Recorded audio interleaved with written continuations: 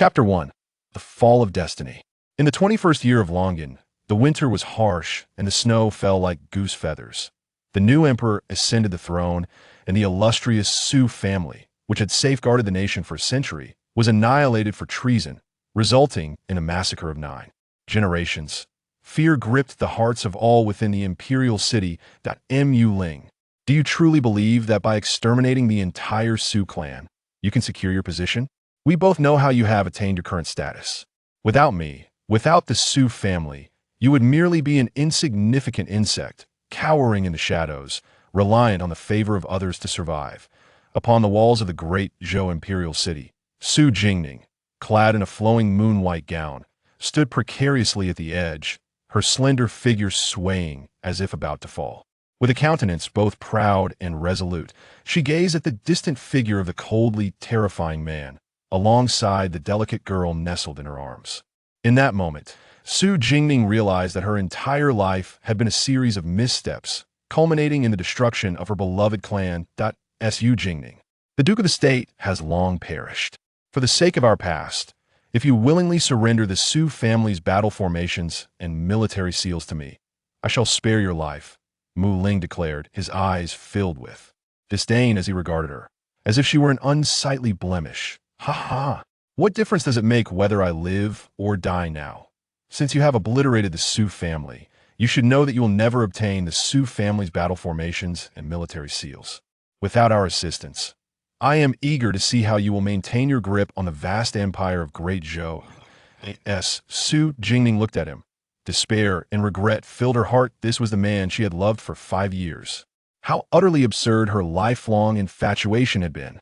As the sole legitimate daughter of the prestigious Duke of the State, she had been cherished since childhood, while he had once been merely a lowly prince, overlooked and unappreciated due to his humble origins. In her quest to be with him, she defied her parents and betrayed her family to elevate him to greatness. She concealed her identity, strategizing for 5 long years, vanquishing foes and eliminating threats on his behalf.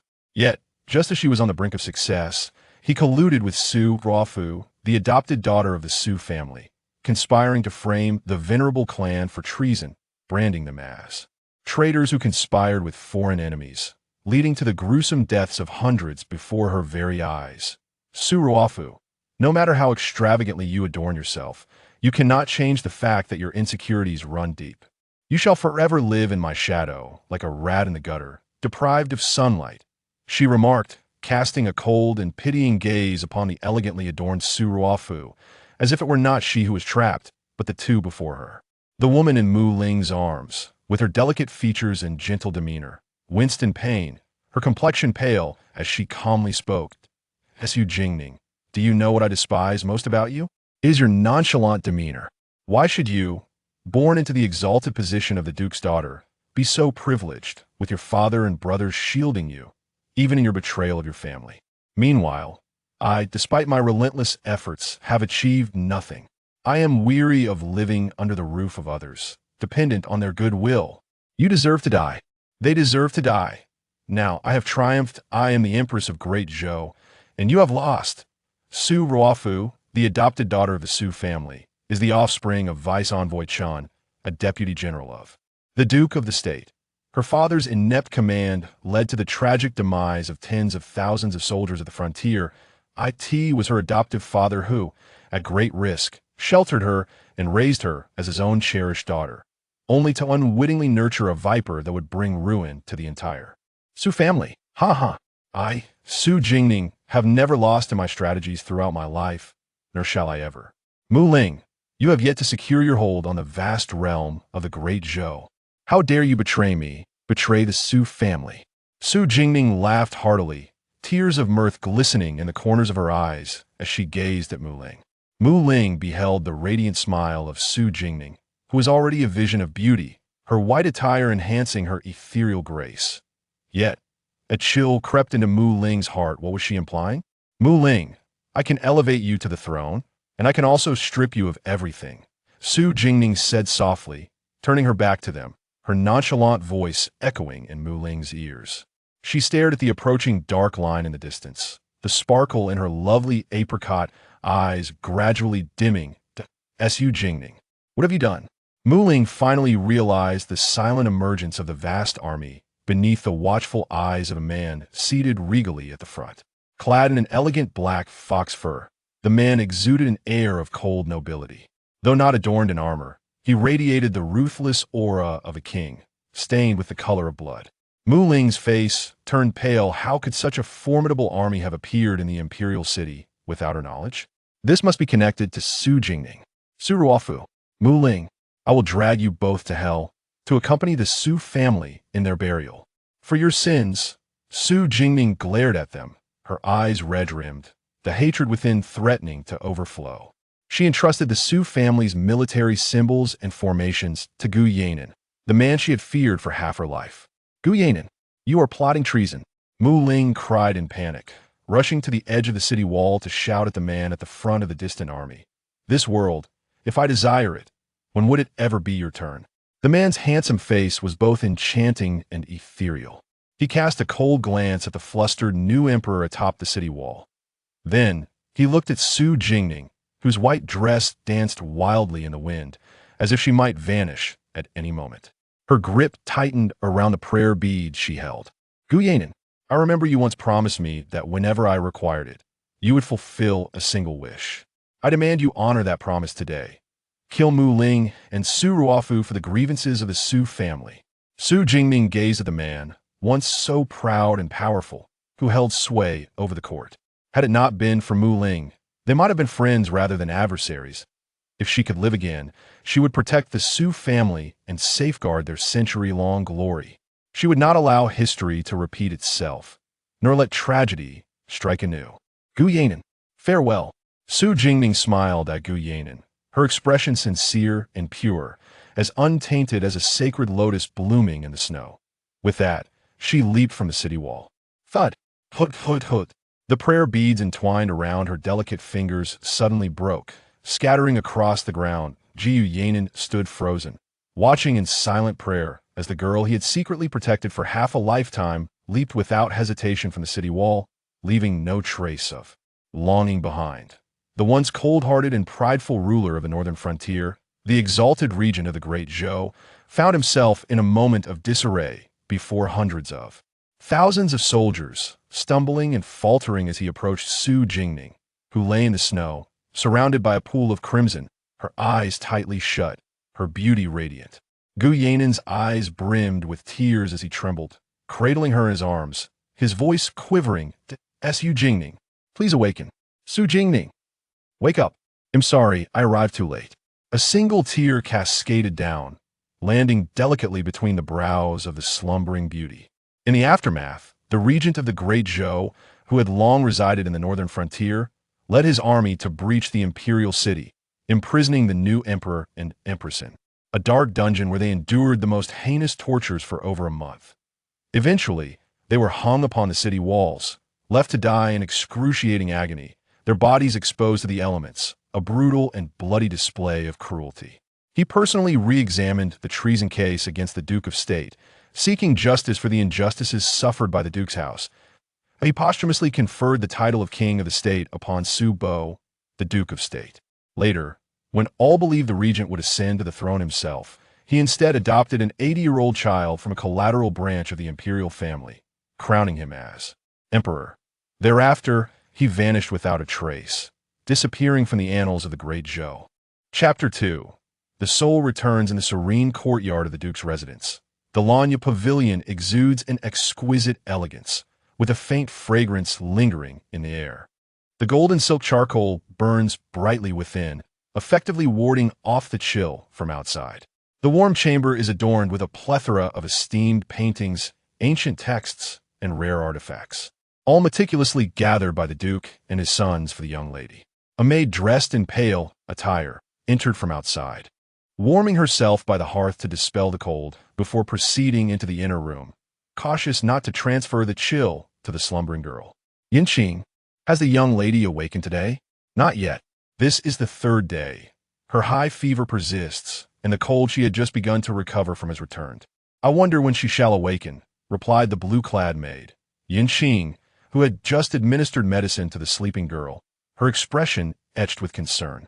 2 days prior.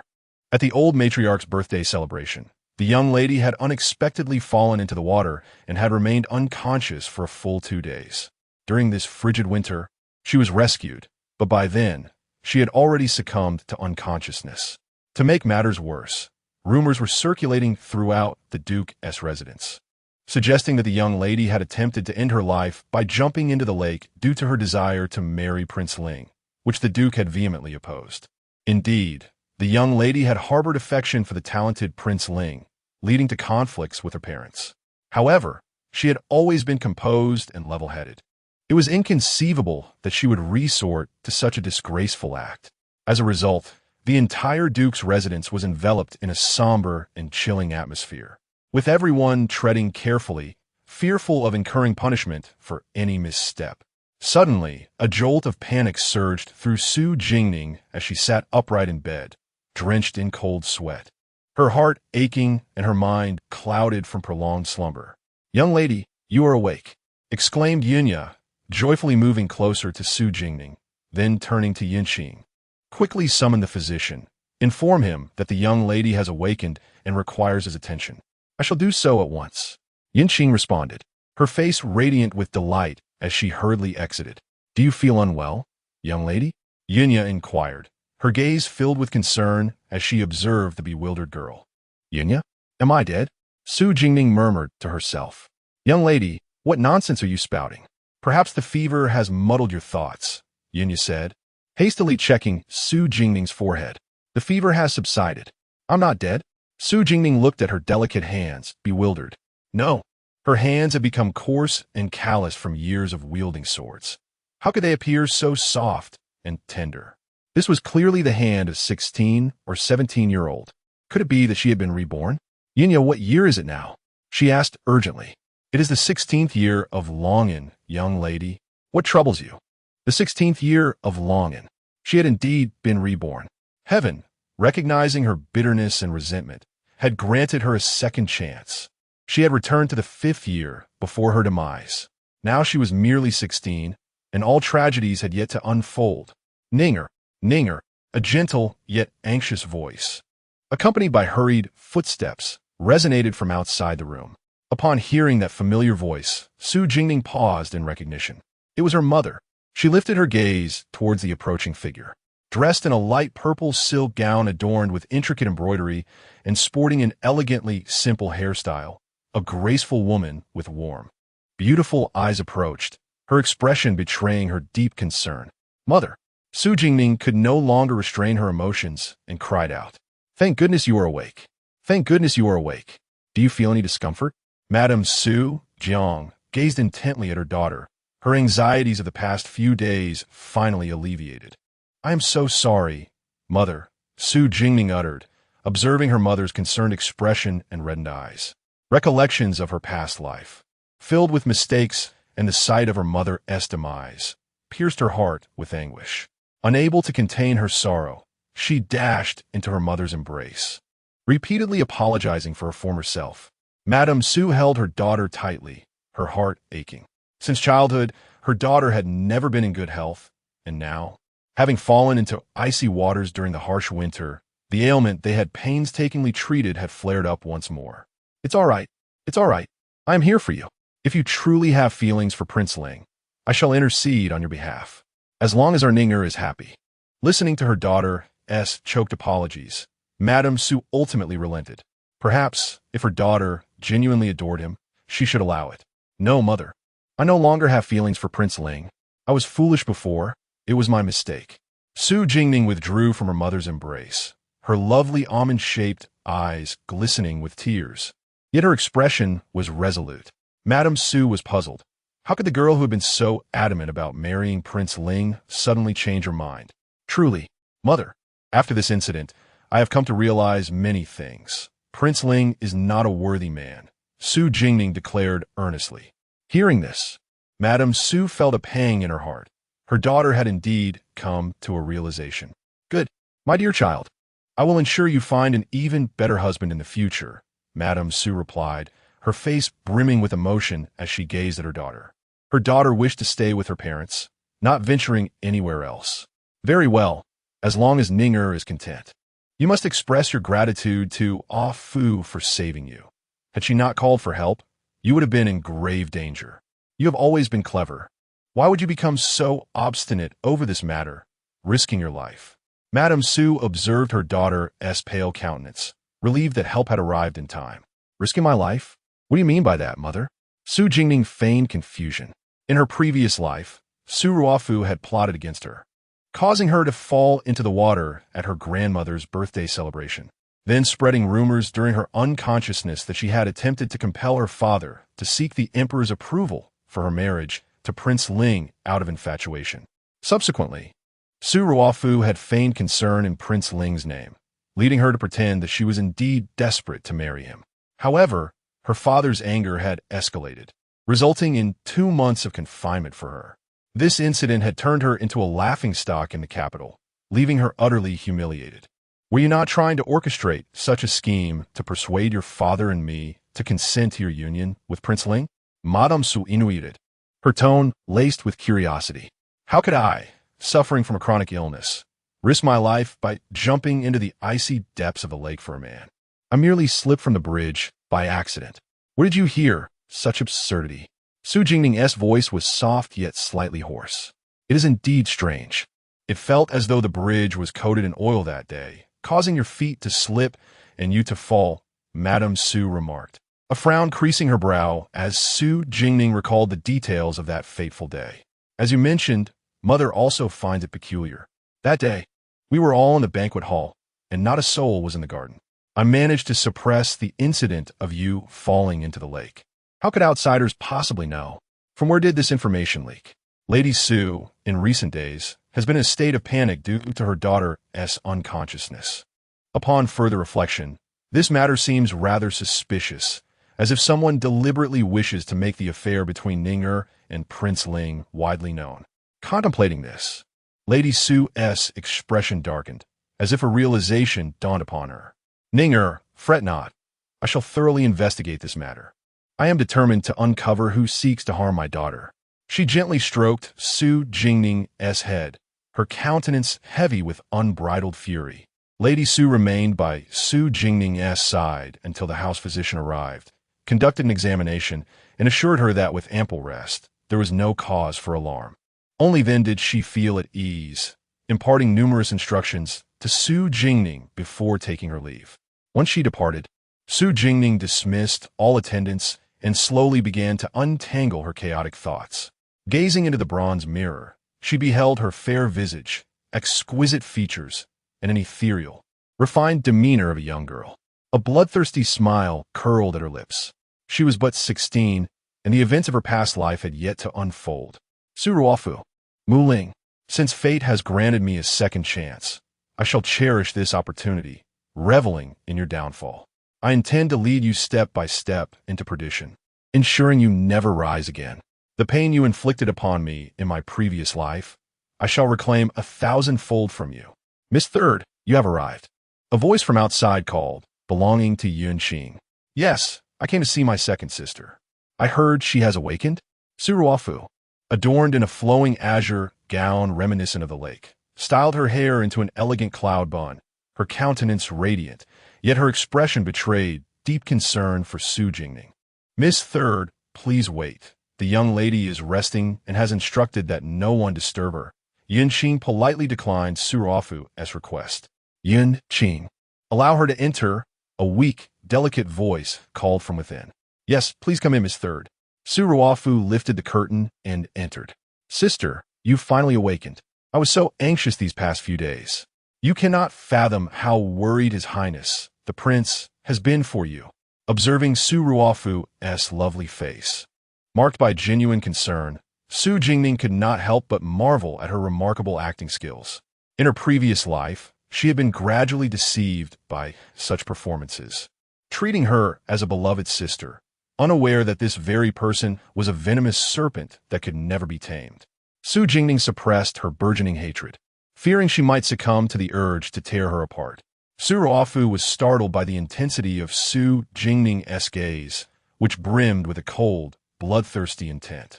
Yet, upon a second glance, her expression reverted to its customary, gentle coolness. Had she misjudged? Sister, it is truly wonderful that you have awakened. His Highness the Prince has become quite gaunt with worry over your condition. Su Jingning regarded her, remaining silent until the faint sound of footsteps from outside broke the silence. She replied softly, laced with a hint of detachment, I regret causing you concern. I have come to understand that Father's reservations regarding my marriage to the prince are warranted. Please refrain from mentioning him in my presence henceforth. Ah, sister, why ever so? The prince is such a fine person, and he has treated you with utmost kindness. You have been in a coma for so many days, and father has been quite worried. If you plead with him, he will certainly agree to advocate for your marriage. Moreover, the grand winter banquet in the capital is just 2 days away. We shall attend together, as His Highness Prince Ling has specifically requested my company for you. Su Ruofu's expression was earnest as she continued to persuade Su Jingning, yet the calculating glint in her eyes was impossible to conceal. A cold smile flickered in Su Jingning's heart. In her previous life, she had been swayed by her words, dragging her ailing body to implore their father, even threatening him with her life. In his fury and distress, father still refused to consent to her union with Prince Ling. Ultimately, her health did not improve, and she attended the winter banquet, where she was discovered meeting with the prince, bringing shame upon the Duke of the state's residence. This incident irreparably fractured her relationship with her family, spiraling into chaos from that point onward. Was her sister truly so familiar with Prince Ling? Su Jingning chose not to respond, merely arching an eyebrow, her dark, icy gaze fixed intently on her sister, filled with suspicion. Sister, she began to continue her persuasion, only to be interrupted. Is sister awake? Ah Fu is here too. A clear and warm voice resonated as Su Jingchen, clad in a robe of muted blue and gray, entered, exuding an air of cultured elegance. His sharp gaze softened with a smile as he regarded the visibly anxious Su Ruofu. Behind him stood the Duke of the State, dressed in a purple official robe. His features strong and resolute. Years of holding high office had endowed him with an aura that commanded respect without inciting ire. Father, Big Brother, Su Jingning greeted softly. As the new year approached, Father and Big Brother had returned to the capital to report on their duties and celebrate grandmother's birthday. Yet her own scandal had marred the family's reputation. Father, Big Brother, have you come to see second sister? Su Ruofu inquired, suppressing her inner tension with a smile, hoping that her earlier words had not reached their ears. Indeed, we heard that Ning'er has awakened, and Father and I came to check on her. Su Jingshan replied with a smile. As Su Ruofu observed the Duke of the State, still clad in his court attire, jealousy stirred within her. It was evident that Father was deeply concerned for Su Jingning's well-being. Then I shall not disturb you, sister. Father and Big Brother may converse with second sister at your leisure. Watching them behave, as usual, she exhaled in relief. Very well, the roads are treacherous in the snow. Do take care not to slip, the Duke admonished kindly. Yes, second sister, I shall take my leave now. Su Ruofu bowed to the three before departing. As Su Jingshan watched her retreating figure, a shadow of concern crossed his face. At last, you have awakened. You do not realize how worried the family has been these past few days. Always so headstrong, this time you have truly suffered, he said, gazing tenderly at the pale girl before him. I am sorry for causing you worry, Big Brother, Su Jingning murmured, keeping her head lowered, afraid to meet the Duke's gaze, lest they discover the redness in her eyes. It is not I you should apologize to, but Father, Su Jingshan replied, observing his sister with a complex expression. It puzzled him why she chose to harbor feelings for Prince Ling, a man who appeared weak and ineffectual, yet had survived in the treacherous court. Surely, he was not a simple character. The intricacies of royal life were fraught with peril, and he wished to shield his sister from such entanglements. Su Jingning remained silent, her head bowed, which left the Duke feeling exasperated. He thought her silence was merely stubbornness, a trait she had possessed since childhood, and he wondered from whom she inherited such obstinacy. Gazing at his cherished daughter, who had been doted upon since childhood, the father felt a mix of sorrow and helplessness as she degraded herself for the sake of a man. Alas, that Prince Ling! Are you aware, my dear, of the reasons behind my disapproval of your association with him? Though he may not hold the emperor's favor, he remains the emperor's son, Our Su family commands the loyalty of countless soldiers in the Great Zhou, and as your father, I possess but this one legitimate daughter. If you were to unite with him, do you comprehend the vast implications that would ensue? A single misstep could lead to catastrophic consequences for our family. The Duke of the State wished to impart his heartfelt advice to his daughter, but was interrupted by Su Jingning's unexpected movement. She propped herself up, kneeling on the bed, and bowed deeply to him. Father, I apologize for causing you concern. It was my ignorance. I no longer harbor feelings for Prince Ling, and from this moment forth, I shall not speak of this matter again. Her gesture startled the Duke, who exchanged a glance with Su Jingchen, filled with skepticism. He approached her, lifting her gently and grasping her shoulders, his expression earnest as he gazed into her eyes. Is this truly the case? Indeed. I no longer care for him, Su Jingning replied, feigning sorrow. Very well. If you do not care for him, there are countless worthy suitors in this world. Prince Ling is unworthy of my precious daughter. The Duke dared not press further, fearful that she might change her mind. Indeed, only a father would dare to declare that the Emperor's son is unworthy of his own daughter. Father, my sister has just awakened. Let her rest well. Observing her fatigued countenance, Su Jingchen wished not to disturb her further and urged their father to depart. Yes, Ningning, take care to rest. Your health must come first. Understood. Su Jingning watched as the two left before lying down once more. She truly felt exhausted.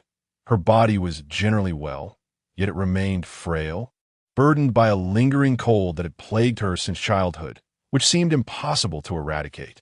She refrained from mentioning the earlier conversation, for she understood that her elder brother had begun to harbor suspicions about Su Ruofu, though he appeared refined and amiable. Little did anyone know that the Duke's son was a man who concealed his daggers behind a smile, fiercely protective of his only sister. Su Ruofu, do you not always feign the demeanor of a cultured and virtuous lady? Then I shall gradually unravel the fade you so carefully maintain. Chapter 3. The Truth About the Lake Father. Do you truly believe that Ning'er fell into the lake because of Prince Ling? Although she can be somewhat willful at times, she is not like the noble ladies of the capital. Ning'er would never jeopardize her life for the sake of a man. Su Jingshan walked alongside the Duke of Zhenguo in the garden of the Su residence, deep in thought, his eyes clouded with uncertainty. I certainly do not believe it.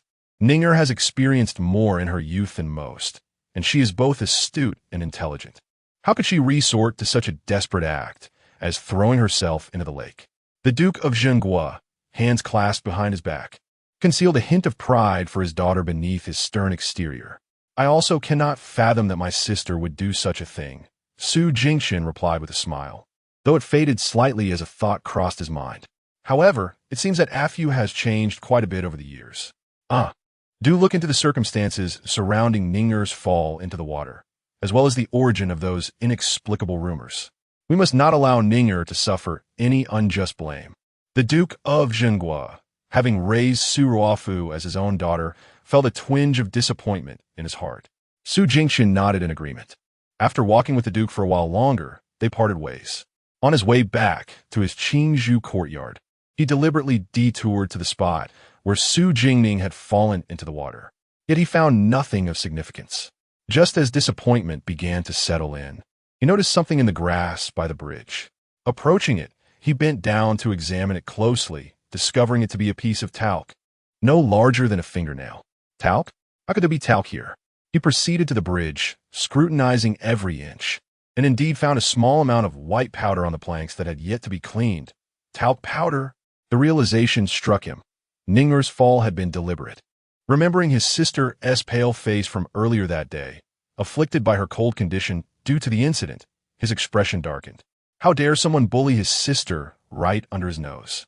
This person must be seeking death. Carefully, he retrieved a handkerchief to collect the small fragment of talc and the powder before returning to his courtyard. After waking, Su Jingning nestled in the warm pavilion for several days, not leaving the house. Her mother instructed the household staff to allow her to recuperate in peace, stating that her cold condition had flared up. Su Jingning relished the tranquility, her spirits lifted, and her health improved significantly. Yenya, let us visit grandmother today. It has been some time since I last saw her. Rising early, Su Jingning donned an icy blue gown embroidered with silver clouds. Her hair styled in a graceful flowery bun, exuding both brightness and grace.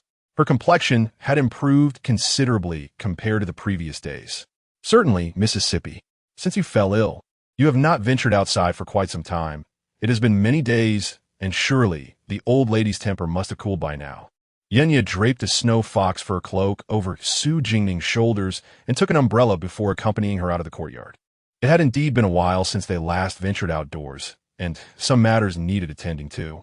Outside, delicate snowflakes danced in the air, making the ground somewhat slippery, which compelled them to proceed with caution. Su Jingning observed the Duke of Zhenguo's residence intently.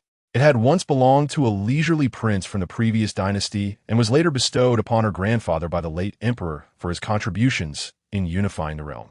The estate was exquisitely designed, featuring meticulously crafted rockeries and flowing waters, a testament to thoughtful artistry. The Su family, having thrived for a century within the great Zhou dynasty, once faced their demise in a single moment due to their own actions. In this lifetime, she is determined to protect the entire Su lineage. Although the matriarch of the Su family hailed from humble beginnings, she was an extraordinary woman, skilled in both literature and martial arts.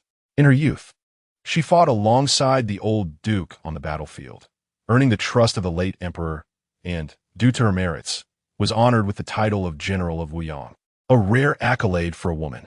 After peace was restored, she resigned from her military position to embrace the role of the duke's wife. The old duke passed away early, and the matriarch, cherishing tranquility, spent her years in the Songhua courtyard praying for the descendants of the Su family, seldom venturing outside. When Su Jingning arrived, the matriarch had just risen. The maid, Granny Qin, was astonished upon seeing Su Jingning. "Oh dear, it's snowing heavily this morning, and the roads are slippery. What brings the second young lady here? I came to see grandmother. Has she risen yet?" Su Jingning felt a pang of trepidation. In her previous life, she had disregarded advice and left home to seek refuge with Prince Ling, causing her grandmother immense disappointment. The memory of her grandmother's disheartened gaze haunted her. Shortly thereafter, her grandmother passed away, and she dared not return to see her again. Later, her elder brother informed her that their grandmother had been thinking of her until the end. Regret filled her heart, but it was too late. The matriarch had just begun her breakfast and would surely be pleased to see her granddaughter. Granny Qin hurriedly led Su Jingning into the room. "Madam, the second young lady has arrived." In the main chamber, the matriarch, with her silver hair meticulously arranged and adorned with an ancient sandalwood hairpin, sat gracefully at the table, partaking of her morning meal. Though her countenance was gentle, she was the most feared person among all in the Su household. Upon hearing the commotion, the old woman paused, her porcelain spoon suspended in the air, and pay them no mind. Ninger pays her respects to grandmother. Su Jingning boldly approached despite the matriarch's cold demeanor, performing the customary bow. "Umph." The matriarch set down her spoon, turning her back to Su Jingning once more. The sight of her grandmother's sulking figure evoked a smile from Su Jingning. The old lady's anger was somewhat endearing, yet it was detrimental to her health. Thus, she felt compelled to appease her. "Grandmother is still upset with Ning. I acknowledge my mistakes. Please do not remain angry." Coughing lightly, Su Jingning stepped forward, playfully tugging at the matriarch's sleeve. Her grandmother had always been most indulgent towards her. It seemed she had indeed been frightened this time. It was said that on the day she nearly drowned, her grandmother had kept vigil by her side throughout the night. Upon hearing her granddaughter cough again, the matriarch's anger dissipated. "Quickly bring a bowl of pear soup for the second young lady. How dare you venture into the snow on such a cold day?" The matriarch hurriedly assisted Su Jingning into a soft chair beside her, her face filled with concern. "I missed you, grandmother." Su Jingning clung to the matriarch's hand, knowing full well that her grandmother could not bear to be angry with her. She exchanged a glance with Yunya, who promptly brought forth a beautifully carved black wooden box to present to Su Jingning. "Grandmother, during the birthday banquet, I did not have the chance to congratulate you. Allow me to make amends now. I wish you peace and contentment, with blessings and longevity, forever by my side." Su Jingning offered the intricately designed box to the matriarch. It is indeed my first time witnessing that even he show can be appeased. You dear girl. The elderly matron feigned disdain, yet her heart blossomed with joy. She reached out to accept the wooden box. What could it possibly contain? Impatiently, she opened the box to reveal a string of translucent, jade-green Buddhist prayer beads. This was crafted by Ninger herself, a labor of love that took her a full 2 months to complete. Does grandmother like it? Su Jingning propped her chin on her hand, her eyes fixed intently on the matron, her expression brimming with anticipation. In her previous life, after her fall into the water, her conflicts with her family had intensified, preventing her from presenting this prayer bead string to her grandmother. Of course I like it. Everything my precious child gifts me is cherished, the matron exclaimed, immediately adorning her wrist with the beads, unable to part with them. As long as grandmother is pleased. Having finally placated the matron, Su Jingning shared breakfast with her and engaged in conversation to alleviate her boredom, her spirits soaring. For today, she intended to completely rid the Su family of Su Ruofu. Madam, the second and third ladies, along with young Master Seven, have come to pay their respects. Oh, they've arrived. Quickly, let them in, the matron said, her happiness palpable as she urged the maid to summon them. The bond between grandmother and grandfather was exceptionally strong. He had wed only her in his lifetime. They had 3 children, 3 brothers who shared a deep camaraderie, which is why after their father inherited the title, he could not bear to divide the family. Both the second and third ladies were wonderful individuals as well.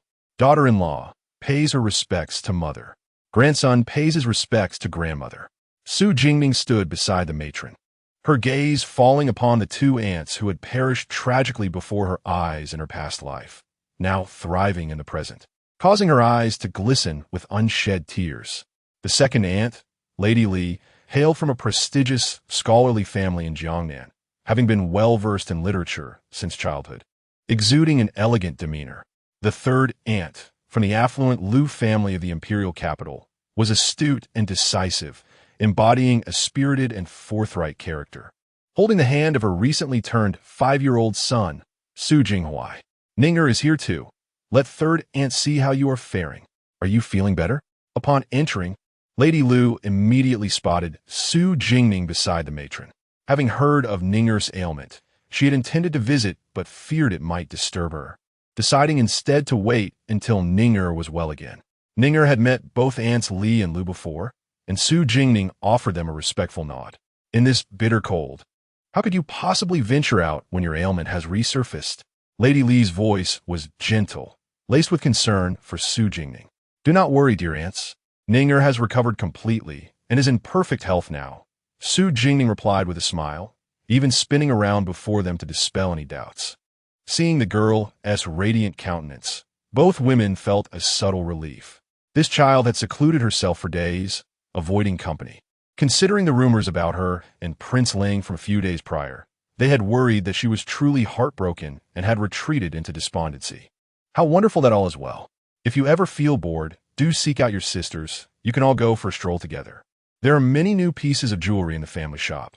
You girls should go and choose some, Lady Lu said, her gaze warm and indulgent towards Su Jingning. Understood. Third aunt. It has been a while since I last saw seventh brother. He has grown quite a bit. Su Jingning gazed at the plump and warmly wrapped Su Jinghuai, gently pinching his rosy little face that had turned cold. Little Huai had met his second elder sister before. His soft, tender voice calling out to Su Jingning filled her heart with joy. Such a good boy. Your second sister has sweet osmanthus candy for you. With a doting smile, she took a piece of honey from the pouch at her waist, a habit born from her long-term medication, which rendered her remedies bitter, prompting her to carry sweets at all times. This child, just days ago, learned of your near drowning and insisted on visiting you. Today, at last, he sees his second sister. Aren't you thrilled? Lu Shi watched Su Jinghuai with a beaming face, wiping the sugary remnants from his lips. Xiaoqi, come here. Let your grandmother see how much you've grown. And you all don't just stand there, sit down. It's been ages since you last visited. Let's have a good chat today. The elderly matriarch, delighted by the cheerful presence of Su Jinghuai, beckoned them to her side. Li Shi and Lu Shi guided Su Jinghuai to sit down first. Su Jingning took her place beside Su Jinghuai, playfully entertaining him, unable to suppress her laughter. They had scarcely settled when Su Jingchen arrived. "Greetings, grandmother. I have met with my second and third aunts. Ah, China has come. Aren't you busy today?" The elderly lady, who hadn't seen him in a while, noted his presence. "Today is a rest day. I came to visit my grandmother." In truth, Su Jingchen was there to seek out Su Jingning, having uncovered the identity of the person responsible for her fall into the lake. "Good, sit down quickly," the grandmother urged, her face radiating affection. Su Jingchen sat beside his sister, observing her bright smile, a twinge of bitterness filling his heart. It was his failure to protect her, not realizing that a person with such malice lurked close to her. How heart-wrenching it would be for her to discover that it was Su Ruofu who had caused her to fall into the water. "Ninger, do you know that day?" Su Jingchen was about to divulge the truth of her fall being orchestrated by someone when he was interrupted. "Wow, grandmother, today the Songhua courtyard is truly lively. I heard laughter from afar." Su Ruofu suddenly burst in, shattering the joyous atmosphere within. "Ruofu has come. Today, the Songhua courtyard is indeed bustling. Come, sit down." Su Ruofu always appeared gentle and charming before the matriarch, who had a fondness for her. "Thank you, grandmother. I am relieved that my second sister has finally stepped out. I've been worried these past few days." Spotting Su Jingning, Su Ruofu wished to take her hand and indulge in their usual sisterly affection, but for some reason, Su Jingning had been elusive lately. However, just as she reached out, her hand was intercepted by the stoic Su Jingchen, standing nearby. "Elder brother?" Su Ruofu inquired, puzzled. "Oh, are you truly concerned for Ninger?" Su Jingchen maintained a composed, yet piercing gaze on her. "What are you saying, elder brother?" "My second sister has treated me like her own sister since childhood. Of course, I genuinely worry for her." Su Ruofu replied, bewildered. "A sister? Is this how you treat someone who has been good to you, as if she were your own sister?" Su Jingchen suppressed his anger, tossing the talc and powdered stone he had found by the lake before her. The entire table was taken aback by Su Jingchen's sudden outburst of anger. Known for his gentle temperament and refined demeanor towards family, they had never witnessed him lose his temper before. Su Ruofu glanced at the talcum powder on the table, her complexion paling. She forced herself to compose her emotions. "Elder brother, what do you mean by this?" Madame Su examined the pale stone, lifting it for a closer look. "Is this talc? Its texture is exceedingly soft and easily worn down, yet it can be used medicinally. This talc is exclusively found in the southern regions, where physicians often incorporate it into their remedies. Having resided in the capital for many years, I have yet to encounter any physician here utilizing it." "Chinner, where did you procure this? What does it have to do with Afu? There seems to be a misunderstanding." She cast a worried glance at Su Ruofu, perplexed by Chinner's fierce anger. While talc can indeed be medicinal, applying this talcum powder to the bridge over the Qinshin Lake might not yield a life-saving outcome. "Third sister, do you not agree?"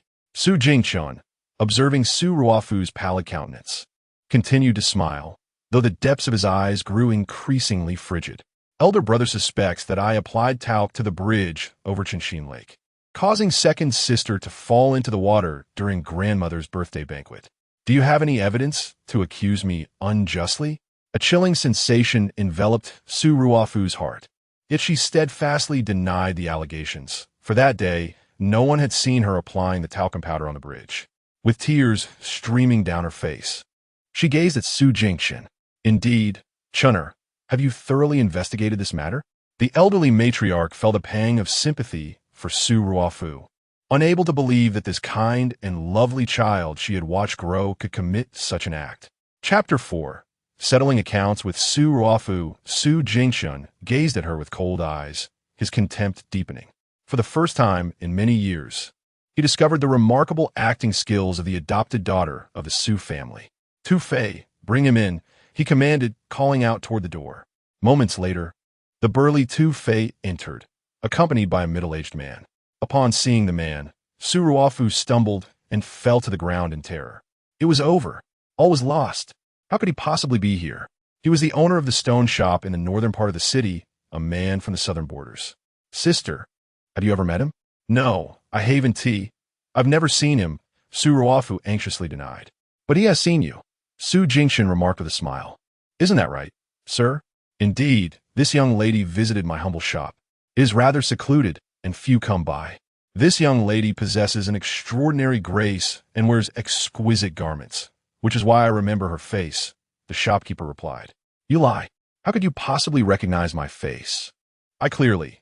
Su Ruofu's face turned pale, and as she attempted to defend herself, she immediately regretted her words. The crowd's expressions shifted dramatically, and the old matriarch's countenance darkened. Chin Mama, summon the master and madam. No, grandmother, please allow me to explain. It wasn't me. Second sister. I swear it wasn't me. Su Ruofu cried, tears streaming down her face, a picture of despair. Take the third young lady to the side hall and remove all unrelated individuals, the matriarch commanded coldly, devoid of any compassion. Su Ruofu struggled and cried out as she was led away to the side hall of Sanhua courtyard. The onlookers regarded her with icy gazes, for it was known that Ning had nearly lost her life because of her. Before long, Duke Su Bo and his wife hurried in, their expressions grave. Lady Su's face was a picture of fury. She had been investigating her daughter's recent near-drowning incident, as well as the rumors surrounding her and the Ling Wang. To her shock, she uncovered Su Ruofu's affair with the Ling Wang. The two had conspired to entangle Ning with the Ling Wang, intending for Ning to marry into the Ling Wang's household to secure the Su family support for him. She had intended to confront Su Ruofu for clarity when the matriarch summoned her. Perfect timing to settle the score. Lady Su looked at her daughter, her heart aching as she gently caressed Ning's emaciated cheek. Do not fear, my child. Your mother will stand for you. Bring Su Ruofu here. Duke Su's expression was equally displeased as he instructed one of the attendants. Upon seeing the Duke, Su Ruofu rushed toward him. Father, it wasn't me. I swear it wasn't me. Please believe me. The Duke stepped back, avoiding her embrace, disappointment etched on his face as he remained silent. Lady Su forcefully pulled her away, delivering a stinging slap, her fury and disappointment palpable. Su Ruofu, the Su family took you in out of compassion for your tragic upbringing, an orphan, alone and helpless. We welcomed you into our family, bestowed upon you our surname, and protected you. Do you realize the risks the Su family undertook to raise you? Over the years, we have cherished and cared for you, and yet you repay our kindness with betrayal. You caused Ning to nearly lose her life and spread rumors that tarnished her reputation. Pray tell me, who is it that is entangled with the Ling Wang? Mother, I have erred. I was bewitched and misled by Lord Ling's words. I implore you, do not forsake me. Father, mother, I beseech you, do not abandon me. Su Ruofu knelt upon the ground, fervently bowing her head as she sought forgiveness, her forehead bleeding yet disregarded, her countenance a portrait of despair and sorrow. Do not call upon us. We have but 4 children.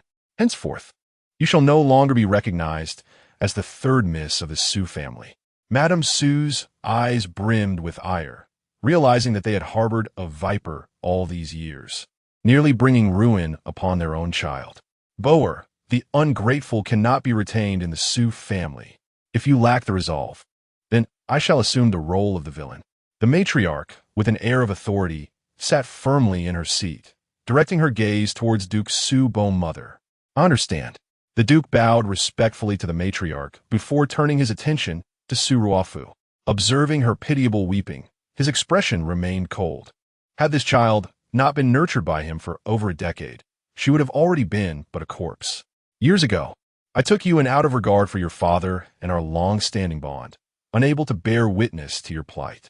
Throughout these years, I, Su Bo, have treated you as my own, raising you as a daughter of the Su family. Yet, you have repaid our kindness with betrayal, and thus, you can no longer remain with us. From this moment forth, you shall revert to your original surname, Chun. I will publicly declare that you have severed all ties with the Su family. By tomorrow, you are to depart from the Su residence, and I shall arrange for your return to the Southern Territories. From this day forward, do not return to the imperial capital. The Su family shall no longer offer you protection. Take heed of your own fate. The Duke spoke solemnly to Su Ruofu. No, it cannot be. Father, I refuse. It was my mistake. I shall change. I do not wish to return to the Southern Territories. Su Ruofu wept bitterly, not wanting to leave the capital and return to the life of a disgraced daughter. You have endangered Ning'er's life. We have not taken your life, merely sending you back to the southern territories. What more dissatisfaction could you harbor? Su Jingchun, suppressing his rage, feared he might succumb to the urge to end her life. Su Ruofu trembled, a flicker of resolve flashing in her eyes as she bowed 3 times to the Duke and his wife. It is I who have wronged the Su family, wronged my second sister. Therefore, today I shall offer my life in recompense to my second sister and to all of you, tears streaming down her face. She suddenly dashed toward the pillar behind Su Jingning, intent on ending her life by colliding with it. Stop! Ah! The sudden turn of events startled everyone. The matriarch and third madam gasped in shock, while the second madam closed her eyes tightly in fear. A muffled thud awakened all present. Su Jingning, closest to the scene, intercepted Su Ruofu's reckless act. She shielded Su Ruofu with her own body. The impact was not severe, for Su Ruofu, fearing death, could hardly bear to take her own life. She merely sought to evoke pity from those around her and hoped to be spared. Such an opportunity would not be granted to her. Ning'er, are you all right? The crowd, startled by Su Jingning's intervention, quickly pulled Su Ruofu away, anxiously gathering around Su Jingning. Su Ruofu had not anticipated that Su Jingning would save her, thwarting her intentions. From the periphery, she glared at Su Jingning with resentment. I am unharmed, merely unwilling for her to perish in grandmother's courtyard, thus soiling her domain. Su Jingning shook her head, assisted by Su Jingchen, casting a look of disdain at Su Ruofu. A sharp slap resounded as Lady Su struck Su Ruofu again. Do you wish for death? If so, I shall grant it. Bring her to the punishment hall and administer 70 strokes. You wish to repay the Su family's kindness? Then go to the punishment hall and receive your 70 strokes. If you endure them, the Su family's decade-long gratitude will be considered settled, and thereafter, you shall have no ties with the Su family. Should you fail to withstand the punishment, it will be the heavens' doing that you perish. Lady Su, her gaze lowered, regarded Su Ruofu, who lay collapsed on the ground. Her voice icy. She had not intended to take Su Ruofu's life, having raised the girl for many years. However, with repeated transgressions against her limits and harm inflicted upon Ning'er, she could no longer be merciful. Su Ruofu's spirit waned. 70 strokes. What difference did that make from a death sentence? No, 70 strokes could kill. Silence her and take her away, Lady Su commanded, no longer glancing back as she ordered the guards to escort Su Ruofu away. Su Ruofu sought help from those nearby, only to find everyone gathered around Su Jingning, indifferent to her plight. Ultimately, she was taken away by the guards. Ning'er, it is your father's failure to protect you that has led to your suffering. The Duke of Zhenguo gazed at his daughter, recently recovered from illness, her pallid visage filling him with remorse. Why had he insisted on adopting Su Ruofu, causing his daughter such distress? I am fine, father, please do not worry, Su Jingning replied with a faint smile, attempting to comfort them. Her complexion was already pale, and now it appeared as though she was forcing herself to smile for their sake. The one truly suffering from this ordeal was Ning, who had treated Su Ruofu like a beloved sister, only to find herself so treacherously betrayed. Seeing her family, filled with concern for her well-being, warmed Su Jingning's heart. Such a wonderful family. She had been blind in her past life to forsake them for a heartless man. Chin'er, escort your sister home. The matriarch instructed Su Jingchen sternly. Ning'er, let me take you home to rest, Su Jingchen said, his expression filled with tenderness as he looked at the pale Su Jingning. Brother, I wish to walk on my own. I will return by myself, Su Jingning replied calmly, bowing to them before departing from Songhua Courtyard. After leaving Songhua Courtyard, Su Jingning did not head directly to her own quarters, but instead took a detour to the punishment hall. The Su family, a prestigious lineage for a century, upheld strict family conduct, governing through martial means. The punishment hall was where the Su family chastised errant descendants or servants. In her previous life, owing to the machinations of Su Ruofu and King Ling, she had received 40 strokes there, leaving her barely alive. 2nd Mississippi. The guard on duty quickly saluted upon seeing Su Jingning. She nodded in acknowledgement and proceeded straight inside. Su Ruofu was being held down by 2 individuals. Shrieking in agony as the punishment was administered. She lay on the bench, and her maid, Chunlan, attempted to intervene but was forcefully restrained. Upon Su Jingning's arrival, the one administering the punishment paused. "Second miss, please leave. I have words to share with her," Su Jingning said coldly. The guards obeyed and withdrew, leaving only Su Jingning and Su Ruofu. Su Ruofu had been struck 31 times, rendered utterly motionless. She glared fiercely at Su Jingning. If not for her, how would she have ended up in such a dire predicament? "Su Jingning, do not revel in your triumph. The torment I endure today will surely exact its toll upon you in the future." Su Jingning regarded her for a moment, then slowly crouched down to meet her gaze. "Su, no, you should now be addressed as Chun Ruofu. Are you aware of how my elder brother suspected you of causing my fall into the lake? How he traced the vendor who sold you the talcum powder? You had already dispatched someone to silence him." Su Jingning gently caressed her cheek, her eyes brimming with a bloodthirsty intent as she spoke with a smile. "It was you. So it was you. You had long harbored suspicions against me." Chun Ruofu realized. Her meticulously crafted scheme had been uncovered. It was she who had been revealed. "Indeed, I intentionally allowed my brother and father to overhear your unusual relationship with the Prince of Ling, sowing doubt in their minds. I even arranged for someone to impersonate that vendor, waiting for my brother's investigation in the northern part of the city. You were already aware of my connection with the Prince of Ling. Why then did you not expose me? Why allow me to ensnare you, leading to your fall into the lake?" Chun Ruofu seethed with resentment, unaware of when she had exposed herself. "Had you not fallen into the lake, would you now be facing punishment? My dear sister." Su Jingning gazed at Chun Ruofu with a smile, suddenly seizing her neck with fierce strength, constricting it until Chun Ruofu's veins bulged and she struggled to breathe. Just as Chun Ruofu was on the brink of unconsciousness, Su Jingning gradually released her grip. Chun Ruofu, in terror, stared at Su Jingning, having felt in that fleeting moment as though she had stepped into the depths of hell. She had never encountered such a gaze from Su Jingning, cold and bone-chilling. One glance was enough to send shivers down her spine. "Chun Ruofu, had you merely harmed me, it would have sufficed, but you could not, under any circumstances, direct your schemes against the Su family." Su Jingning rose, looking down upon Chun Ruofu from her elevated position, her almond-shaped eyes icy, regarding her as one would a corpse. "No, you cannot kill me. If anything were to befall me, the Prince of Ling would not spare the Su family." Chun Ruofu threatened, her expression oddly triumphant. "Kill you? You think you can escape so easily, Chun Ruofu?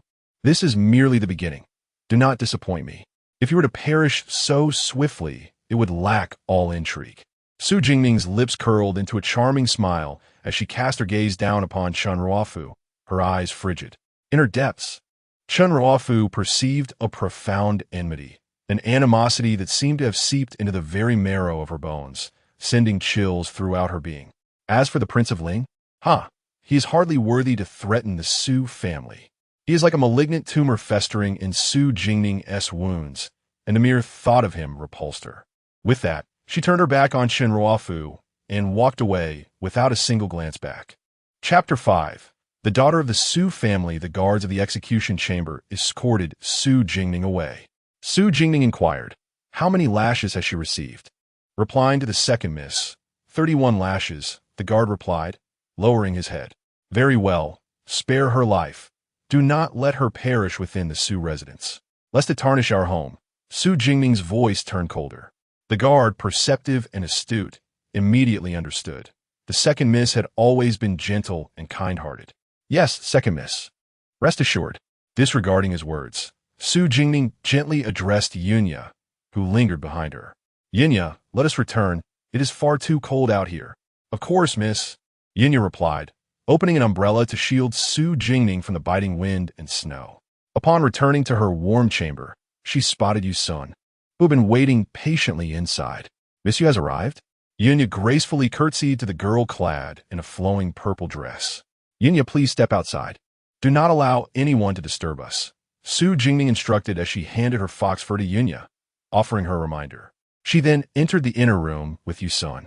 Yusun was a small beggar whom Su Jingning had rescued by the roadside during her childhood years, spent recuperating at her maternal grandfather's home in Jiangnan. At that time, Yu Sun was nearly beaten to death over a bond, and Su Jingning happened to pass by just in time to save her. Ever since, Yu Sun had followed her closely, becoming inseparable from her. Unable to turn her away, Su Jingning kept her by her side. Later, she discovered Yu Sun's remarkable talent for accounting and business management. Thus, she arranged for a tutor to teach her to read and write, and provided her with 50,000 taels of silver notes to experiment with trade. To her astonishment, this endeavor birthed a female tycoon of Jiangnan. Now, aside from Yunya and Yunqing, no one in the residence was aware of Yu Sun's true relationship with her. In her previous life, Mu Ling's ascension to the throne was significantly aided by Yu Sun's amassed wealth. Miss, how is it that you have lost so much weight in just a few months? I heard you were suffering from your cold again, so I brought a collection of renowned medicines from Jiangnan. I have placed them in the Fengting building. Remember to send someone to retrieve them. Yu Sun, embodying the quintessential Jiangnan woman, with delicate features and a soft voice, expressed her concern upon noticing Su Jingning's frail appearance. I understand. The reason I summoned you is to discuss a matter. Su Jingning poured a cup of warm tea and offered it to Yu Sun. Miss, do speak. If I can assist, I will spare no effort to fulfill your wishes. Yu Sun set down her teacup, her expression earnest.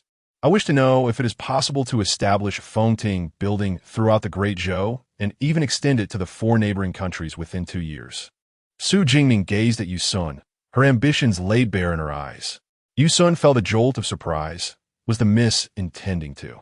I aim to create a Fengting building that can resonate across the seas. Su Jingning articulated Yu Sun's unspoken thoughts. In recent years, Fengting building had flourished, with over half of Jiangnan's enterprises operating under its banner. Years ago, fearing exposure that might bring trouble to the Su family, Su Jingning had insisted on keeping Yu Sun in Jiangnan. However, with Jiangnan's affluence, the wealth accumulated over the years was sufficient to establish a Fengting building in various towns across the Great Zhou within 6 months. As for the other 4 countries, aside from Nanyu, which had business dealings with Fengting building and would likely progress more swiftly, it would take about a year. For the remaining 3 countries, I cannot guarantee that it can be achieved within 2 years. Yu Sun replied softly, her heart meticulously calculating how to establish various establishments in different regions, as if she were on the verge of producing an abacus. There is no need for haste. It is wise to expand gradually, avoiding any suspicion. As long as I can control the information flow of the Great Zhou within 2 years, that will suffice, especially concerning the borders and the imperial capital. Should funds be insufficient or any other issues arise, do not hesitate to send someone to inform me. After a prolonged contemplation, Su Jingning finally commanded, yes. Yu Sun will certainly establish the Fengting building for the young lady. Yu Sun's expression was filled with eager anticipation. Su Jingning found it amusing that this girl, without even inquiring about the reasons for establishing an intelligence network, was already eager to roll up her sleeves and get to work. Do you not wish to ask why I intend to create an intelligence network? Su Jingning raised an eyebrow and inquired. The young lady has her own purposes.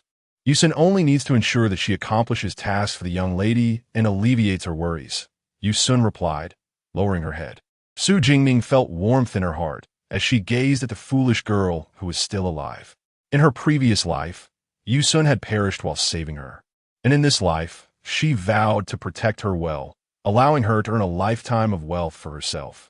All right, remember to exercise utmost caution, prioritizing your safety. She gently admonished. Understood, young lady. I'm a bit weary. You may leave first. She closed her eyes and waved her hand towards Yu Sun. Clad in a black cloak, Yu Sun bowed before her and then nimbly leaped out of the window, disappearing in an instant. Su Jingning had no concern that she would be discovered, for Yu Sun was an excellent strategist and possessed top-tier agility. The guards of the Su residence were hardly her match. She aimed to seize all information from across the world, ensuring that the Su family remained vigilant against both overt and covert threats, safeguarding them from being mere pawns in the shadowy intrigues of the court. Miss, it is time for your medicine. Yunqing entered, bearing a bowl of dark concoction. To set it down, I will drink it myself shortly. Su Jingning grimaced at the sight of the medicine. No, The mistress instructed me to ensure you consume it completely, though the medicine is somewhat bitter. This particular formula was specially prescribed by a renowned physician from Jingning and is remarkably effective for your cold ailment.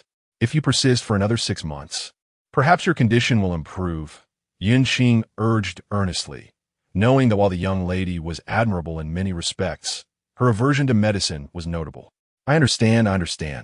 I shall drink it now. Su Jingning, weary of Yinqing's incessant nagging, abruptly downed the bitter potion. The taste left her tongue feeling parched. Yinqing quickly offered Su Jingning a sweet jujube to alleviate the bitterness lingering in her mouth. After sucking on the jujube, she found relief from the bitter taste. Yinqing, I feel tired. I wish to take a nap. I rose too early this morning and am quite drowsy now. Then I shall attend to you while you rest, Yinqing replied. Su Jingning slept soundly until it was time for dinner. After an afternoon of slumber, her mind felt foggy, prompting her to dress and seek fresh air in the courtyard. Upon stepping outside, she noticed several girls peering curiously at her door. Second sister and the others have been discovered, they exclaimed simultaneously. Su Jingning's eyes brightened, and she softly beckoned, come in quickly. What are you doing out in the cold snow? I worry you might catch a chill. Hurry, sit down, it's freezing. Warm yourselves by the fire. Su Jingning invited them to sit by her warm stove before settling down herself. She gazed at the 3 young ladies, her heart aching. These were her blood sisters. Yet in her previous life, she had deeply hurt them for the sake of 2 outsiders. The Su family had only 5 daughters, and she had an illegitimate elder sister, Su Luojing, the eldest daughter of the Su family. Her sister had treated her with great kindness since childhood, but 2 years ago, she married Pei Qingxiao, the second son of the Qingyang Marquisate. Pei Qingxiao, ambitious and talented, was now serving as the governor of Qizhou in the southern region, and her sister could only return home once a year during the New Year celebrations. There were also her 2 cousins, the 4th and 6th daughters of the Su family, Su Luoting and Su Luoan, along with the 5th daughter of her 3rd uncle's family, Su Luoshu. The Su family placed great importance on the upbringing of their children, fostering close ties among the sisters. Consequently, the illegitimate children were raised solely by their legitimate mother, ensuring that the Su family remained free of disputes and maintained a serene household. For a century, the Su family had been a pillar of the nation, and thus, all children were required to study military strategy and martial arts. The siblings had grown up together, honing their skills and nurturing a deep bond. What brings you to peek around the door? Su Jingning's voice was gentle. Second sister, I heard from our mother about today's events. I came to see you, but I was afraid of disturbing your rest, Su Luoding replied. Dressed in a smoke-green brocade gown, she possessed a striking beauty and a gentle disposition, cultivated by her second aunt's scholarly upbringing. Second sister, are you feeling better? We wanted to visit you these past few days, but our mother kept us from coming, saying we were too noisy and would disrupt your recovery. Today we slipped out secretly, the youngest sister, Su Luoan, said. With her neatly arranged hair and a light pink satin gown adorned with peach blossoms, she bore a round face that radiated mischief. This girl, upon learning that Chan Ruofu was responsible for your fall into the water, was so furious that she grabbed her red-bone whip to seek revenge for you. It took quite some effort to stop her. Second aunt punished her by making her copy texts, yet she still managed to sneak out. Su Luoshu, who was the same age as Su Luoding and clad in a pale yellow velvet dress, remarked with a smile while shaking her head at her younger sister. Really? Has Wanner angered second aunt again? Su Jingning looked at Su Luoan with affectionate amusement.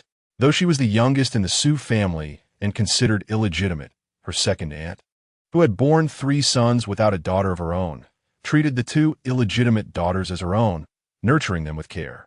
However, this little girl had been spoiled by her older siblings, leading to a spirited personality that often gave her second aunt a headache. No, I merely wished to seek revenge for you. How could Chinruofu repay kindness with malice and harm you? It's absurd that I called her 3rd sister for so many years. Su Luoan's eyes blazed with indignation. She had never cared much for that pretentious 3rd sister, who lacked the martial spirit characteristic of the Su family. Oh, you. No wonder second aunt is upset. Although Chan Ruofu harmed me, father has banished her from the Su family, and mother has punished her severely. That is sufficient retribution. From now on, she is an outsider. Why should you be angry with someone who is no longer part of our family? Su Jingning gently taped Su Luan's throat, offering her a soothing perspective. Perhaps you are right. I see your point, second sister. It seems I have misunderstood, Su Luowan conceded. However, if mother discovers that I have sneaked out instead of studying diligently in my room, she will surely punish me. Second sister, I wish to sleep with you tonight. You must save me. Su Luowan clung to Su Jingning's arm, her demeanor playful and endearing. No, Su Luoting said, her brows furrowing in concern as she looked sternly at her younger sister. Your health is already fragile, and with your cold symptoms returning, there is no room for negotiation. You will obediently return with me shortly. Su Luowan, who had always harbored a fear of her elder sister, trembled slightly and tightened her grip on Su Jingning's hand, retreating behind her for refuge. I refuse, she declared defiantly. Su Luoting's frustration grew. Ha ha ha. Come now. You two sisters still bicker as you did in your youth. Su Jingning gently pulled Su Luowan from behind her and spoke soothingly. Auntie is far too gentle to truly punish you. She merely wishes for you to read and write more. But I do not wish to spend my days solely studying or practicing music and dance. The Su family is renowned for its talents. My brothers and sisters are all exceptionally skilled. I aspire to master the Reborn whip. For one day, I shall rise to the battlefield and become an invincible female general. Su Luowan pouted, her dissatisfaction evident. Su Jingning and Su Luo Shu exchanged amused glances, momentarily at a loss for words to counter her. As Su Jingning watched her, memories of a past life surfaced. Little Wan had indeed ventured to the northern borders, wielding her red-bone whip with unmatched valor, earning the title of General Wan in the Su family. Yet, tragedy befell the Su army with the emergence of traitors, resulting in the deaths of her family members. It was she who valiantly carried the military token out of the northern borders and entrusted it to herself. She had perished at the tender age of 15, a brilliant and radiant age, yet she met her end on that desolate land. She spoke the truth. The Su family was indeed a lineage of talent, never producing the inept throughout the centuries. In their generation, all 6 sons of the Su family had taken to the battlefield by the age of 10, each a youthful hero safeguarding the great Zhou. The daughters of the Su family were equally proficient in both literature and martial arts from a young age, excelling in military strategy and formations. Luo Ting was a prodigy in tactical formations. The Su family's battle formations that Mu Ling had sought were merely the fragmented strategies compiled by the fourth sister in her spare time. Luo Shu possessed an innate sensitivity to weaponry. The bows and crossbows used by the Su family's armored troops had been enhanced by her to achieve unparalleled accuracy. However, in her previous life, these remarkably talented sisters met a tragic fate under Mu Ling's decree of treason against the Su family, resulting in their complete annihilation. In this lifetime, she vowed to protect her sisters, ensuring they could live carefree and joyful, pursuing their passions. The sisters shared a delightful dinner in Su Jingning's cozy chamber, indulging in cheerful conversations before returning to their respective homes. The following morning, after a prolonged snowfall, the sun finally emerged. As Su Jingning was having breakfast, Yinya hurriedly entered. Miss Chenruo Fu is not dead. She has only been severely beaten, her injuries grave, and remains unconscious. Su Jingning paused, inquiring, "What father and mother?" Upon hearing the news, the madam ordered for her to be taken to a villa in the outskirts, instructing that she leave as soon as she regains consciousness. The madam stated she no longer wishes to see Chenruo Fu. This morning, the master dispatched Uncle Su to publicly declare that Su Ruofu, the adopted daughter of the Su family, has repaid the 10 years of nurturing with treachery by plotting against her legitimate sister. Henceforth, she shall renounce the Su surname and revert to her original name, Chenruofu, severing all ties with the Su family. The circumstances surrounding the adoption of Chenruofu by the master and mistress are well known among the prestigious families in the capital. Everyone is aware of how the Su family has treated her over the years. Now the public scorns Chenruofu as a venomous viper who repays kindness with malice. Even if she wishes to remain in the imperial capital, It seems unlikely she could survive. Yenya spoke softly, understood. Keep a close watch on the people in the residence these days.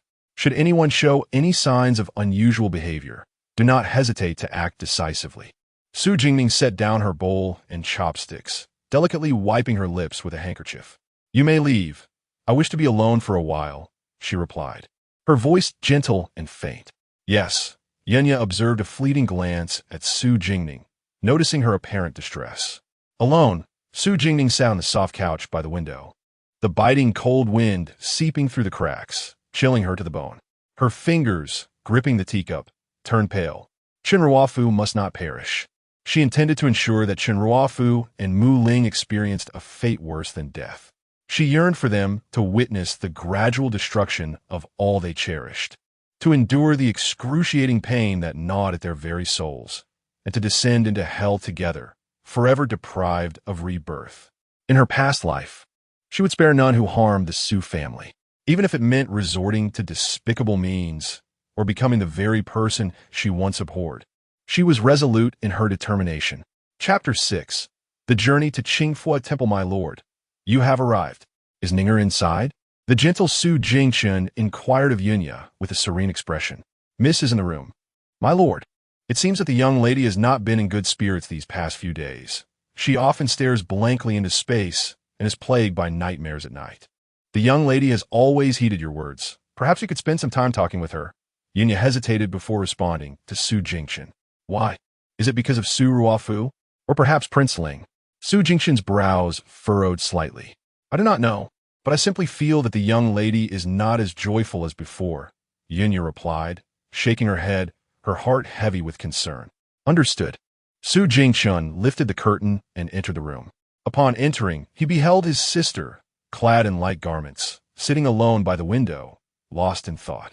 The window was wide open, cold winds sweeping into the room, and she seemed oblivious even to his presence. You have just recovered from illness. Why is the window left so wide open? The bitter cold could easily bring on another bout of sickness. Su Jingchen approached and firmly shut the window, blocking out the chill. Brother, what brings you here? Su Jingning's eyes lit up with surprise, though the corners were tinged with redness. Su Jingchen remained silent, his gaze fixed intently upon her. You have been melancholic since the incident by the water. Is there something troubling you? He gently probed. Su Jingning was taken aback by her brother's question, momentarily speechless. Is it because of Chen Ruofu? Su Jingchen continued softly, knowing well of her close bond with Chen Ruofu since childhood. No. Su Jingning lowered her gaze, avoiding his eyes, but Su Jingchen sensed a profound sorrow emanating from her. Brother, if I were to make a grave mistake, one that could endanger the entire Su family, would you blame me? Su Jingning's eyes revealed a rare fragility as she looked at Su Jingchen. Su Jingchen's heart ached as he observed the pale, almost translucent complexion of his sister, her expression fragile, laden with deep anguish and guilt. Her question pierced his heart. I would never blame you. Ning, you are the treasure of our family.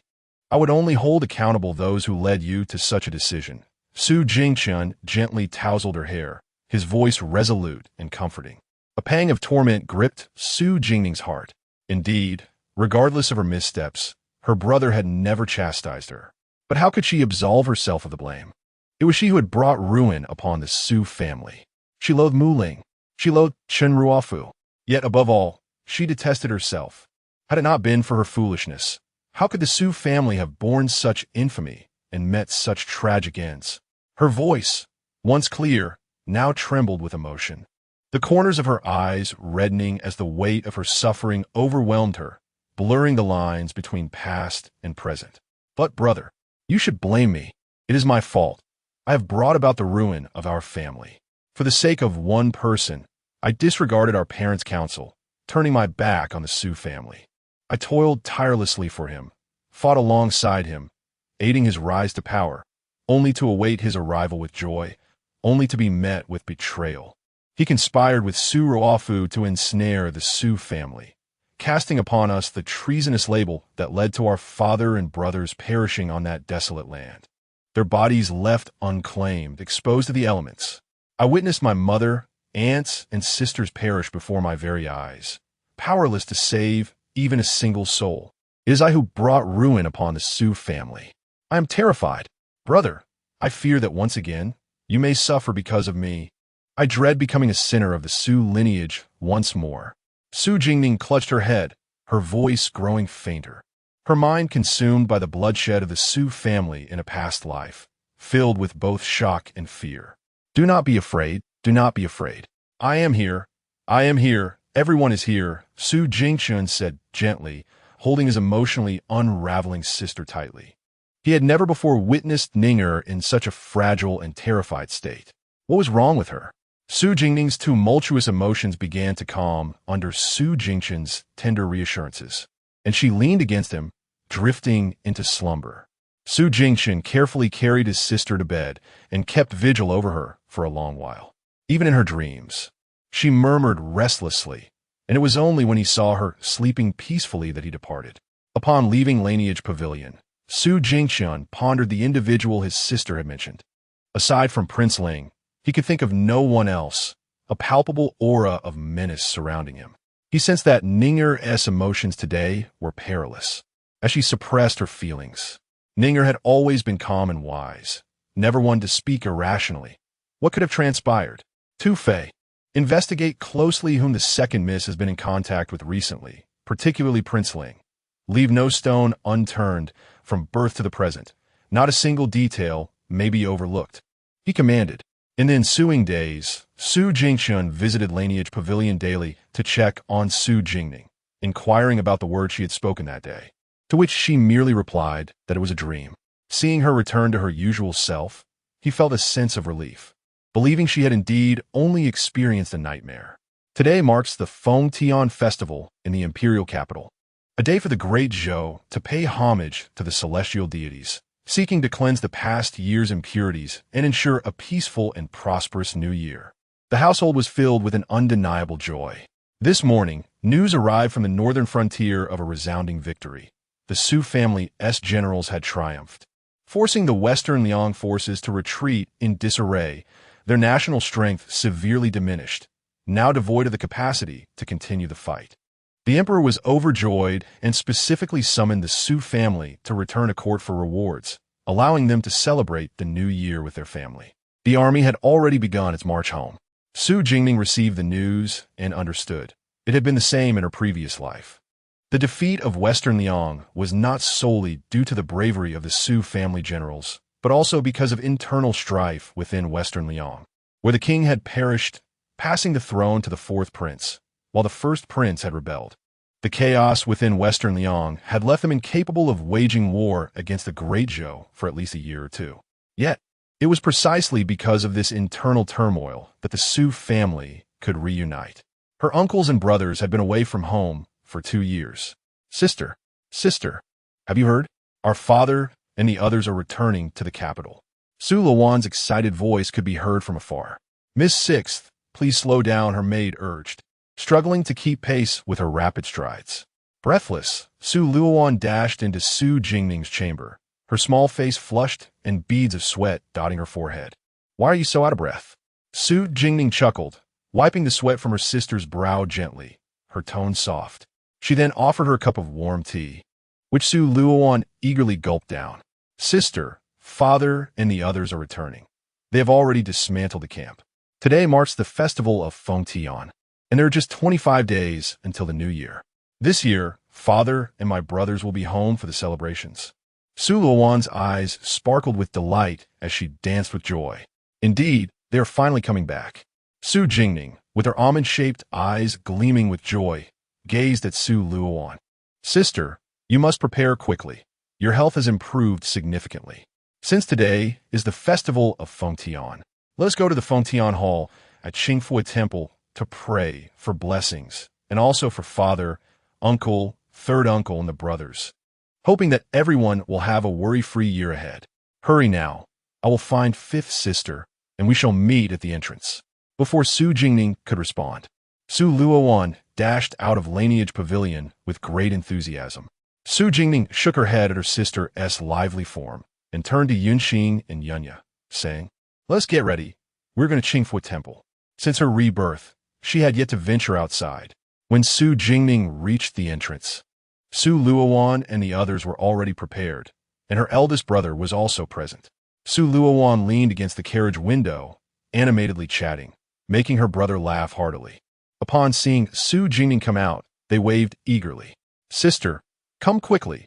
We have been waiting for you." Su Jingning instructed Yunya to take the rear carriage and nodded as she approached them. "Is eldest brother also going to Qingfu Temple? Mother is concerned about you girls going alone, so she asked me to accompany you. Hurry and get in the carriage. Let's enjoy today, as you have not been out in quite some time." Su Jingqian affectionately ruffled Su Jingning's hair, his eyes filled with tenderness.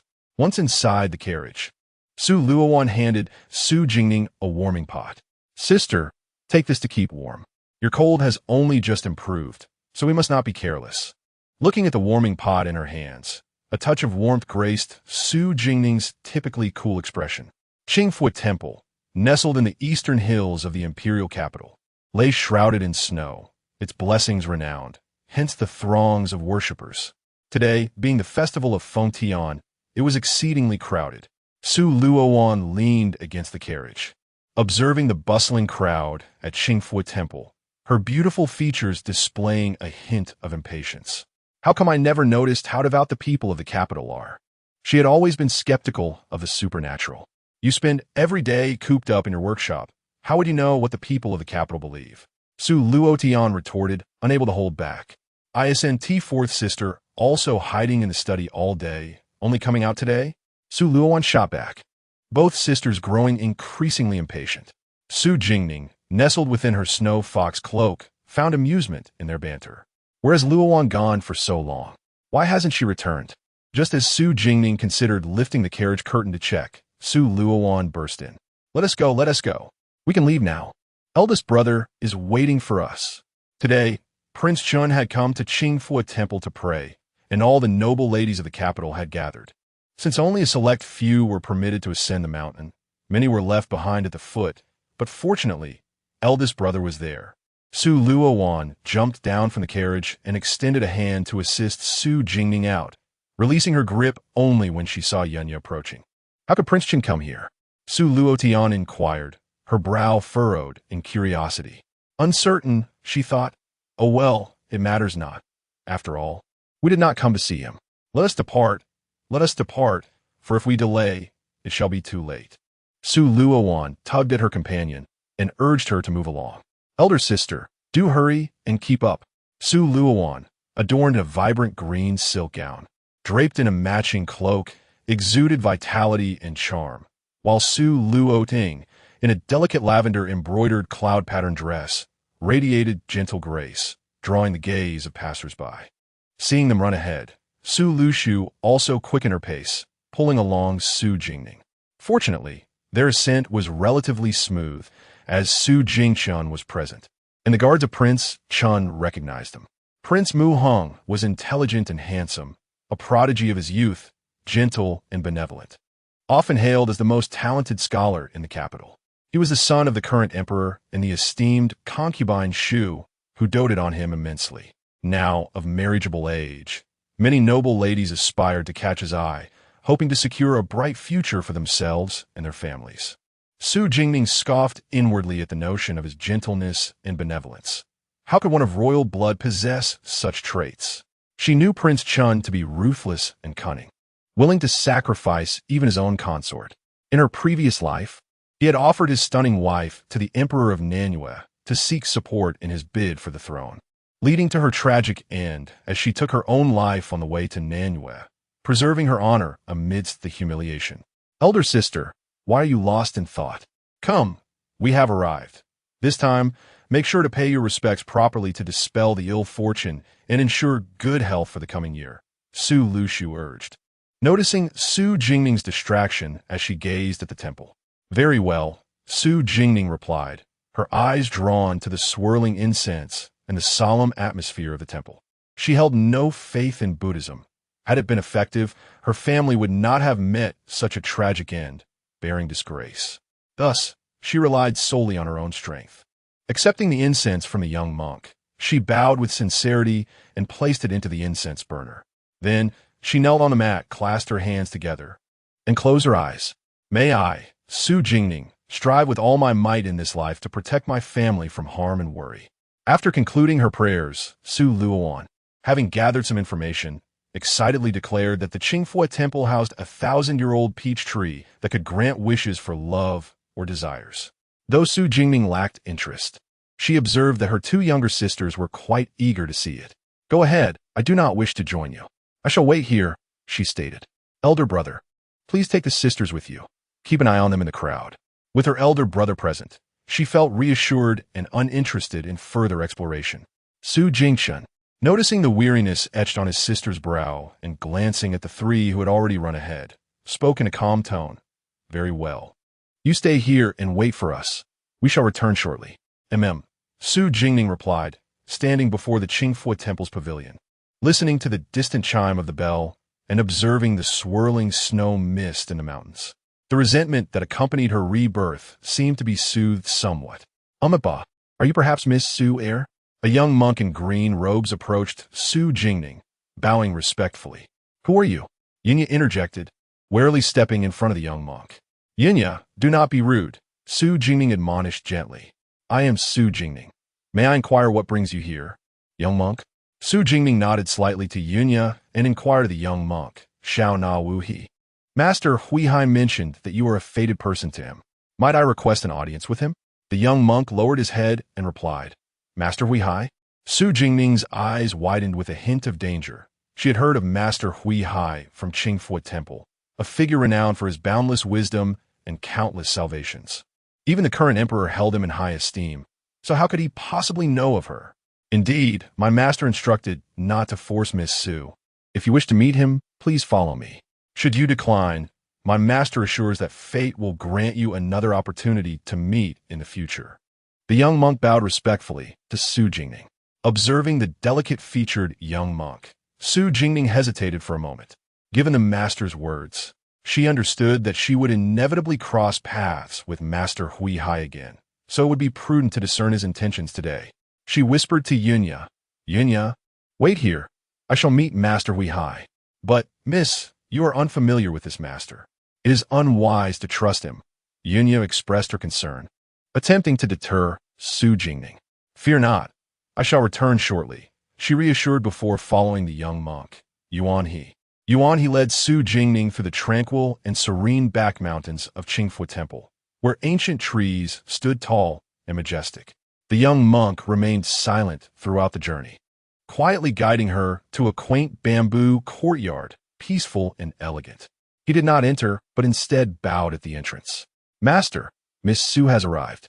He then lowered his head once more, performing a respectful bow to Su Jingning.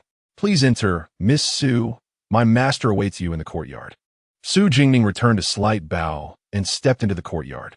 There, amidst numerous thriving green bamboos, she saw Master Huihai, clad in a brown robe, meditating under the eaves, his face radiating compassion. Having encountered Master Huihai before, Su Jingning was curious as to why he sought her presence. She performed a respectful greeting and softly inquired, "Master Huihai?" As he opened his eyes and gazed at Su Jingning, his penetrating gaze seemed to pierce through her facade, revealing the scars upon her soul. Chapter 7 Encounter Again. Ba, I have the honor of meeting Miss Su Air. If you do not mind, may I invite you to savor the exquisite tea of Qingfei Temple? Huihai paused from his rhythmic tapping of the wooden fish and gestured for Su Jingning to take a seat, pouring her a cup of the delicate brew. Su Jingning accepted without hesitation, settling gracefully across from Huihai and taking a sip. The tea was initially bitter and difficult to swallow, yet it concluded with a subtle sweetness that lingered. Setting down the cup, she gazed intently at Huihai, her almond-shaped eyes sparkling with curiosity. "This tea is indeed delightful. Yet I presume Master has not summoned me merely to enjoy it." Huihai smiled gently, his countenance serene as he presented her with a sandalwood box. "The purpose of today's invitation is this. Within lies an object that may protect you from a fatal calamity destined in your life, one that cannot be averted by any other means. I am unacquainted with any master, so why bestow this upon me?" Su Jingning scrutinized the box, her demeanor unyielding as she countered Huihai's words with sharp eyes. "It is a token from an old acquaintance. I implore you to accept it." Su Jingning typically refrained from accepting items of dubious origin, as she pushed the box back toward Hui Hai. Hui Hai smiled knowingly. The acquaintance is not only mine, but also yours. And thus the origin of this gift is not in question. My acquaintance? Among those she knew, none had connections to Master Hui Hai. Su Jingning lifted the sandalwood box, gently opening it to reveal a simple red cord bracelet adorned with a teardrop-shaped bead, clear and translucent, with what appeared to be a swirl of crimson ink within, exuding an air of mystery. Who could it be? With no further objections, Su Jingning accepted the box, though she did not don the bracelet. Thank you, Master. She bowed her head respectfully to Hui Hai. He nodded in acknowledgement and returned to his silent meditation, closing his eyes. Seeing this, Su Jingning chose not to linger, rising to offer a slight bow before exiting the small courtyard.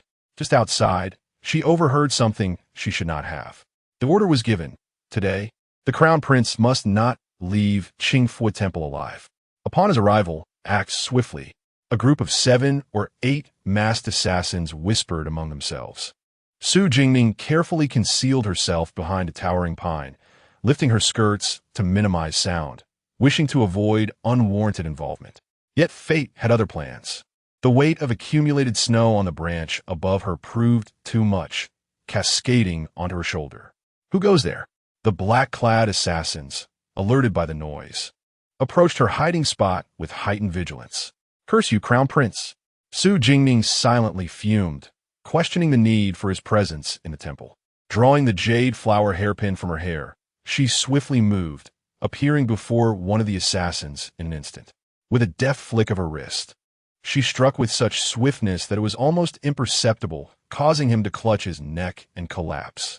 The remaining assailants, witnessing their comrade felled by the sudden appearance of a woman, swiftly drew their daggers and charged at Su Jingning, their movements betraying a fierce training. Each strike aimed to take life. Su Jingning possessed an enigmatic grace, executing a martial technique unseen by many, managing to evade the black-clad assassins without sustaining a scratch. In the brief exchange, she had already dispatched 2 foes. The remaining assassins, seemingly driven to desperation, recklessly lunged at her, intent on silencing her to prevent any news from leaking. Failure to do so would seal their own fates. With a sharp glint in her eyes, Su Jingning eliminated another adversary and swiftly retreated into the dense forest behind her. Due to the exacerbation of her cold condition, she had not wielded a blade in quite some time, and even the slightest exertion now left her feeling faint. She needed to devise a means to elude them. Her movements were peculiarly elusive, akin to a wraith gliding through the snow-laden woods, and in the blink of an eye, she vanished from sight, leaving her pursuers behind. After considerable effort, having finally shaken off her assailants, Su Jingning leaned against a tree, overcome by a fit of coughing that left her doubled over. Suddenly, the sharp whistle of an arrow sliced through the air behind her. With a swift motion, she narrowly evaded the deadly projectile, which struck a robust pine tree with a resounding thud. A sense of urgency gripped her heart. This archer was no ordinary foe, far superior to the black-clad men she had just faced. Had she unwittingly ventured into a den of peril? The Qingfu Temple was indeed a treacherous locale. Recalling the trajectory of the arrow and the force with which it penetrated the trunk, she subtly adjusted her ears to pinpoint the archer's position. Gripping her sharp jade flower hairpin tightly, her almond-shaped eyes narrowed, and with a surge of strength, she propelled the pin toward the direction from whence the arrow had come. A thud echoed as a figure collapsed to the ground, and relief washed over her. Cautiously, she peeked out, approaching the fallen black-clad man, flipping him over with a calm demeanor. He was already lifeless, the hairpin embedded in his throat, blood spilling forth in a gruesome display. With an expression devoid of emotion, she extracted the pin, the warm blood splattering onto her delicate, pale hand. Disgusted, Su Jingning wiped the pin on the assassin's clothing, attempting to cleanse it of the sanguine stains. Her gaze inadvertently fell upon a red flower tattoo, a symbol of the notorious Night Assassins, inked near the man's collarbone. The Night Assassins was a nefarious organization of killers, renowned for their merciless methods and formidable prowess. Their red-tagged assassins were the elite of the group. This individual's target was not Prince Chun, Just as she resolved to vacate this cursed place, a flurry of arrows rained down upon her. Instinctively, she leapt and twisted her body to evade the onslaught. Another arrow whizzed past her, and as she ducked to avoid yet another, she found herself cornered, believing that her fate was sealed. At that moment, she was abruptly yanked aside. An arrow whizzed past her, barely missing her by mere inches. Stunned, Jingning turned to behold her rescuer. The figure stood with their back to her, gripping their wrist with one hand while the other swiftly launched a small, blue glowing dagger. Adorning their fair wrist was a string of lustrous, translucent Bodhi beads. Clad in a flowing black and blue brocade robe, with dark hair elegantly tied up, they bore intricate silver embroidery of cloud motifs, standing tall and poised like a celestial being. Jingning was compelled to raise her head to gaze at him, finding his silhouette strikingly familiar, reminiscent of Gu Yannin. Her mind went blank. How could it be him? The man turned around, his handsome face pale and flawless, with chiseled features resembling a sculpture, exquisitely refined. A crimson beauty mark graced the corner of his left eye, lending him an otherworldly allure. His pitch-black eyes were cold and devoid of any emotion, appearing slightly more youthful than she remembered. A jolt surged through Jingning. This was disastrous. How could she encounter this harbinger of death? Before she could fully grasp the situation, the sound of arrows whistling through the air echoed from behind. Gu Yannin abruptly seized Jingning, and they sprinted deeper into the woods, their feet barely touching the ground. Had she unwittingly stumbled into an assassination den? Jingning stumbled as Gu Yannin pulled her along, the relentless pursuers hot on their heels. Had the night killers dispatched their elite assassins? They seemed to be emerging from every shadow.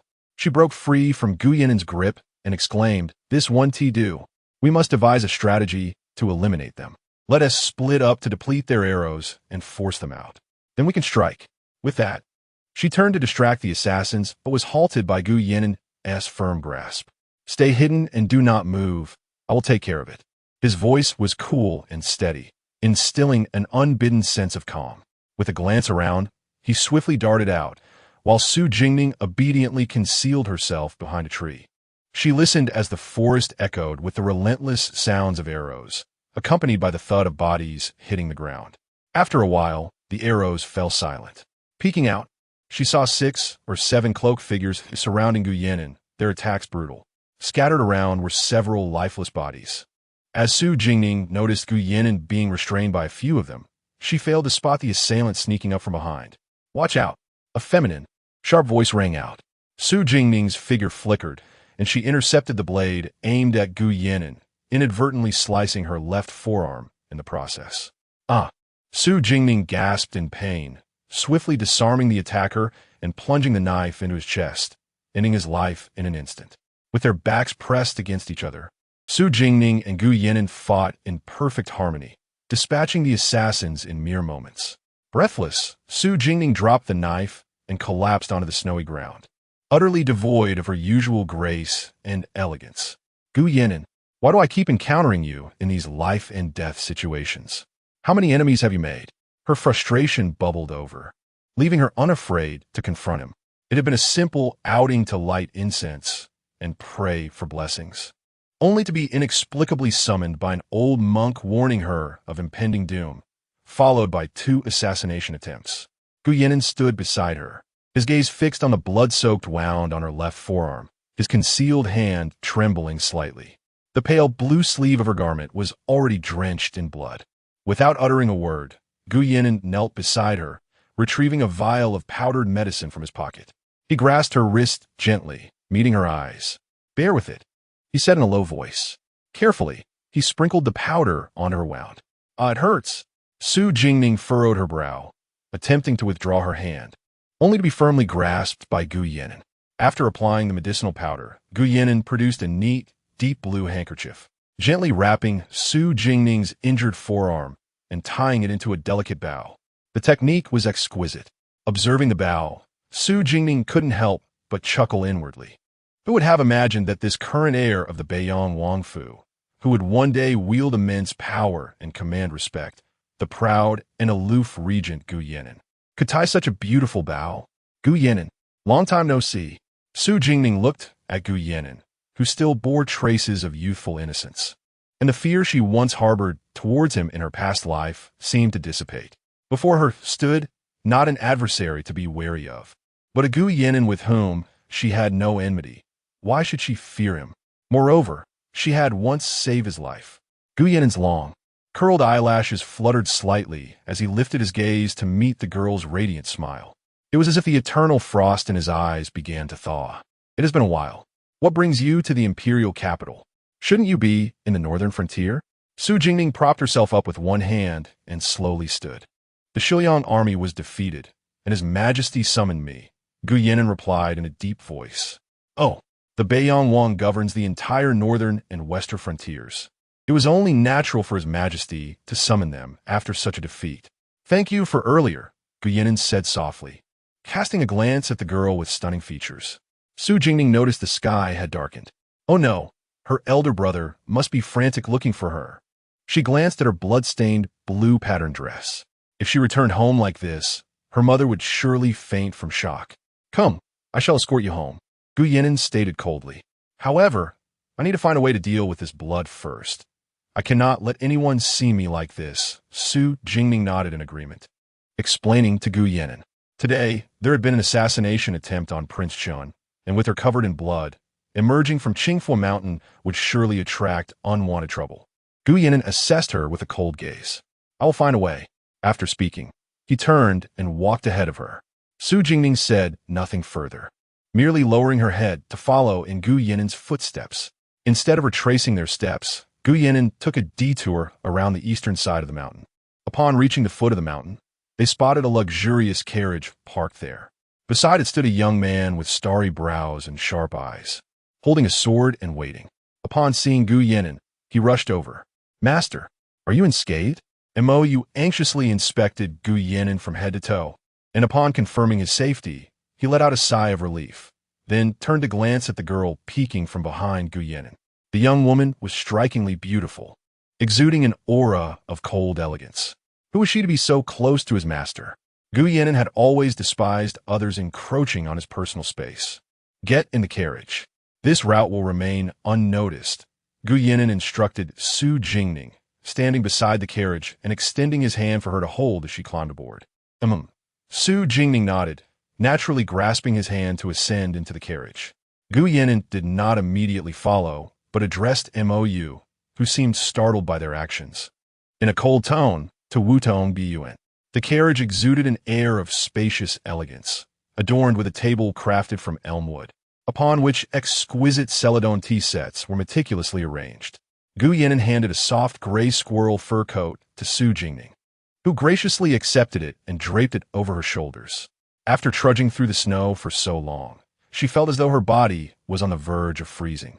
Gu Yan'an cast a glance at the shivering Su Jingning, then, with fluid grace, he picked up the tea set and personally brewed a pot of warm tea. He poured a cup and offered it to her. As the carriage continued its journey in silence, an awkward atmosphere enveloped them. Su Jingning cradled the teacup, contemplating how to alleviate the tension. Why did you shield me from that blade? Gu Yan'an's piercing gaze fixed upon Su Jingning's delicate face. Taken aback by his sudden inquiry, she momentarily faltered before responding. One cannot simply stand by and watch another perish. In truth, she herself was uncertain of her motivations for saving him. With an air of composure, Su Jingning met his serious gaze, hoping to reveal some semblance of difference in her eyes, yet found none. The light within them dimmed slightly. Would you have rescued anyone else in my stead? He pressed further, his concealed hand tightening in apprehension. Su Jingning regarded him with curiosity. Why would I save someone else? They are inconsequential to me. Oh, he murmured, his tightly clenched hand gradually relaxing. Master, we have arrived at Wudong Bun. Wudong Bun? The royal retreat in the outskirts of the capital where Her Royal Highness, Princess Xuanhe, the Emperor's sister, resides? Su Jingning pondered, bewildered by Gu Yan'an's decision to bring her here. Chapter 8. Princess Xuanhe. The carriage glided into the Wutong Villa, an expansive estate adorned with a multitude of sycamore trees. Serene and secluded, it is said that this verdant haven was cultivated by the husband of Princess Xuanhe for her. The princess. Having grown up alongside her consort as childhood sweethearts, shared a profound bond. Alas, he met his untimely demise in the very year the current emperor ascended the throne, sacrificing himself to save the emperor. The emperor, having always held a fond affection for his sister, elevated her status even further following her husband's tragic death, positioning Princess Xuanhe just beneath the emperor and the empress dowager in the royal hierarchy.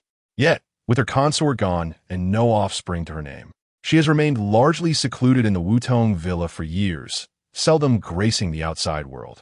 As the carriage came to a gentle halt, Su Jingning disembarked alongside Gu Yinan. They were greeted by a poised middle-aged woman in a blue palace robe, standing on the steps, awaiting their arrival. The woman bowed her head slightly in respect to Gu Yinan, casting a discreet glance at Su Jingning, her eyes briefly reflecting a spark of astonishment and delight. "Madam Xiao," Gu Yinan acknowledged with a respectful nod. "Your Highness, the princess is awaiting you in the Chaohui Hall," Madam Xiao said with a warm smile. Gu Yinan glanced back at Su Jingning and replied, "Understood. I shall proceed shortly." "Madam Xiao, could you kindly escort her to change her attire?"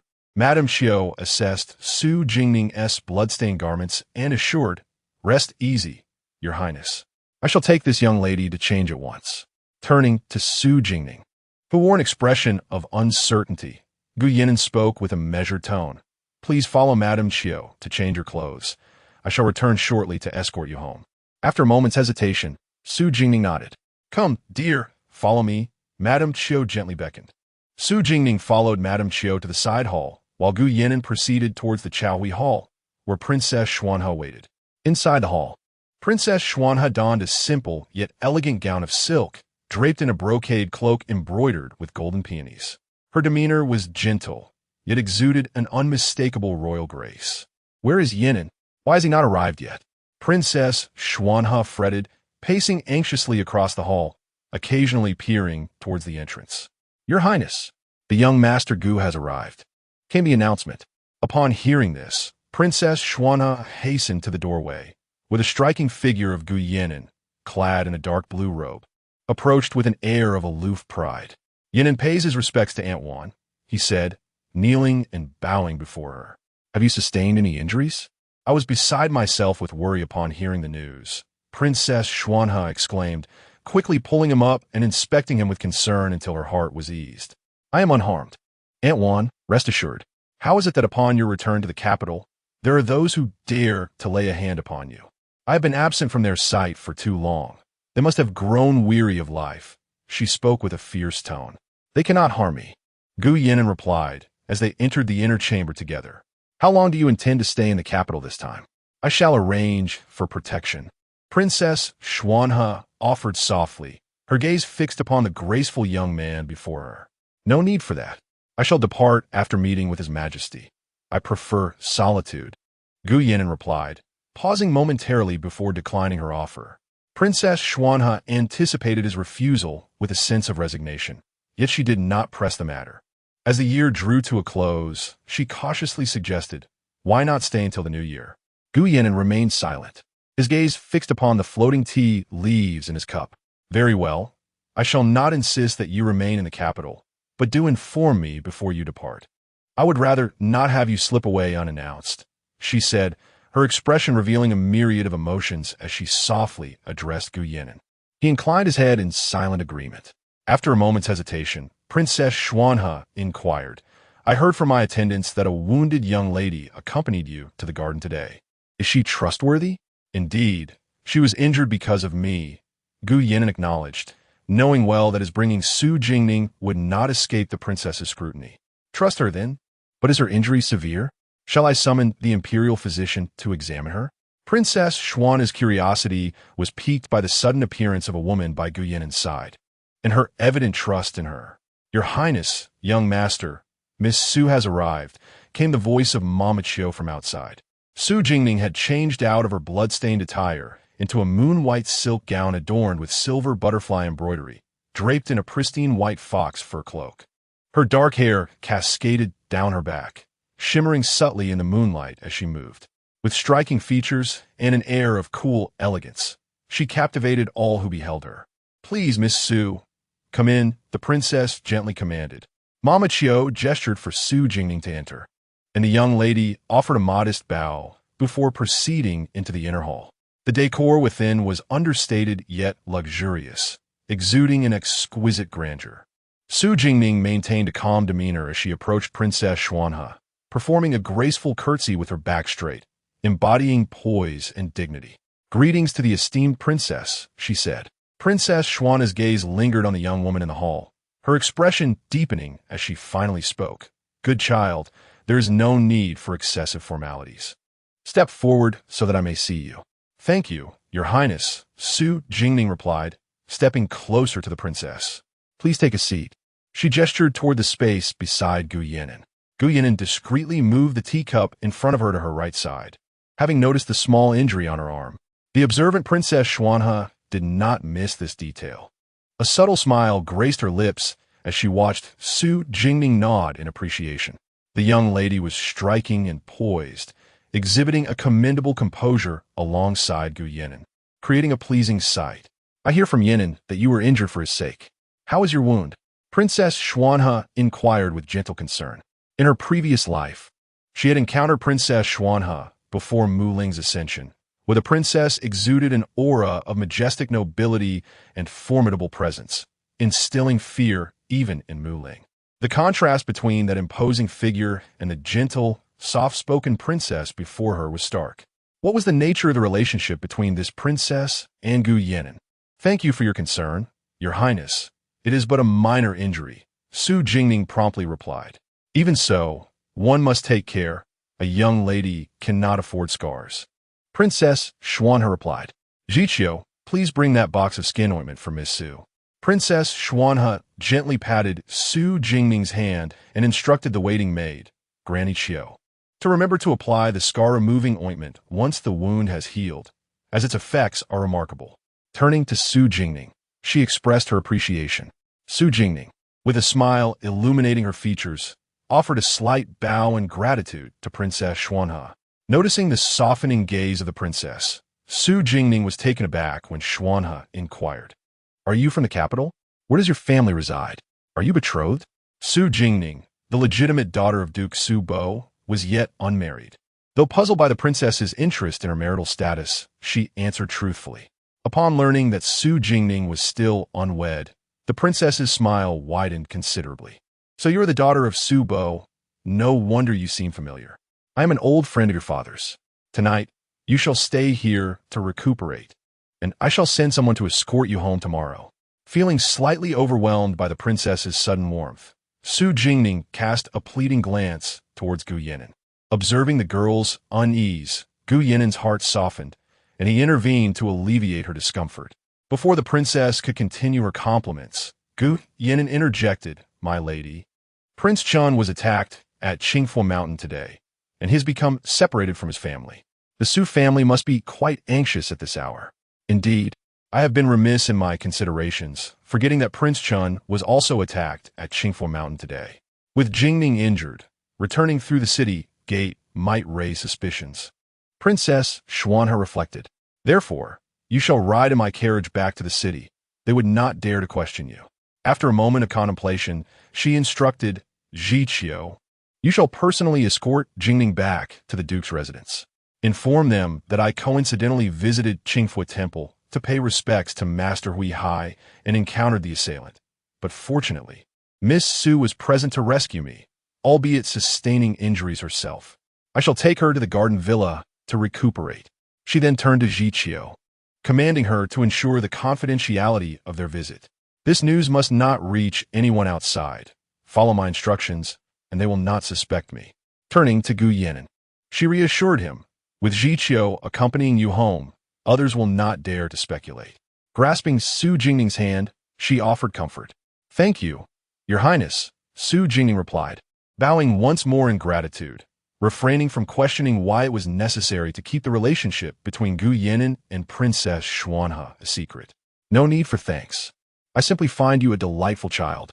Should you encounter any troubles in the future, do not hesitate to seek me at Wudong Garden," Princess Xuanhe gently urged, helping Su Jingning to her feet. "I understand," Su Jingning responded earnestly, smiling sincerely as she sensed the princess's goodwill towards her, perhaps stemming from her connection with Gu Yanran. Now, you must hurry. The city gates will soon close. Chapter 9. Return to the palace in the imperial palace of the Dezhou dynasty, within the Shifeng Hall. The atmosphere was thick with malevolence. Incompetent fools. So many of you could not eliminate him, wasting my efforts. The noble consort's eyes blazed with fury, red-rimmed and fierce as she glared at the kneeling guards below. After investing so much wealth, this was the answer she received. My lady, if His Majesty discovers this matter. One guard spoke with a hint of trepidation. Then ensure he remains oblivious. The noble consort's voice was icy and commanding. Furthermore, today a woman inadvertently stumbled into our carefully laid trap. She possesses extraordinary skills and formidable power. We attempted to silence her, but we were no match for her, allowing her to escape alongside Gu Yanran. The guard's voice trembled with anxiety. What? Useless? Did she notice you? The noble consort's voice escalated, her gaze sharpening towards the man on the ground. No, she seemed to have been caught up in the assassination attempt on the crown prince by someone from Qingfu Temple. I was behind her, and she did not see me, the guard replied in a hushed tone. Good. Find her and eliminate any traces. Do not leave me with potential threats. The noble consort's beautiful eyes glimmered with murderous intent. Additionally, the virtuous consort and the crown prince conspired to assassinate her. Let the news reach the Ministry of Justice. Humph. Let's see how His Majesty continues to shield the crown prince and the virtuous consort this time. The noble consort's eyes glinted with cunning. Understood. After exiting the Wutong Bun, Su Jingning gazed intently at the man before her, whose demeanor was as cold as the winter winds and whose appearance was strikingly handsome. He was the only non-royal prince of the Dezhou dynasty, the sole heir of the esteemed Beiyang prince, commanding significant influence over the northern frontiers. His status was illustrious, and his intellect was nothing short of prodigious. Deeply trusted by the current emperor, he was the emperor's personally appointed general of the second rank, renowned as a youthful genius basking in glory. Yet, Su Jingning had witnessed him at his most wretched and helpless. 6 years prior, in Jiangnan, when her illness had worsened, she was sent to recuperate at her maternal grandfather's home outside Yiqing. She would forever remember her first encounter with Gu Yanran. Never before had she fathomed that someone could survive such torment. The memory of that scene would send chills down her spine whenever it surfaced. At that time, she often accompanied her second cousin, a notorious rogue, as he took her on excursions, even using her company as a pretext to visit brothels. It was in one such establishment that she discovered Gu Yanran, bound in a bloodied chamber where crimson waters lay pooled, flowing in through a narrow conduit. The dark, damp space was saturated with a repugnant stench, a nauseating blend of blood and fish. At 12 years old, Gu Yanran was ensnared with fine fishing lines, tethered in the center of the blood pool. His struggles had embedded the lines into his skin, leaving no part of him unscathed. Half submerged in the blood, his wounds had begun to fester. Su Jingning was horrified. She had never encountered such a gruesome sight. Rooted in shock, it was only when she met the boy's fierce, predatory gaze that she snapped back to reality. Gritting her teeth against her nausea, she waded into the blood pool and retrieved the dagger she always carried, hastily cutting the lines that bound him. With great effort, he escaped from the dark chamber, but as they emerged, they were discovered.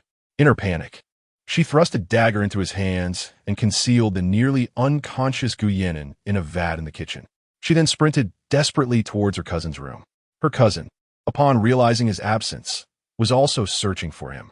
Upon seeing himself covered in blood, he nearly fainted, thinking he had been injured, and hastily returned home without a second thought.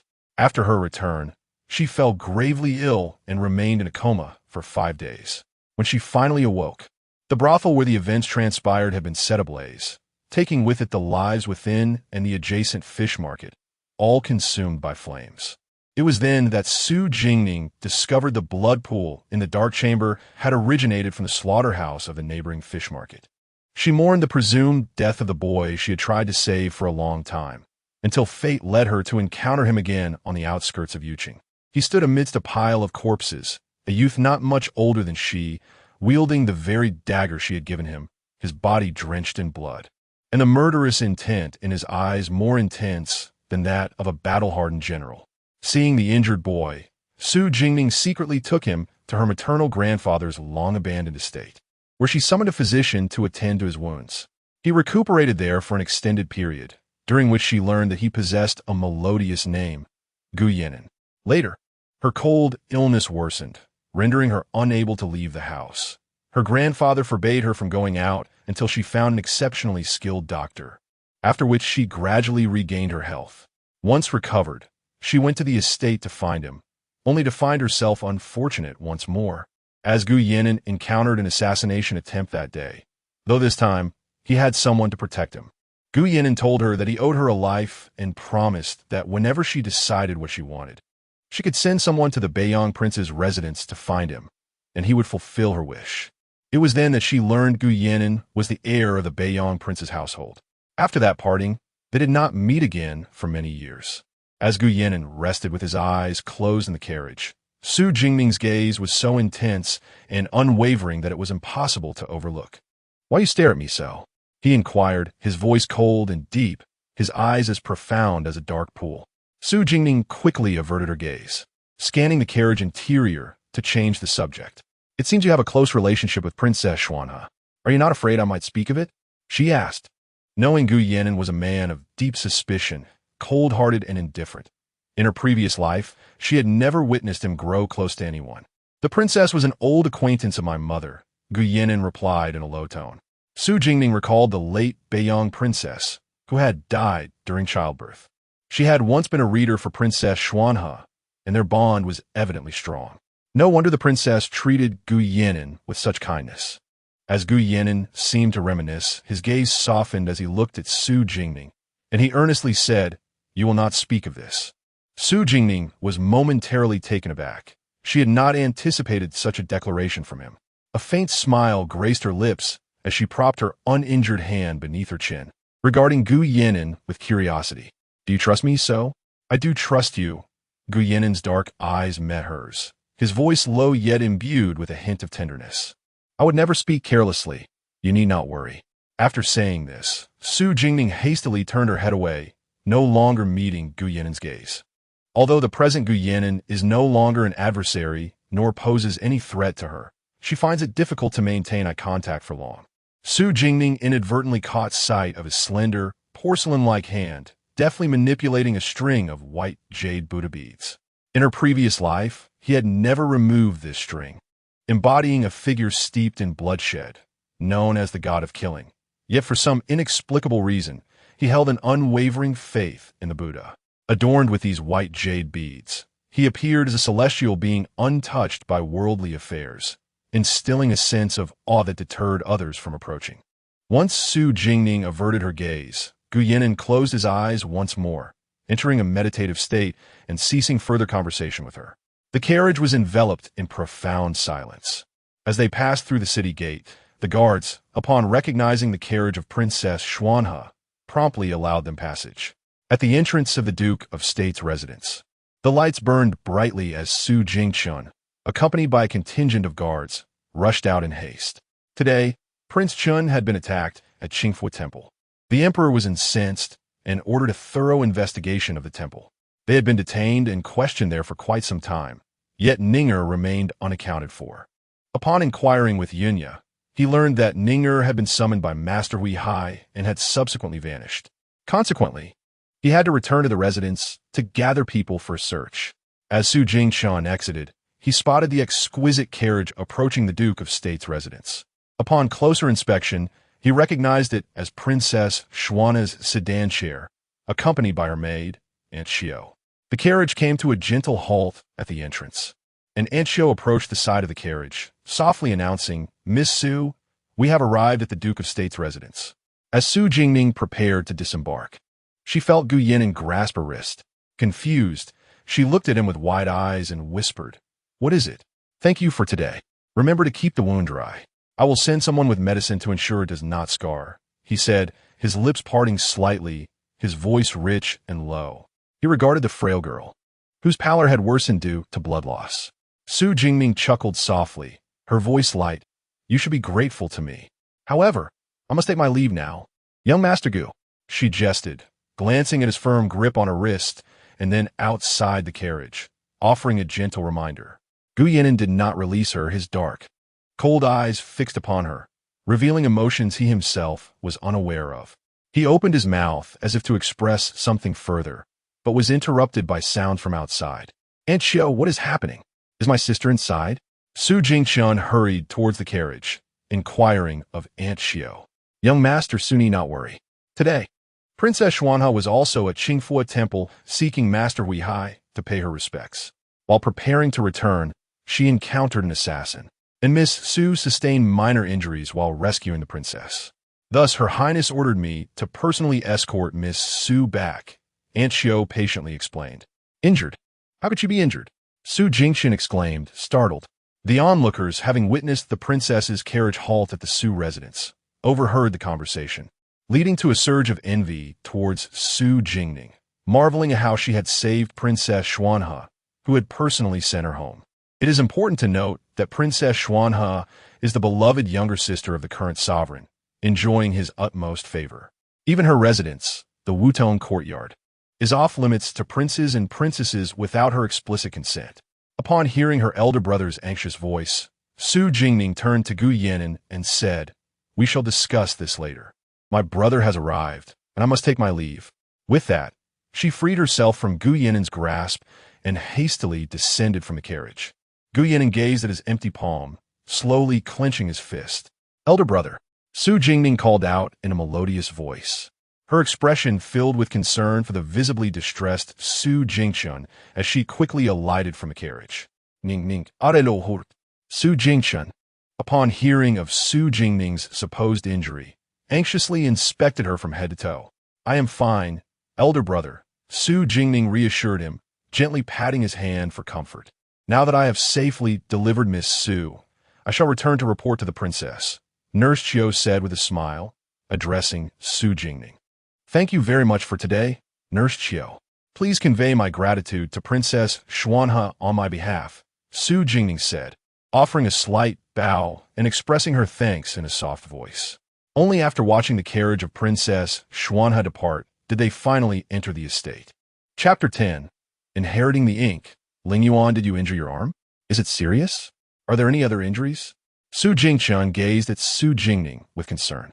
No, it's just a minor wound on my arm. Brother need not worry. It has already been bandaged. It will heal in a couple of days, Su Jingning replied. That won't do. We must have the physician examine it shortly. Let us proceed to Songhua Courtyard. Everyone is waiting there, he insisted. Why did it even alarm grandmother? Su Jingning paused momentarily, then hurried towards Songhua Courtyard. Prince Chun was attacked at Qingfua Temple. Several young ladies from noble families were injured, and you went missing. How could grandmother remain unaware? Xiaowan is still weeping, lamenting that if it were not for her desire to see that wish tree, you would not have gone missing. Su Jingchun informed her, trailing behind. Outside Songhua Courtyard, the elderly steward, Old Su, noticed them and promptly approached. The second miss has returned. How wonderful. Everyone is waiting for you inside. Please go in. Uncle Su, Su Jingning and Su Jingxin nodded at him before entering. Inside, the old matriarch sat upright in the hall, while the Duke of Zhenguo stood beside her, his brow furrowed. The Duchess paced anxiously, and both the second and third madam were present. Su Luoting and Su Lushu were trying to console the tearful Su Xiaowan. As soon as Su Xiaowan spotted Su Jingning, she rushed towards her and embraced her tightly. Second sister, Wu, you're back. Qingfua Mountain was terrifying. We couldn't find you. I was so frightened. Ninger, upon seeing Su Jingning return, everyone felt relieved, noticing she appeared to be unharmed. I am fine, dear. Do not cry. Su Jingning gently wiped away the tears from the corner of Su Xiaowan's eyes, soothing her. Really? Su Xiaowan scrutinized her sister closely and, with keen eyes, noticed the injury concealed in her sleeve, prompting her to cry anew. Second sister, you are hurt. Oh, it's all my fault. I shouldn't have insisted on going to see that wretched peach blossom tree. Su Xiaowan lamented, her voice startling the Su family. The matriarch quickly summoned the physician. I am quite well. It is merely a small injury that will heal in a few days. Grandmother, There is no need to summon the physician. Su Jingning quickly interjected. Indeed, I assure you, I was treated at the Wutong courtyard of Princess Xuanhe. You need not worry, she continued, lifting her arms slightly to demonstrate her well-being, softly reassuring Su Xiaowan. It is good that you have returned. We shall have the physician take a look shortly. For our peace of mind, were you not at Qingfu Temple? How is it that you returned in the carriage of Princess Xuanhe? The Duke of Zhenguo inquired. I was initially on my way to meet Master Hui Hai when I encountered a group of assassins attacking Princess Xuanhe on the back mountain. The princess lacked sufficient guards, so I intervened to save her, but I accidentally sustained a minor cut.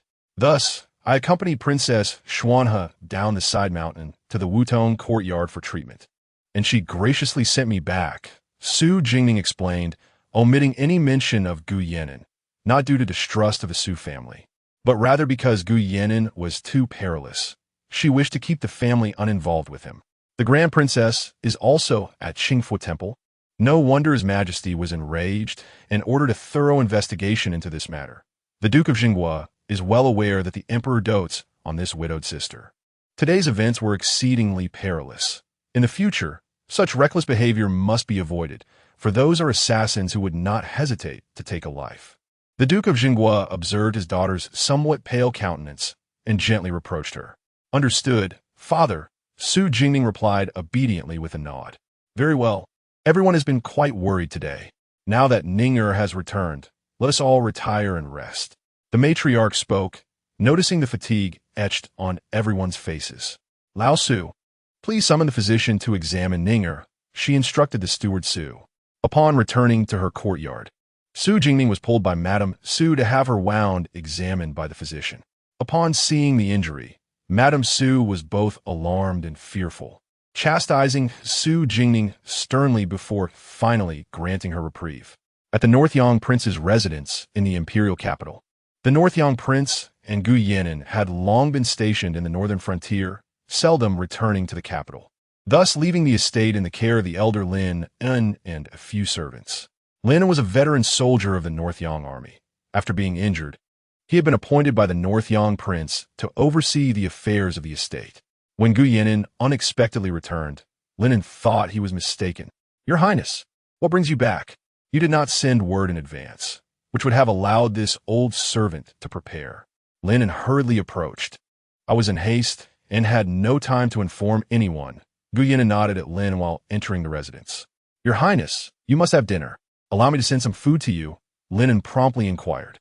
No need, Lao Lin. You should rest, Gu Yan'an declined, returning to his chambers with MOU. As soon as he entered his room, Gu Yan'an retrieved a medicinal box and took out 2 white jade vials.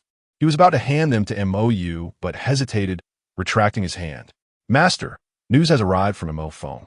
Someone has spent 100,000 taels of gold at the Night-Killing Pavilion to purchase your life.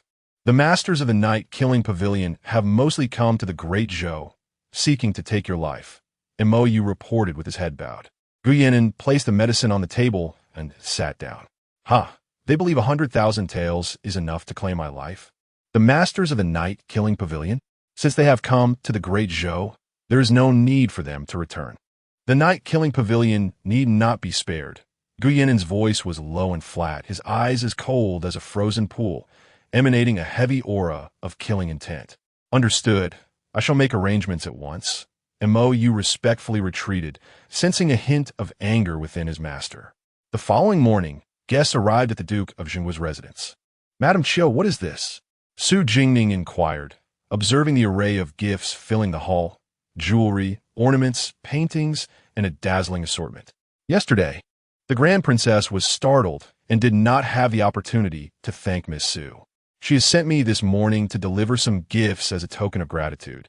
Madame Chiu smiled at Su Jingning. Su Jingning's heart jolted.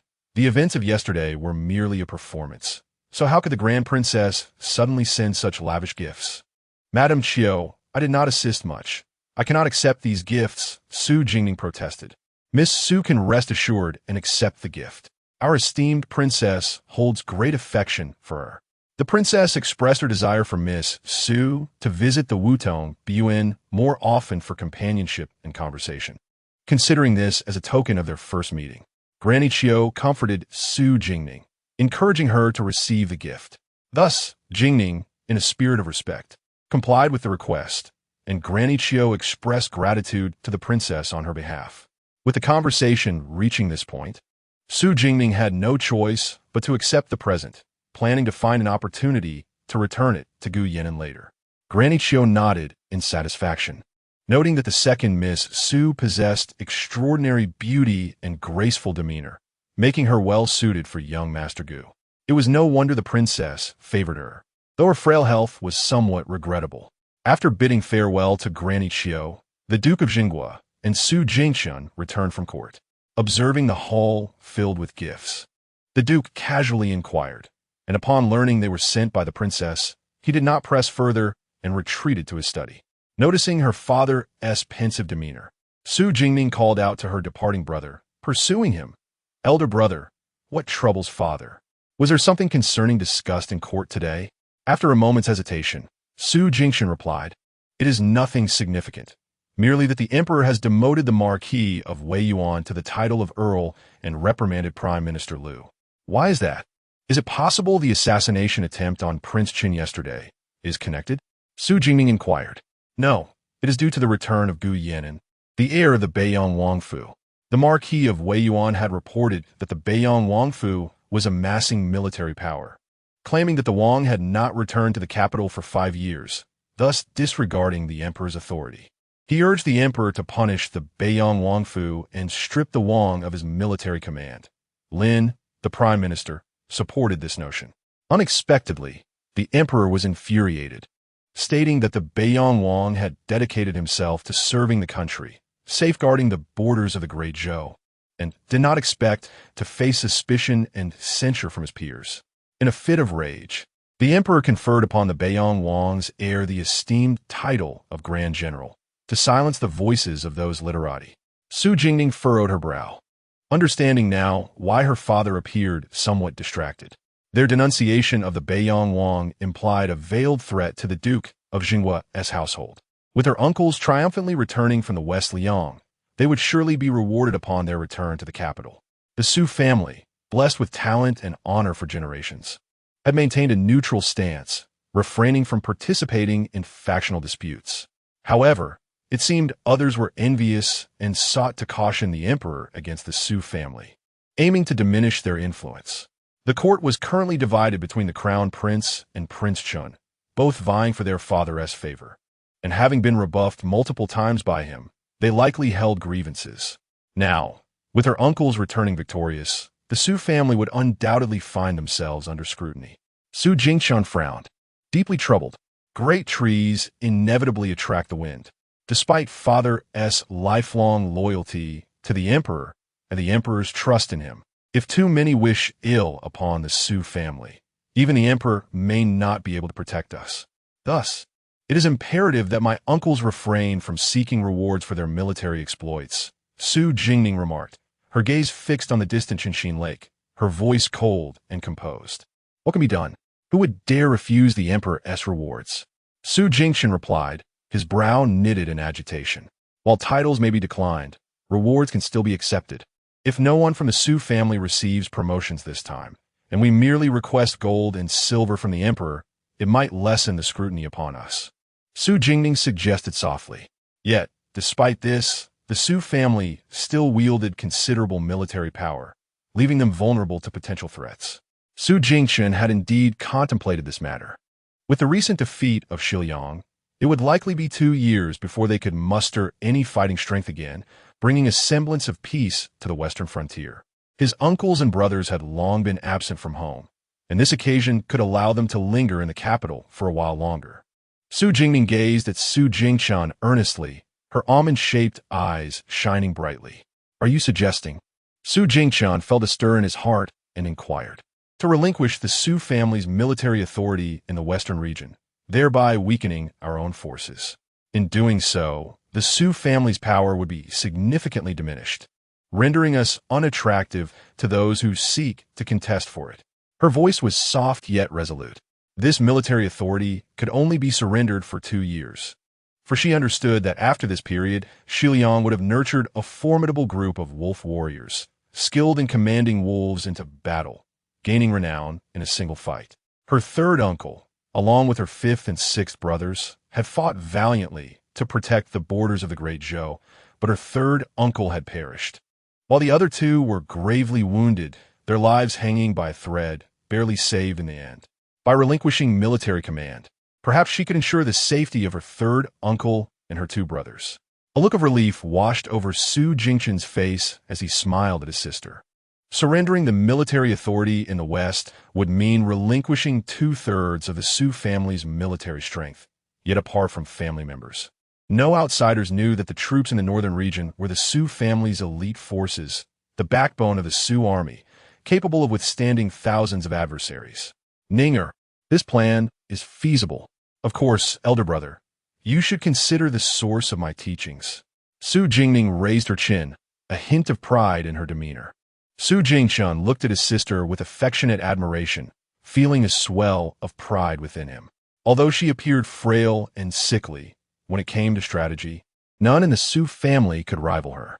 She was a direct disciple of the esteemed Mo Linyuan, who had cultivated an array of talents for the world beyond the four nations.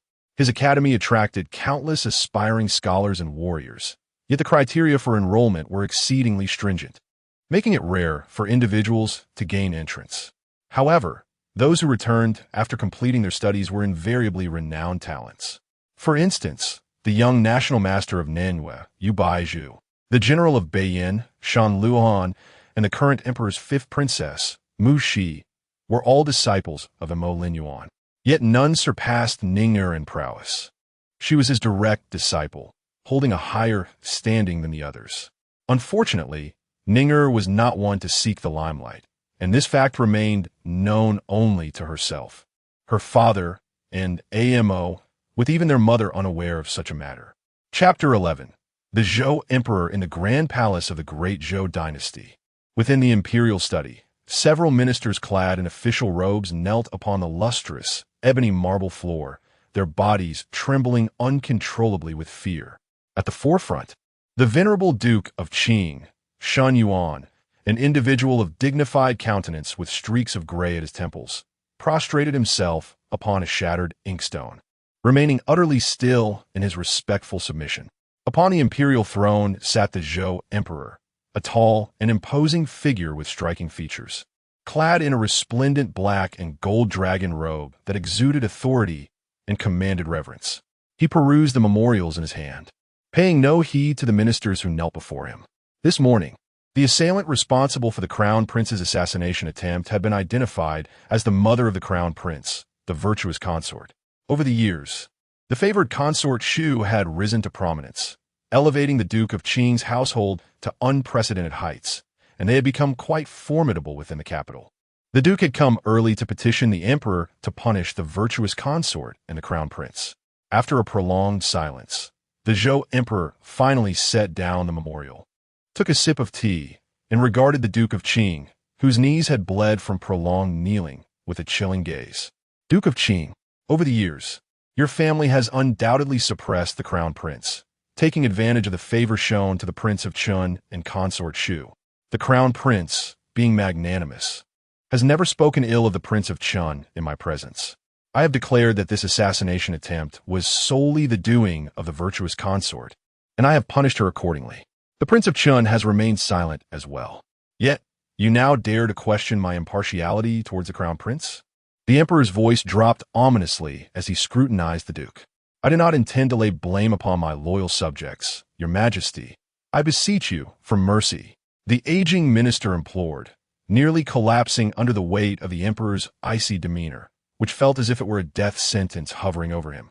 For years, the Prince of Chun and Consort Shu had enjoyed favor, while the Shun family thrived, aspiring to eliminate the Crown Prince and elevate the Prince of Chun.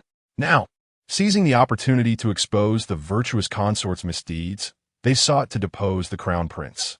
However, they seemed to overlook that the current Crown Prince had been personally designated by the Emperor as the heir to the Great Zhou, should the Emperor wish it. The Crown Prince would not easily be toppled. With a gaze filled with lethal intent, the Emperor cautioned the trembling Duke of Qing. Life is singular and precious. Guard it well. It would be wise to discard any unworthy ambitions lest you find yourself unaware of how swiftly fate can turn against you. Sheng Fu, escort these esteemed ministers from the palace, allowing them to recuperate at home. Furthermore, the Prince of Chun, having been startled by the assassination attempt, should remain in his residence to recover and need not appear before the new year. The emperor instructed coolly, casting a glance at the already unconscious Minister of Personnel, before addressing the head eunuch beside him.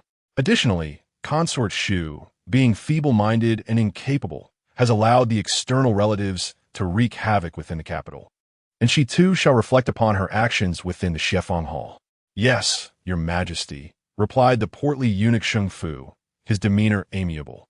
Yet within the palace walls, it was clear that those who served closely to the emperor were anything but simple individuals. Esteemed ministers, please. Eunuch Sheng Fu gestured with his feather duster towards the gathered officials. The Duke of Qing's knees were already raw and bloodied, supported by two eunuchs as he was led out of the imperial study. Behind him, his allies were similarly escorted away. These officials, being scholars of delicate constitution, would likely take weeks to recover from their injuries. Eunuch Sheng Fu dispatched personnel to ensure the ministers were safely escorted beyond the palace gates. As he prepared to return, he noticed Gu Yinan striding towards the imperial study, tall and elegant in his striking crimson official robes. Ah, the esteemed heir has finally arrived. His Majesty has been quite furious, and now he is suffering from a headache due to his anger. Please, go in and offer him some comfort. Sheng Fu hurriedly approached, his expression filled with delight. What has provoked His Majesty's ire? Gu Yinan paused momentarily, inquiring. The Empress Dowager attempted to assassinate Prince Chun. The Duke of Qing has long been discontent with the Crown Prince and seeks to use this incident to punish him and force him from the throne. His Majesty was so enraged that he ordered the Duke and several related officials to kneel in the imperial study for an entire day. Sheng Fu replied, his face creased with concern. Oh, then I shall return tomorrow, Gu Yinan stated, turning to leave. Sheng Fu, startled, thought to himself that if the emperor learned he had failed to prevent Gu Yinan's departure, he would surely be scolded to death. He anxiously grasped Gu Yinan's arm. Oh, please do not leave, esteemed heir. His Majesty has been eagerly awaiting your presence. Gu Yinan's demeanor grew slightly impatient, and he shrugged off Sheng Fu's grip, striding purposefully toward the imperial study. Upon entering, he was met with the sight of bloodied fragments of inkstones scattered across the floor and the leisurely figure of Emperor Zhou, who was seated with his back to him, sipping tea. Ahem, your Majesty, Sheng Fu exclaimed, hastily trying to alert the emperor. I instructed you to escort those ministers out. Why have you returned so swiftly?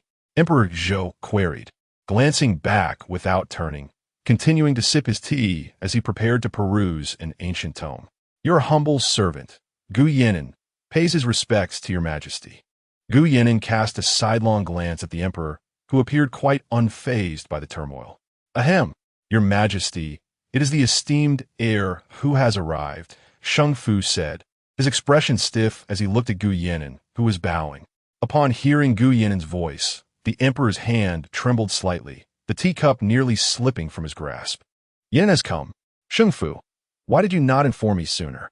Quickly, have someone clean up this mess on the floor and brew a pot of the precious Junshan silver needle tea from Qingzhou.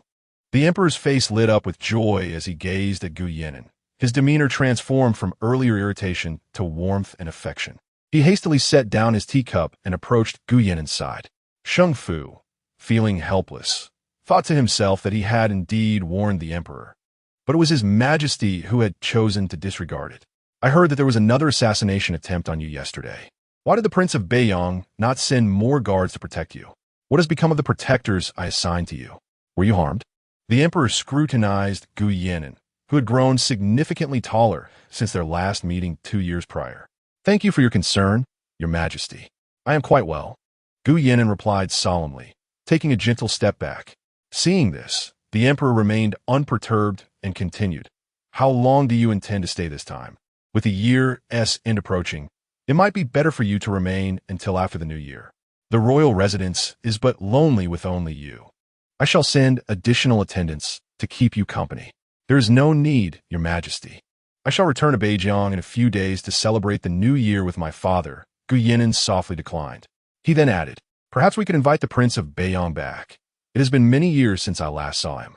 The emperor's expression soured slightly, his tone becoming somewhat obstinate. Gu Yinan, as if he had not heard, continued speaking to the emperor. I have come to the capital regarding the defeat of the Shiliang forces.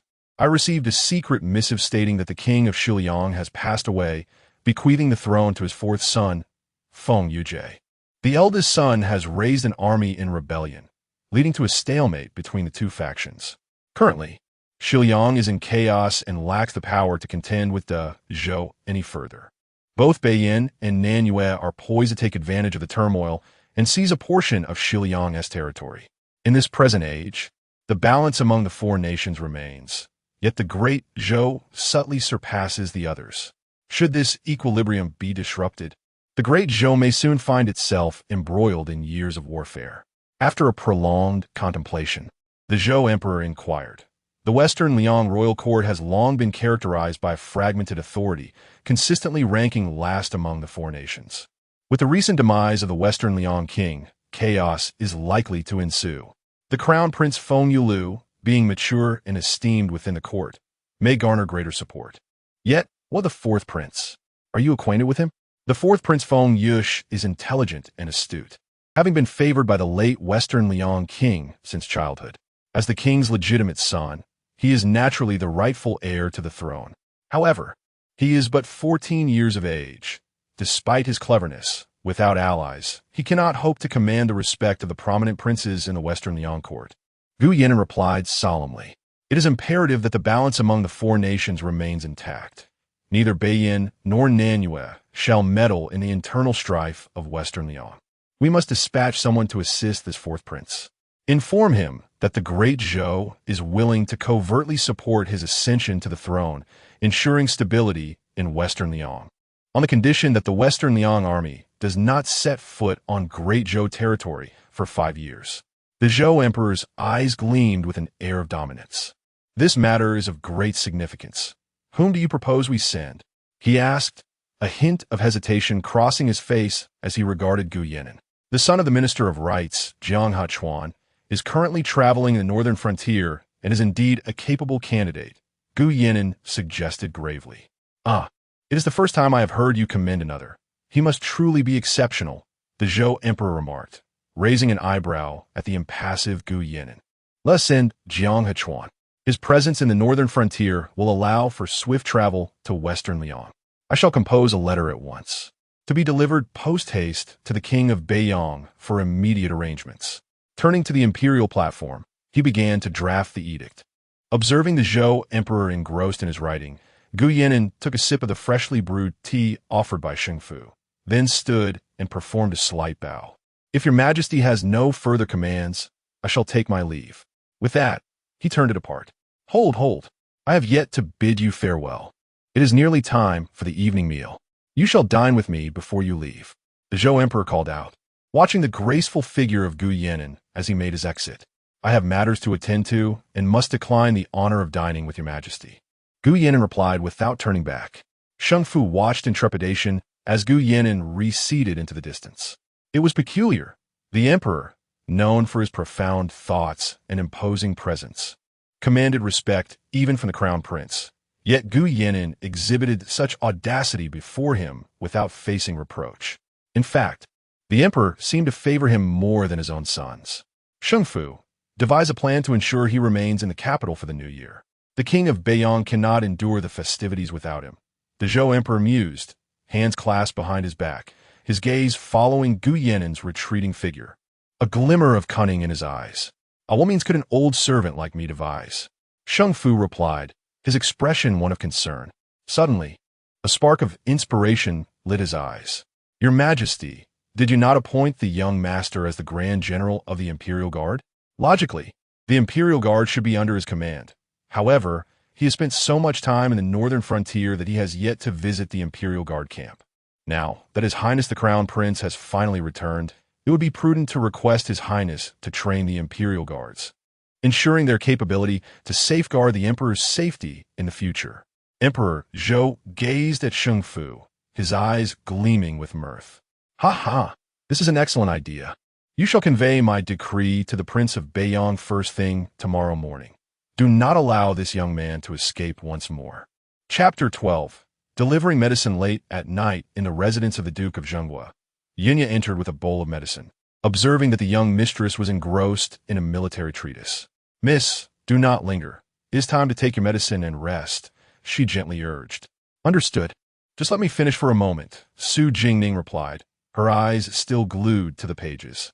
Seeing this, Yinya shook her head and carefully extracted the book from Su Jingning's grasp. My lady, the book can wait until tomorrow. The medicine will soon grow cold, and if I take it back to warm it, the mistress will surely notice. Once she discovers it, she will insist on supervising you while you drink. With a resigned glance at Yinya, Su Jingning insisted, I will drink it. My lady, your hand is injured. Allow me to assist you, Yinya said, pretending to lift the bowl to feed her. No need, Su Jingning replied, using her uninjured hand to grasp the bowl, drinking swiftly and decisively, demonstrating a certain bravado.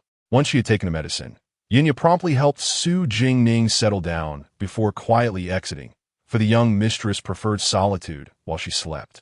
As Su Jingning extinguished the light and lay down, her thoughts wandered to the gifts sent by the Princess Xuanhe that day, causing her insomnia. Surely, if the princess meant to act, she would not bestow such lavish offerings. The princess had departed for Jiangnan at the tender age of 10 to recuperate and had remained there for 4 years, returning to the imperial capital just 2 years prior. She had always favored tranquility, shunning social occasions, with Su Ruofu often attending in her stead. Su Ruofu had been eager for her to remain as reclusive as possible, creating an image of dignified aloofness among the esteemed young ladies of the aristocracy. Only recently, after meeting Prince Ling, had she ventured out a few times, yet scandal ensued. Now, in the imperial capital, she was the subject of ridicule among the noble women, who mocked her for being frivolous, rude, foolish, and haughty. Yet, the princess disregarded the gossip and presented her with such an array of gifts. Su Jingning discerned the genuine delight in Princess Xuanhe's gaze. It was not mere pretense. Was it possible that her assistance to Gu Yin had prompted such kindness? Suddenly, Su Jingning's almond-shaped eyes widened as she slowly retrieved a small dagger from beneath her pillow, gripping it tightly and holding her breath. Someone had entered her room unnoticed. The guards outside were oblivious. Had she not been awake, she might never have sensed the intruder's presence, indicating the remarkable stealth of this individual. She noticed the figure had placed something on the table and lingered there, motionless for an extended period. Gathering her strength, she lunged forward, thrusting the dagger at the intruder. In a swift motion, she launched herself at the figure. In the darkness, the intruder seemed taken aback by her alertness, narrowly avoiding the dagger, but was struck by Su Jingning's palm. He managed to restrain her hand, preparing to retaliate with a kick. Do not move. It is I. A deep, alluring voice whispered in her ear. Su Jingning halted, recognizing the voice. Gu Yinan? Upon seeing her cease her struggle, Gu Yinan released his grip on her. My lady, what troubles you? Are you unable to sleep? Yin Qing, having heard some commotion, inquired from outside the room. Nothing is amiss. I am merely thirsty and have risen to fetch some water. You should return to rest, Su Jingning called out. Oh, then do be sure to rest early, my lady, Yin Qing replied, dismissing it without further thought and returned to her quarters. Upon hearing the sound of the door closing, Su Jingning turned on the desk lamp. By the flickering candlelight, she discerned Gu Yinan standing in her chamber, clad in a blue-gray silk robe. His countenance austere and his expression unyielding as he regarded her, intruding upon her private space without a hint of remorse. A surge of indignation welled up within Su Jingning. Her petite face hardened, and with a tone laced with discontent, she cast a sidelong glance at Gu Yinan and spoke. Young Master Gu, what brings you to my boudoir at such an hour? Your lessons in etiquette are truly remarkable. I did not intend to intrude upon your quarters, Gu Yinan replied, observing the fury etched upon Su Jingning's pale features, eager to clarify. Did you not? Then what reason do you have for being in my room at this moment? Su Jingning's voice grew colder as she seated herself at the table, her sharp gaze fixed upon him. I promised to deliver medicine to you yesterday, but it seems you wish to keep our acquaintance hidden from the Su family. Thus, I could only come when they were asleep. I intended to leave after delivering it, unaware that I would rouse you, Gu Yinan explained gently, striving to soothe her anger. Noticing the flush of color at the tips of Gu Yinan's ears, Su Jingning pondered his sincerity. Observing the medicine on the table, she recalled his mention of a remedy the previous day. Could you not find someone to deliver it to the estate? Must you frighten me at such an ungodly hour? Had you not spoken, I would have inadvertently pricked your hand with this needle, she chided softly, tossing a silver needle from her sleeve. Gu Yinan disregarded the needle, his attention fixated on Su Jingning's left forearm, where a recent wound had reopened, staining her sleeve with crimson.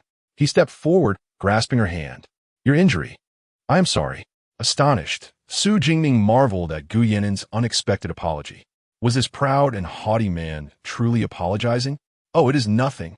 My wounds tend to heal more slowly than others. A slight movement can easily cause them to reopen, she replied dismissively, attempting to withdraw her hand. Do not move. I shall rebandage it for you. Where is the medicine box? Gu Yinan inquired, his brow furrowing, holding her hand firmly. Be gentle, please. The medicine box is over there. Su Jingning indicated, having no choice but to allow Gu Yinan to tend to her injury. Gu Yinan retrieved the medicine box and meticulously unwrapped the bandage from her arm. The wound, which had reopened and was now alarmingly bloody, appeared particularly gruesome against her delicate, fair skin. His frown deepened as he gently cleaned the blood and applied the medicine with tender care, securing the bandage before releasing her hand. He then handed her the medicine. The green seal is for internal use, while the red seal is for external application. Within 10 days, your wound should heal, and I will send someone with scar removal ointment afterward. Understood, Su Jingning replied softly as she accepted the medicine. This injury was incurred because of me. Naturally, I must assist you in your recovery, Gu Yinan stated suddenly, before turning to tidy the medicine box and return it to its rightful place. Su Jingning said nothing in response. Gu Yinan withdrew the dagger that Su Jingning had shot towards him from the wall, the blade embedded deeply, a testament to the formidable skill of the thrower. After several years apart, his prowess had evidently grown significantly. Gu Yinan handed the dagger back to Su Jingning, speaking softly. It's mutual. Are you not the same? You are now a second-rank general. Su Jingning accepted the dagger, returning the sentiment. By the way, early this morning, Princess Xuan has sent a plethora of valuable gifts. She assisted me yesterday, and today has sent so many presents, I cannot accept them. Please find a time to return them for me. Remembering the lavish gifts from the princess, Su Jingning sought Gu Yinan's help to return them. Since the princess has given them to you, you should graciously accept them, Gu Yinan replied nonchalantly. After a moment, he glanced at Su Jingning, gently advising, take good care of yourself. Avoid getting your wound wet. I shall take my leave. With that, he opened the window, deftly climbed out, and closed the window behind him, leaving no trace of his presence. Su Jingning gazed at the now empty window, lost in thought. She realized the need to bolster the security of her courtyard, as it had allowed him to come and go with such ease.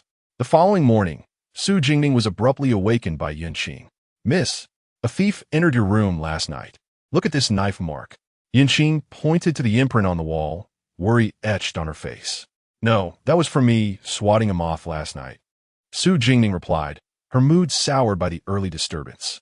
Oh, what moths could possibly be around in winter? Yanqing questioned, puzzled. I said there were, so there were. Please leave. I wish to sleep a bit longer. Su Jingning retorted impatiently. After another half hour, she rose satisfied. Miss, someone from outside the estate has delivered this for you, Yenya announced, presenting a sizable redwood box to Su Jingning. What is it? Do you know who sent it?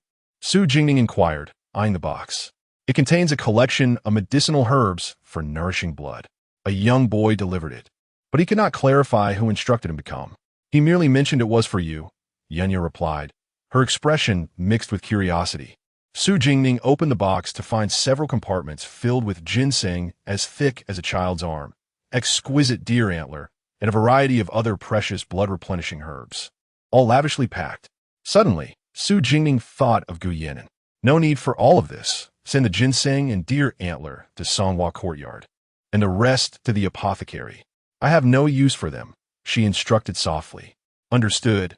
Yenya assumed it was a gift from Miss Yu and did not inquire further, dispatching the herbs to the old matriarch and the apothecary. By the way, Miss Chinruafu awakened yesterday afternoon. She has lingered at the manor. Yenya relayed the news she had not had the chance to share the previous day. Su Jingning's eyes grew cold, an unmistakable disdain flickering across her features. Ensure she is watched closely. After feigning unconsciousness for so long, she must have concocted some scheme to return. Also, keep an eye on the Ling Wangfu. They are her only remaining hope. After that, Gu Yan'an had never visited the Duke of Zhen's residence, but he sent someone to deliver medicine every couple of days, 5 or 6 times over the past 10 days, which piqued Yunya's curiosity. However, the young lady said nothing and merely instructed her to accept the gifts as usual. Yunya, I'm going out today. You must keep it a secret from Mother, Su Jingning said. The wound on her hand had already scabbed over, and the medicine sent by Gu Yan'an indeed proved remarkably effective. In the past, such a minor injury would have taken her a month to heal. Miss, where are you going? I can call someone to accompany you, Yunya inquired, observing Su Jingning, who was clad in a narrow-sleeved blue dress with subtle patterns, draped in a dark blue cloak. No need, I shall return shortly. Today, Mother is visiting Grandmother to pay her respects and likely will not have time to come here. You must keep it from her. Do not let her find out, Su Jingning replied before seizing her short sword and departing without any company.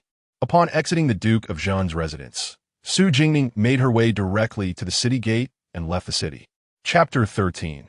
The underworld market of Wuxiao. Upon departing the city, Su Jingning made her way to Wuxiao town, located 20 li from the imperial capital. This town, being the closest settlement to the grand capital of the Great Zhou, has become a refuge for many travelers who, unable to enter the city on the same day, opt to spend the night there. Consequently, Wuxiao town has flourished, surpassing the development of many border prefectures in recent years. Of paramount significance is the existence of the largest underground market in the Great Zhou, nestled within Wuxiao town. Its proximity to the capital, coupled with its status as a transit point for those traveling to and from the city, has created a melting pot of individuals. Numerous transactions deemed unacceptable in the imperial capital find their way to Wuxiao's underground market. Here, one can procure anything: slaves, ferocious beasts, intoxicants, and poisons. Whatever one desires can be found within this clandestine bazaar. However, Su Jingning's purpose for visiting Wuxiao was not to partake in these illicit dealings. Her destination was the underground casino of Wuxiao, which operates quite differently from conventional gambling establishments. This casino wagers with human lives, staging death matches every fortnight. It pits destitute fighters against famished beasts, providing entertainment for the affluent patrons of the casino. In her previous life, in an effort to win the favor of Mu Ling, Su Jingning had ventured to this underground market to acquire a masterpiece of calligraphy from a renowned artist of the past, inadvertently stumbling into this casino. There, she witnessed the gruesome violence and terror that unfolded. The casino would send a fighter to confront a starved tiger or black bear, and placing a living being before such a ravenous creature was akin to a death sentence, as few could emerge victorious against these beasts. On that occasion, she witnessed a fighter being torn apart and devoured by a tiger. Yet, it was through this grim experience that she facilitated the rescue of a prodigious talent, Lu Jifan. Although he had little hope of defeating the Tiger King, he managed to devise a counterattack, showcasing remarkable resilience and ruthlessness. Such qualities were exactly what Mu Ling required, prompting Su Jingning to purchase him and present him to Mu Ling. Lu Jifan possessed strategic acumen that rivaled her own, but was even more ruthless. Had it not been for his gratitude for her life-saving intervention and his loyalty to Mu Ling, she would have remained wary of such a formidable figure. In time, he became Mu Ling's right-hand man, faithfully assisting him in numerous endeavors. When Mu Ling ascended to the throne, he appointed Lu Jifan as the prime minister, granting him unparalleled power and honor, and he was lauded as the genius of Wuxiao, a man of unmatched capability. Su Jingning had long believed that Lu Jifan, celebrated as a genius by the world, was solely driven by ambition and avarice. However, when Mu Ling sought to eradicate her entire family, not a single minister rose to defend the Su family. Only Lu Zhifan fought valiantly on their behalf. He tirelessly sought evidence to vindicate them. And it was during the dark days following the Su family's demise, when he himself was hunted down, that he saved her life. It was then that she realized his heart was never set on power. His loyalty to Mu Ling was merely a means to repay the debt of gratitude he owed her. In her previous life, she had received Lu Zhifan's kindness. And in this life, she intended to rescue him from the casino and restore his freedom, thus repaying the favor he had bestowed upon her. As Su Jingning approached the entrance of the Wushao casino, two doormen stood guard, their fierce demeanor intimidating. When they saw her attempt to enter, they blocked her path. Clad in a cloak, her slender figure concealed beneath the fabric, the hood obscured half her face, revealing only her exquisitely beautiful chin and ruby lips, making her an unlikely patron of such an establishment. "Ah, young lady, do you know where you are? Do not stray from the path," the doorman cautioned, his tone respectful as he noted her elegant attire. "Casino, who are the fighters in today's life-and-death arena?" Su Jingning inquired, her voice cool and composed. The doorman, recognizing her understanding, swiftly stepped aside to allow her entry. "My apologies, please, do come in." He bowed and ushered her within. As Su Jingning followed him into the casino, she was enveloped by a vast hall shrouded in swirling smoke and cacophonous sounds. Numerous gambling tables sprawled across the space. Approaching one of the tables, she glanced over. "Place your bets. The more you wager, the greater your winnings. Will you bet on red or blue?" The dealer called out. Observing the crowd, she noted that many placed their silver on red, while blue attracted scarcely any bets at all. She procured a pouch of silver and placed her wager on blue before preparing to depart. "Hey, miss, are you sure you've placed your bet correctly? That's blue. It's the fighter." A man betting on red grasped her arm, attempting to caution her, believing she had erred. "I'm aware. I am betting on the fighter to win," Su Jingning replied, casting a cold glance at him before turning and ascending the stairs to the observation platform, where she settled into a secluded corner. The arena was constructed within a massive pit, encased in iron bars. From her elevated vantage point, she could behold the unfolding drama below. At that moment, the first round of the life-and-death contest had commenced. A towering black bear had already torn apart two men. The fighter in the ring, now exhausted, clutched a dull dagger, his hands trembling, unable to strike as the massive creature advanced. With a ferocious roar, the black bear lunged at the fighter, violently severing his head from his body. Su Jingning observed with a detached gaze, while those around her reveled in excitement, their cheers echoing through the hall. They had wagered on the beast, anticipating substantial profits. The bear, having devoured three men, was now sated, reclining in its cage and reluctant to move, soon being prodded back inside by the casino staff. The first round concluded, and the second was imminent. A gaunt, ragged man was thrust into the arena, collapsing to the ground, clearly no match for the ferocious beast. Laughter erupted from the crowd. "Is there truly no one left at the casino? They sent in such a feeble creature. It's as if they're handing us money. I heard he was just brought in." The initial fighter is always like this. The true experts are in reserve, remarked a seasoned spectator. Su Jingning gazed at the man in the cage. Though tattered, he held himself upright, exuding no hint of fear. He gradually approached the dagger that had fallen, bending to retrieve it and gripping it firmly, awaiting the beast's emergence. A roar resounded throughout the casino, igniting a frenzy among the audience. "It's the Tiger King. Today promises profit," they exclaimed. The Tiger King had never tasted defeat since his debut in the arena, and today would surely be no different. Indeed, Su Jingning mused inwardly, a cold irony coursing through her thoughts, setting aside the fact that she was aware of Lu Zhifan's victory over the Tiger King. Even if he had not triumphed, the casino would not allow the Tiger King to win today. They would first send a weaker opponent to test the waters, and once the Tiger King's guard was lowered, a skilled fighter would be dispatched to eliminate him. Su Jingning observed Lu Zhifan in the cage with a cold gaze. He had indeed won against the Tiger King today, yet the cost was a leg. In his past life, Lu Zhifan was condemned to a wheelchair due to this. Today, she was determined to keep him unharmed. The heavy iron door creaked open, revealing a massive, imposing tiger, its size nearly double that of an ordinary one. Starved for 2 days by the casino staff, it was now ravenous, its eyes aflame with hunger at the sight of any living creature. Lu Jifan cautiously approached the Tiger King, bending slightly and positioning himself to evade its impending attack. With a thunderous roar, the Tiger King lunged at him. Lu Jifan swiftly rolled away, narrowly avoiding the beast, which crashed into the iron cage, momentarily stunned.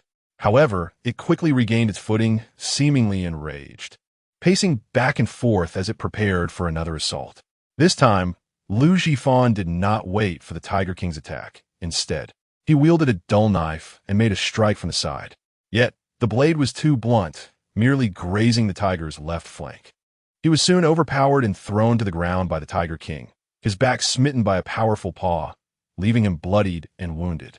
Su Jingning watched, her fingers tightening around 2 slender silver needles concealed within her sleeve. She cast a glance at a man clad in black, holding a sword, stationed nearby.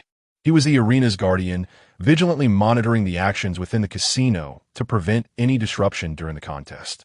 After he turned away, Su Jingning seized the moment, channeling her strength into the silver needles and launching them towards the Tiger King's neck and skull. These needles had been imbued with a potent poison derived from the sap of the arrow tree, which would infiltrate the bloodstream upon contact with an open wound, leading to suffocation and death. When the Tiger King was struck, its body trembled. Seizing the opportunity, Lu Jifan leapt onto the tiger's back, summoning all his strength to drive the dull knife through the beast's skull. The Tiger King emitted a pained roar, causing the spectators to rise in anxious anticipation. With a sudden thud, the Tiger King collapsed, lifeless. Lu Jifan was thrown off, losing consciousness. Had the Tiger King truly perished? How could this be? Was it a ruse? No, it couldn't be. He had wagered all his money on the Tiger King. Anguish and fury washed over those who had bet on the Tiger King's victory, their faces reflecting despair as they realized their fortunes were now lost, their livelihoods at stake. Such is the nature of gambling, swift and capricious, capable of reducing one to nothing in an instant. Su Jingning rose and exited the viewing platform, unnoticed by anyone for her earlier actions. Upon leaving, she encountered a casino attendant and halted him. "Take me to see your master," she demanded. The attendant hesitated, scrutinizing her with suspicion, mistaking her for a disgruntled loser seeking trouble. "Our master is not someone just anyone can meet. Leave quickly if you have lost. Do not create a disturbance here," came the disdainful voice. "May I meet the proprietor?" Su Jingning produced a jade tablet engraved with intricate totems and handed it to the attendant. The man did not recognize the tablet, but found it vaguely familiar. This time, his attitude softened slightly as he hesitated, saying that it was unfortunate, but the proprietor was not present today. If the young lady had no urgent matters, perhaps she could return another time. "Surely, you must have someone in charge at such a large establishment," Su Jingning replied, her face obscured by her cloak, yet her icy tone conveyed a hint of anger. The attendant, taken aback by her firmness, sought a way to dismiss her. "May I inquire what business you have with the proprietor, young lady?" At that moment, a middle-aged man, accompanied by 2 young attendants, approached them, exuding an air of politeness. "Mr. Xie," the attendant greeted him with respect. The man, referred to as Mr. Xie, gave the attendant a glance that signaled him to withdraw. "Are you able to make decisions here?" Su Jingning inquired, casting a glance at Mr. Xie. "I am Xie Dong, the one in charge of this establishment, and I do have some authority," he replied, bowing slightly to Su Jingning. Though he did not recognize her, he was familiar with the jade tablet. It belonged to the owner of the renowned Fengding Tower in Jiangnan, and he understood the necessity of treating her with utmost respect. Chapter 14. Rescuing Lu Jifan. Su Jingning was invited by Mr. Xie to a private room. "I am Xie Dong. May I inquire how to address you, my lady?" Xie Dong spoke with a gentle demeanor, smiling at Su Jingning. She remained silent, prompting Xie Dong to continue. "What brings you to seek our venue's assistance?" With a smile, he inquired further. "I wish to purchase one of your casino's enforcers." Su Jingning's voice was icy, her cloak partially obscuring her face, preventing Xie Dong from discerning her features. It was not uncommon for affluent patrons to acquire winning enforcers from their casino for protection. Thus, Xie Dong did not dwell on it and simply asked, We have many esteemed enforcers. Which one do you wish to acquire? The one who triumphed over the Tiger King today. Xiedong was taken aback. He had not anticipated that the casino had arranged for a more formidable enforcer after the one who had just faced the Tiger King. The latter was merely a filler, and although he had emerged victorious today, he had sustained severe injuries and would be unable to serve the casino again, rendering him essentially useless. Why then? Would this lady desire him? My lady might reconsider. The injured man may not serve you well. He cautioned gently. I want him. Name your price, Su Jingning insisted, wishing to expedite the matter. Soon enough, the true cause of the Tiger King's demise would be uncovered by the casino, leading to a plethora of complications. Seeing Su Jingning's resolute determination, Xiedong ceased his objections. He is of low status and injured. According to casino regulations, I can offer you a discount, 45 taels of silver. Without hesitation, Su Jingning produced 50 taels of silver from her pocket and tossed them to the servant behind Xiedong. Give me the contract and take me to him, she commanded coldly. Xiedong's servant nodded in acknowledgement, and Xiedong relayed instructions. Shortly thereafter, the contract for Lu Jifan was delivered. Xiedong handed it to Su Jingning, who examined it carefully before stowing it away. He then instructed a nearby attendant, take this lady to the dark room. Following the attendant, Su Jingning arrived at a row of dim, damp chambers, within which many enforcers were confined. They hailed from humble origins, their lives deemed as insignificant as blades of grass. And thus, no one would care. This is the one, my lady. Please go ahead. The attendant, rather astute, opened the door for Su Jingning. This lowly slave is truly fortunate. He has only been here for half a year and has already defeated the Tiger King. Such fortune must be the result of several lifetimes of merit. Hey, wake up. Someone has bought you, and you shall no longer serve as an enforcer. The attendant praised Su Jingning before calling out to Lu Jifan, who lay unconscious in the corner. Su Jingning gazed at the unconscious Lu Jifan. Despite his filthy visage, his refined bone structure was evident. She handed the attendant a silver ingot. He is unconscious. I would appreciate your assistance in carrying him out and finding a carriage for me.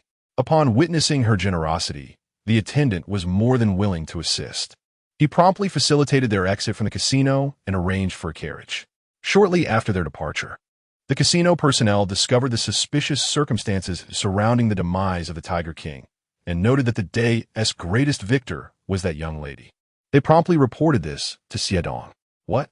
Hurry and pursue her. It is imperative that we apprehend her, should she disrupt the casino's rules.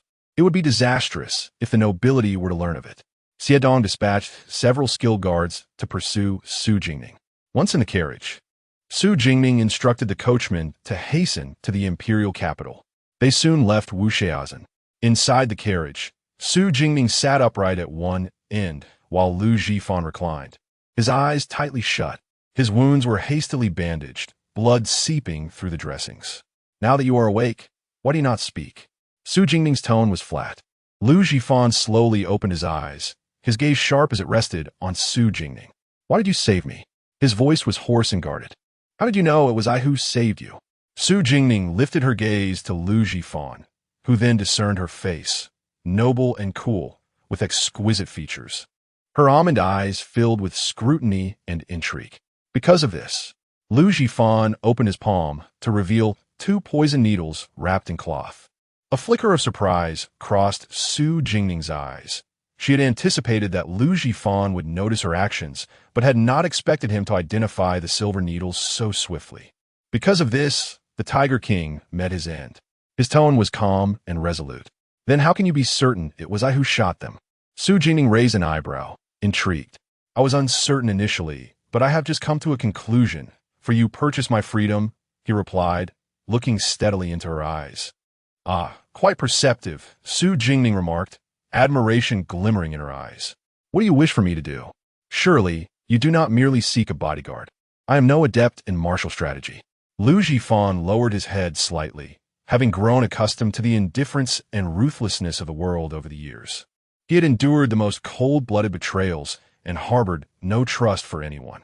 Su Jingning remained silent, merely glancing at his blood-stained wound. Tend to your injuries first. Lu Jifan was taken aback by her response. When he looked at her again, she had already closed her eyes. He found her reaction peculiar, sensing no scheming from this young lady. Suddenly, the speeding carriage came to an abrupt halt, causing Su Jingning to jolt and quickly steady Lu Jifan, who was nearly thrown out. The carriage had stopped in a forest, where 5 or 6 guards from the casino, armed with swords, blocked their path, their demeanor menacing. "Who dares to obstruct our way?" the coachman inquired. "The individuals inside have violated the rules of the casino. We must take them back to report to the owner," the leader declared. Upon hearing that they were from the Wuxiazan casino, the coachman, filled with fear, leaped from the carriage and fled into the woods. The casino's enforcers were known for their brazen behavior, mercilessly killing without a second thought. "You, young lady, have broken the casino's rules and yet seek to escape? Do you believe this place is devoid of consequence?" The leader continued with an arrogant tone. "Operating an illicit casino, bribery, cruelty, and the slaughter of innocents. Are you not aware of how many regulations you have violated in the Great Zhou?" Su Jingning's calm and serene voice emerged from within the carriage. The leader, upon hearing her, wore an expression of disdain. "And what if we do?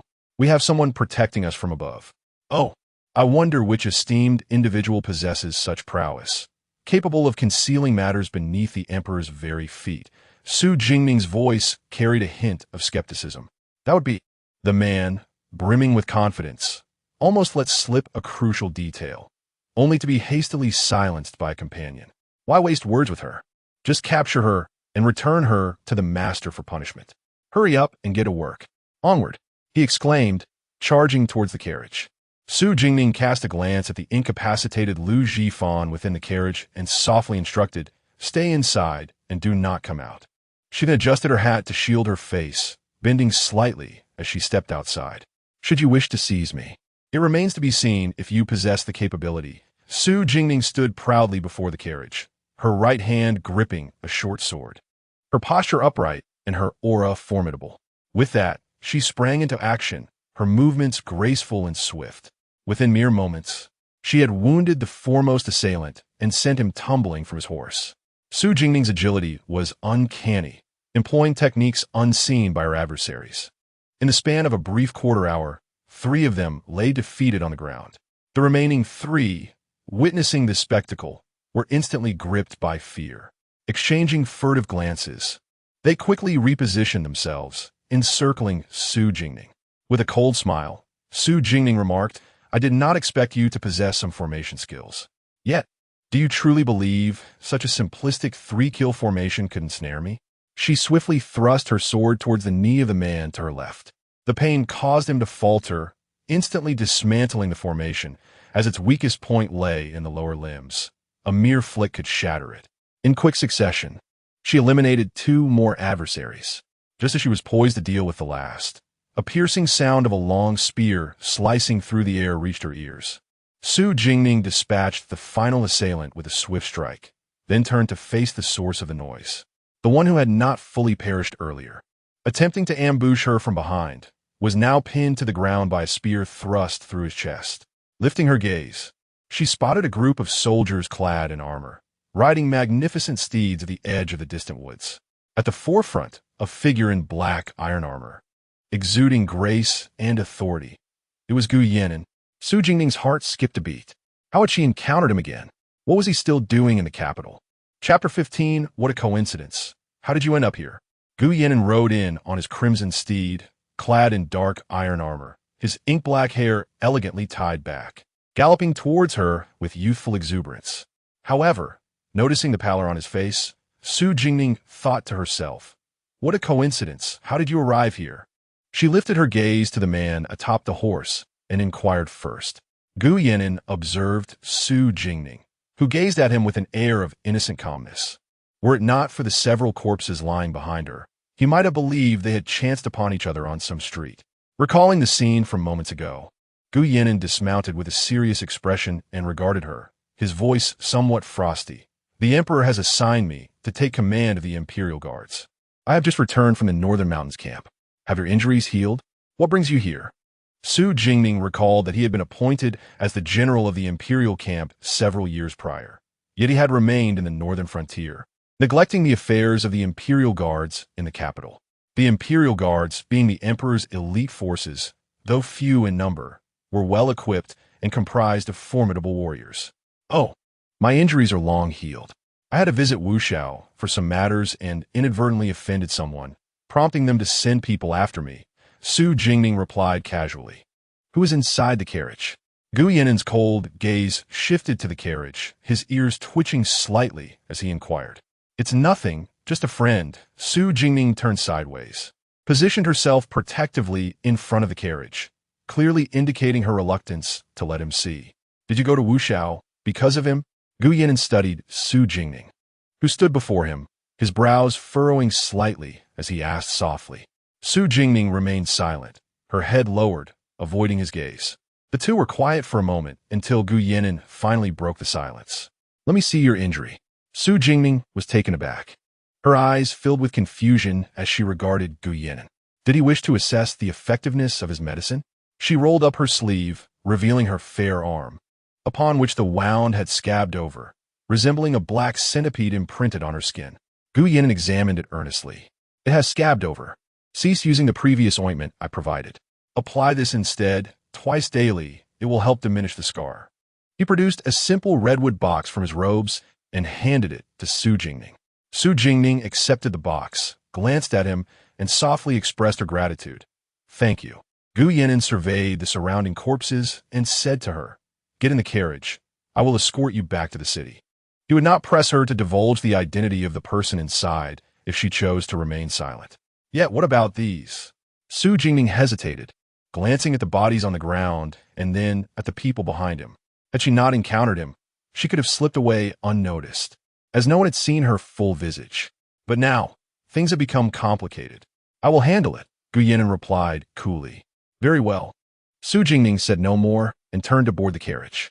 For reasons unknown, upon her reunion with Gu Yannin, the fear she once harbored towards him in her previous life had dissipated. Perhaps it was because he still bore traces of his childhood self. After all, they had spent half a year together in Yuqing, and she considered him a friend. Reflecting on it now, it seemed Gu Yannin had never truly wronged her. Her apprehension had stemmed from her association with Mu Ling and his overwhelming prowess, which had fostered a deep-seated wariness and fear within her. After Su Jingning entered the carriage, she overheard her soldiers being instructed to bury the bodies and to disregard the events of the day. Gu Yannin, now the commander of the Imperial Guard and a favored minister of the Emperor, commanded a level of respect that left them too intimidated to speak of such matters. Moreover, having recently pledged their loyalty to him, these soldiers had witnessed the rise of a young hero, whose reputation in the northern frontier was indeed well-deserved, solidifying his role as the leader of the Imperial Guard. As Su Jingning settled into the carriage, Lu Jifan regarded her thoughtfully, having heard her exchange with the general outside, where she referred to herself as a friend, despite their lack of prior acquaintance. What could have compelled her to save him? Entering the city alongside Gu Yannin, they faced no scrutiny at the city gates, thus avoiding considerable hassle. I have matters to attend to at the palace. Would you like me to send someone to escort you home? Gu Yannin inquired gently as he approached the carriage. No need. Please attend to your affairs. Su Jingning replied softly, lifting a corner of the curtain to gaze at him with her almond-shaped eyes. Thank you for today. Her eyes sparkled with sincerity as she spoke. Gu Yannin nodded slowly in acknowledgement before turning and riding away, a flicker of doubt crossing his expression as he recalled the blood-stained fabric he had glimpsed within the carriage. Who was this person that warranted such secrecy? Once Su Jingning parted ways with Gu Yannin, she took a detour to bring Lu Jifan to the Fengting Tower. Doctor, how is his condition? She asked, observing the unconscious Lu Jifan, whose injuries appeared serious, although his legs had escaped harm this time. He has lacerations on his abdomen and chest. Fortunately, they did not affect his heart or lungs. With some medicine and a month or two of rest, he should recover. However, this young gentleman seems troubled and emotionally burdened, which may impede his healing, the doctor explained to Su Jingning. Emotionally burdened? I understand. Please prescribe the best medicine for him, she replied, a hint of confusion in her voice. Of course, the doctor said before following an assistant to gather the necessary herbs. As Su Jingning gazed at the handsome face of Lu Jifan lying on the bed, she recalled his past life, where he claimed to be an orphan, alone and without kin, never revealing any details of his history. Despite her investigations, she had only discovered that he had been purchased from a distant province a year prior, leaving her with a sense that he was concealing something significant. Yet, that was of little consequence now. She had rescued him, and once he healed, it would be as if she had repaid the debt of gratitude from his previous life. Uncle Yen, when he awakens, give him this. Take good care of him. If he wishes to leave the capital, provide him with some silver. If he decides to stay in the city, help him find a suitable position, Su Jingning instructed, handing Lu Jifan's contract to Cheng Yin, the steward of Fengting Tower, who had been waiting nearby. Understood, young lady, Cheng Yin responded, glancing at the man on the bed as he accepted the contract, noting the status marked as lowly. But how does the young lady know of a man of such humble origins, and why would she wish to save him? Miss, the owner sent a message, and I was planning to deliver it today. Since you are here, I shall refrain from sending it to your residence. Cheng Yin followed Su Jingning out the door, handing her a letter. Upon reading it, Su Jingning learned that after Yu Sun's return, she would commence the expansion of the Fengting Tower, progressing gradually from south to north. Originally renowned in Jiangnan for its hospitality and culinary offerings, Fengting Tower had ascended to the status of the most illustrious establishment in the region, attracting numerous esteemed scholars and notable figures. This time, Yu Sun planned to incorporate a dance hall and a tea house into the newly constructed tower. Having nurtured a multitude of dancers, musicians, and tea masters in Jiangnan, the capital was also in the process of erecting a new Fengting Tower, which would be operational after the new year. The letter concluded with a reminder for Su Jingning to take her medication regularly and to rest well, assuring her that she would return after the new year to check on her. A smile graced Su Jingning's lips, appreciating Yu Sun's diligence and meticulousness in fulfilling her responsibilities. Uncle Yen, please convey a response to Yu Sun, urging her to prioritize her safety above all else. Should any troubles arise, she must not hesitate to inform me. With the new Fengting Tower underway and numerous matters at hand, do take care of your health as well, Su Jingning gently instructed. Yes, my lady, rest assured. I will ensure that matters in the capital are well managed, Cheng Yin replied with a bow. Indeed, I have lingered outside for too long today. I must return. Could you pack a few boxes of pastries for me? I fear my mother may discover that I slipped away, Su Jingning said with a mischievous smile, glancing at Cheng Yin. Certainly, there are several new pastries that have garnered much popularity. I shall prepare some for you to take back. Cheng Yin replied with a smile before heading off to gather the treats. As Su Jingning descended the stairs, she awaited her pastries while observing the bustling business within the tower. Fengting Tower truly lived up to its reputation as the foremost establishment in Jiangnan, now gracing the capital with its elegance and charm. The Seoul Tower attracted dignitaries and affluent individuals, and in recent days, the newly released pastries had become quite the sensation, prompting a long queue at the entrance for eager patrons. Chapter 16. Bone-crushing hatred. Jingning, a clear and gentle male voice, laden with surprise, emanated from behind Su Jingning. She froze, her body turning icy, her pallid face betraying her turmoil. Her small hands, clenched into tight fists at her sides, struggled to suppress her seething hatred. This voice was one she would never forget. Mu Ling. Regaining her composure, Su Jingning slowly turned to face Mu Ling, who was adorned in a pale blue robe embroidered with cloud patterns. His features were soft and refined, presenting an aura of tranquility that belied any hint of menace. Yet, Su Jingning was acutely aware that no one in this world could play the part as well as he could. With a humble origin and lacking the emperor's favor, he feigned disinterest, wandering the realm unnoticed, allowing all to lower their guard. But this was merely a fade, concealing his ravenous ambition. After all, which of the princes had not fallen victim to his schemes? Your Highness, I have had the honor of meeting the esteemed Prince Ling, Su Jingning said, inclining her head in a respectful gesture. Yet, in the moment her gaze fell, the murderous intent in her eyes was unmistakable. Jingning, there is no need for such formalities between us. Mu Ling stepped forward, attempting to assist her, a hint of dissatisfaction with her distance evident in his tone. Su Jingning gently evaded his hand, feeling a wave of revulsion at his presence. I have only met His Highness twice. It seems inappropriate for you to address me by my given name. It would be more fitting for you to refer to me as Miss Su Air, she replied, taking a step back, her demeanor frosty as she cast a cold glance at him. Mu Ling observed her, recalling the words of Chun Ruo Fu, who had informed him of Su Jingning's awareness of his machinations. It was no wonder she regarded him with such icy indifference. I have been remiss, having not seen you in quite some time. Encountering you now brings me unexpected joy. I hope you can forgive my abruptness, he said, performing a courteous bow, his expression tinged with regret. If your highness has no further matters to discuss, I shall take my leave. Su Jingning nodded at him, preparing to turn away.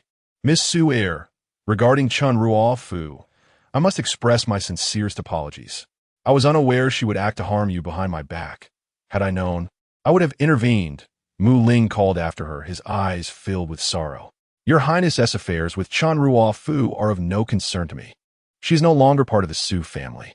If you are enamored with her and wish to marry, then so be it. Why must you continue to entangle me in this? Su Jingning turned slightly, her brows knitting in discontent, her voice sharp and cold. She found any further interaction with him repulsive. The surrounding onlookers caught her words, recalling the recent announcement from the Duke of the State, severing ties with his adopted daughter Su Ruo Fu, accusing her of plotting against her legitimate sister. It appeared this was all for the sake of Prince Ling. Miss Su Air, you have misunderstood, he implored, gazing at her exquisite visage, his previously icy anger thawing as he wished to approach her. Your Highness, as a prince, you must maintain your dignity. Su Jingning evaded his grasp, shooting him a cold glance before turning and exiting the pavilion without a bow. Unbeknownst to them, the third miss of the Su family was entangled with Prince Ling, leading to the assumption that the recent rumors were indeed fabricated. Judging by the demeanor of the second Miss Su, it seemed she too had been kept in the dark by both Prince Ling and the adopted daughter of the Su family, prompting murmurs of discontent among the onlookers. Mu Ling's face grew increasingly somber amidst the pointed murmurs surrounding him. Regardless of what she knew, he was determined to possess her. The military power of the Duke of Zhenguo must be his. Su Jingning never anticipated encountering Mu Ling on this day, her heart seething with resentment, a pain that penetrated to the very marrow of her bones.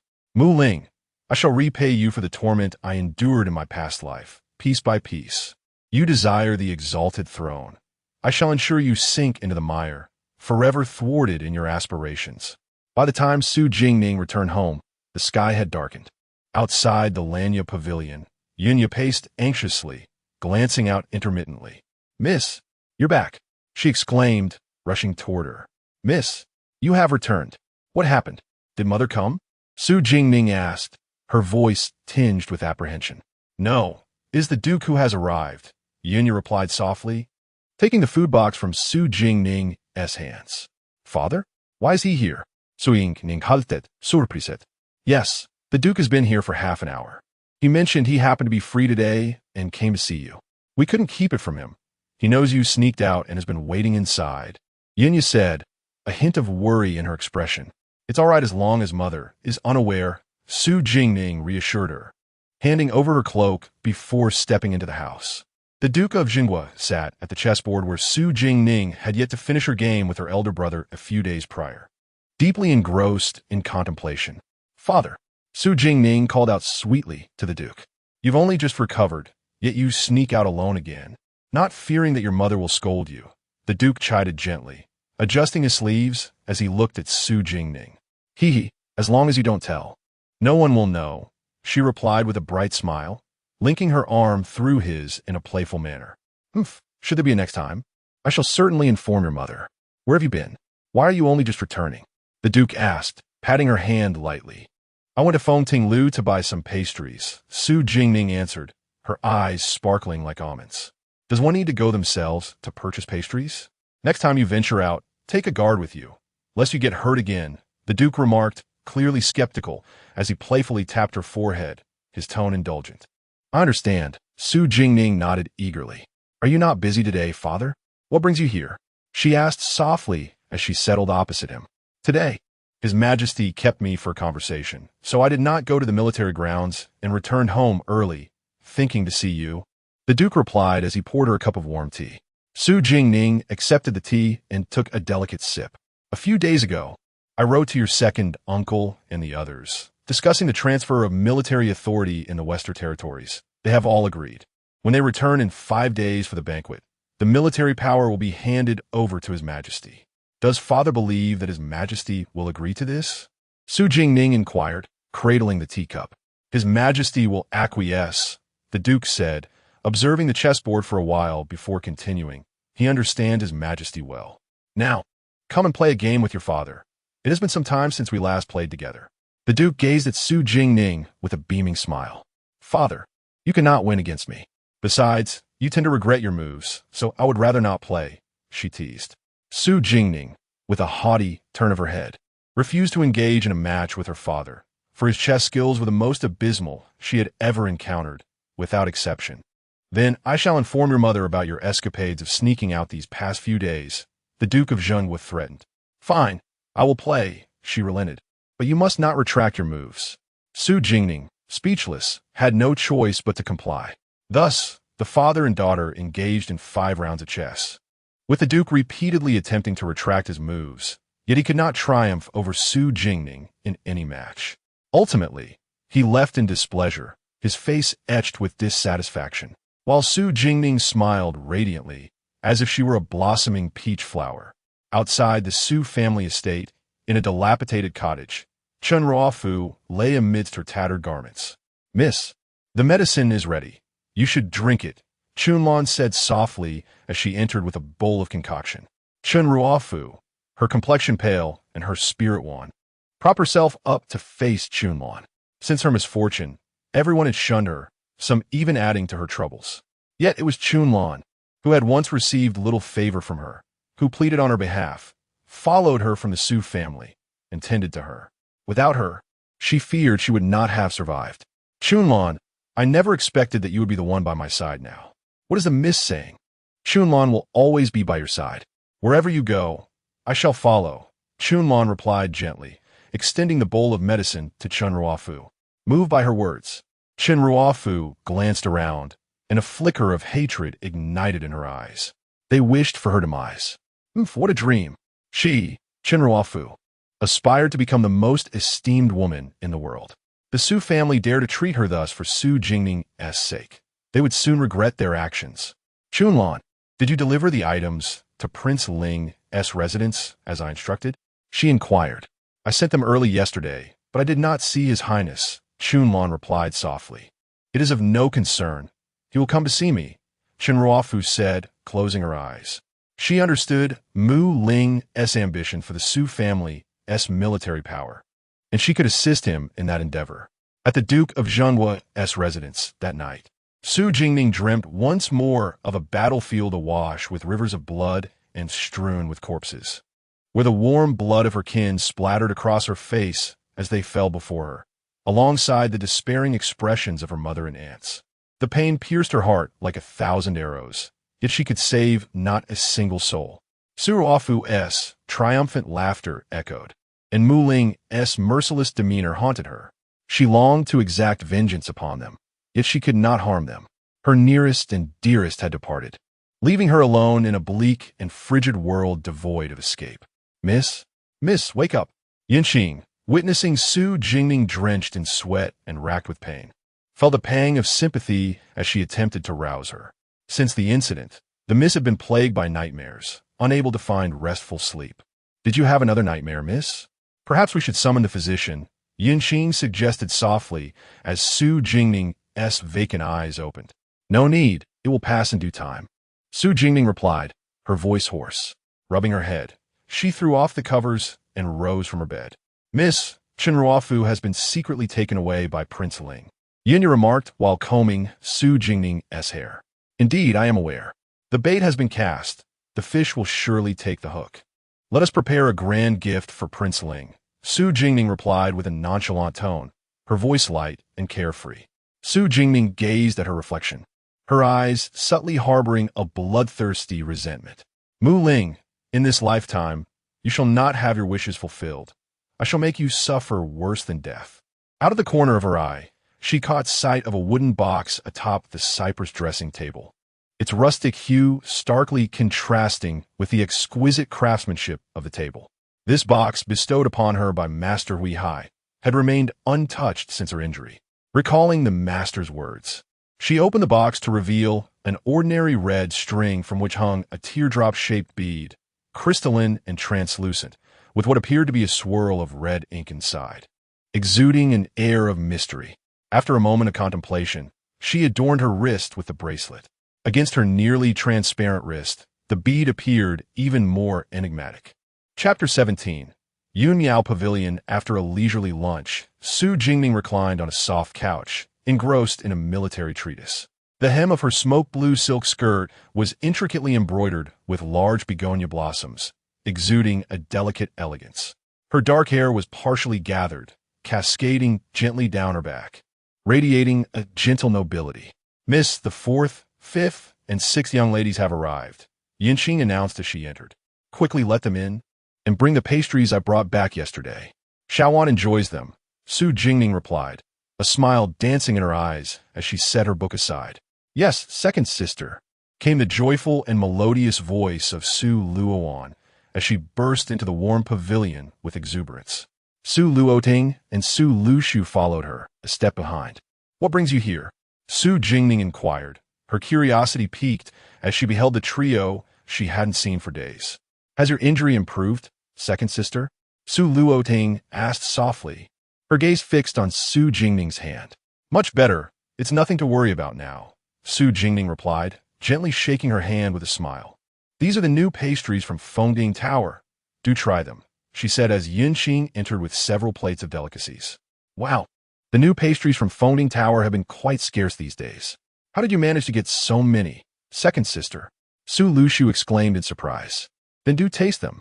Su Jingning laughed as she offered a piece of plum blossom pastry to Su Luoan. After indulging in the pastries, Su Luoan's eyes sparkled with excitement. "Second sister, let's go out today." With the festival approaching, Shenwu Street must be bustling with activity, she urged, her big eyes filled with anticipation. Due to second sister's injury, their mother had confined her to studying at home, and it had been a long time since they ventured outside. "By the way, my mother just mentioned that she has a plethora of new jewelry and ready-to-wear garments at her shop on Shenwu Street. Shall we go and choose something we like?" Su Lushu suggested, gazing at Su Jingning. "I think that sounds splendid. The weather is nice today, and it hasn't snowed, so as long as second sister dresses warmly, it should be fine," Su Luoting added gently. "Very well. It has been ages since we sisters have gone out together," Su Jingning replied with a soft laugh. "If my sisters wish to go, I shall accompany them." Shenwu Street, the most vibrant thoroughfare of the imperial capital, was a wide east-west avenue bustling with merchants and vendors, brimming with an array of delightful goods. The lively cacophony of voices created a scene of exuberant prosperity. The carriage from the Duke of Zhen Kingdom gradually came to a halt at Yun Miao Pavilion. This establishment, a dowry property of the third wife, Lady Lu, exclusively offered women's clothing and exquisite jewelry. The silks used for the garments were the finest in the imperial capital, and their innovative, elegant designs were highly sought after by noble women. The jewelry was masterfully crafted, rivaling even the artistry found in the imperial court. Whenever a new collection was released, the third wife ensured that the ladies of the duke's household received their share. If they preferred not to select themselves, she would have it delivered directly to them. However, it seemed that the sister showed little interest in attending banquets, as many of the jewelry and garments remained unworn. "Miss," the maids of Yun Miao Pavilion greeted as soon as they disembarked, spotting Su Lushu. They hurried to offer their respects. For Su Lushu occasionally assisted the third wife in managing the pavilion, making her well known among the staff. Su Luoting and Su Luoan had visited a few times, but it was Su Jingning's first experience at this enchanting place. The Yun Miao Pavilion is exquisitely designed, with the first floor showcasing an array of meticulously crafted garments that capture one's attention, while the jewelry resides on the second floor. The air within the store is fragrant and refined. Business at Yun Miao Pavilion is thriving, and at this moment, many noble ladies are selecting their attire. Mother mentioned that the store has released new styles. Let's take a look, Su Luoshu gently suggested. Right this way, miss, the maid said, bowing her head as she guided them to another elegant chamber where the new arrivals were displayed. Inside, several elegantly dressed women were gathered. You needn't stay. We can manage on our own, Su Luoshu said, a smile gracing her features as she dismissed the maid. Sister, do pick some pieces. Which ones do you fancy? I shall have them wrapped for you, Su Luoshu urged, joyfully pulling Su Jingning along. I need not, for Aunt recently gifted me 2 outfits, which remain unworn. Su Jingning replied with a smile. You should select for your 4th sister and Xiao one instead. She had acquired so many garments that she had yet to wear several. Then let us head to the 2nd floor to see the jewelry. I hear they have released several exquisite sets, Su Luoan suggested, noting Su Jingning's lack of interest in clothing and wishing to help her select some adornments. Su Jingning, possessing striking beauty, simply did not have a penchant for jewelry. There's no need. I will go myself.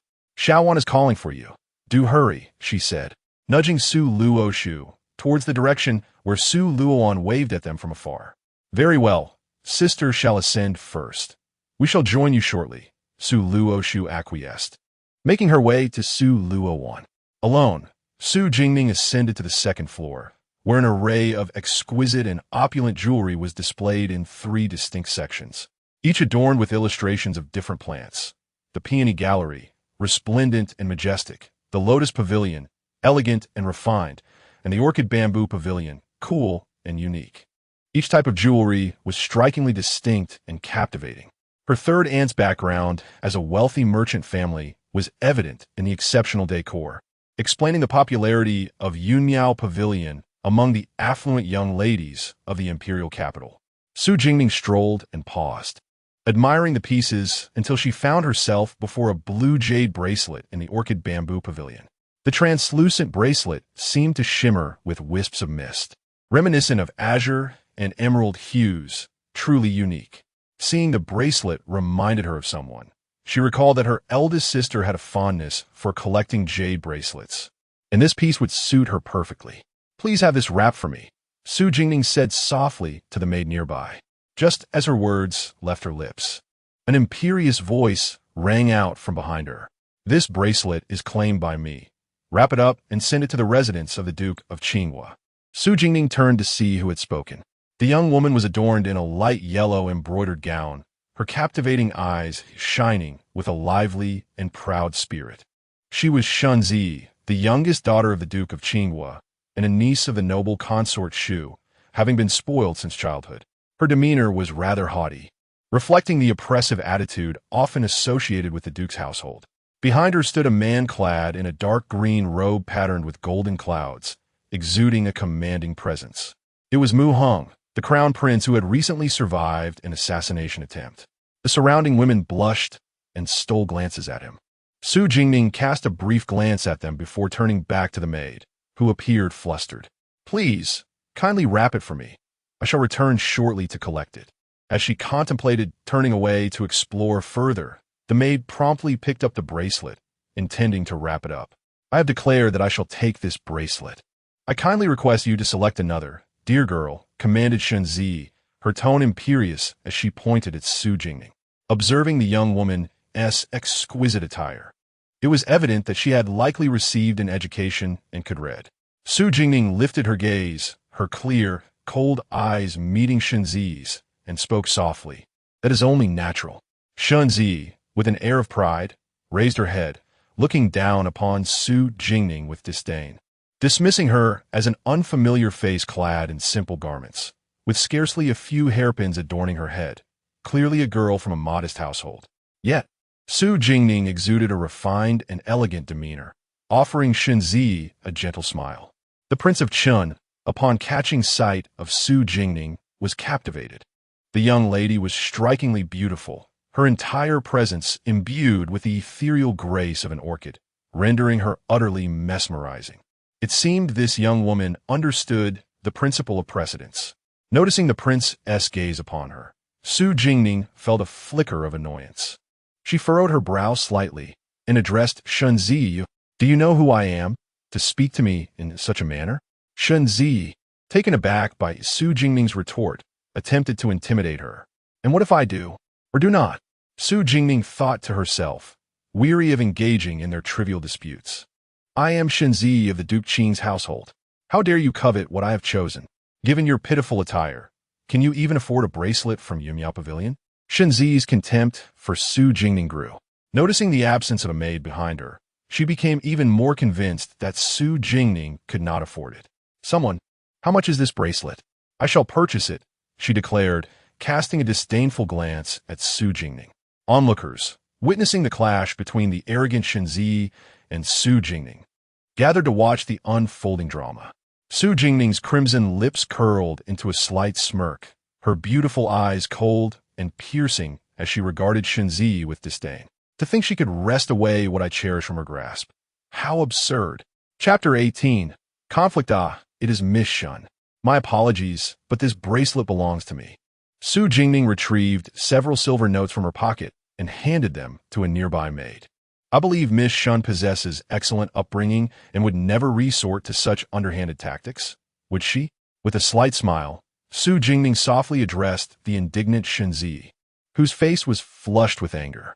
She then turned away, ignoring her, and continued to point at several exquisitely crafted and elegantly luxurious headpieces nearby. This one, that one, and that one over there. Please wrap them all up for me, she instructed the maid. Watching the composed Su Jingning, Shenzi's anger flared within her, and she resolutely decided not to yield to Su Jingning's whims. Wrap all of those up and send them to the Duke of Qing's residence. Laifu, pay for them. She commanded the steward to settle the bill promptly to prevent Su Jingning from getting ahead. The steward obeyed, immediately pushing past Su Jingning to make the payment. Miss Shun, these are the newly released 4 limited edition Lan Zhu Ting headpieces, truly one of a kind in the entire imperial capital. Are you certain you want them all? The maid was thrilled, as this was an exceptionally lucrative order. Each headpiece costs 500 taels of silver, totaling 2,000 taels for the 4 sets. No need for further discussion. Wrap them up for me. Shenzi's heart ached, as this expenditure would deplete half of her small fortune, and she would surely face her father's wrath upon returning. A glimmer of amusement flickered in Su Jingning's eyes as she gently remarked to Shenzi, Miss Shun, you truly live up to your status as a daughter of the Duke of Qing, so extravagantly wealthy. Humph, how could I possibly compare to someone of your lowly background? Shenzi exclaimed, her pride swelling to new heights. Do not be rude. The ever-watchful Prince Mu Hung finally interjected, shaking his folding fan as he reproached her gently. He approached Su Jingning with a warm expression, displaying great magnanimity. My dear young lady, it was indeed Ear's fault. Please choose whatever you like. Consider it an apology from her. This girl is quite interesting. With just a few words, she incited Ear to spend 2,000 taels on headpieces. The girl naively believed she had triumphed. Cousin, how could you assist her? Shenzi was incredulous, not having anticipated Mu Heng's support for Su Jingning. Ear, as a lady of the Duke's residence, you must be cultured and reasonable, not willful. You were indeed disrespectful just now, Mu Heng admonished, his brow furrowed. Su Jingning observed the 2 siblings with a cool gaze. So, it is His Highness Prince Mu.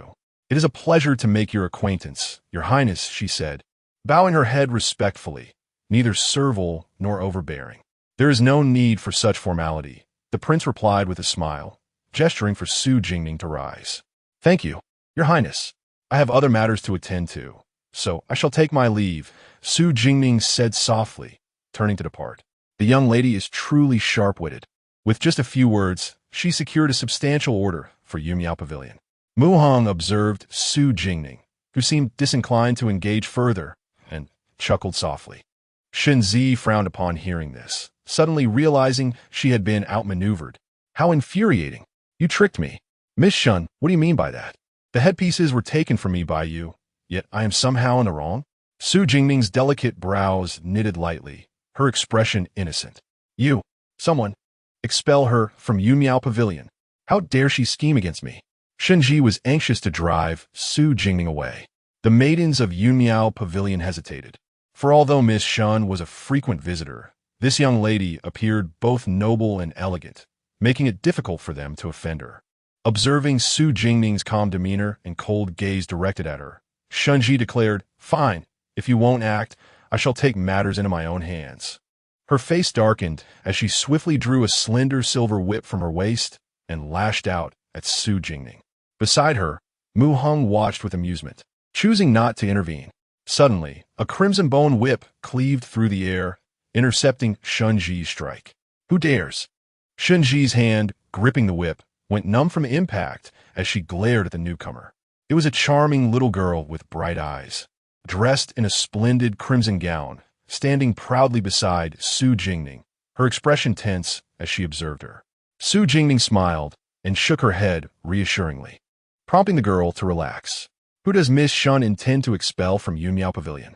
Su Luoshu, clad in a light purple gown, exuded an air of calm detachment, her beauty striking. She was accompanied by the manager of Yunmiao Pavilion and several maidens. Su Luoting approached Su Jingning and inspected her from head to toe. Su Jingning returned her smile, while Su Luoting turned her cold gaze toward Shinji.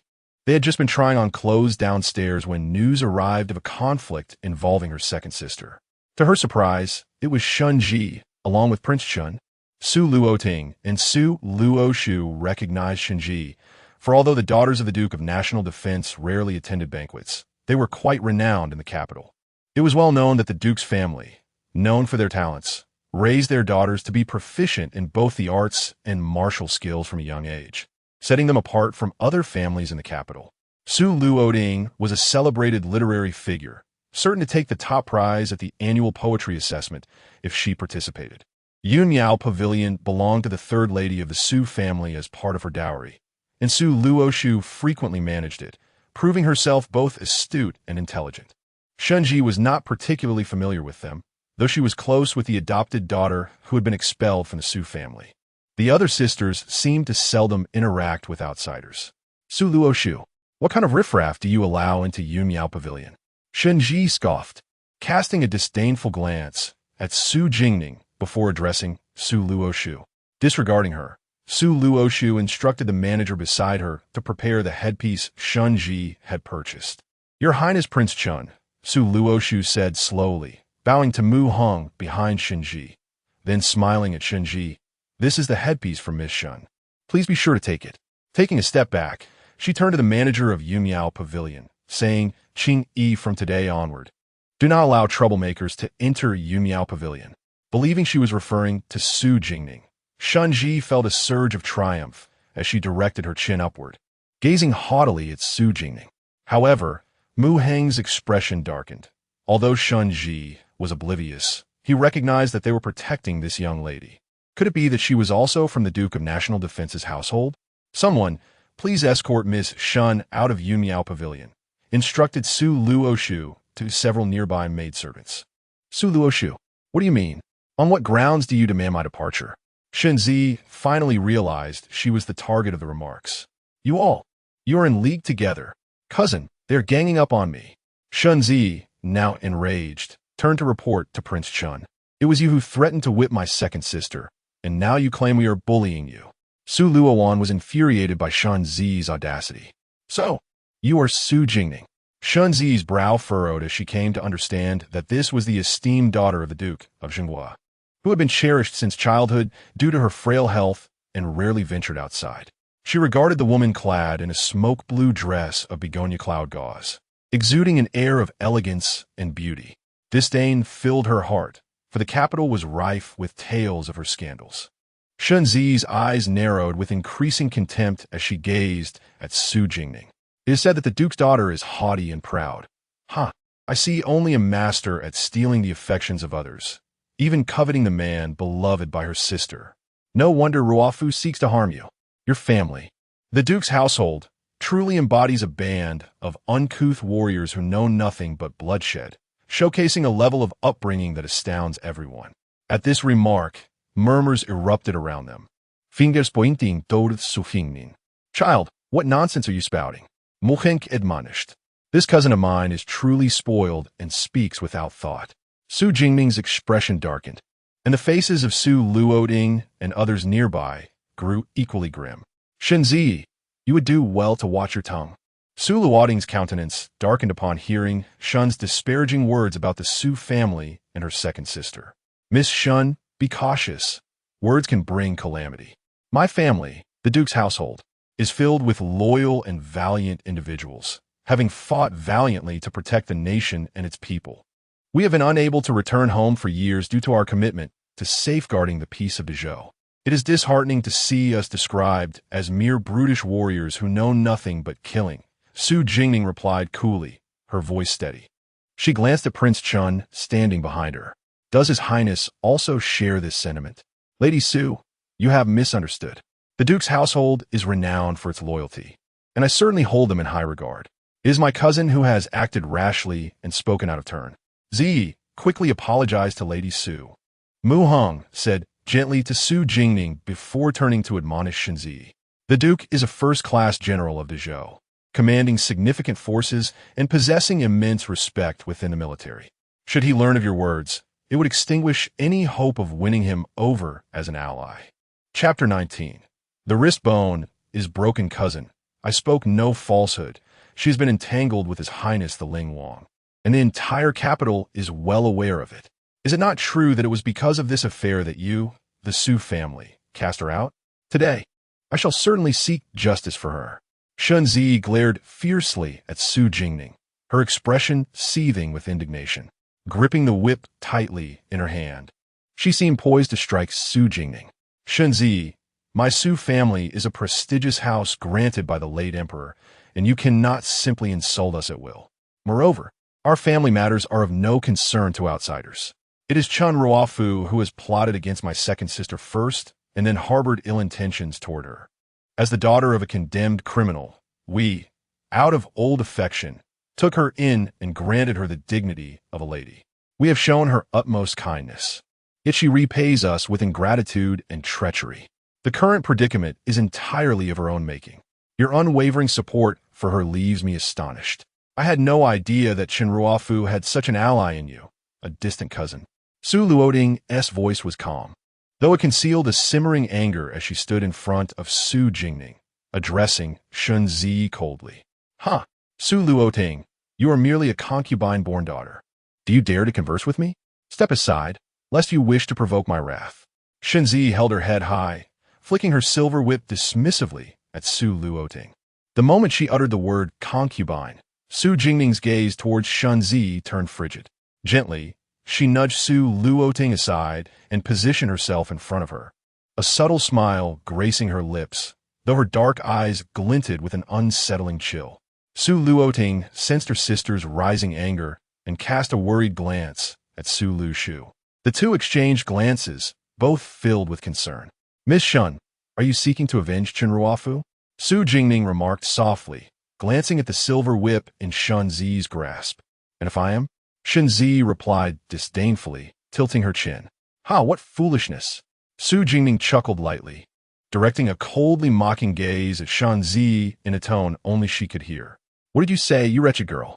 Shunzi, incensed by the slight, lashed out with her whip, which glinted menacingly as it sliced through the air, instantly silencing the crowd.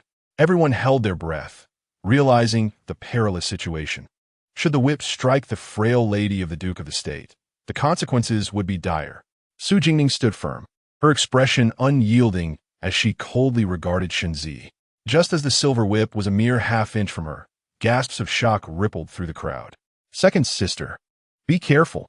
Only Shunzi noticed the strange smile that crept onto Su Jingning's face as she swung the whip. It startled her profoundly, unbeknownst to the onlookers. The moment before Shunzi unleashed her whip, Su Jingning discreetly flicked a rounded pearl from her sleeve, one she had just plucked from the headpiece Shunzi had purchased. The pearl flew forth with such swiftness that it was nearly imperceptible, landing right in front of Shunzi's right foot. Shunzi, with all her might, had swung her whip, relying on her legs for power. Bang! To the astonishment of all, as Shunzi's whip was released, she lost her balance and fell heavily to the ground, instinctively reaching out her hands to brace herself in her panic. As Su Jingning observed, the hand that first made contact with the ground during her fall twisted in a peculiar manner. On my hand! Shunzi's face turned ashen. her left wrist tightly clasped as she writhed in agony on the ground. The onlookers were taken aback by the sudden turn of events. The one who should have been injured was standing upright, while the one intent on causing harm was now rolling on the ground in pain. What has happened to you? The rapidity of the incident left Mu Hong no time to react. "'Cause of my hand. It feels as though it's broken. What should I do?" Shenzi cried out, utterly distraught. "Quickly summon a doctor." Mu Hong ordered a nearby servant, his brow furrowed. Shenzi, in her pain, refused to allow anyone near her, lamenting on the ground in a pitiful and ludicrous manner. Su Luoshu and the others, relieved to see Su Jingning unharmed, merely cast cold glances at Shenzi. The Su family, known for their grudges and protective instincts, held no sympathy for her after her earlier harsh words. "Your Highness, it appears that Miss Shun has injured her wrist while attempting to brace herself during her fall. I have been frail since childhood and have perused some medical texts. It may be prudent for me to examine Miss Shun before the doctor arrives," Su Jingning calmly suggested to Mu Hong, her voice as soothing as a mountain spring, exuding grace and composure, unaffected by Shenzi's prior behavior. Mu Hong regarded Su Jingning with skepticism, yet seeing her tranquil demeanor juxtaposed against Shenzi's pale face. He hesitated. "Then I thank you, Miss Su." "No, cousin, you must not allow her to examine me. I fell because I intended to strike her. What if she harbors resentment and seeks to harm me?" Shenzi instantly shook her head in refusal. "Shenzi, had you not provoked and attempted to harm my second sister, you would not have fallen and injured yourself. My sister is merely trying to assist you. What give you the right to suspect her?" Su Luowan pouted angrily, attempting to pull Su Jingning away. Onlookers found the seldom-seen second Miss Su to be kind-hearted and magnanimous, especially since she chose to help despite Shenzi's earlier arrogance. "Miss Shun, you can rest assured, with so many witnesses here, I pose no threat to you. I merely wish to prevent any rumors from spreading about your injury being caused by me," Su Jingning stated coldly. Stop your fussing and allow Miss Su to examine you. You too, help her to a chair," Mu Hong commanded, his annoyance with Shenzi's obstinacy evident. He then turned to Su Jingning with an apologetic expression. "Miss Su, I beg your pardon." Su Jingning nodded lightly and approached Shenzi, who had been assisted to a chair, disregarding the murderous glare directed at her. She examined the peculiar bending of Shenzi's wrist. "The wrist bone is fractured," Su Jingning stated in a cool, measured tone. Shenzi's complexion worsened, beads of cold sweat forming as the pain intensified. Mu Hong gazed at the fainting Shenzi, a wave of regret washing over him. He should not have ventured out with her today. If his father were to discover his secret escapade, he would undoubtedly face severe punishment. "What to do now?" he inquired solemnly. Su Jingning did not respond, but turned to take 2 landscape folding fans from a nearby rack, presenting them to the Crown Prince. "Would you be so kind as to help me disassemble the ribs on both sides?" Though puzzled, Mu Hong complied and carefully detached the fan ribs, crafted from hard enamel wood. Once finished, he handed the ribs to Su Jingning, who set them aside. She then glanced at Shenzi's gown and deftly pulled the embroidered ribbon from her sleeve. Shenzi watched in anxious trepidation, uncertain of her intentions. With a glimmer of mischief in her eyes, Su Jingning seized Shenzi's hand, applying pressure to several acupoints around her injured wrist. After a brief pause, she swiftly realigned the dislocated bone, intentionally increasing her grip's pressure. Shenzi cried out in pain and lost consciousness. Calmly and methodically, Su Jingning secured Shenzi's wrist with the 4 fan ribs and the ribbon to prevent further dislocation. Her movements were practiced and serene, a sight that captivated Mu Hong, who watched in a daze. "All done," Su Jingning said, meticulously wiping her hands with a handkerchief before addressing Mu Hong. Just then, the physician arrived, praising Su Jingning's bandaging skills. Any lingering doubts Mu Hong had about Su Jingning dissipated, and sincerity colored his tone. "I am grateful for your assistance today, Miss Su. Once Z recovers, I shall ensure she pays you a visit to express her apologies. Your Highness is too kind. Let us first see Miss Shin safely home." Su Jingning replied with a graceful bow, her demeanor unpretentious yet dignified. Only then did Mu Hong carry the unconscious Shenzi away from Yumiao Pavilion. As Su Jingning observed them depart, she overheard whispers from onlookers praising her kindness. A flicker of derision crossed her dark, icy almond eyes. Kindness? Huh. She had always been one to repay grievances tenfold. A single hand was too lenient. Second sister, she spoke of you in such a manner. Yet you still assist her. Su Luowan exclaimed, pouting in confusion. Su Luoting and Su Lushu shared her bewilderment. Who claims I am aiding her? Given her words about you, how could I assist her? I merely wish for her to endure a bit more suffering, Su Jingning replied, affectionately ruffling Su Luowan's fluffy hair. Still, Su Luowan averted her gaze, unconvinced. Enough of that. I invite you to Fengting Tower for some flour-infused chicken, Su Jingning said with a tender smile. Instantly, Su Luowan's eyes sparkled with excitement. She adored the flour-infused chicken from Fengting Tower. Yes, let us go. Chapter 20. The young master awaits your presence. Fengting Building is also located on Zhenguo Street, directly across from Yumiao Pavilion. The sisters soon arrived at Fengting Building. In recent days, the establishment had been bustling with business. By the time they arrived, the first floor was already crowded, with no vacant seats in sight. Su Luowan's face fell in disappointment, fearing that she would miss out on the famed flour-infused chicken today. Fortunately, the young ladies arrived just in time to find an available private room on the second floor. Right this way, a young attendant, upon spotting them, promptly and courteously led them to the private chamber upstairs, stealing glances at the ethereal woman dressed in a smoky blue silk gown, who emanated an aura of cool elegance. He recognized her as the lady who had been personally attended to by the proprietor the previous day. We are indeed fortunate to have found an empty private room right upon our arrival, where we can also enjoy the lively scene of Zhenguo Street, Su Luowan exclaimed. Standing by the window, her spirits lifted as she gazed at the bustling market below. It was no wonder Fengting Building thrived. Its decor was uniquely charming, reminiscent of an enchanting little pavilion from Jiangnan. Su Luoting admired the elegantly designed private room that echoed the aesthetics of the Jiangnan style. Su Jingning sat nearby with Su Luoshu, ordering some of their favorite dishes while quietly resting her chin on her hand, gazing out at the vibrant street scene. As the year-end approached, the streets were filled with a throng of people, vendors calling out their wares, and performers showcasing their talents, creating a truly lively atmosphere. Soon, the attendant brought the dishes, and Su Luowan's eyes widened at the sight of the signature flour-infused chicken, its enticing colors nearly making her salivate. Provoking laughter from Su Luoting and Su Luoshu. Su Jingning, however, was not particularly hungry. She merely sampled a few bites before setting down her chopsticks and finding an excuse to step out of the private room. Outside the room, a graceful maid awaited at the door. Upon seeing Su Jingning emerge, she respectfully bowed. Miss, did you call for me regarding something?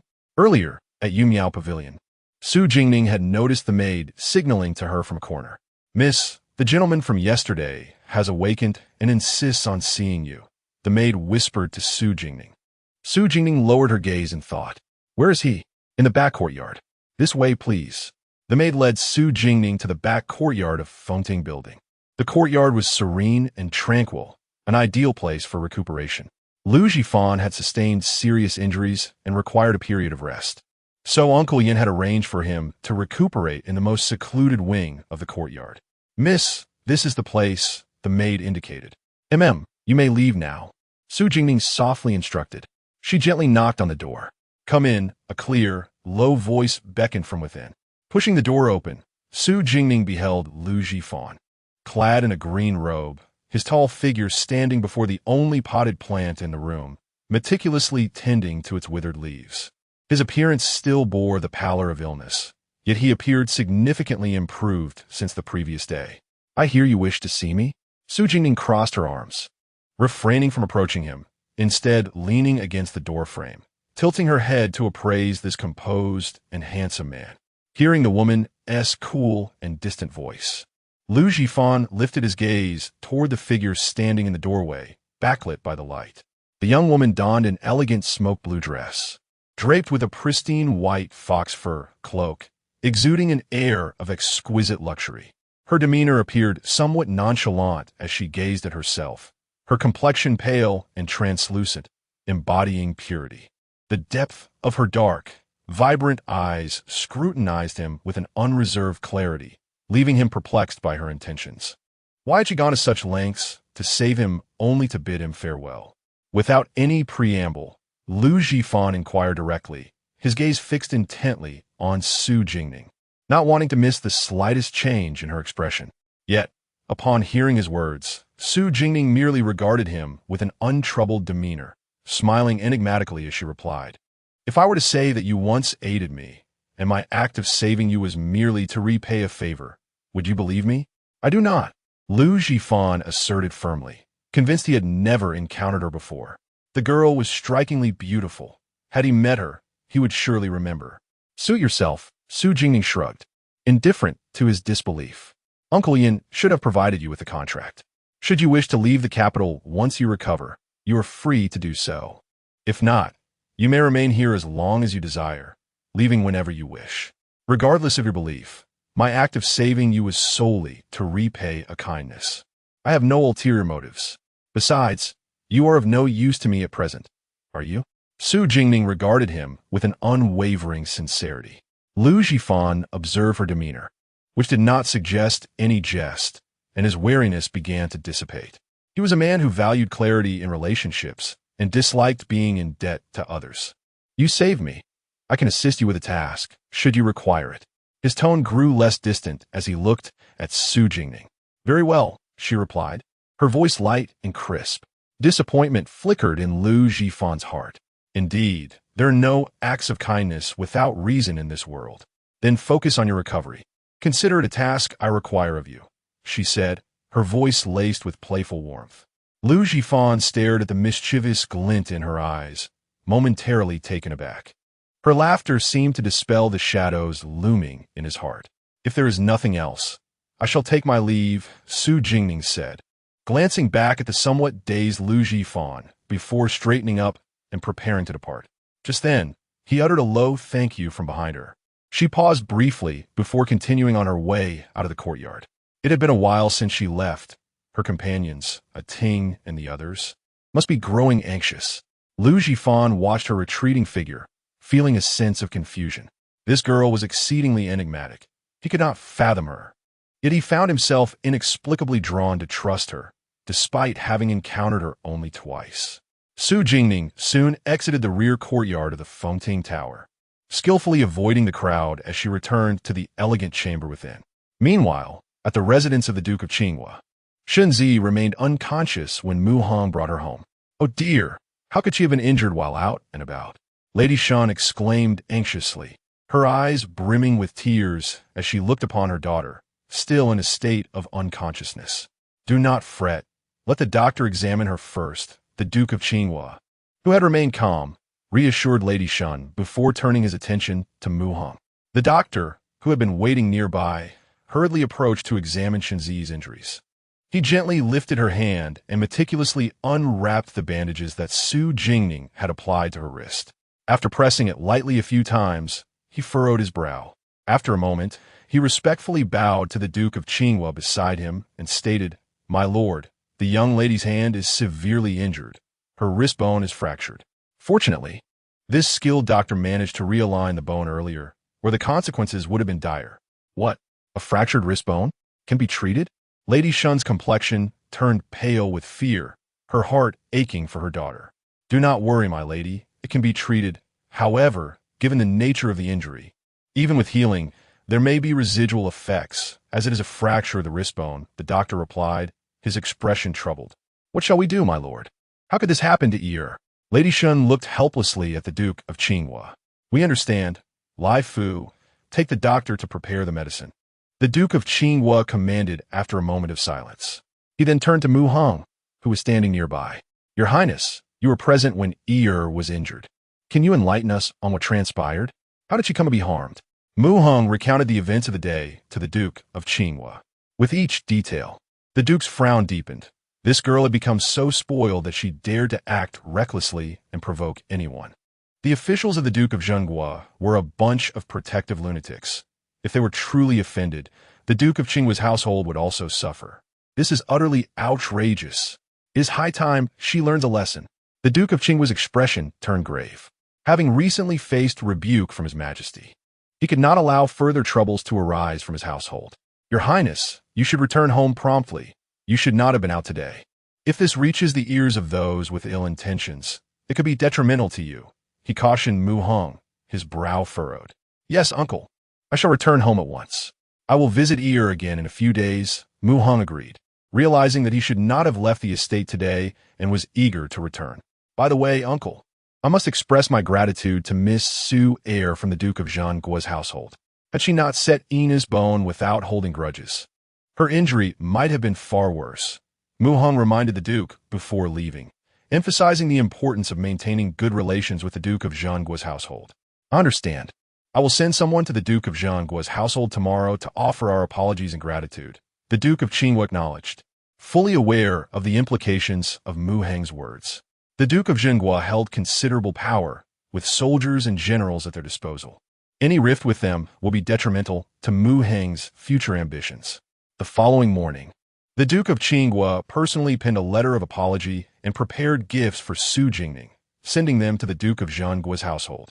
However, the Duke of Zhenguo's household refused both the gifts and the letter, courteously returning them.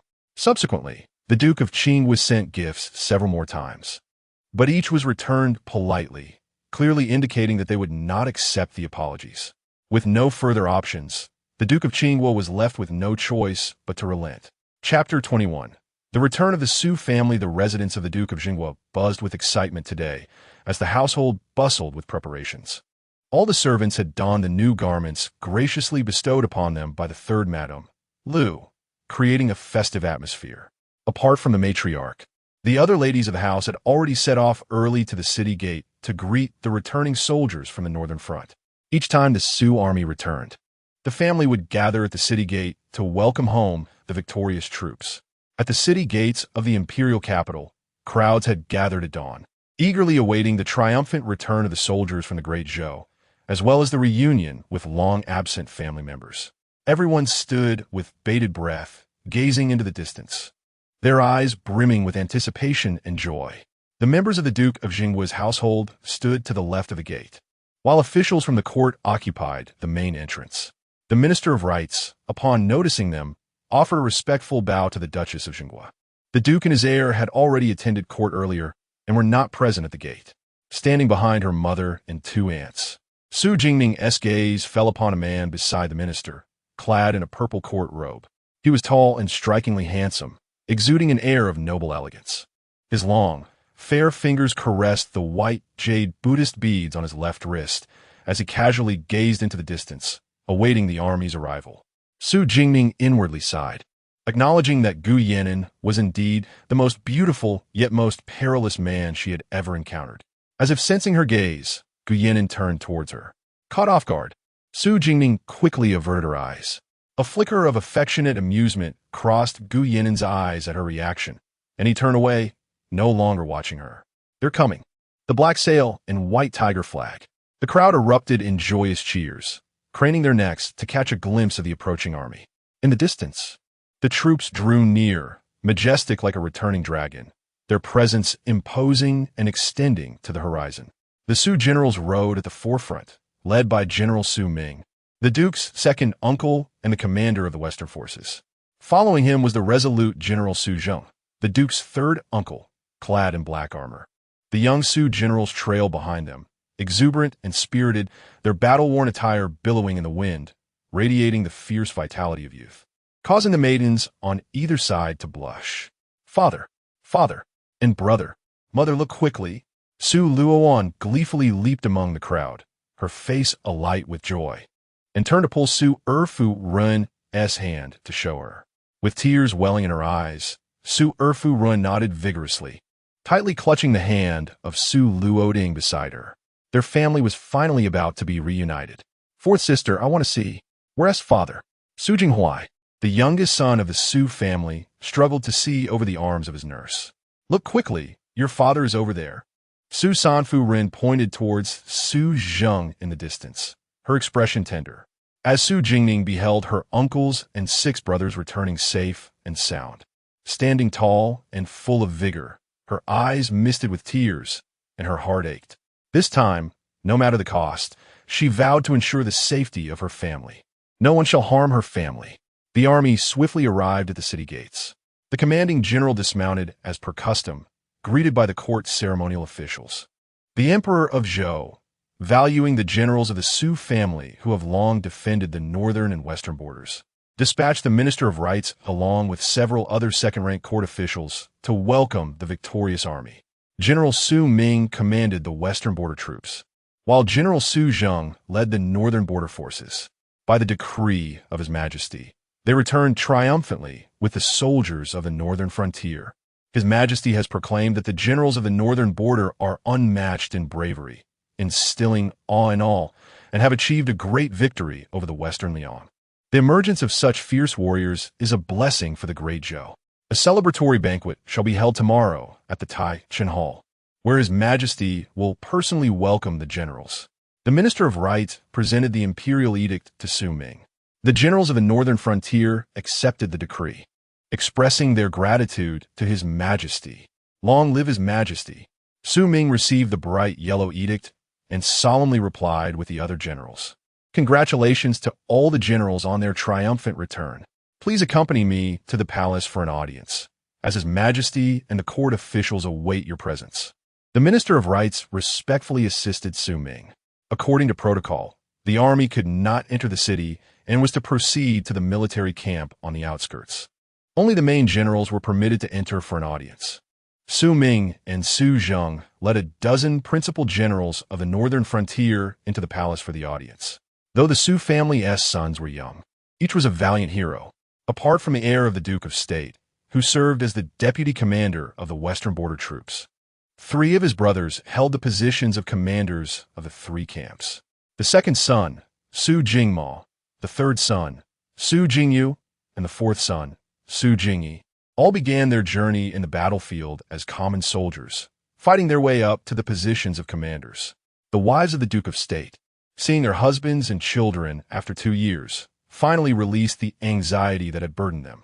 After marrying into a military family, they had to live in constant fear of the unknown, dreading the possibility of never seeing their loved ones again. Thankfully, they all returned safely. Watching the citizens gathered at the city gates to welcome the victorious army, they felt an overwhelming pride for their husbands and children. The 5th son, Su Jingxian, and the 6th son, Su Jingze, who were not required to enter the palace, spotted their family waiting for them at the city gates from a distance. The 2 brothers bore some resemblance, both handsome and noble in appearance, being merely 2 or 3 months older than Su Jingning.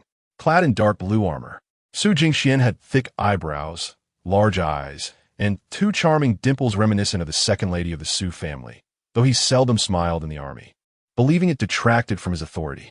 Su Jingze, also in dark blue armor, had striking features and a more robust stature than Su Jingxian. His once fair skin, now a healthy wheat color from years of warfare in the northern front. The second and third ladies of the Su family looked at the 2 young men, now much more composed, with reddened eyes, wishing fervently to take them home immediately. However, they could not. Their father and brothers had entered the palace, and they needed to first attend to the returning soldiers of the army. The 2 brothers glanced back at their family beneath the city wall before galloping towards the military camp. In the palace, upon the golden throne, the Emperor of Zhou, clad in a bright yellow dragon robe, sat with an imposing demeanor, summoned the generals of the northern border to the court, announced Eunuch Sheng, standing beside the throne, calling forth the newly arrived soldiers from the northern region. The Duke of the State stood at the forefront of the military, adorned in a majestic purple robe embellished with lion motifs. The head of the civil officials was the current Prime Minister, Liu Wei, who had reached the age of destiny, his temples flecked with gray. Su Ming, leading the generals from the northern frontier, ascended to the court, bearing the peace treaty and battle reports from Shiliang. General Su Ming and the esteemed generals from the northern frontier pay their respects to your majesty, presenting the peace treaty from Shiliang. Long live our emperor! All officials rise. The Emperor of Zhou displayed a countenance of delight as he instructed Eunuch Sheng to accept the peace treaty and battle reports from Su Ming, urging the soldiers to stand. After meticulously perusing the battle reports submitted by Su Ming, it was evident that Shiliang had suffered a significant defeat. The contributions of the Su family's generals were invaluable. They were indeed the pillars of the great Zhou, as lauded by the emperor. It seemed they were born to be generals. And this resounding victory over Shiliang had reclaimed 5 border cities that had been seized by them, with the casualties of the great Zhou far less than those of Shiliang. Consequently, Shiliang submitted a peace treaty, hoping for a temporary cessation of hostilities and intending to send envoys to the great Zhou after the new year to discuss matters of peace and goodwill. Excellent. Truly splendid. This great victory in the northern frontier is due to the merit of all the generals. Heaven bless the great Zhou for granting us such valiant warriors. Reward shall be bestowed upon all the valiant soldiers. The Emperor of Zhou, elated, closed the peace treaty and, with a sweeping motion of his hand, conferred honors upon the triumphant soldiers. He then turned to Su Ming, who stood at the forefront, and said, "The Su family is indeed renowned for its martial prowess. In this battle, the Su family's generals have made significant contributions. Su Ming, do share what rewards you desire." Su Ming bowed respectfully, expressing gratitude for the emperor's favor, which afforded the Su family the opportunity to serve the nation and protect the realm and its people. With 3 generals from the Su family, they had already received the emperor's grace and honor. The Su family dared not be greedy. In light of this great victory, having reclaimed 5 cities from Shiliang, every soldier's contribution was significant. Your Majesty, I humbly suggest that every soldier who returns safely to the capital after shedding blood on the battlefield be rewarded. Su Ming replied solemnly, lowering his head. Very well, to be meritorious yet not greedy. This is the virtue of my scholarly general. I shall heed your counsel and reward every soldier who returns safely to the capital. However, the Su family shall also receive their due rewards. Given Shiliang's significant defeat and weakening national strength, they will lack the capacity to instigate further conflicts in the western frontier. As the new year approaches, you shall have peace and spend the festivities with your families, the Emperor of Zhou said, his eyes filled with satisfaction. Your Majesty, we thank you on behalf of all the soldiers. Your Majesty, I have one more matter to seek your grace. After expressing gratitude to the Emperor, Su Ming knelt on one knee, lifting the command token for the Western Frontier's army high above his head. Chapter 22. The Game of Chess in the Present Day. With the turmoil in the Western territories quelled, I humbly request your Majesty to retract the military command over the West, Su Ming stated in a solemn tone. Why is that? Emperor Zhou inquired, his expression grave, seemingly taken aback by Su Ming's sudden relinquishment of power in the Western region, which constituted 1/6 of the great Zhou's military force, something many coveted deeply. Upon Su Ming's declaration, the tranquility of the court was abruptly shattered. The Duke of Qing and Prime Minister Liu exchanged glances, their expressions betraying a myriad of emotions. With the triumphant return of the army, they had anticipated that the influence of the Duke of the State would only grow stronger, becoming a force to be reckoned with. However, no one expected Su Ming to propose the surrender of the Western military authority, which signified that the Duke's household would forfeit a substantial portion of its military power, voluntarily withdrawing from the court's power struggle. The command over the Western forces was a coveted prize. It had long been held by the Su family, who had faced little opposition. Now, with the Su family voluntarily offering to relinquish control, both factions were unlikely to allow the other to seize it. Please forgive me. Your Majesty, I was unfortunate enough to be struck by an arrow from the Shiliang army half a year ago. My condition has remained unresolved, leaving me with persistent chest discomfort and difficulty in breathing, causing me much distress. The physician has advised me to focus on recuperation and to avoid overexertion, lest my life be endangered. Therefore, I respectfully request a 6-month leave to restore my health, after which I shall serve you diligently once more, Su Ming earnestly implored. Emperor Zhou remained silent, contemplating the military command document presented before him, casting a glance towards the Duke of the State. He noted the Duke's indifferent demeanor, standing with his head bowed, which caused the Emperor's brow to furrow slightly. How easily he cast aside this burden. Are you injured, my dear minister? Naturally. Your recovery takes precedence. I grant your request, the Emperor replied, his gaze directed at Su Ming, refraining from indicating who would temporarily assume the vacant command of the Western region. Thank you for your grace, your Majesty. Su Ming exclaimed, kneeling in gratitude. Dismiss the court.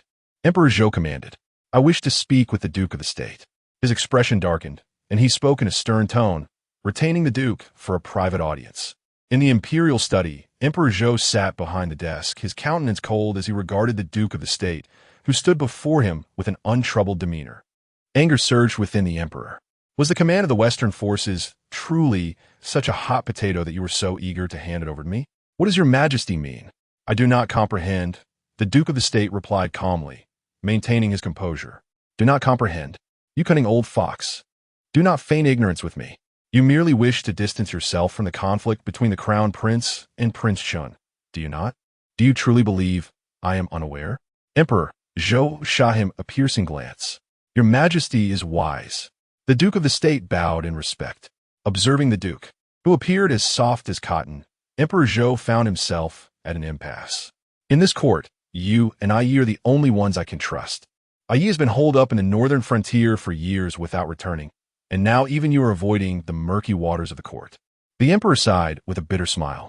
The Duke of the State recalled the aspirations and ambitions they had forged in their youth, his expression growing distant as he remained silent. Your Majesty, this game of chess has been stalemated for far too long. It is time to bring it to a close. The Duke of the State said, his brow furrowed, his expression inscrutable as he gazed at the unfinished chessboard by the window, where the black pieces were weakening, on the verge of being overtaken by the white.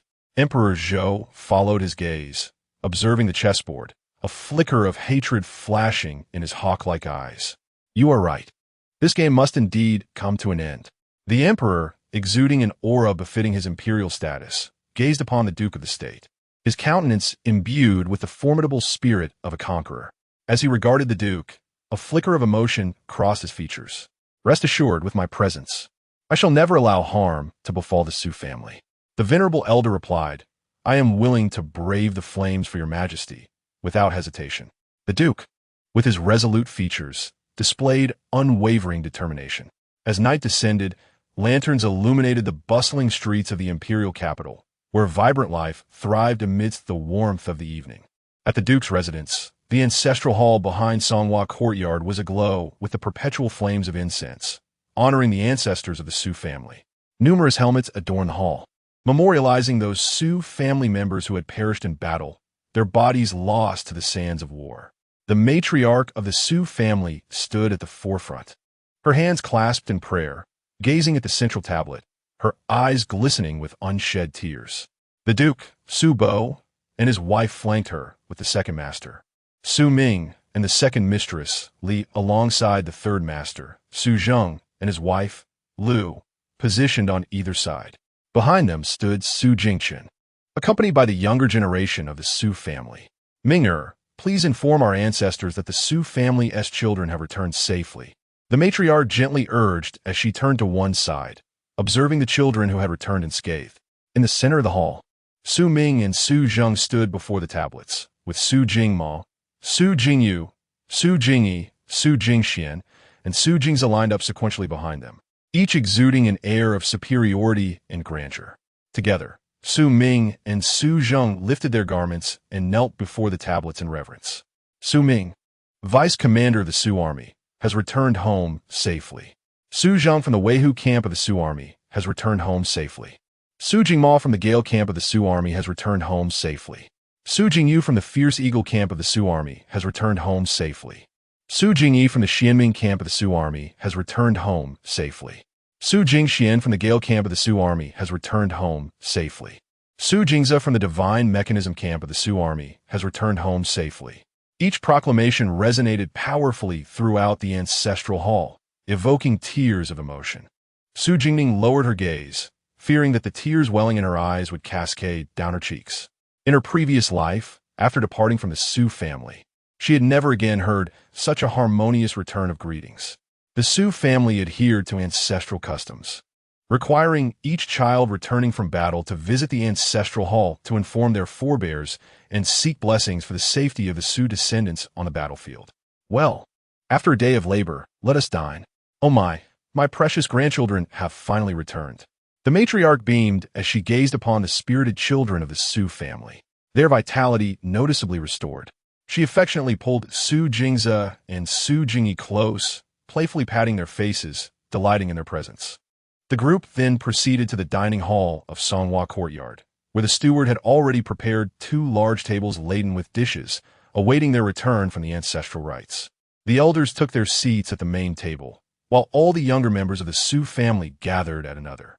Having not seen each other for 2 years, the siblings chatted incessantly, their joy palpable. Su Luoan was particularly engaged, recounting amusing tales from the battlefield to her ever-patient third brother, Su Jingyu, who, along with Su Jingxian, entertained her, and Su Jinghuai with their lively banter. Su Luoshu and her sixth brother, Su Jingze, boasted about her recently devised crossbow blueprints, only to be met with his disdain. Su Luoding was engrossed in studying the formation diagram that her fourth brother, Su Jingyi, had just given her, utterly perplexed, so much so that she neglected her meal. Meanwhile, Su Jingyi leisurely enjoyed his food while observing her attempt to decipher the formation. "What are you daydreaming about?" Second brother is back and in a foul mood. Su Jingning felt a large hand atop her head, vigorously tousling her silky hair. A deep, indulgent voice resonated in her ear. Turning her gaze to her right, she beheld the striking figure of her second brother, adorned in a blue cloud-patterned robe, exuding an air of wild elegance, with starry brows and sharp eyes that defined his handsome features. Second brother. Su Jingning's eyes brightened as she looked at Su Jingma, a playful smile gracing her lips. Unable to resist, Su Jingma pinched her round, tender cheek. Then, he pulled out a dagger, placing it before her. The dagger's scabbard was a profound black, intricately engraved with ancient totems and adorned with deep blue gemstones, exuding a sense of mystery and exquisite craftsmanship. "Here, this is for you. Keep it hidden. Don't let mother know I gave it to you." Upon seeing the dagger, Su Jingning's eyes sparkled with excitement. Indeed, her second brother understood her well. "The abyssal blade?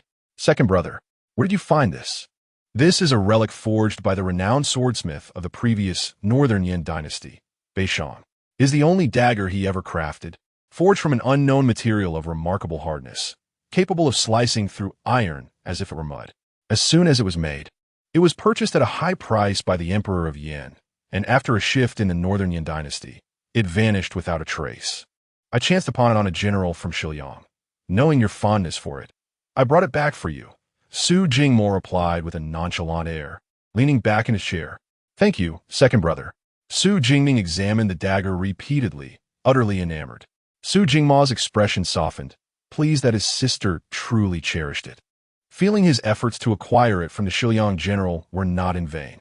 Observing the others at the dining table engrossed in their own pursuits, neglecting their meals, Su Jingma could no longer bear it. He urged everyone to set aside their tasks and eat first, prompting silence as they finally settled down to enjoy their meal. Chapter 23. Attending the imperial banquet the next morning, the emperor's gifts arrived at the Su residence.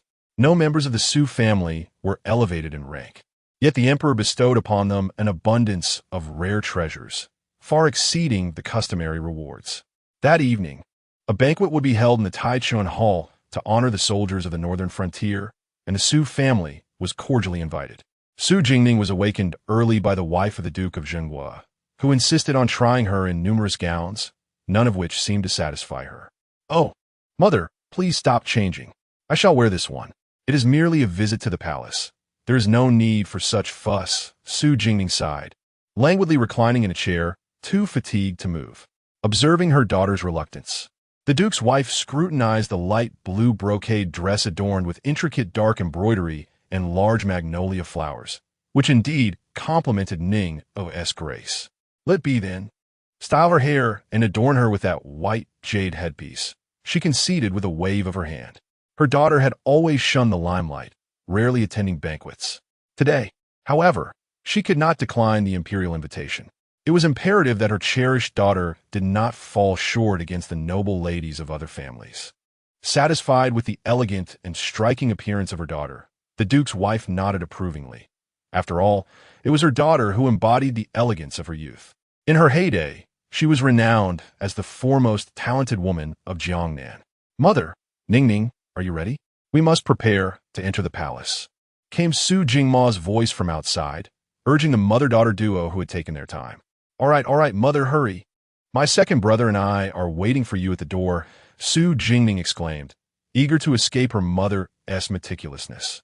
Upon reaching the entrance, their carriage was already prepared, and they encountered the second Madame Su, who was also running late, accompanied by Su Luoting and Su Luoan.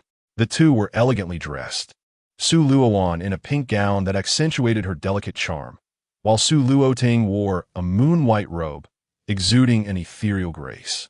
They exchanged glances with Su Jingning, who immediately understood that they too had endured a lengthy dressing session under their aunt's insistence. Su Luoshu was already waiting in the carriage and waved as they approached. "Aunt, mother, please board quickly. Look, uncle and father are growing impatient," Su Luoan remarked with a hint of mischief, glancing at Su Bo and Su Ming, who stood at the carriage's side with displeasure.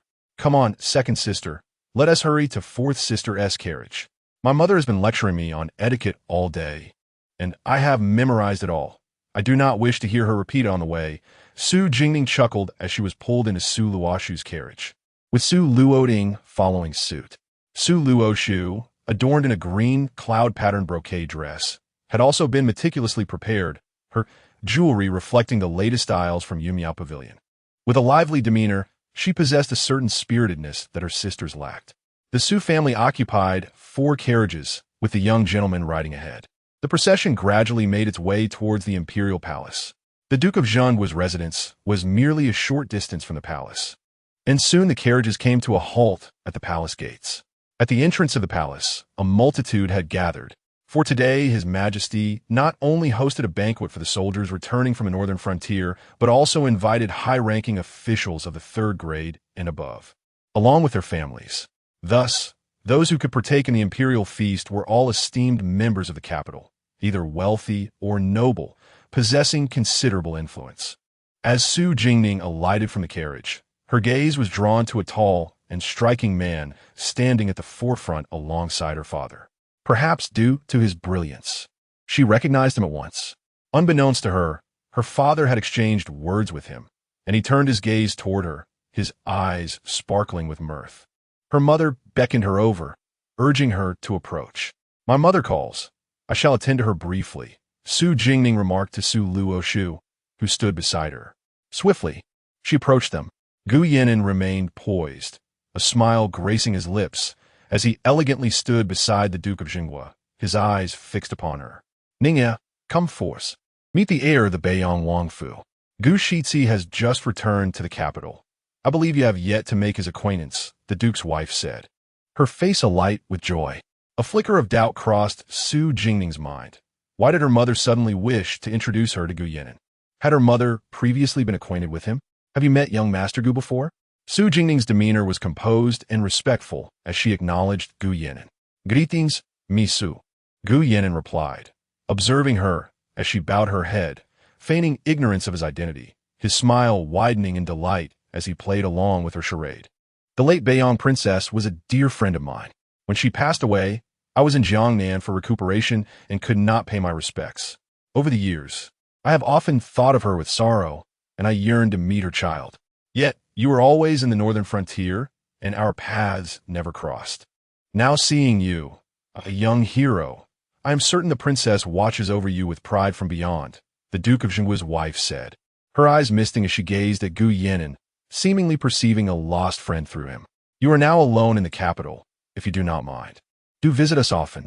It would ease some of my guilt regarding the late princess," she continued, her expression warm and affectionate as she regarded Gu Yinan.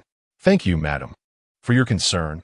It is indeed my duty to visit you," Gu Yinan responded with humble grace. "Very well, let us proceed inside. The banquet is about to commence," the Duke of Zhenguo said in a firm tone. With that, he nodded to Gu Yinan and led his wife into the palace. Su Jingning followed closely behind, momentarily losing sight of her elder and younger brothers. Gazing at the towering palace walls and the exquisite, ornate glazed tiles that enclosed the beauty within, she reflected on how outsiders could not glimpse the splendor inside, just as those within could not behold the freedom outside. Su Jingning felt no envy for the supreme power and opulence of the palace. She had resolved that in her past life, she had succumbed to the intrigues of court politics. In this life, should she resolve all threats to the Su family's well-being, she would depart from the capital, embracing the freedom of the world as a wandering hero. Is this your first time in the palace? Gu Yinen's deep, mellifluous voice reached her ears. Yes. Su Jingning hesitated before responding. Indeed, it was her first true entry into the palace this lifetime. As a child, she had often fallen ill, seldom venturing outside. Later, she had gone to Jiangnan to recuperate, remaining there for 4 to 5 years. Upon returning, she had developed an aversion to outings and thus had never entered the palace. Have you been diligent with your medication? Gu Yinan walked alongside Su Jingning, casting a gentle glance at the halo of fine, soft hair atop the girl's head. The ointment you provided is indeed effective. What is it made from? The scar-reducing effect is remarkable. Su Jingning recalled the tender new flesh that had emerged on her forearm. The scar now considerably faded. Tilting her head, she inquired of Gu Yinan, as she wished to concoct a few bottles herself. However, there was one ingredient in the potion he had given her that she could not identify. I am uncertain. It was prepared by the physician of the residence. If you fancy it, I can inquire about the recipe and provide it to you in a few days, Gu Yinan replied softly. That will be splendid. Thank you. Su Jingning said, her almond-shaped eyes sparkling as a radiant smile graced her face. Ah, no need for thanks, Gu Yinan remarked, unable to suppress a slight smile in return. His voice tender. At that moment, the Duke of Zhenguo turned back just in time to witness his daughter's sweet, enchanting smile directed at the elegantly dressed youth. The usually proud and aloof boy, who rarely regarded anyone, looked at his daughter with an unexpectedly gentle and indulgent gaze. The Duke's expression shifted. This young man, already distinguished at such a tender age, was undeniably a prodigy, yet his thoughts ran too deep, making him inscrutable even to himself. He felt an instinctive urge to keep his precious daughter at a distance, wary of the possibility of deception. After all, this strikingly handsome lad was the very type his Navi daughter was most drawn to. Ninger, come here, he called sternly, his gaze fixed warily on Gu Yinan. Upon hearing her father's summons, Su Jingning was puzzled but obediently approached him. As she did so, the Duke quickened his pace, intentionally distancing himself from Gu Yinan, anxious to prevent any further conversation between the youth and his daughter. Chapter 24. Princess Xuyang in the Taichen Hall. The hour approached. Numerous court officials and their families had taken their seats, with His Majesty's throne positioned at the highest point. 2 seats were arranged at the lower end, followed by the positions of the princes. At this moment, Prince Chun and several other princes had already arrived, with Prince Ling seated at the edge of the gathering. Su Jingning caught sight of him instantly. The Su family's position was located at the upper right, directly opposite the princes. Su Jingning faced Mu Ling, feeling a tumultuous churn in her heart that left her nauseous, her complexion paling considerably. Most attendees were unfamiliar with Su Jingning. However, possessing extraordinary beauty enhanced by the meticulous adornment from the Duchess of the State Protector, she appeared even more exquisite and ethereal, reminiscent of a delicate orchid blooming amidst shadows, captivating all who beheld her. Surely, this enchanting beauty must be the treasured daughter you have concealed for so many years. The voice of the Minister of Revenue's wife could be heard from afar, her gaze upon Su Jingning gleaming with delight as she inquired of the Duchess of the State Protector. What do you mean by concealed for years? This child has merely been frail since childhood, making it difficult to bring her out. The Minister of Revenue's wife, with her easygoing demeanor, shared a delightful rapport with the Duchess, their familiarity evident. Ninger, this is the Minister of Revenue's wife. Come and greet Aunt Lu. Su Jingning complied gracefully, her beauty and demeanor eliciting favor, a stark contrast to the rumors circulating in the capital. Ah, how well behaved. Do come to our residence often. Aunt Lu expressed her fondness, clearly enamored with Su Jingning. Once more, Su Jingning was introduced to numerous officials' wives, her smile nearly becoming rigid. At long last, the introductions concluded just as the banquet was about to commence. Since Su Jingning's arrival, Mu Ling had been observing her intently. He regarded the woman clad in a blue gown, her gentle and cool demeanor, with a somewhat sinister expression. Contemplating the item given to him by Chan Ruofu that day, a shadow of inscrutable calculation flickered in his eyes. The voice of the ceremonial eunuch resonated. His Majesty has arrived. The Crown Prince has arrived. Princess Xuyang has arrived. Instantly, The clamor within the hall subsided as everyone knelt in unison. Long live our emperor!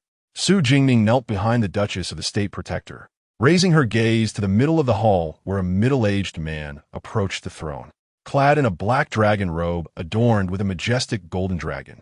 His dark hair was elegantly gathered atop a jade crown, his stature tall and imposing, exuding an air of regal authority. His profound gaze deterred any direct glance, emanating the aura of a ruler who gazes down upon the world. The second emperor of the Great Zhou, beloved by the late emperor, renowned for his talent and reputation. He possessed the commanding presence and ruthless determination of a sovereign from a young age. At the age of 18, he led an army to conquer the capital of the maritime kingdom of Nanjiao, which had persistently invaded the southern borders of the Great Zhou, transforming it into a vassal state. Since his ascension, his accomplishments accumulated, earning him the admiration of the subjects of the Great Zhou. Reflecting upon the previous life, the Emperor of Zhou, despite being in the prime of his youth, gradually succumbed to deteriorating health, often coughing blood and falling into unconsciousness, with each episode lasting longer than the last, until he ultimately did not awaken again. During this period, the various princes began to engage in both overt and covert struggles, their eyes keenly fixed upon the throne, with each contest growing increasingly fierce. Ultimately, Mu Ling ascended to the imperial seat with the clandestine assistance of both himself and the Su family.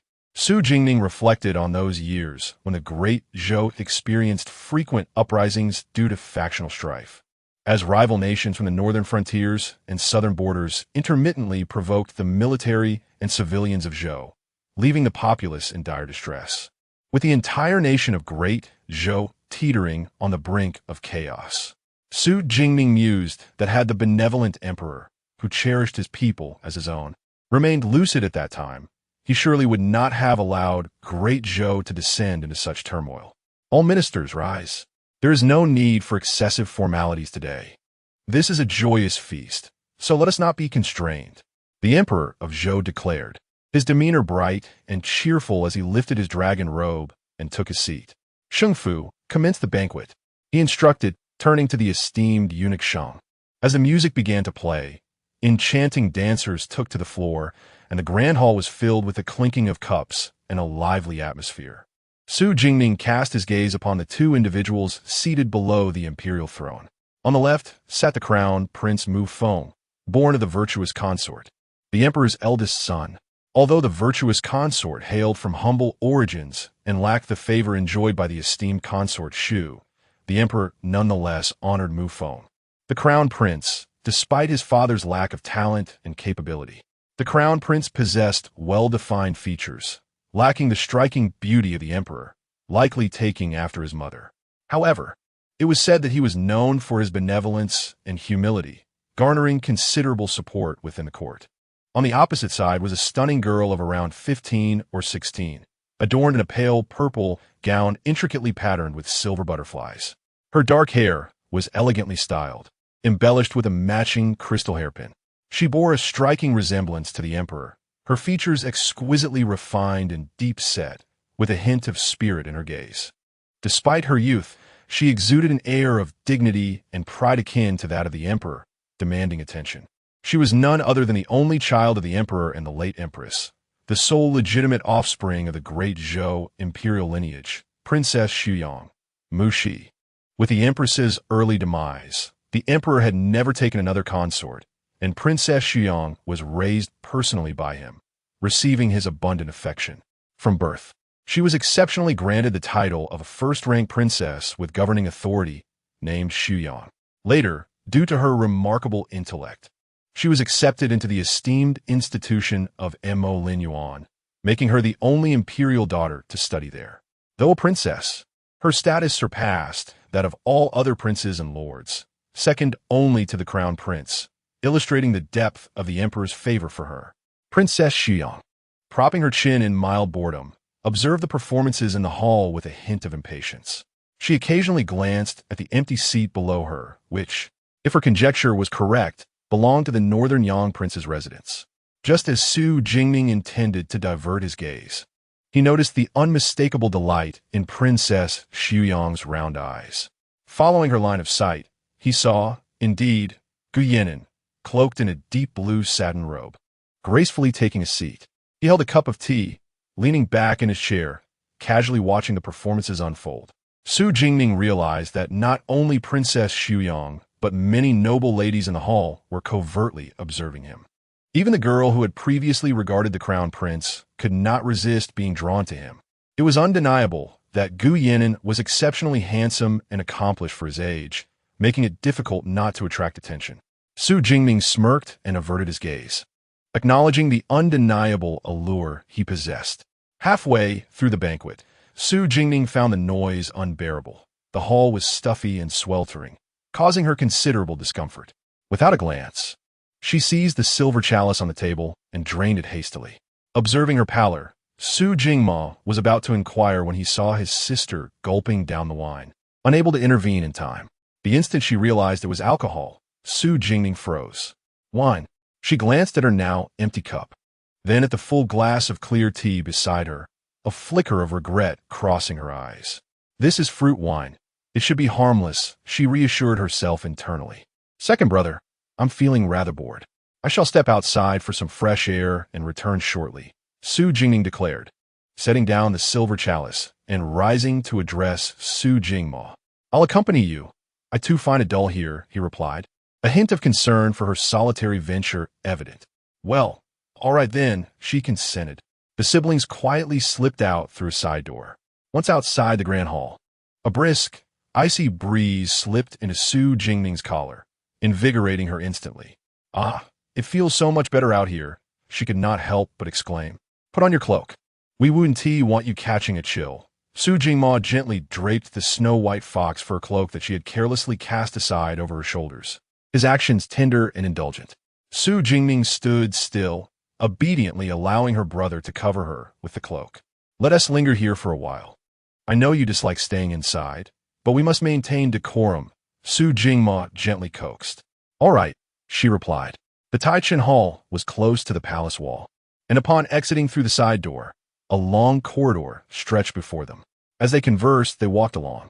Turning a corner, they came upon a spacious terrace, from which the entire nightscape of the imperial capital unfolded before them. The vast and bustling metropolis was laid bare in all its glory, resplendent with lights and enchantment, both mysterious and breathtaking. Wow, how beautiful! Su Jingning exclaimed, her eyes shimmering with awe as she tiptoed, resting her chin on her hands while gazing at the capital. Su Jingma stood silently behind her, arms crossed, leaning against the wall. Chapter 25. Entanglement. May I inquire if you are the esteemed young Master Su'er? The Duke of the State has sent me to summon you. A young eunuch emerged from the side, bowing his head in respect as he addressed Su Jingma. A sense of doubt stirred within Su Jingma. Why had his father called for him? He had only just stepped out. Ning, let us return, he said, intending to take Su Jingning back with him. Brother, you should head back first. I wish to linger here for a while. Father must have urgent matters to discuss with you, Su Jingning replied, reluctant to return so soon, finding comfort in the ambience outside. Su Jingma frowned, wishing to persuade Su Jingning to accompany him home. Oh, brother, the banquet hall is not far. I shall return on my own shortly. Look, there's still so many people here. Su Jingning waved her hand dismissively and turned away, exhibiting a rare streak of willfulness. With no other choice, Su Jingma admonished her. Just remember to come back soon. Understood. He finally felt reassured as he followed the eunuch back to the banquet hall.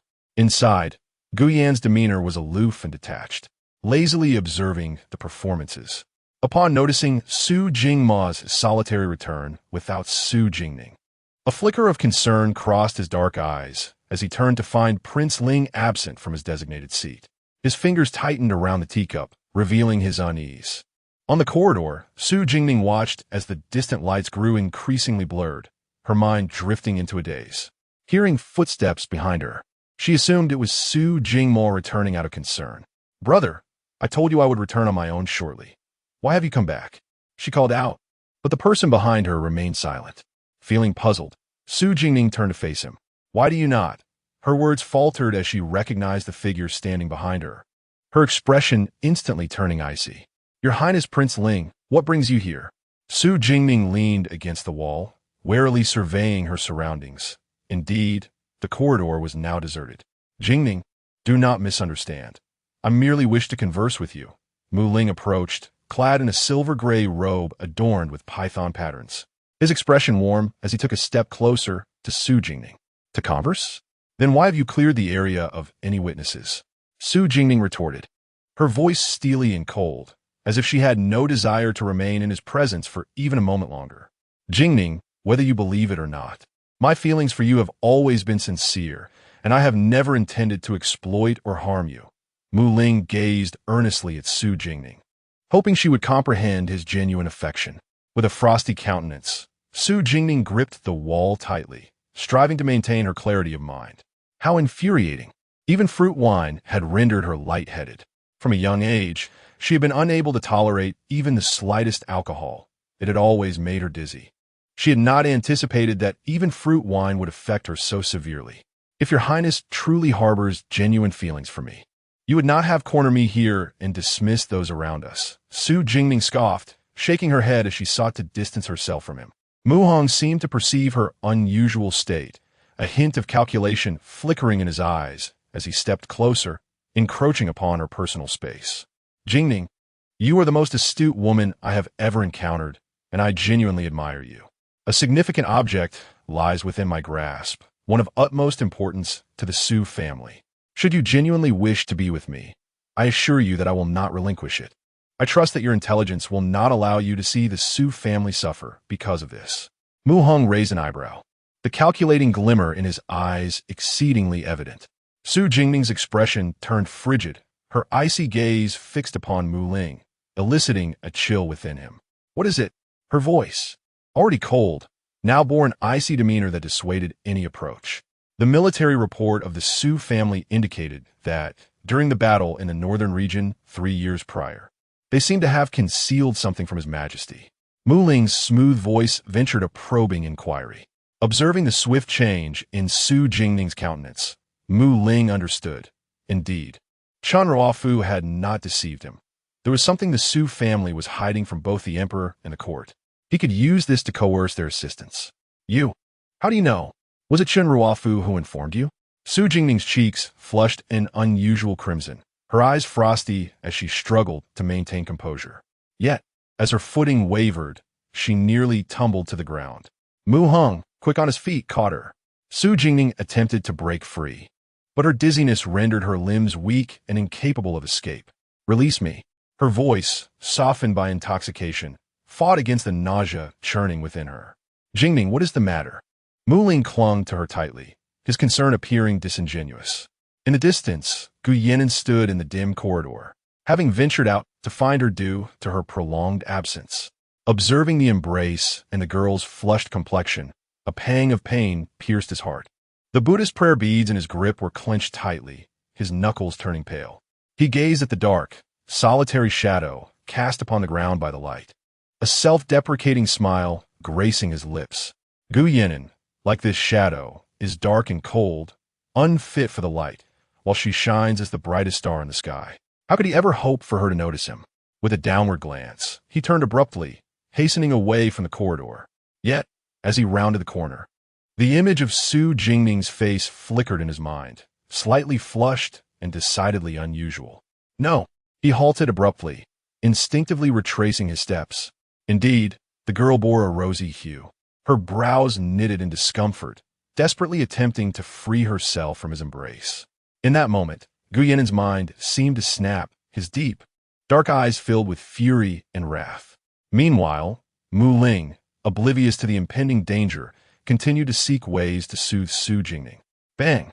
Before Mu Ling could react, Gu Yinan's furious kick sent him crashing to the ground. His head struck the floor with a violent thud, leaving him dizzy and disoriented. Before he could discern his assailant, a punch landed squarely on his right cheek, rendering it numb.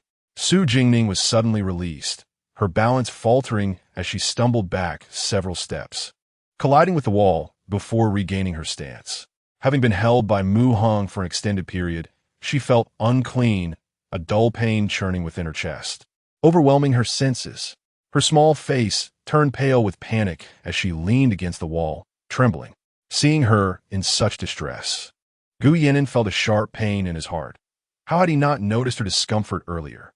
It's all right, don't be afraid. Gu Yinan endeavored to soften his voice, gently soothing the girl, cautious not to make contact, fearful that he might startle her. Su Jingning's frail form trembled slightly as she kept her head lowered, too timid to gaze up.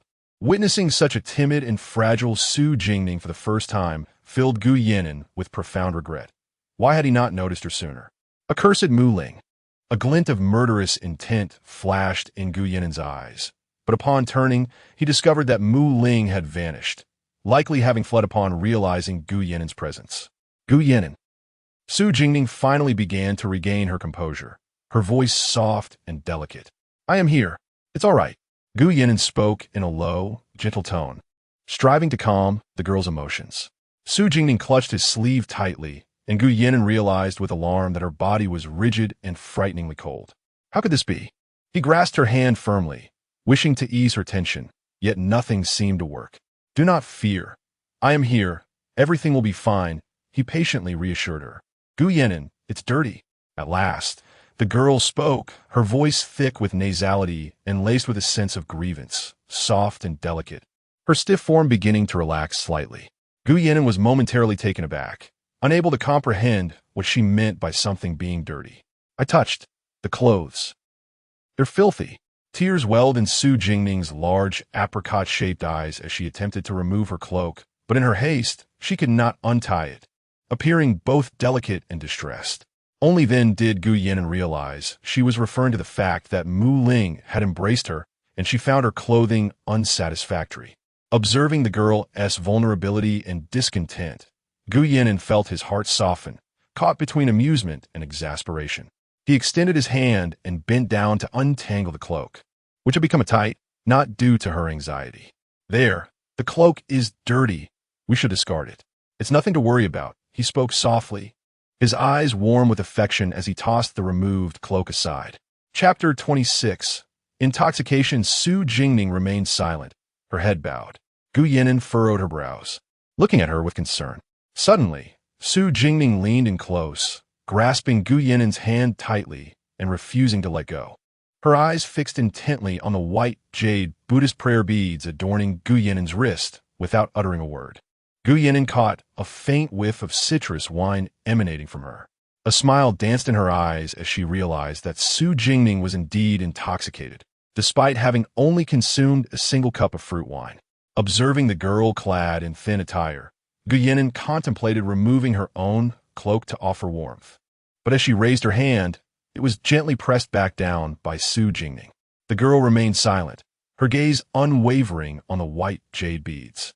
Do you like this? Gu Yinan inquired, shaking her wrist slightly, unable to conceal her amusement. A rosy hue crept onto Su Jingning's cheeks as she looked up at Gu Yinan, nodding adorably like a chick pecking at grains. Gu Yinan, feeling a mix of helplessness and affection, removed the white jade beads and handed them to her. Su Jingning accepted the beads with delight, akin to a child who had discovered a treasure, cradling them with a foolish grin. Gu Yinan then carefully draped her cloak around her, feeling relieved when she offered no resistance. The sight of Su Jingning's previously cold and stiff demeanor had truly alarmed her. Su Jingning donned the Buddhist beads on her wrist, mimicking her earlier actions by swaying them in front of Gu Yinan, tilting her head and speaking in a soft, sweet voice. Beautiful. Gu Yinan was utterly charmed by her antics, her smile radiating warmth akin to the gentle sunshine of spring. Following her lead, she praised, beautiful. You wear it splendidly. The lustrous, milky white beads appeared both graceful and exquisite against Su Jingning's porcelain wrist. As Su Jingning gazed at Gu Yinan's exquisitely enchanting visage, she slowly extended a finger, inching it toward the blood-red mole beneath his left eye. Gu Yinan froze, hesitant to move, as Su Jingning's delicate hand, light as a feather, rested upon his mole. She caressed it gently, her gaze becoming somewhat dreamy and distant. She looked at Gu Yinan and murmured softly something indistinct before leaning into his embrace. Gu Yinan gazed incredulously at the girl in his arms, his expression a blend of astonishment and restraint. He distinctly heard her whisper, beautiful. Again, only one person in this world called him that, and it was the younger Su Jingning from his childhood. During the darkest, most torturous days of his life in Jiangnan, it was Su Jingning who had rescued him. He had never imagined that a girl, even younger than himself, would lead him out of hell. She was small yet remarkably composed and astute, concealing herself in a grain bin to divert enemies away from him. Later, he escaped that place, only to find her absence. Their fateful reunion came later, after he had vanquished all those who hunted him. The terrifying, bloodthirsty figure he had become was something even he found repulsive, yet she beheld him with surprise and compassion. She had sheltered him in a rural abode, seeking a doctor to tend to his wounds. He stayed there for 6 months, during which the girl frequently visited, bringing him delicious treats, always affectionately trailing behind him, calling out, "Beautiful Ayin." After a considerable time had passed without the girl's presence, he learned of her grave ailment, one severe enough to endanger her life. Fearful of losing the only person who cared for him, he grew anxious yet felt powerless. In desperation, he prostrated for 7 days at the temple, fasting and praying to the Buddha to spare her life. Providence smiled upon him, as a divine healer happened to be at the temple, who, upon learning of his plea, saved the girl and, in turn, saved him as well. Upon discovering that she had recovered, he resolved to depart quietly, only to unexpectedly encounter her. A sense of melancholy washed over her when she recognized his identity, yet she did not attempt to stop him. She gently said, "Beautiful Ayin, we shall meet again, will we not?" Following that moment, 5 long years passed without their reunion, until recently when fate brought them together once more. His heart brimmed with joy, yet he sensed an air of wariness and fear in her eyes, and he no longer heard her sweetly call him beautiful Ayin, but instead, she distantly referred to him by his full name or as Gushitsi. He believed he would never again hear her call him in such an endearing manner. Gu Yinan dispatched someone to inform the Duke and Duchess of the state about the situation and took the unconscious Su Jingning out of the palace, placing her in the carriage of the Su family. She clung to his hand, unwilling to let go, compelling him to remain by her side. Gazing upon her serene sleeping face, her typically cold and dark eyes appeared softened, as if imbued with warmth. Thoughts of Mu Ling's actions today flickered in his mind, igniting a murderous intent within him. In the banquet hall, upon receiving news from Gu Yinan, the Duke and Duchess of the state felt a surge of anxiety. As the banquet neared its conclusion and the Emperor departed, they too made their exit. Upon seeing Gu Yinan and the slumbering Su Jingning in the carriage, along with the cloak draped over her, Su Jingma realized that the eunuch had intentionally lured him away. Cursed be his oversight. Yet he was relieved that Ningning had encountered Gu Yinan. "Ningning, Gushitsi, what is happening?" "How could Ningning, the Duchess of the state," exclaimed, her expression fraught with concern, lamenting how the child had come to harm in just a moment of inattention. The Duke shared her worry, casting anxious glances at their daughter. The Duchess's voice rose, causing the sleeping Su Jingning to frown and tighten her grip on Gu Yinan's hand. Gu Yinan gestured outside the carriage, signaling them to lower their voices so as not to disturb the girl. Once he saw that she had fallen back asleep, he carefully withdrew his hand. Su Jingshun, who had remained silent, keenly spotted the white jade Buddha beads on Su Jingning's wrist, while Gu Yinan's own wrist, typically adorned with such beads, was conspicuously bare.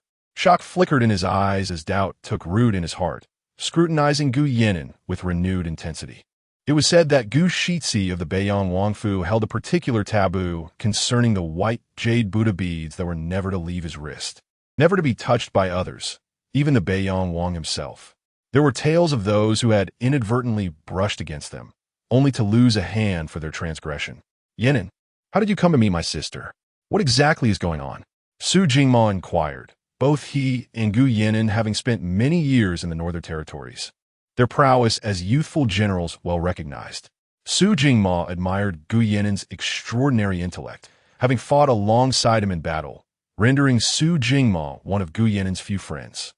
Gu Yinan gazed at the anxious members of the Su family, hesitating for a moment before recounting the events that had transpired, albeit concealing the details regarding his connection with Su Jingning. The expressions of the Duke and Duchess of State grew increasingly grave as they listened. while the fury evident on Su Jingmo and Su Jingchen's faces was unmistakable. "We are deeply grateful for your assistance today, young Master Gu."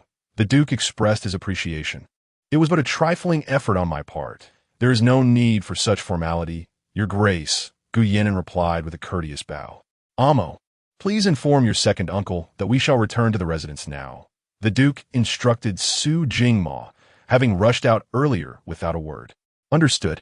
Gu Yinan watched as the carriage of the Duke's household departed, standing still for a moment as he gazed at the snow accumulating on the distant palace walls. His expression shrouded in ambiguity. He then turned and mounted his horse, swiftly heading southward, seemingly toward the direction of the Lingwang residence. Chapter 27. The misfortune of Prince Ling. Gu Yinan rode swiftly to the Prince Ling's residence. The guards attempted to intercept him, but he dispatched one with a swift kick, sending him crashing to the ground. Clad in a deep blue brocade robe, his striking features exuded a sharp allure, and an aura of lethal intent surrounded him, deterring anyone from approaching. "Bring Mu Ling out," he commanded, standing in the courtyard of the Prince Ling's estate, head bowed, eyes averted from those around him. His voice icy and resonant. "Impudent! Who are you? Do you know where you are? This is the residence of Prince Ling.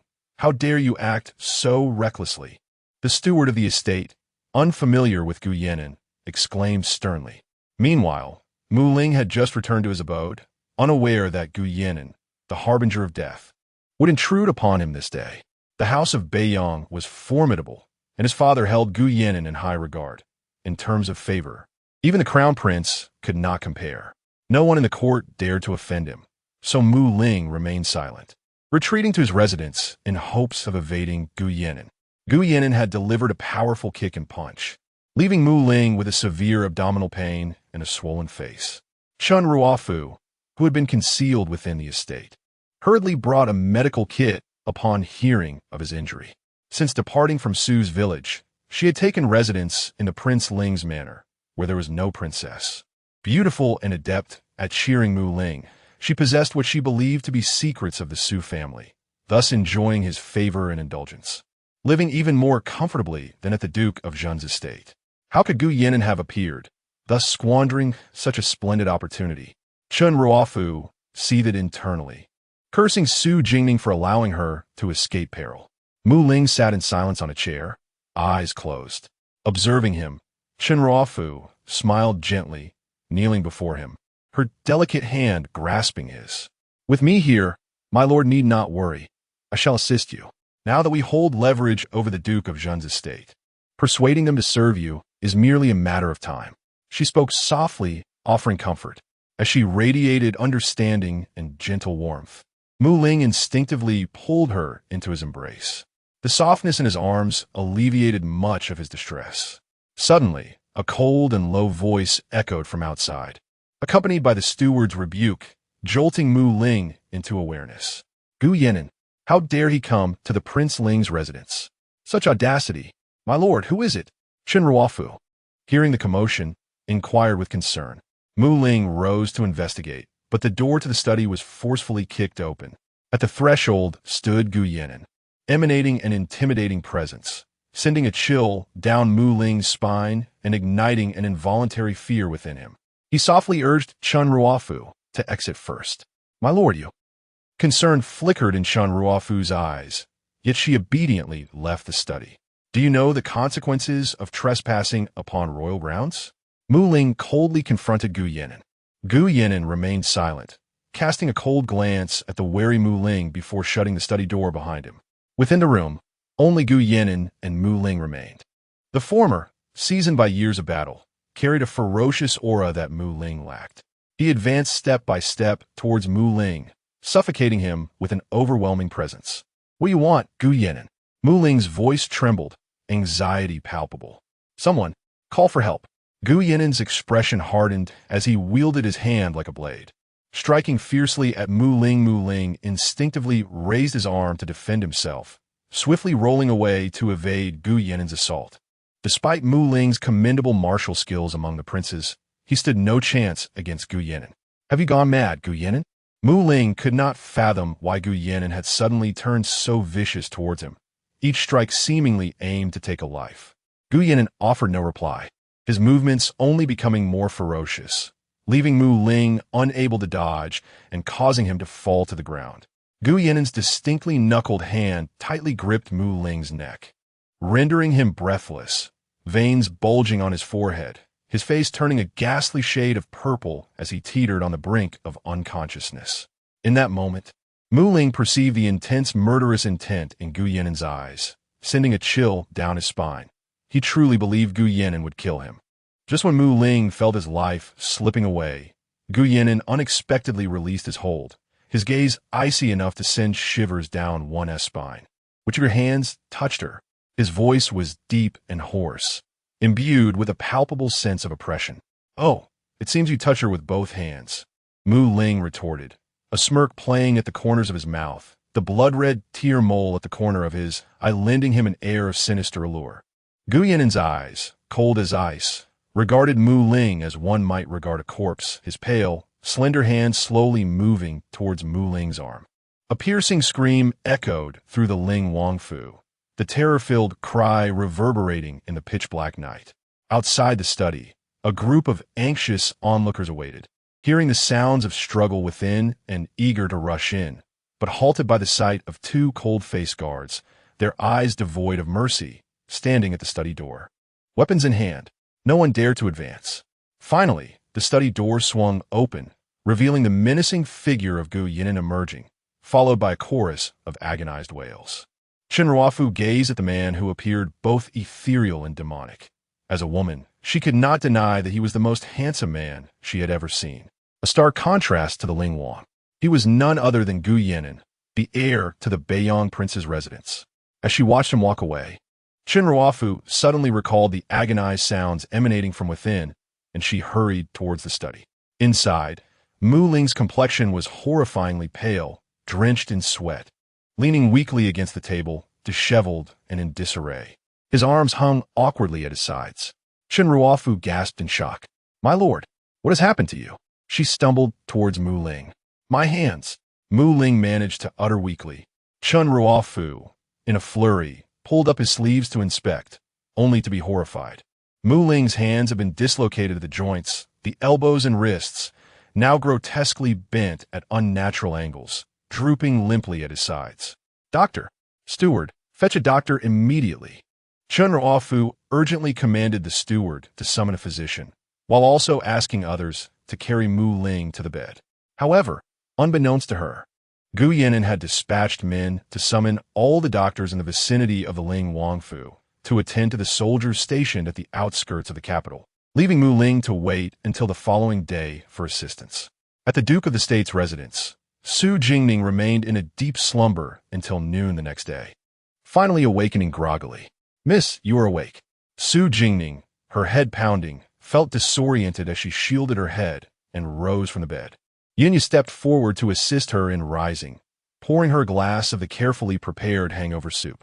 The young lady had inadvertently indulged in the fruit wine during last night's palace banquet, returning home in a state of complete inebriation, having been carried back by His Highness. The heir, Su Jingning, was plagued by a severe headache as she gulped down the restorative concoction. The grotesque visage of Mu Ling from the previous night still lingered in her mind, evoking a sense of nausea and agitation. Drawing a deep breath, she set the cup down, attempting to shake off the remnants of the previous evening. It seemed she had caught a glimpse of Gu Yinan later on, yet the events that followed remained elusive. It was only upon placing the cup down that she noticed the translucent white jade Buddha bracelet adorning her wrist. Su Jingning's captivating, lively eyes widened in disbelief, suspecting she was hallucinating. "Yinya, what is this?" she inquired, pointing at the bracelet with a somewhat dazed expression. "Oh, you were wearing it when you returned yesterday. I have no idea whose it is. I thought of removing it for you, but you insisted it remain untouched." Yinya replied casually while arranging the freshly placed peach blossoms in the room. Had she turned around, she would have seen the rigid expression on Su Jingning's delicate face. Who could explain why Gu Yinan's bracelet was on her wrist? What had transpired the previous night? "Yinya, what was I like after I got drunk?" Su Jingning asked, a hint of anxiety creeping into her voice. Yinya paused in her tasks. "My lady cannot drink. One sip leads to inebriation. The last time you were drunk was in Yuqing when you accidentally consumed the floral brew prepared by the Night Valley Master. You were intoxicated for 2 days. Su Jingning's complexion paled further upon hearing this. She was already aware of her drunken antics. That time, she had mistakenly tasted the floral brew of senior sister Yiling, and it had become a source of laughter among her peers, reaching even her master, who subsequently commanded senior sister Yiling to keep her wine well hidden from her sight. Gazing at the bracelet in her hand, her headache intensified. How was she to return the bracelet to Gu Yinan? It was said to hold great significance for him, as he never parted with it. Chapter 28. The Buddha Beads Miss. Have you risen? Yunqing hurriedly entered the room, observing Su Jingning, who sat vacantly at the table. The heir has asked me to invite you to the front hall. He mentioned that there is a guest wishing to see you. A guest? Who is it? Su Jingning inquired lazily, reluctant to move. It is a remarkably handsome young gentleman, even more striking than the heir, Yunqing described after a moment's contemplation. Suddenly, the visage of Gu Yinan flashed in Su Jingning's mind. Is this gentleman the one with a red tear mole at the corner of his eye? Indeed. Do you recognize him, miss? Su Jingning felt a wave of despair. How could he possibly come to the Duke's residence? Surely, he was here for his Buddha beads. Was it possible for her to avoid going? In the front hall of the Duke's residence, Su Jingchun gazed at the man seated regally in the chair, his demeanor exuding an air of noble elegance, every gesture betraying his aristocratic grace. Did the heir know my sister previously? Su Jingchun hesitated, but ultimately voiced his doubts. If he did not know her, how could he have given the ever-present Buddha beads to Ningning? Gu Yinan took a sip of tea, shaking his head with a voice both distant and cool. I met Miss Su for the first time yesterday. Su Jingning had not disclosed her acquaintance with him to her family. Su Jingchun felt an unsettling dissonance. Yet, with one residing in the northern frontier and the other in the southern territory, there seemed to be no reasonable explanation for their connection. Last night, I am grateful to you, Gu Yinan. On behalf of my sister, I extend my thanks. She is innocent, kind-hearted, and rather timid, rarely venturing outside. As a young hero, you and she should not have any entanglements, Su Jingchun said with a gentle smile, lacing his words with a hint of warning. Gu Yinan was an enigmatic figure, too inscrutable for his comfort. He wished to limit Ningning's interactions with such a person. Seemingly oblivious to the underlying implications of Su Jingchun's words, Gu Yinan replied, Madam Su and my mother are old acquaintances. There is no need for you to be so formal with me, Su Xiong. Seeing Gu Yinan's apparent ignorance of his intentions only intensified Su Jingchun's suspicion that he harbored ulterior motives toward his sister. He decided to disengage from the conversation and glanced toward the door, wondering why Ningning had not yet arrived. She needed to return the Buddha beads to him and send him on his way. Just then, he spotted Su Jingning hesitating outside. Ningning, what are you lingering for? Come in quickly. It's cold outside. Startled by her brother's call after wandering outside for quite some time, Su Jingning steeled herself and entered the room. Elder brother, young Master Gu. Su Jingning greeted the two with a bow, though she dared not meet Gu Yinan's gaze. The more she pondered the events of last night, the more embarrassed she felt. Gu Yinan observed the faint blush on Su Jingning's ears and a flicker of amusement cross his eyes. Seeking to tease her, he asked, Has Miss Su awakened from her intoxication? I have. Thank you for rescuing me last night, young Master Gu. If I behaved in any disrespectful manner, I hope you can forgive me, she replied, her demeanor composed yet distant, as if she genuinely did not understand how the Buddha beads had come into her possession. By the way, I am unsure how this Buddha bead string ended up in my hands. I was just about to return it to you. Su Jingning extended the box containing the beads to Gu Yinan, her expression neutral and detached. Gu Yinan accepted the box, opened it, and adorned himself with the beads. The lustrous, round beads looked exquisite against his fair, elegantly defined wrist as he casually flicked his wrist. Su Jingning found the action remarkably familiar, a vivid scene flashing through her mind. Last night, she had waved his prayer beads in front of him, exclaiming beautiful. She had hoped for a compliment from Gu Yinan, and to her surprise, he had gently obliged, saying, Beautiful, you wear it best. The expression on Su Jingning's face froze. How could she have been so embarrassing? Miss Su, it might be best to refrain from drinking in the future, Gu Yannin remarked kindly, observing her somewhat stiff demeanor. Remembering how rigid and cold she had been the previous night, he felt a twinge of concern, which prompted his visit to the Duke of Zhen's residence today. It appeared she was well now. Su Jingning lowered her head, her expression tinged with impatience. She had no desire to drink. "Thank you for your concern, young Master Gu." Gu Yannin chuckled softly at her, deciding not to tease her further. He turned about to Su Jingmo, saying, "I have official matters to attend to and shall not impose any longer. Please convey to your esteemed mother that I shall visit her again.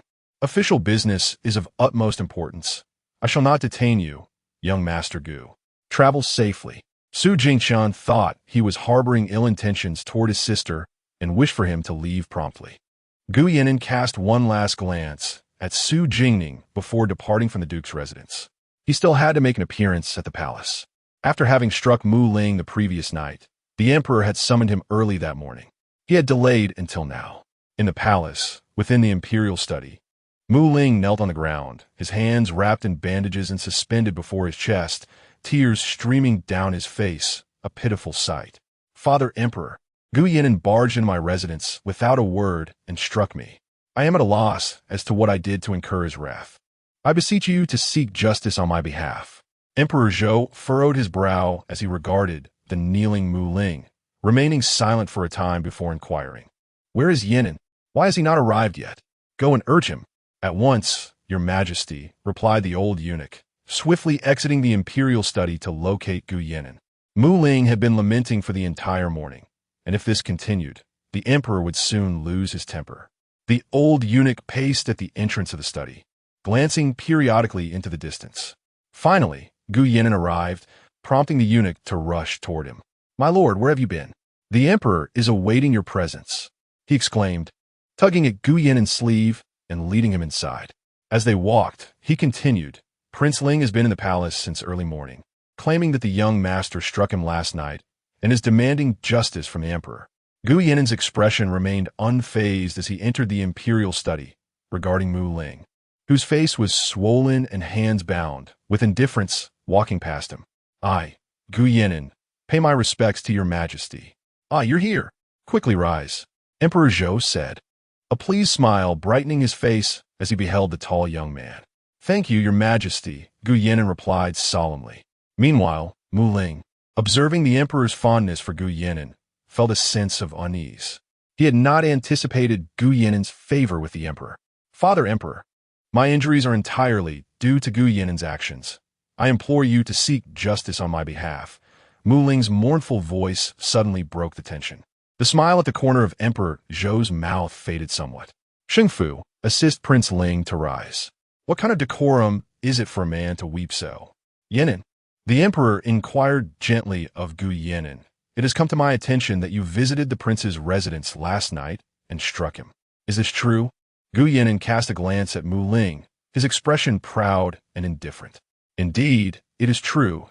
The injuries sustained by the prince were inflicted by me." The emperor was taken aback by Gu Yannin's admission without a defense.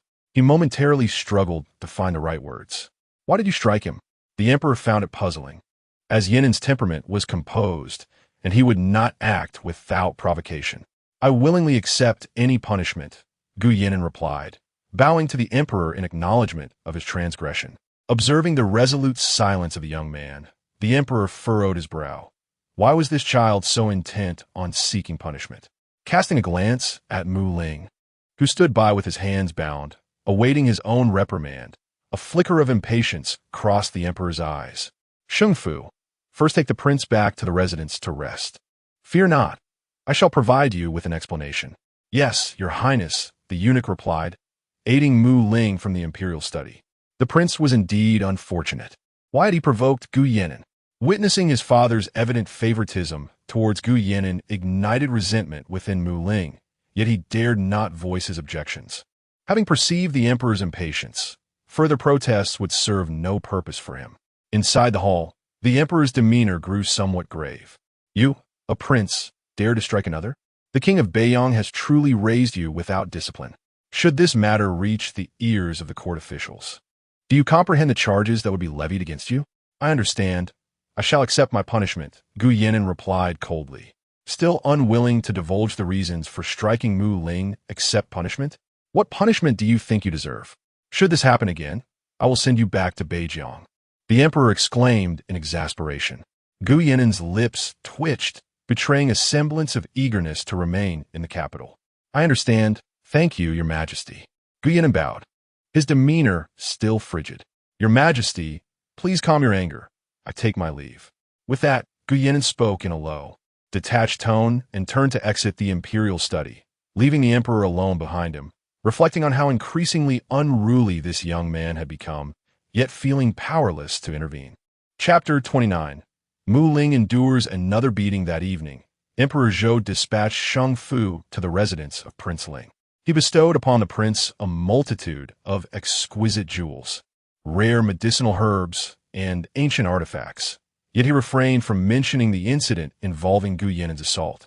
Before departing, Shang Fu cautioned him to let the matter rest and to refrain from bringing it up in the future. Mu Ling could surmise that this was his father's directive. He was taken aback by the emperor's apparent favoritism towards the North Yang prince's household. Gu Yinin, this grievance would not be forgotten. Mu Ling gazed at the glaring yellow imperial edict, feeling an overwhelming sense of annoyance. Outside the prince's chamber, the gentle voice of Chun Ruofu resonated. He tucked away the edict. Come in, he beckoned. Chun Ruofu entered, carrying a food box into the study. I heard you hadn't tea eaten today, so I was a bit worried. This is soup I personally simmered this afternoon. Do give it a try. Her voice was soft, deliberately avoiding mention of Mu Ling's visit to the palace, displaying her remarkable sensitivity. As he beheld the beautiful, fragrant chicken soup, Mu Ling felt a flicker of appetite. You've worked hard. Let the servants handle such matters in the future. It's no trouble at all, as long as the prince enjoys it. That is enough for me, she replied, extending the soup to him. Her delicate, fair hands bore several conspicuous red blisters. How did you injure your hand? Mu Ling asked, concern evident in his gaze. Chun Ruofu quickly concealed her hand behind her back. It's nothing, just a minor burn. It's not important. I didn't want to add to your troubles today, as you seem in low spirits. Chun Ruofu, already possessing a naturally enchanting beauty, appeared even more pitiable in her feigned strength. Warmth surged within Mu Ling. His mother, of humble origins, had passed away early, and he had been bullied by eunuchs since childhood. It seemed that no one had ever prepared soup for him until now. Chun Ruofu was the first. He gazed at her with deep affection. Ruer, you're all I have now.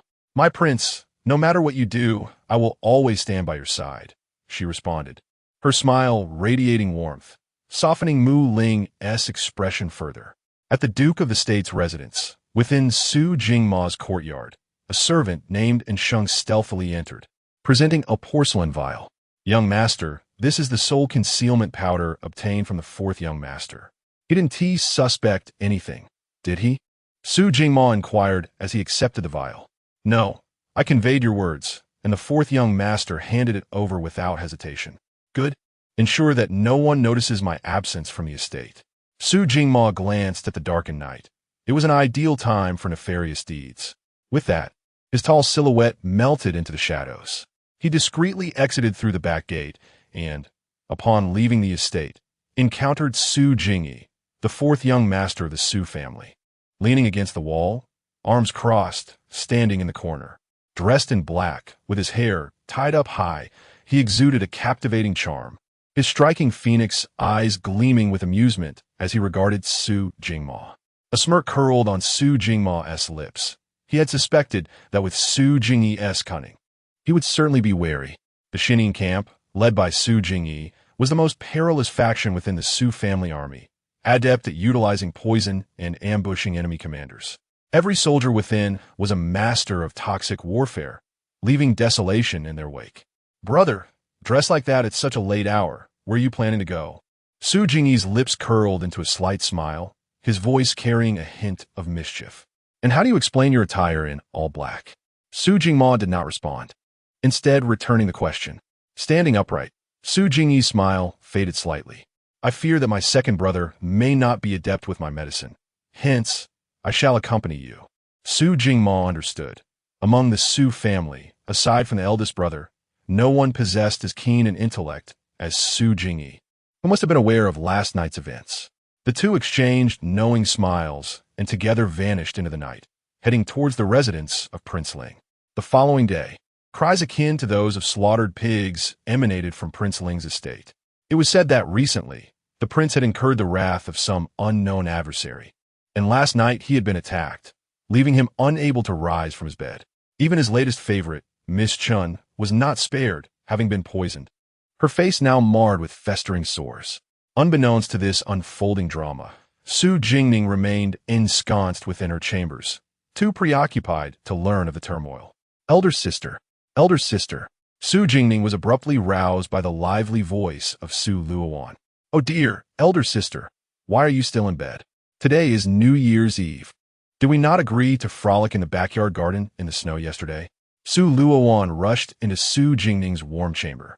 Hesitant to approach the bed due to the chill in the air, she opted instead to stand by the hearth, warming herself while peering intently towards her sister.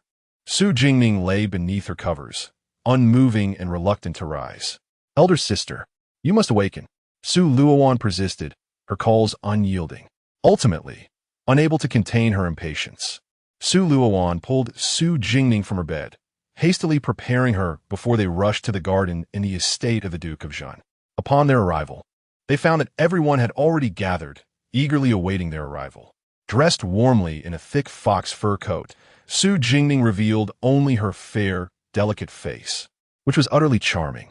Elder sister, you shall stay in the garden's warm pavilion and watch us play, Su Luowan declared, ushering Su Jingning into the warm pavilion. Knowing that the young ladies and gentlemen of the estate would be visiting today, the coal fire within had been stoked to a comforting warmth, accompanied by an array of exquisite pastries and tea. The pavilion had windows on all sides, offering a splendid view of the garden. With a wistful glance at the thick blanket of snow outside, Su Jingning sighed and settled into the warm pavilion.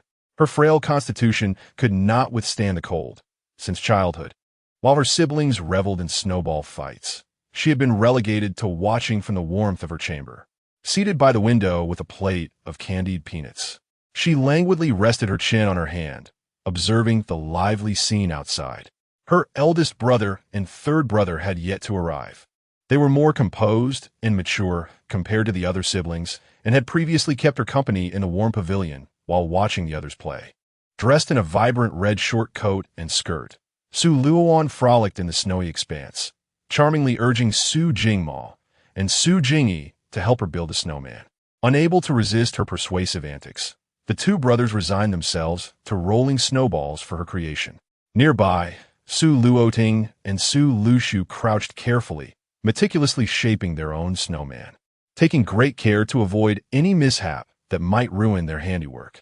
Their nimble fingers sculpted the snowman into a lifelike figure, splendidly crafted. Just as they were nearing completion, an unexpected snowball soared from an unknown direction, striking the snowman's head and sending it tumbling to the ground. The two individuals stared momentarily at the snowman, which now stood with only half of its form intact. Turning their gaze towards the instigator, they spotted Su Jingxian in the distance, grinning widely as he laughed heartily at Su Jingze, who had just toppled to the ground, covered in snow. Lost in the joy of having doused Su Jingze with a pile of snow, they remained oblivious to the furious glances of their two younger sisters beside them.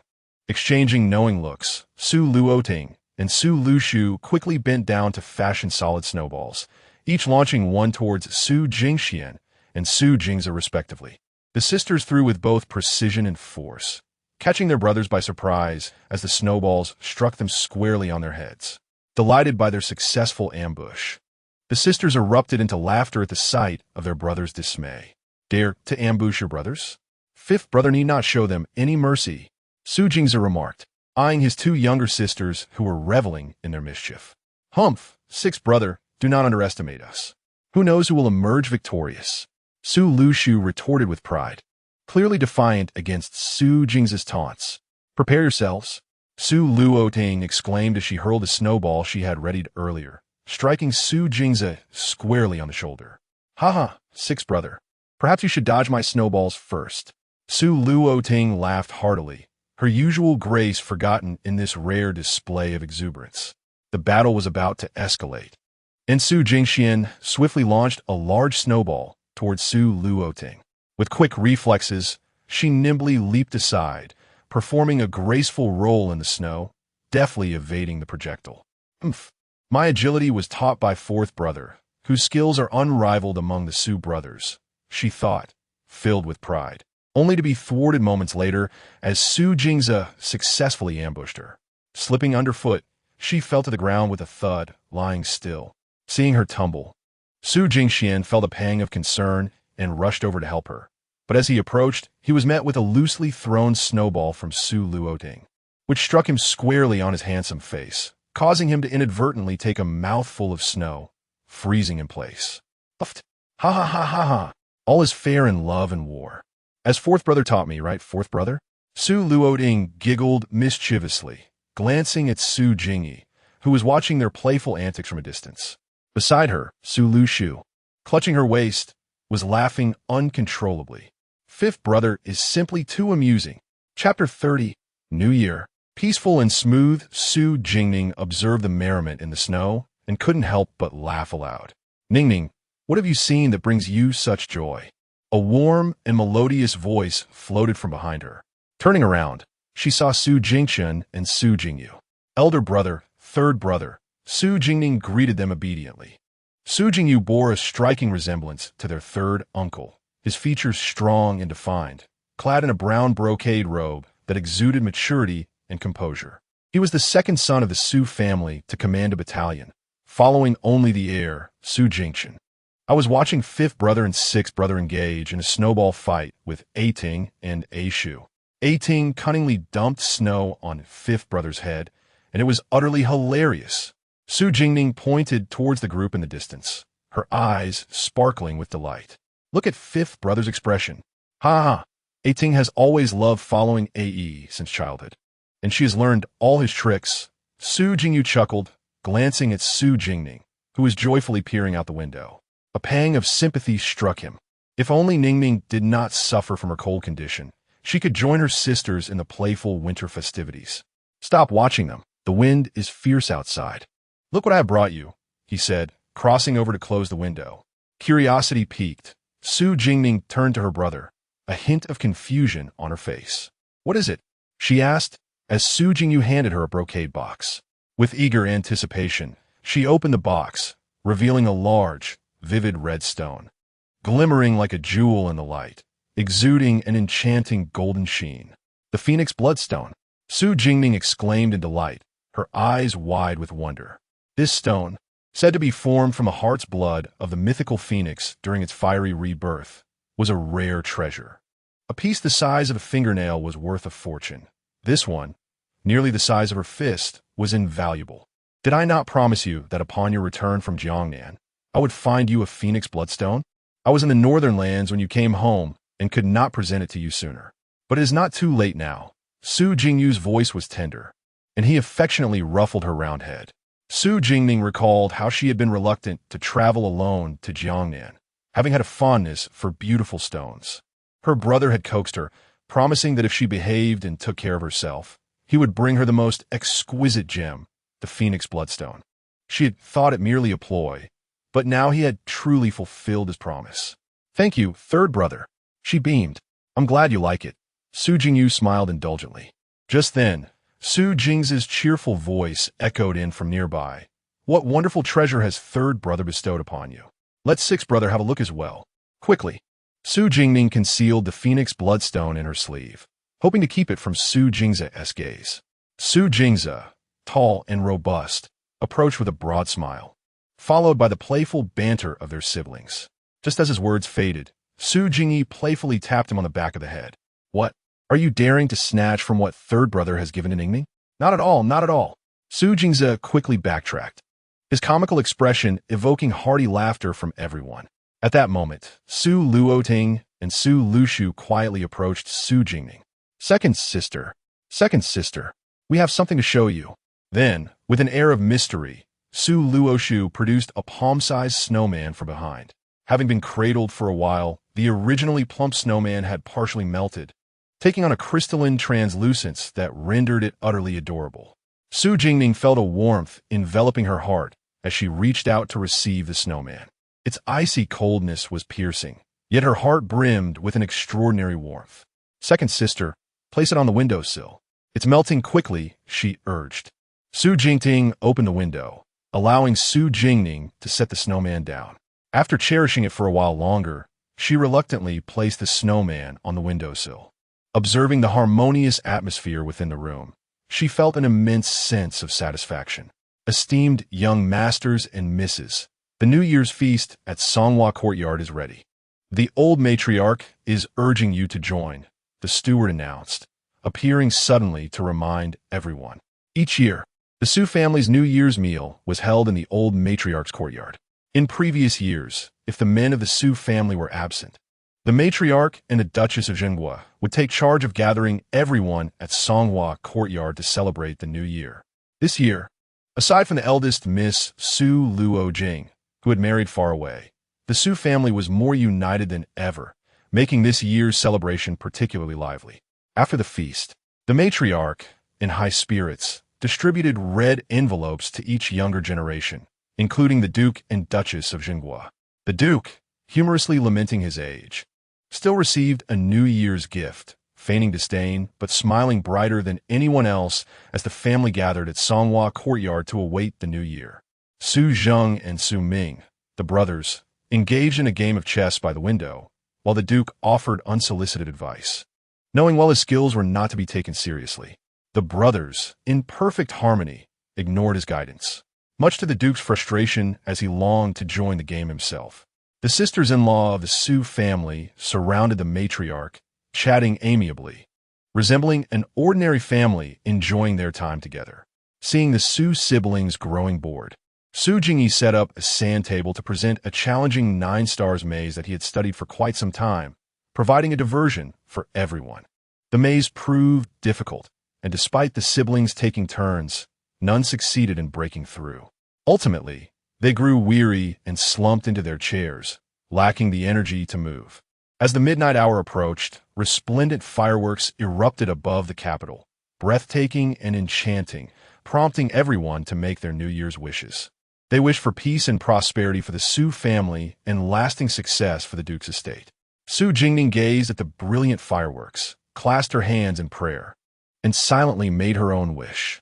The joyous transition of the old year to the new unfolded in the night sky. The streets of the capital were ablaze with lights, the sound of firecrackers echoing, creating a jubilant and festive atmosphere. At the Beiyang Prince's residence, it was a rare occasion for the heir to celebrate the new year in the capital.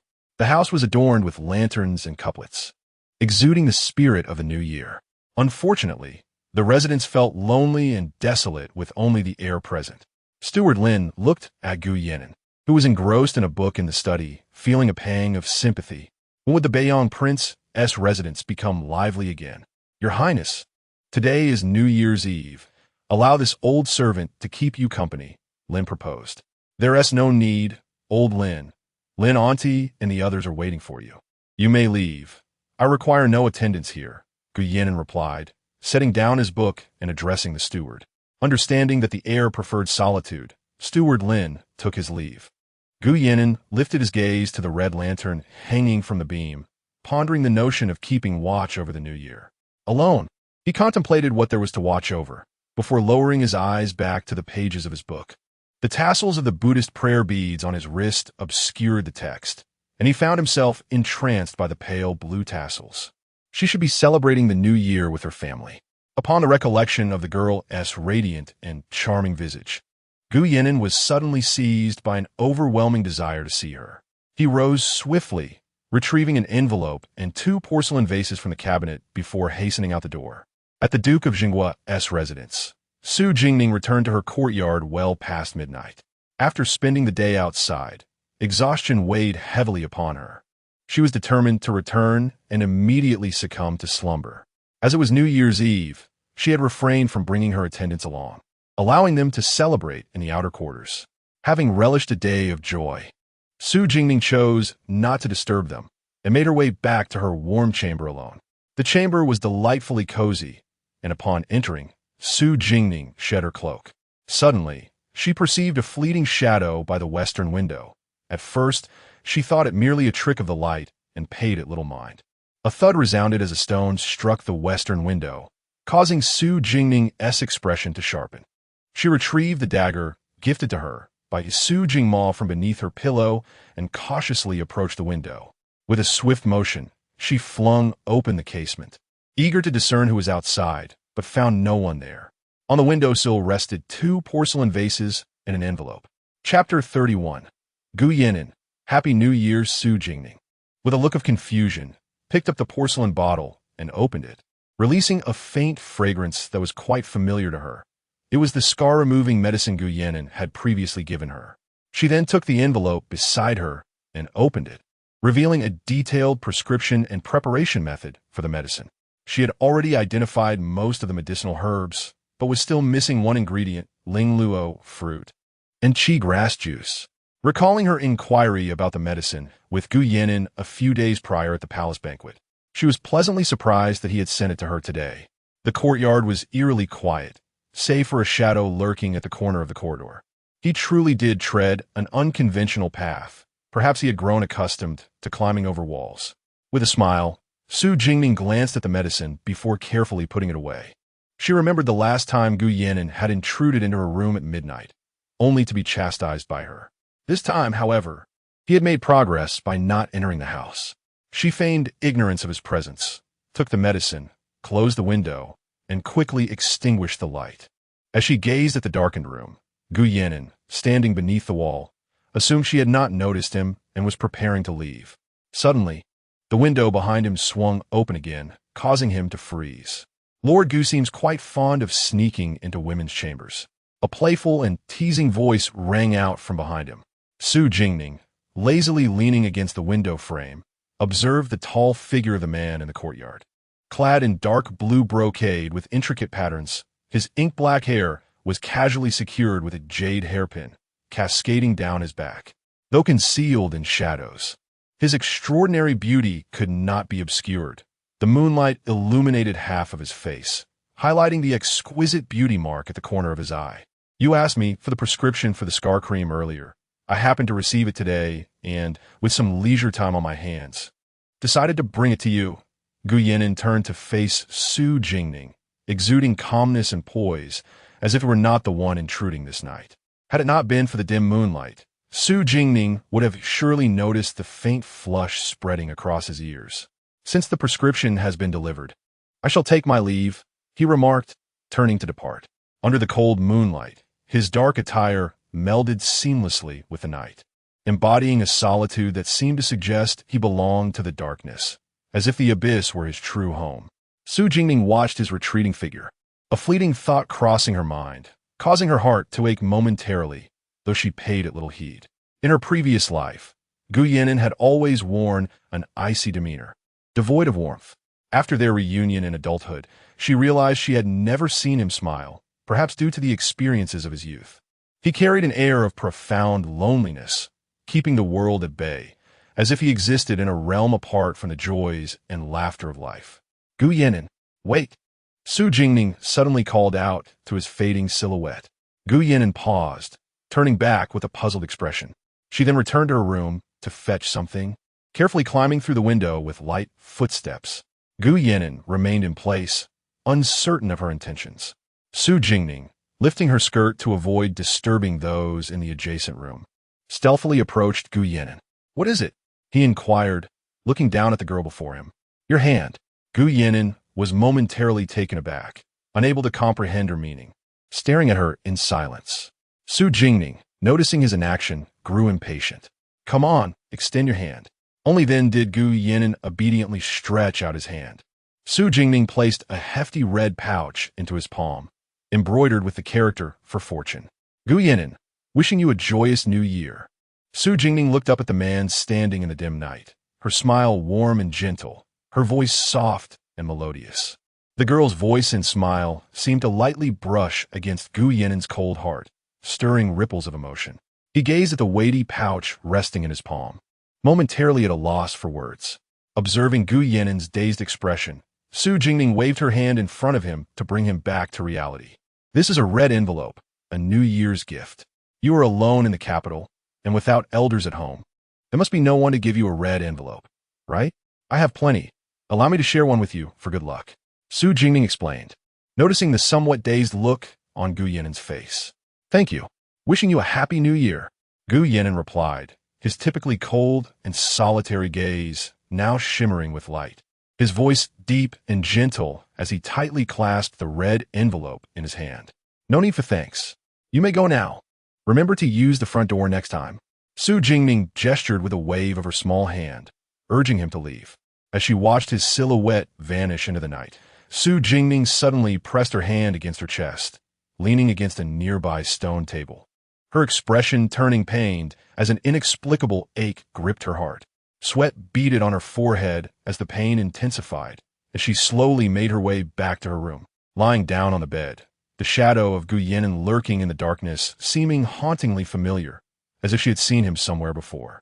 The heartache eventually subsided, and as Su Jingning lay in bed, she strained to recall if she had forgotten something, yet nothing came to mind. Drowsiness washed over her, and in her haze, she seemed to see Gu Yanen once more. The typically aloof and dignified man was alone, kneeling with a sense of piety and solitude in a mysterious ancient temple. The statue of the Buddha within emanated a chilling aura, its fierce countenance seemingly gazing down upon him. He knelt before the statue, devoid of vitality, as a dagger lay on the darkened floor beside him, stained with blood, evoking an eerie and terrifying atmosphere. It appeared as though he had lost everything, his world shrouded in darkness. Su Jingning could sense the boundless despair and sorrow emanating from him, yearning to approach his side, yet finding herself unable to move even an inch despite her utmost effort. The following morning, Yinxing found Su Jingning sitting by the window, her expression grave and her complexion somewhat pallid. "Miss, what troubles you?" Su Jingning's mind was consumed by the strange dream from the previous night, too surreal to fathom. How could she dream of Gu Yanen? The sadness and despair felt all too real, as if it were indeed true. "Oh, it's nothing. What is it? Do you need something?" Su Jingning snapped back to reality, choosing to dismiss the haunting dream, perhaps attributing it to mere coincidence. "Miss, why do you look so unwell? Is your cold acting up again?" Yinxing inquired, her expression laced with concern as she regarded Su Jingning's pale visage. "I'm fine, just didn't rest well last night." She promptly took her pulse, confirming her heart rate was stable and she was in good health. The events of the previous night were likely an anomaly. "The young lady is well, and that is a relief. Ah, the madam has come to urge that the midday meal at Songhua Courtyard is nearly prepared, and she wishes for you to join her," Yinxing softly remarked. "Understood. I shall make my way there at once." After the meal, she would accompany her parents to pay New Year's visits to various households. Her elder brothers had long concocted excuses to attend the military department and celebrate the new year with the soldiers, slipping away while their mother was momentarily distracted, leaving her to bear the burden alone. Ultimately, their mother forcibly pulled her out the door to partake in the New Year visits. During the 3 days of the festival, the Su family gathered in the old matriarch's courtyard for their meal, a family united in joy to welcome the new year. As the harsh winter faded, all things began to awaken. Beneath the exuberant celebrations of the spring festival, the various factions within the imperial capital stirred with subtle currents. Chapter 32. The beginning of revenge. Su Jingning stood by the fireplace, slowly casting the letter she had just finished reading into the roaring flames, which quickly reduced it to ashes. She observed the paper gradually vanishing within the golden embers, her dark, expressive eyes reflecting unfathomable thoughts. With the arrival of the new spring, the time had come to ensnare the treacherous rats and eliminate the filth. "Yunya, prepare the carriage. We shall step out," Su Jingning instructed her companion, Yunya. Chen Ruofu had arranged to meet her at the Qingyan tea house, claiming to possess something of significant interest to her, something that could determine the fate of hundreds tied to the Duke of State's household, urging her to comply and meet at the Qingyan tea house. Upon arrival at the Qingyan tea house, Su Jingning found Chen Ruofu already seated within, adorned in a splendid purple embroidered gown, exquisite and regal. For reasons unknown, her face was veiled, revealing only her eyes. Upon noticing Su Jingning's arrival, She did not rise, but remained seated, exuding an air of haughty superiority. Unfazed, Su Jingning approached and sat directly opposite her, fixing her gaze sharply upon Chen Ruofu, saying nothing. Her penetrating stare seemed capable of stripping away all pretense, leaving no trick of Chen Ruofu's concealed. Eventually, unable to withstand the silence, Chen Ruofu spoke first, her demeanor high and proud, a smirk escaping her lips. Su Jingning, cease this lofty demeanor before me. I assure you, your triumph will not last long. Oh, is that so? Su Jingning's expression turned icy as she regarded Chen Ruofu, a cold smile gracing her lips. However, if you were to obediently cooperate with us and marry the Ling Wang as a concubine, perhaps we might refrain from revealing what we possess. It would also preserve the century-long reputation of the Duke of State's household. Chen Ruofu scrutinized Su Jingning from head to toe, taking a sip of tea, her expression one of condescension. A concubine? Aye, the legitimate daughter of the Duke of State, reduced to merely a side consort for the Ling Wang? Su Jingning tilted her head, amusement dancing in her eyes as she regarded Chen Ruofu. His Highness has long promised me the position of the Ling Wang's primary consort. Should you behave and comply in the future, I would ensure that our sisterhood does not bring you hardship. Chen Ruofu held her head high, pride radiating from her like a peacock. After all this talk, I remain in the dark about what you possess that warrants such persistent threats. Why should I place my trust in you? Su Jingning reclined slightly, her expression languid as she regarded Chen Ruofu. The world believes that the Duke of State's household, having served as general for generations, is loyal and devoted, protecting the nation and its people. Even His Majesty holds them in reverence. Yet, who knows that beneath this facade of unwavering loyalty, the Duke of State's household harbors malicious intent, concealing certain truths from His Majesty. What do you mean? Su Jingning's expression turned frigid as she gazed at Chen Ruofu. Noting the sudden change in Su Jingning's countenance, Chen Ruofu realized her suspicions were not unfounded. The Duke of State's household had recently achieved a significant victory over Xiuyang, yet none were elevated in rank or title, and much of their military power was surrendered. Only a handful of troops remained in the northern borders, while outsiders remained oblivious to the true nature of the Duke of State's household. Yet she was well aware. The Duke of the State holds command over both the northern and western armies, with the western army vastly outnumbering its northern counterpart.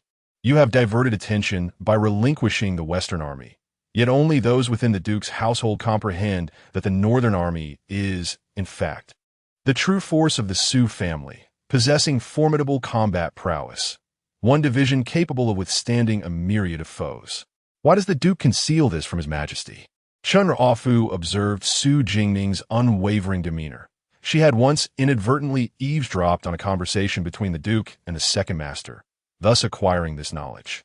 Su Jingning regarded her with a cold smile.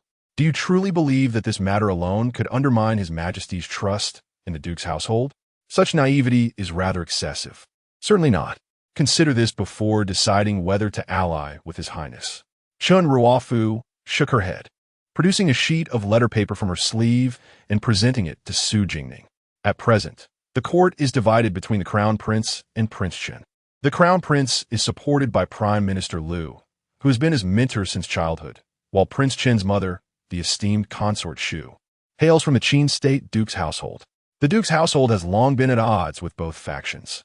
Whoever ascends the throne will undoubtedly seek to diminish the Su family's current prominence. However, Prince Ling lacks maternal lineage and possesses no foothold in the court, making him the optimal choice for the Duke's household. Should you wed His Highness as a concubine, the Duke's household would assist Prince Ling in distinguishing himself among the royal princes and establishing his position. In time, when he ascends to a higher rank, he shall ensure the preservation of the Duke's household's century-long prestige, perhaps even elevating it further. Chen Ruofu articulated the enticing conditions on behalf of Prince Ling, aiming to persuade Su Jingning. Su Jingning examined the letter in her hand, a transcribed military report from the Su family. The report detailed the stalemate of a battle between Beiyan and Dazhou in the Northern Territories 3 years prior, which, initially expected to last merely a fortnight, dragged on for 6 months before a meager victory was achieved. The report indicated that the prolonged standoff was not due to the strength of the Yin army, but rather the Duke's deliberate prolongation of the conflict, misleading His Majesty into believing that warfare was being employed for the sustenance of troops and merits. Historically, military officials gain prominence during wartime, while civil officials rise in peacetime. Should Dazhou remain free of conflict, the court would favor civil officials. The Duke's household, lacking such officials, would inevitably lose His Majesty's trust and favor, leading to the decline of their century-old honor and wealth. Chen Ruofu scrutinized Su Jingning's expression, seeking to glean some insight. Yet her hopes were dashed. Since receiving the letter, Su Jingning maintained an impassive demeanor, displaying no signs of trepidation, as though the letter posed her no threat. I advise you to contemplate this carefully. Tomorrow the court reconvenes. This is His Highness's final opportunity for the Su family. If you do not respond before the morning assembly, His Highness shall present the original military report to His Majesty during the court session. At that point, the Duke's household's century of pristine reputation may well be irretrievably lost. Chen Ruofu urged impatiently. Very well. Su Jingning placed the letter upon the table, rising to her feet. She regarded Chen Ruofu with a genuine smile, as if truly swayed by her counsel, and slowly approached her. Peering down at Chen Ruofu, the latter felt a chill creep into her heart. Leaning closer to whisper in her ear, Chen Ruofu instinctively recoiled. Suddenly, Su Jingning seized her chin firmly, compelling her to meet her gaze. The depths of Su Jingning's eyes were as frigid as a frozen abyss, sending a shiver down Chen Ruofu's spine. It was indeed an unwise decision for Mu Ling to summon you for a discussion. Chen Ruofu, I seem to have cautioned you against setting your sights on the Su family. Why do you persist in your disobedience? Chen Ruofu gazed at Su Jingning, whose expression was fierce and unforgiving, her own eyes betraying a hint of panic. She forced herself to maintain a defiant glare at Su Jingning, who scoffed dismissively, casting aside Chen Ruofu's face with disdain, looking down upon her from a lofty height. The veil that had adorned Chen Ruofu's face fell aside, revealing the horrifying, dried abscesses that marred her cheeks, a sight most repugnant.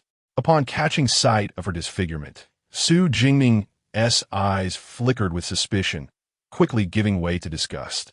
Chen Ruofu hastily retrieved the veil, reapplying it to her face, her eyes filled with trepidation. That night, she and the Prince of Ling had been rendered unconscious by an unknown assailant, and upon awakening the next day, her visage was beset with sores, while the prince lay incapacitated, unable to rise from his bed. Despite their inquiries over several days, no leads had surfaced. Oh, Mu Ling truly harbors deep affections for you, enough to promise you the title of princess in the presence of such a flower-like countenance. Tell Mu Ling that he may present the military report to His Majesty. Our Duke of Zhenguo remains fiercely loyal to the Emperor and shall not lower our status to consort with base scoundrels. The Duke of Zhenguo has never been one to cower, and we shall not be intimidated by his petty threats. Su Jingning's words were sharp and cutting, showing not a shred of regard for Mu Ling. Having spoken, she turned her gaze away from Chen Ruofu and departed the tea house with Yunya in confident strides. After Su Jingning's departure, Chen Ruofu's eyes, seemingly poisoned, fixated on her retreating figure. Su Jingning, you continue to look down upon others. Just wait. Your days of fortune are numbered. Chapter 33. Friends, upon exiting the tea house, Su Jingning did not return home. Instead, she made her way to Fengting Tower. Today marked the final day of operations for the old building, which would soon close for a time in preparation for its relocation to a new site. With Yu Sun absent, Uncle Yin had matters to discuss with her. When Su Jingning arrived, she found Uncle Yin preoccupied with his tasks. Remembering Lu Jifan, she felt a pang of curiosity about his recovery and decided to head to the back courtyard. During her last visit, she had noticed his fondness for flowers and plants, prompting her to send him several potted plants. Now, his days were spent nursing his health and tending to the flora, which seemed to bring him great contentment. Occasionally, when Uncle Yin was overwhelmed, he would assist with the accounts. As soon as she entered, Su Jingning spotted Lu Jifan in the courtyard, carefully loosening the soil for the newly sprouted orchids. It appears you are recovering quite well. she exclaimed. Hearing her voice, Lu Jifan paused his work, set down his small trowel, and brushed off his hands before bowing to her.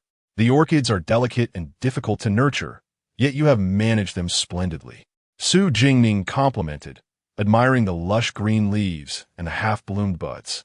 Thank you for the flowers, miss, Lu Jifan replied, bowing deeply, his demeanor devoid of the previous wariness and calculation, replaced instead with sincerity. I am Su Jingning. You may simply call me by my name henceforth, she said casually, taking a seat beneath the flower pavilion and smiling at him. Lu Jifan hesitated, struck by the mystery surrounding her. Few knew of his convalescence at Fontaine Tower. The staff spoke little of her, and he understood that only a select few were aware of her existence, including the proprietor, Uncle Yin, who addressed her with utmost respect. Su Jingning. He had not anticipated that she was the frail daughter of the Duke of the State, known for her long-term ailments in the Jingning region. This realization further confirmed his belief that she had indeed come to rescue him from the gambling den, yet she bore no ulterior motives. I hear you often assist Uncle Yin with the accounts, and that you excel in this regard, she remarked, her voice soft and gentle, akin to that of a friend. Miss saved me from the gambling house and provided me with shelter here. I merely wish to show my gratitude by helping Mr. Yin with some of the ledgers. Any praise he bestows upon me is unwarranted, Lu Jifan said as he took a seat across from her, pouring her a cup of fragrant tea, his expression warm. Do you wish to remain in the capital? Su Jingning inquired after a moment's pause. The capital is vibrant, and I desire to stay and observe its wonders. Besides, as a commoner, I would only face scorn and humiliation elsewhere. I know not where else I could go beyond the capital, Lu Jifan replied. His gaze fixed on the frothy surface of his tea, his expression clouded. Su Jingning remained silent for a while, refraining from further inquiries. Through the open window, she noticed the shelves in the inner room brimming with an array of books. A sense of puzzlement washed over her. Despite being of lowly status, he possessed remarkable talents, a breadth of knowledge and unparalleled cunning, qualities that seemed at odds with his circumstances. Your talents and demeanor are far from ordinary. How is it that you ended up sold to a gambling den? She asked unexpectedly, catching him off guard. Lu Jifan was taken aback by her directness and struggled to formulate a response. If you prefer not to disclose, there is no need to, Su Jingning said, her gaze towards him imbued with respect and sincerity. Lu Jifan felt a stirring within. He saw in her eyes a level of esteem not often afforded by others. There is little to be said. My mother was sold into a brothel as a woman of noble birth, and thus I was born into a life of servitude. Although my mother was sold into a brothel, she was well educated from a young age, unlike most women in her position, and she imparted her knowledge to me. Lu Jifan's voice was flat and indifferent. Your mother must have been a remarkable woman, never forgetting to teach you to read and write despite her difficult circumstances. Su Jingning sighed, recognizing the struggles faced by women in such a profession, especially those who had borne children. Ah, she is indeed different from typical mothers. Lu Jifan scoffed, his words dripping with disdain. Su Jingning sensed the heavy aura of resentment surrounding him. Did he harbor hatred for his mother? In her desperation to escape the brothel, she sold me at a high price to a renowned male courtesan when I was 12, and with the money, she abandoned me. I was unwilling and attempted to flee, but was repeatedly beaten back by the proprietor. Eventually, I barely escaped with my life. Afterward, I wandered from place to place, begging and working to survive for several years, only to find myself sold into the Wuzhou casino, forced to fight for my life. His voice was chillingly calm, devoid of any emotion, as if he were recounting another's tale rather than his own. Su Jingning remained silent after he finished speaking. It was no wonder he had been so ruthless in his previous life, leaving no room for mercy and trusting no one easily. Those betrayed find it exceedingly difficult to trust again, especially when the betrayal comes from one's only kin, an agony that is surely etched into the soul. Impossible to forget. After revealing his past, Lu Jifan hesitated to meet Su Jingning's gaze. He had encountered too many disdainful looks upon the revelation of his origins and had heard countless mockeries. It should have ceased to matter. Yet he found himself fearing the reflection of that same scorn in her eyes. Have you ever considered making those who have wronged you pay for their transgressions? Su Jingning regarded him with resolute eyes, devoid of any contempt. Lu Jifan was momentarily taken aback. She did not despise him. But I am of lowly status, powerless to change anything. A flicker of hatred crossed Lu Jifan's eyes, yet was overshadowed by a sense of helplessness. He dreamt of making those who had tormented him experience his suffering, of making the mother who abandoned him regret her choices, yet he found himself utterly powerless. Have you thought about entering public service? Lu Jifan was exceptionally talented, possessing the ability to address worldly affairs. In his previous life, despite his ruthless nature and cunning strategies, he was a good official who understood the plight of the common people and acted in their interests. With his intellect, he could forge a path for himself in the realm of governance, no longer subjected to the whims of others. However, in his previous life, his political career had been tainted by corruption. Perhaps in this lifetime, he could carve out a path for himself free from such impurities. If you are willing, I can assist you in erasing your lowly status. Thus, you would be eligible to participate in the April examinations. With your talents, you could surely succeed and establish a career for yourself, no longer subjected to humiliation. Lu Jifan was taken aback by her willingness to assist him. Rendered speechless for a moment, his heart stirred. Since his birth, he had heard the most venomous curses and witnessed the dirtiest facets of humanity. Yet he had never encountered such pure and untainted eyes directed toward him, nor had anyone ever expressed such unwavering belief in him. He rose abruptly to his knees, bowing solemnly and gratefully towards Su Jingning, his eyes glistening with emotion. I, Lu Jifan, express my heartfelt gratitude to you, my lady. You have not only saved my life, but have also given me a second chance. Your kindness shall forever be etched in my memory. Su Jingning was taken aback by his gesture. She merely believed that Lu Jifan's talents should not be squandered and sympathized with his plight, wishing to lend him a hand, yet understood that his future depended on his own efforts. She hurriedly assisted him to his feet. You need not stand on ceremony. I have told you that you are my friend, and assisting friends is a natural duty. Friend? Lu Jifan recalled her words from the day she rescued him, spoken to another outside the carriage, and he had thought them mere casual remarks. What? Do you believe I am unworthy of being your friend? Su Jingning tilted her head, playfully jesting. Lu Jifan's loyalty, having followed Mu Ling for years due to her kindness, and his willingness to extend a helping hand during the tribulations faced by the Su family, revealed him to be a man of deep affection and a trustworthy companion. No, not at all. I'm simply overwhelmed, Lu Jifan quickly clarified, unable to conceal the joy on his face. My lady, the shopkeeper, Yin, requests your presence. A maid suddenly bowed to Su Jingning and spoke softly. Focus on your recovery. Should any issues arise, consult Uncle Yin. I shall take care of the matters concerning your contract. Su Jingning instructed Lu Jifan gently before rising to depart. Lu Jifan bowed deeply in the direction she had taken, an air of determination evident in his gaze. He owed her his life, and in the future, should Miss Su require his assistance, he vowed to risk everything without hesitation. Chapter 34. A chance encounter over a meal in a few days. Yu Sun would arrive in the imperial capital. Yet Uncle Yin found himself overwhelmed with the myriad of arrangements for the grand opening of the new Feng Ting Tower. Unable to manage alone, he summoned Su Jingning for assistance. After discussing the opening details and considering some of Su Jingning's suggestions, they spent nearly an hour making necessary adjustments before finally concluding their deliberations. Once the matters were settled, Su Jingning, accompanied by Yunya, prepared to return home. However, as they exited Uncle Yan's reception room, they unexpectedly encountered Su Jingma ascending the stairs, making it impossible to evade him. Nink Nink, what brings you here? Su Jingma, taken aback by the sight of Su Jingning, initially thought he had mistaken her for someone else. Surprised to see her elder brother, Su Jingning greeted him with a delighted smile. Elder brother? I heard that Feng Ting Tower will close for a while starting tomorrow, so I came to enjoy the Jiangning cuisine. What about you? Su Jingma glanced behind her at the reception room, a place typically reserved for select guests, and assumed Su Jingning had made an error.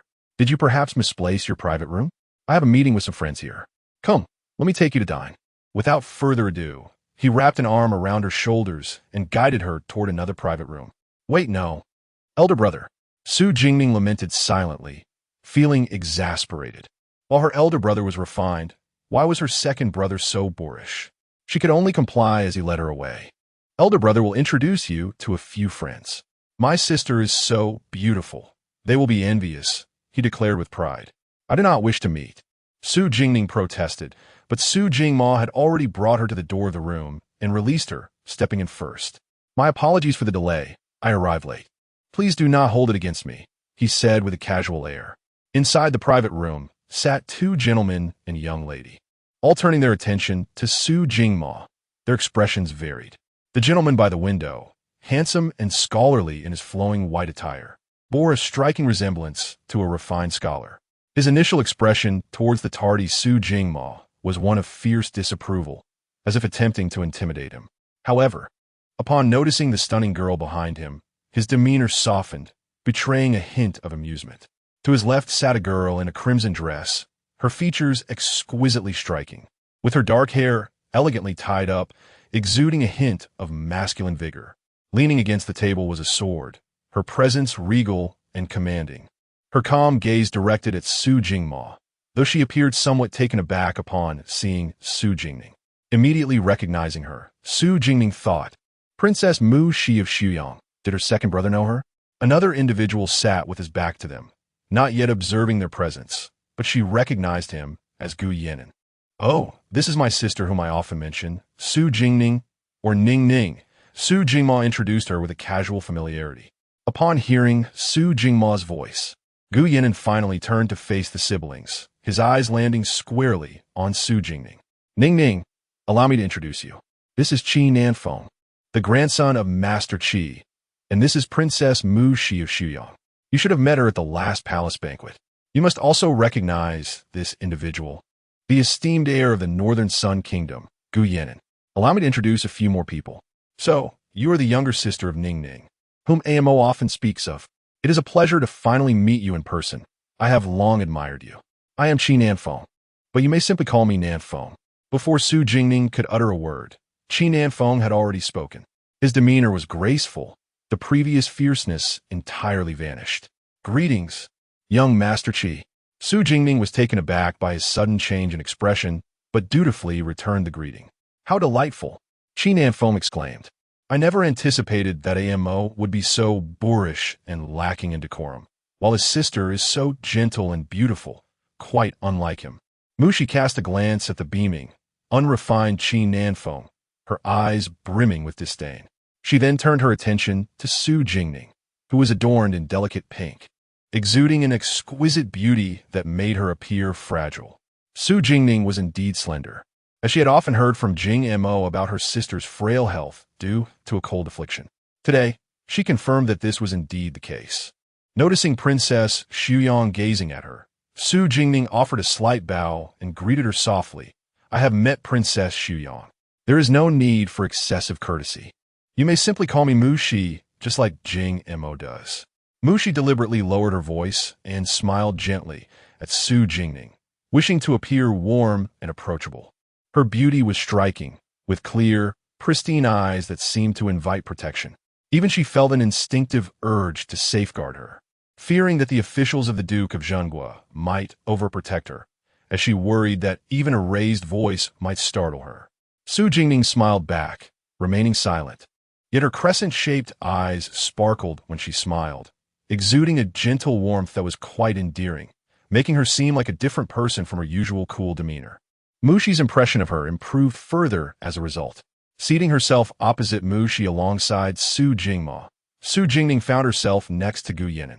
She had anticipated encountering him here and could only pretend to be unfamiliar as she nodded in greeting. Young Master Gu. A flicker of amusement passed through Gu Yenin's eyes as he nodded in response, then fell silent. Amo, when will you rectify your chronic tardiness? This meal was your invitation, yet you are perpetually late. In the entire Great Zhou, only you would dare keep a legitimate princess and the heir of the Northern Sun Kingdom waiting. Qi Nanfeng chided Su Jingma, who showed no sign of remorse for his lateness. You talk too much. Clearly, you arrived early. Why don't you mention that Yenin just got here? Su Jingma retorted without a hint of guilt. Mushi arrived only 15 minutes before me, didn't she? Qi Nanfeng was momentarily at a loss for words. This was indeed the case. In every gathering, he was the earliest to arrive due to his impatient nature, while the others would always arrive fashionably late. Enough of this. I cannot argue with you. Waiter, bring a menu. Qi Nanfeng rolled his eyes at Su Jingma and called out towards the entrance. Since it was Su Jingma's treat, he intended to indulge himself. The waiter promptly rushed in, and Qi Nanfeng, without consulting the others, ordered an extensive array of dishes. The others seemed accustomed to this and allowed him to proceed. Finally, Qi Nanfeng remembered Su Jingning and, feeling a bit awkward, smiled at her. Ning. What would you like to eat? Feel free to order. Your second brother is treating. Su Jingning pondered over the dishes she had just ordered, hesitating slightly before shaking her head, indicating her indifference. Gu Yan'an, who had remained silent, glanced at her and turned to the waiter, instructing him to remove the dish containing almonds and replace it with something else. Su Jingma, who had been about to speak up, was momentarily taken aback by Gu Yan'an's words. He recalled that Ningning was allergic to almonds, and any consumption would result in severe reactions. However, he could not remember Gu Yan'an being averse to almonds as well. Why? I just ordered the almond milk cake, which is a specialty of Fontaine Tower, Qi Nanfeng remarked, furrowing his brow in confusion. I have a heat condition. Almonds are not suitable for me, Gu Yan'an replied, casting a sidelong glance at Qi Nanfeng, who promptly fell silent. Mushi found the sudden quietude of Qi Nanfeng amusing. With no almond dishes being served, Su Jingmo refrained from further comments. Only Su Jingning discreetly observed Gu Yan'an, surprised that he remembered her almond allergy. His memory was indeed remarkable. The dishes were served promptly, and, as expected, none contained almonds. Listening to the conversation among the group, Su Jingning gradually pieced together how they were acquainted. 3 years prior, Qi Nanfeng and Mu Shi had traveled to the northern border, inadvertently getting lost in the desert, only to be rescued by Gu Yan'an and Su Jingma. This encounter led to their friendship, as they found a mutual affinity in temperament, thus maintaining their connection. Princess Xuyang was somewhat different from her expectations. In her past life, Princess Xuyang either honed her skills in Millennium or traveled abroad, rarely appearing in the imperial capital. Yet, whenever she did appear, she carried an innate nobility and pride that deterred others from approaching her. Su Jingning did not know her well, but she recalled Mu Ling mentioning that if Mu Shi had ambitions for the throne, none of the princes, not even the crown prince, could rival her. However, the Mu Shi she observed today was unlike the dignified and noble princess of the grand banquet. She was free-spirited and exuded a captivating charisma, engaging in conversation comfortably with them. Su Jingning noticed that the way Mu Shi looked at Gu Yan'an was different from how she gazed at Qi Nanfeng and her elder brother. Her eyes reflected a blend of joy and apprehension. Although she concealed it well, Su Jingning could still discern it. Throughout the gathering, the majority of the dialogue was dominated by Qi Nanfeng, Su Jingma, and Mu Shi, with Gu Yan'an interjecting occasionally. Meanwhile, Su Jingning remained mostly silent, diligently focusing on her meal, appearing as though she had come to Fontaine Tower solely to dine. Chapter 35. Deceiving the Emperor Su Jingmo and Qi Nanfeng had not seen each other for a prolonged period, and as they dined together, their conversation flowed for a whole hour before they finally finished their meal. If they had continued any longer, she might have succumbed to slumber while listening to their discourse. After the meal, Mu Shi and Qi Nanfeng departed together, while Gu Yan'an headed to the Imperial Guard. Su Jingmo then escorted Su Jingning back to the manor. In the dead of night, at the Lingwang Manor, Mu Ling sat alone in his study, gazing at the military reports laid before him, his expression inscrutable. He had bided his time for several years, for his birth mother hailed from humble origins, rendering him a target of scorn and ridicule since childhood. Over the years, he had concealed his talents and feigned ignorance, deceiving all around him to survive in the ruthless court, where he was perceived as a weak and ineffectual individual. Now, even the heir of the Beiyang king dared to bully him. Should he continue to endure, he feared that no one would remember the existence of the Ling Wang in the Great Zhou. Mu Ling cast a glance at the military report, his gaze cold and merciless. To the Duke of State, should you refuse to serve this king, do not blame me for trampling you underfoot. The military power of the Su family would ultimately rest in his own hands. The following day, in the Golden Hall of the Great Zhou, the emperor sat upon his throne. Today marked the resumption of court after the new year, and various departments had accumulated numerous affairs, leading to a relatively brief assembly. Observing that none of the ministers had any further counsel to offer, the emperor prepared to adjourn the court. Just as Grand Eunuch Shang was about to announce the end of the session, a voice rang out from below. "Father Emperor, I, your son, have a matter to present." Mu Ling, clad in a striking crimson court robe, stood at the end of the assembly of princes. His words startled the gathered nobles. As the Ling Wang was known for his reticence and rarely expressed opinions in court. "What matter do you wish to present?" The emperor inquired, taken aback. "I wish to accuse the Duke of State of deceiving the emperor and plotting treachery." Mu Ling advanced and knelt, his voice resonant as he held the military report aloft. The Duke of State, positioned at the forefront of the military officials, regarded Mu Ling with a piercing gaze, the aura of a seasoned warrior pressing down upon him. "The Duke of State is fiercely loyal to your majesty. Why does His Highness Ling Wang slander the Duke of State?" The emperor glanced at the kneeling Mu Ling, gesturing for Grand Eunuch Shang to retrieve the document from Mu Ling's hands. "Father Emperor, this is the military report from 3 years ago regarding the battle between Great Zhou and Beiyin in the Northern Territories. That conflict could have been resolved in a mere half-month. However, Duke Su Bo, in a bid to preserve the Su family's honor, deliberately prolonged the battle, dragging it out to 6 months, thereby depleting the resources and military strength of Great Zhou. Subsequently, he concealed the truth and coerced the military scribe into falsifying reports. Deceiving the emperor, his intentions are worthy of condemnation." Mu Ling cast a glance at the visibly disturbed Duke of State, his conviction that the Duke was flustered growing stronger. He continued to articulate the contents of the military report, inciting fervent discussions among the senior officials in the court.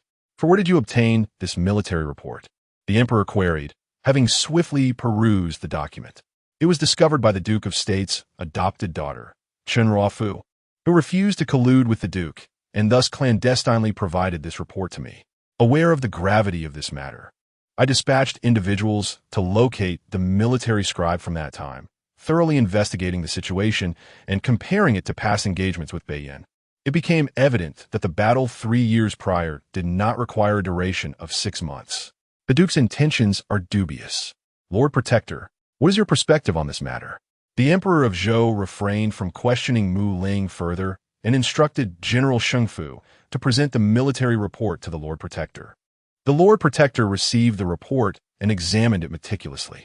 The document was exceptionally detailed and bore an uncanny resemblance to the military report he had submitted to His Majesty years prior.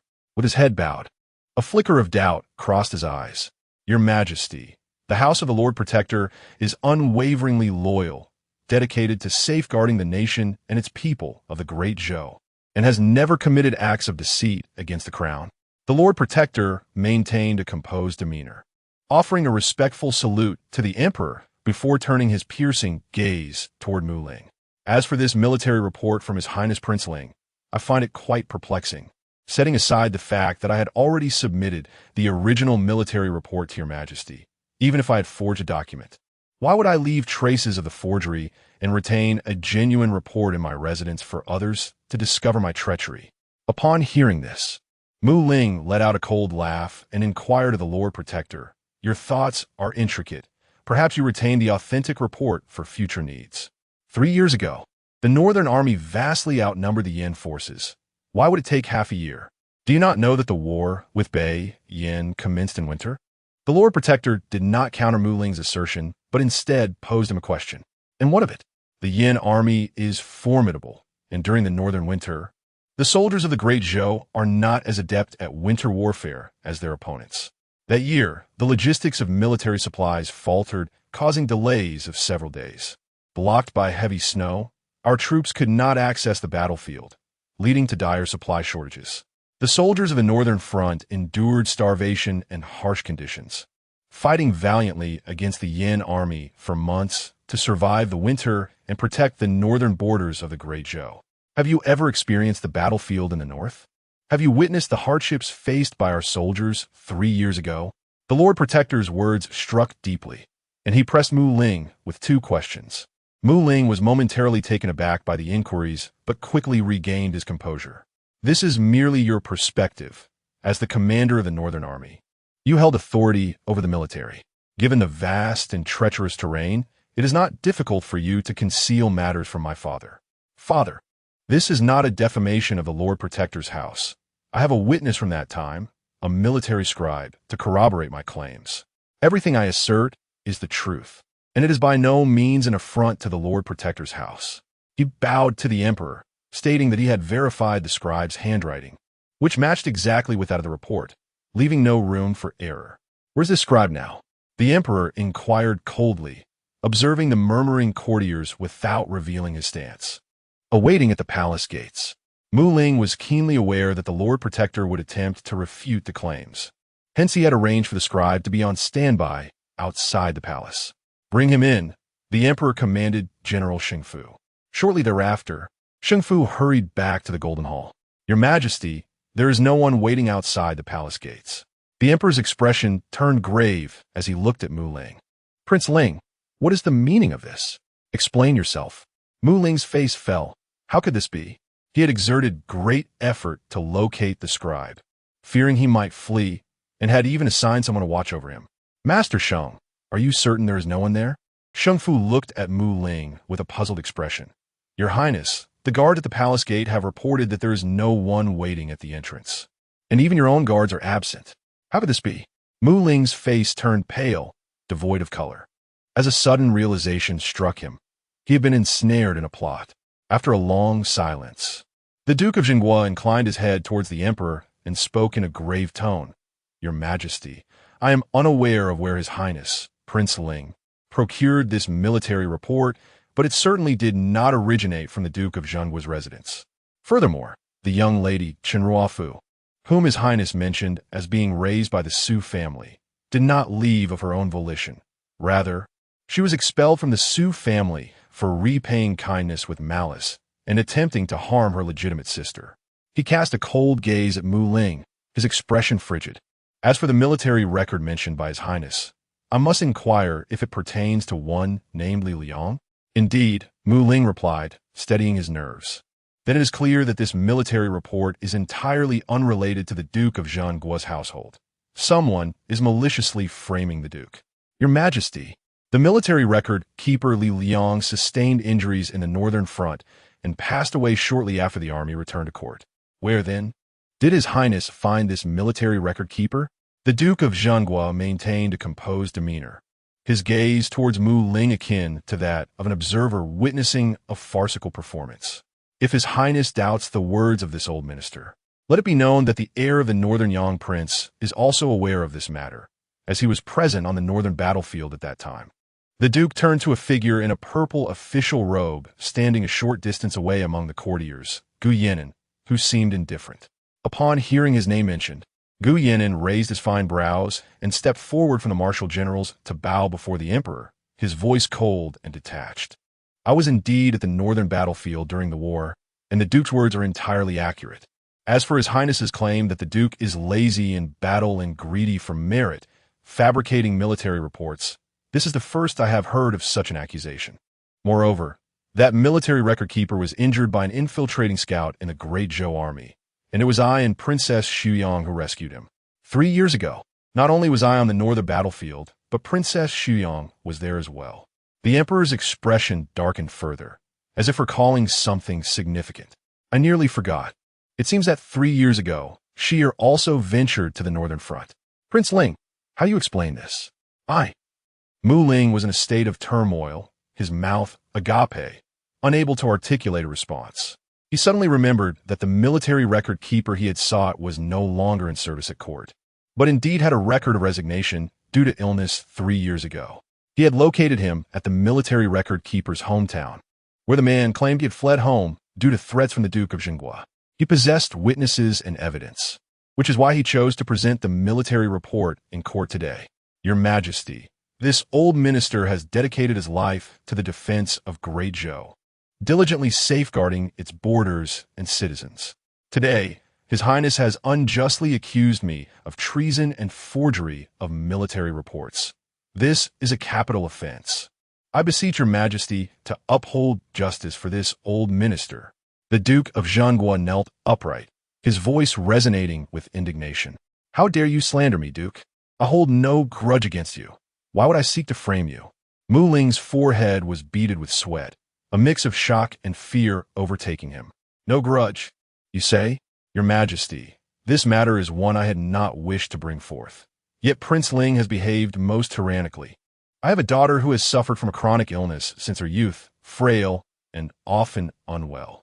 She has been cherished and cared for by our family, allowing her to survive to this day. To my astonishment, however, she has caught the eye of Prince Ling.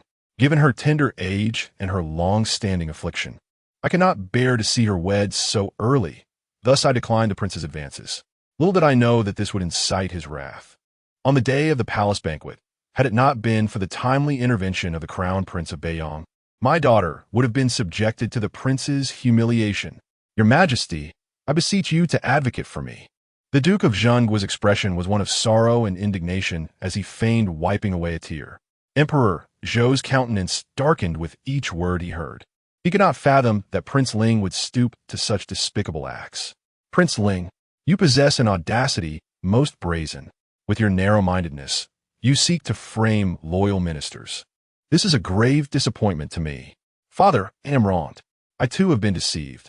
The military report was forged by Chunhua Fu. The Duke of Jingwa has severed ties with her, and out of spite, she has schemed to use me for her revenge. My intentions have always been for the greater good of the Zhou dynasty, which is why I fell prey to her machinations. I implore you, Father, to absolve me. Mu Ling knelt upon the ground, trembling with fear. Deceived and used. Mu Ling, do you comprehend that should I choose to believe you today, the Duke of Zhenguo would face dire consequences? Forging military documents is a capital offense, and you would be endangering the Duke's life. Emperor Zhou erupted in fury, striking the document in his hand upon Mu Ling's head. Duke of Zhenguo, please rise. I shall ensure justice is served in this matter. The emperor turned his gaze toward the kneeling Duke of Zhenguo. Thank you, Your Majesty. The Duke of Zhenguo cast a glance at the prostrate Mu Ling before rising to his feet. Chapter 36.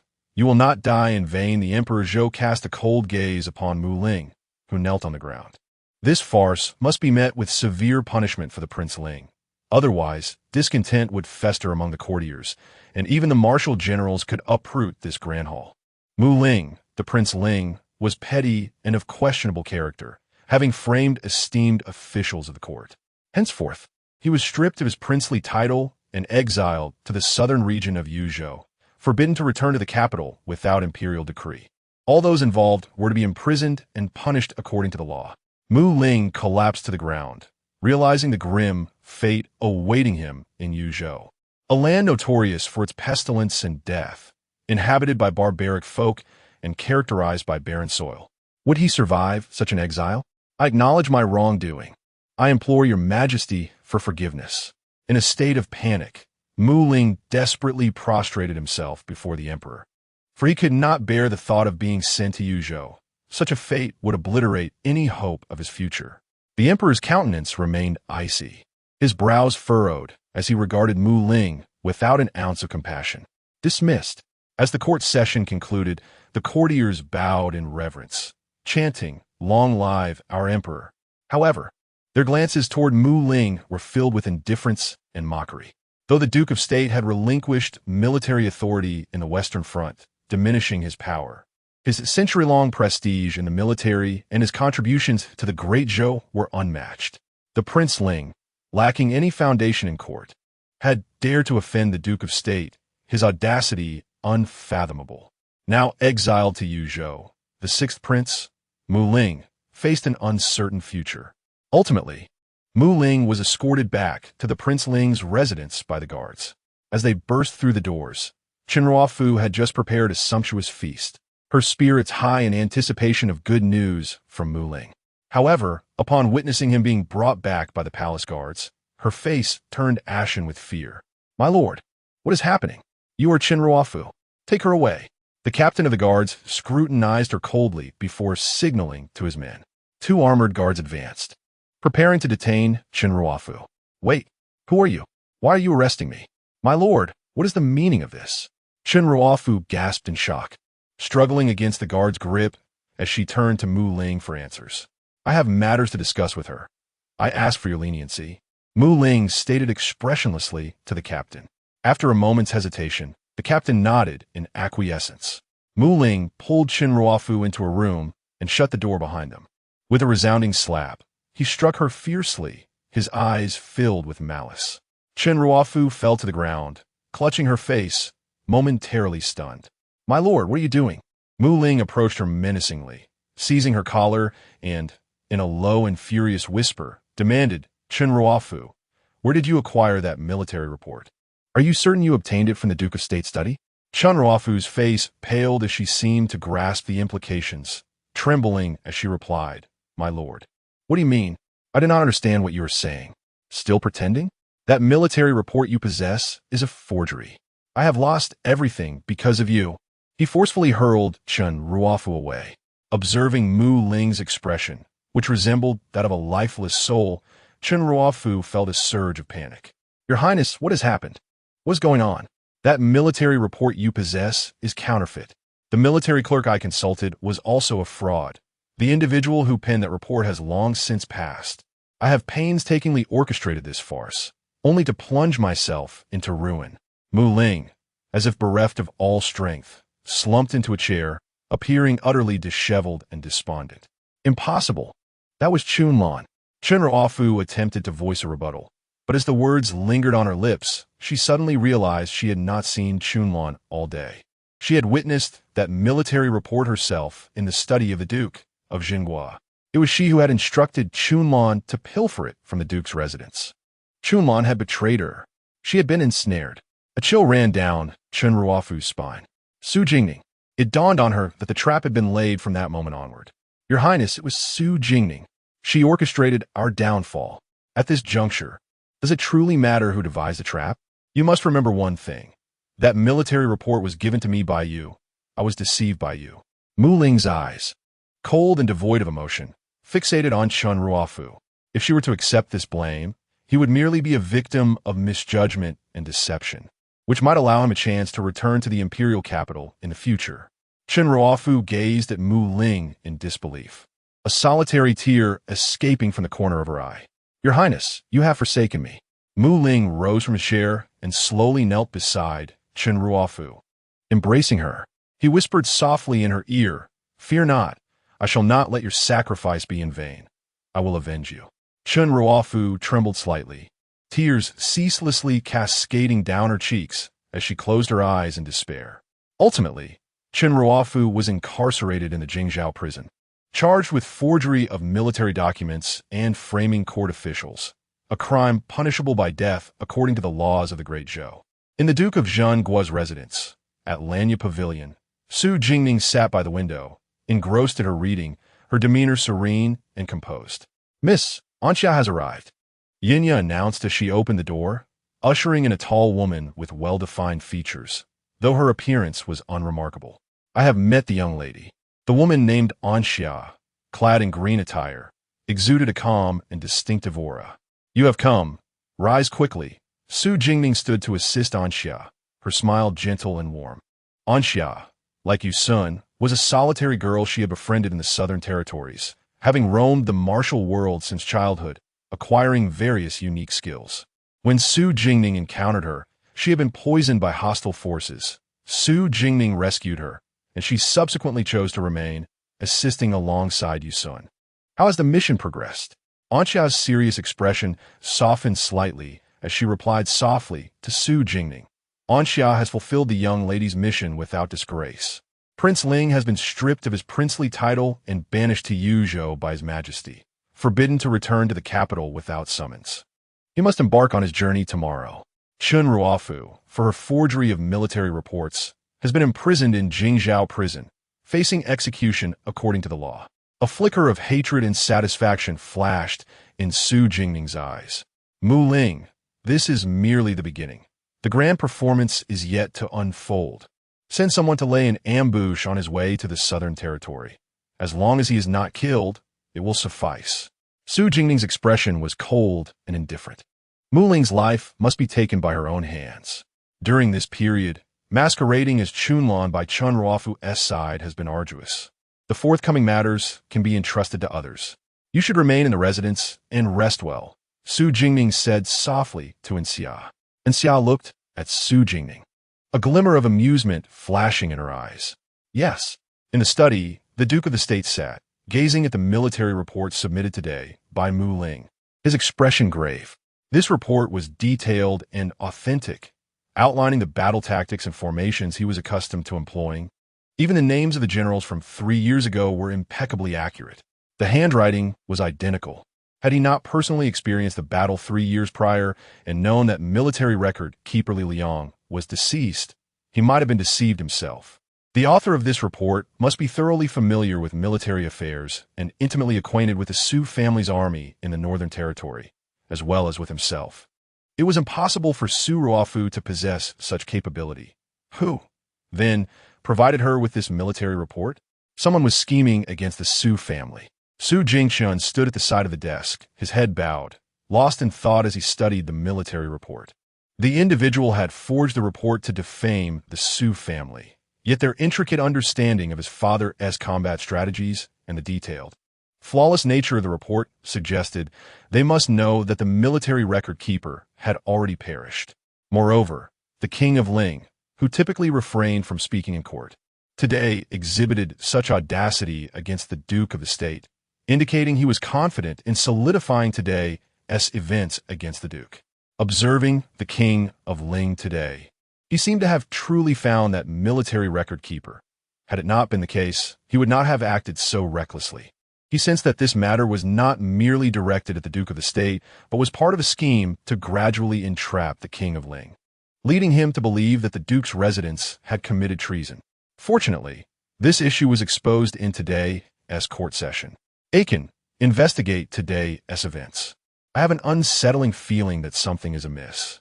This situation does not seem right. The Duke of the State instructed Su Jingshun with a furrowed brow, fearing there was a traitor within the Su family. Yes, Su Jingshun too was perplexed, pondering who could be using the Su family to contend with the King of Ling. Chapter 37. The death of Chun Ruofu. As Su Jingshun exited the study, his mind was ensnared by the events of the day, leaving him in a state of confusion. He made his way to Su Jingning's courtyard, seeking her perspective.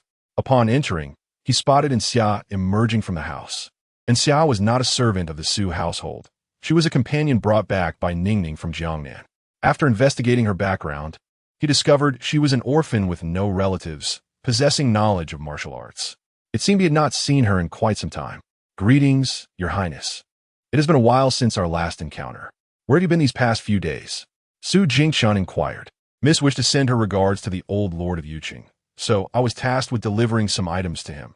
And Xia replied softly, bowing her head. Su Jingshun cast a contemplative glance at Xia before proceeding into the house. Elder brother, what brings you here? Su Jingning, just finishing the medicine brought by Yunya, wore a pained expression as she popped a piece of candy into her mouth. I came to see how you are, Su Jingshun said, taking a seat opposite her. After a prolonged silence, he finally spoke. Jingning, are you aware that today His Royal Highness, the Prince of Ling, was stripped of his title and exiled to the southern region of Yuzhou for forging military reports and slandering our father? Chun Ruofu, implicated in this forgery, faces the death penalty. Su Jingning hesitated for a moment while pouring tea, her hand pausing. Is this matter concerning me? She asked softly, handing the tea to Su Jingshun. It was my doing, Su Jingning replied with an unwavering countenance, meeting her brother's gaze without flinching.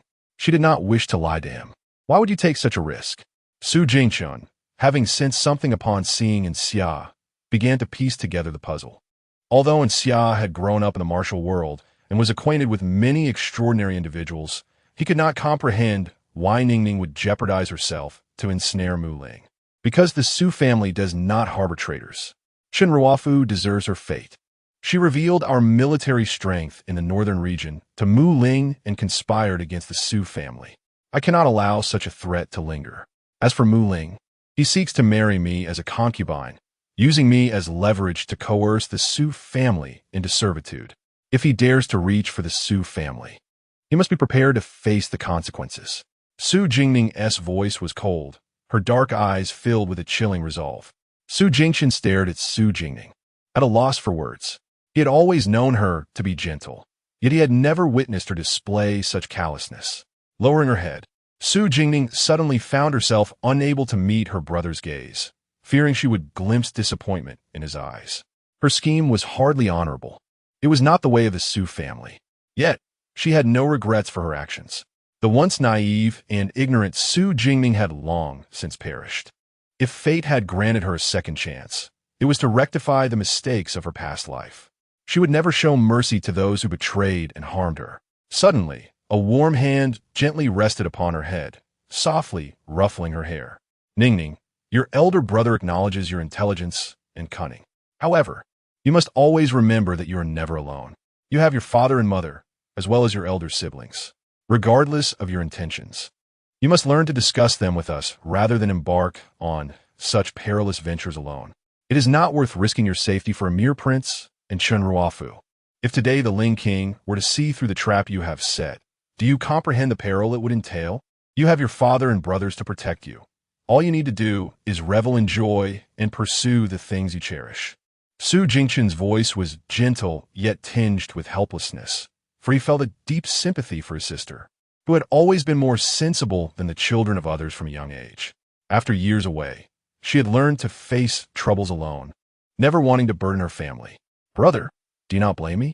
Su Jingning raised her head, her dark eyes meeting Su Jingchen's, and asked softly, why would I blame you? If Mu Ling dares to bully you, even if you did not retaliate, do you think our father and brothers would let him off?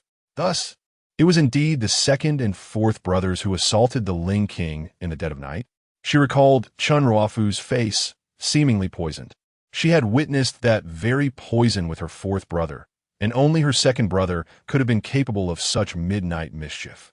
It was merely their folly, Su Jingchen thought, his head aching at the memory of the two he had caught that night. Only they would conceive of such an act. Regardless, from now on, whatever you undertake must be discussed with us. Do not attempt to resolve everything on your own. Understand? Thankfully, the Ling King is not favored by His Majesty.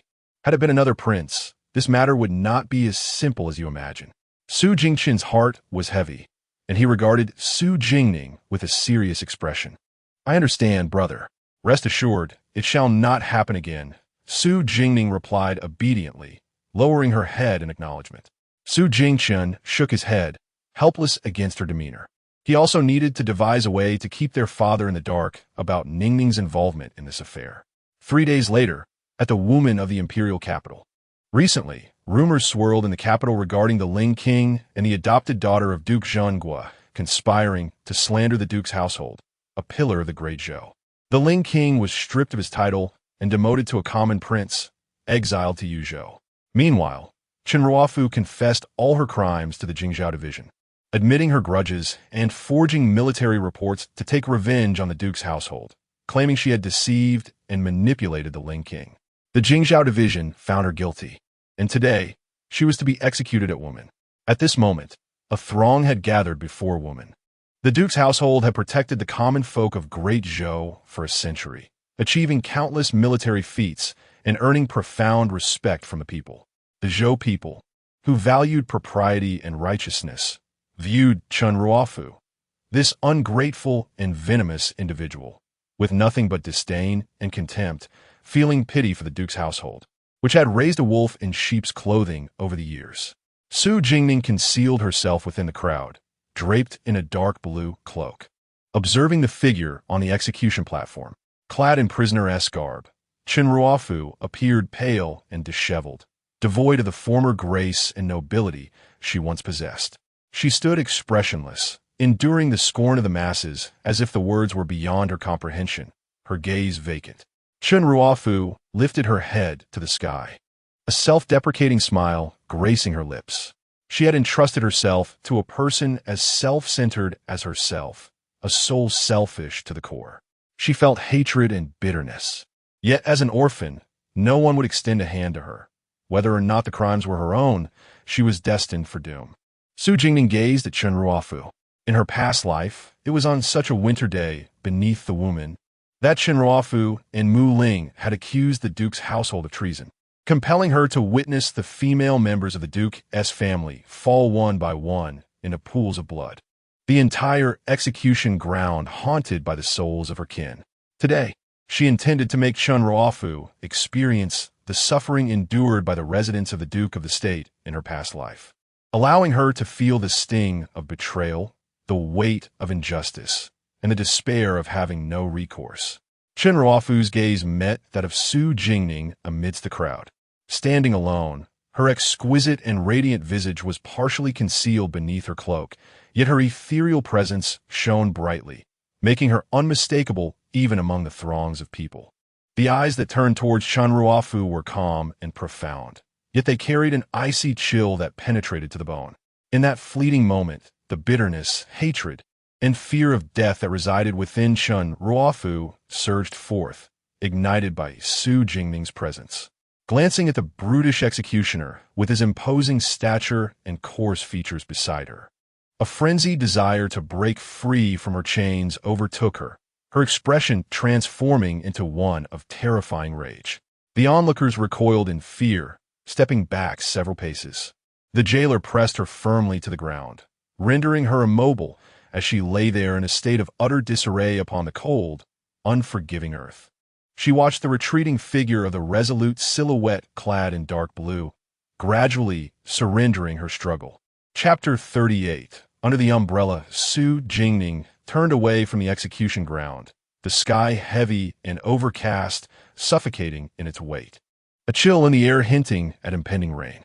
The streets were emptier than usual, with passers-by hurrying homeward. Barely a few steps had been taken when the first drops of rain began to fall. Su Jingning kept her head bowed, the raindrops striking her and quickly seeping into her dark blue cloak, an icy chill that she seemed oblivious to as she walked aimlessly forward, becoming the very visage she had once loathed in her past life. Suddenly, she halted. Had the rain ceased? Lifting her gaze, she noticed someone holding a pale yellow oil paper umbrella over her. Turning her head, she beheld a man clad in a grayish-blue cloak, his dark hair meticulously tied back, exuding an air of cool elegance and nobility. His sharp features were softened by a striking red birthmark at the corner of his eye, enhancing his stunning appearance. He was breathtakingly handsome, and each encounter left Su Jingning in awe. Gu Yenin, she whispered softly, her voice delicate and faint. Gu Yenin lowered his gaze to the girl whose nose was reddened from a cold. Her eyes glistened with a hint of unshed tears, a touch of melancholy that tugged at one's heartstrings. "Why aren't you using an umbrella?" he inquired gently. "Oh, I forgot," she shrugged nonchalantly. "Let me treat you to tea. I haven't properly thanked you for your help last time."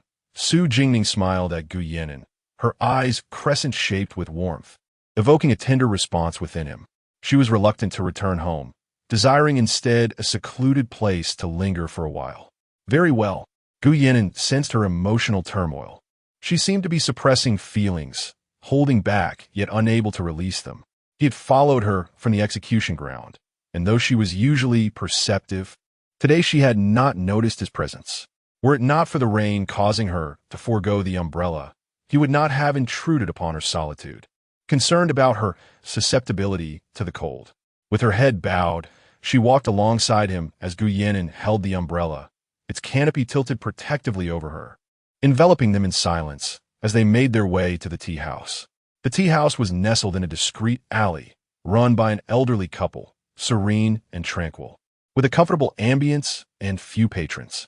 Su Jingning settled across from Gu Yenin, quietly preparing the tea. She was strikingly beautiful. Her features were exquisite when she smiled.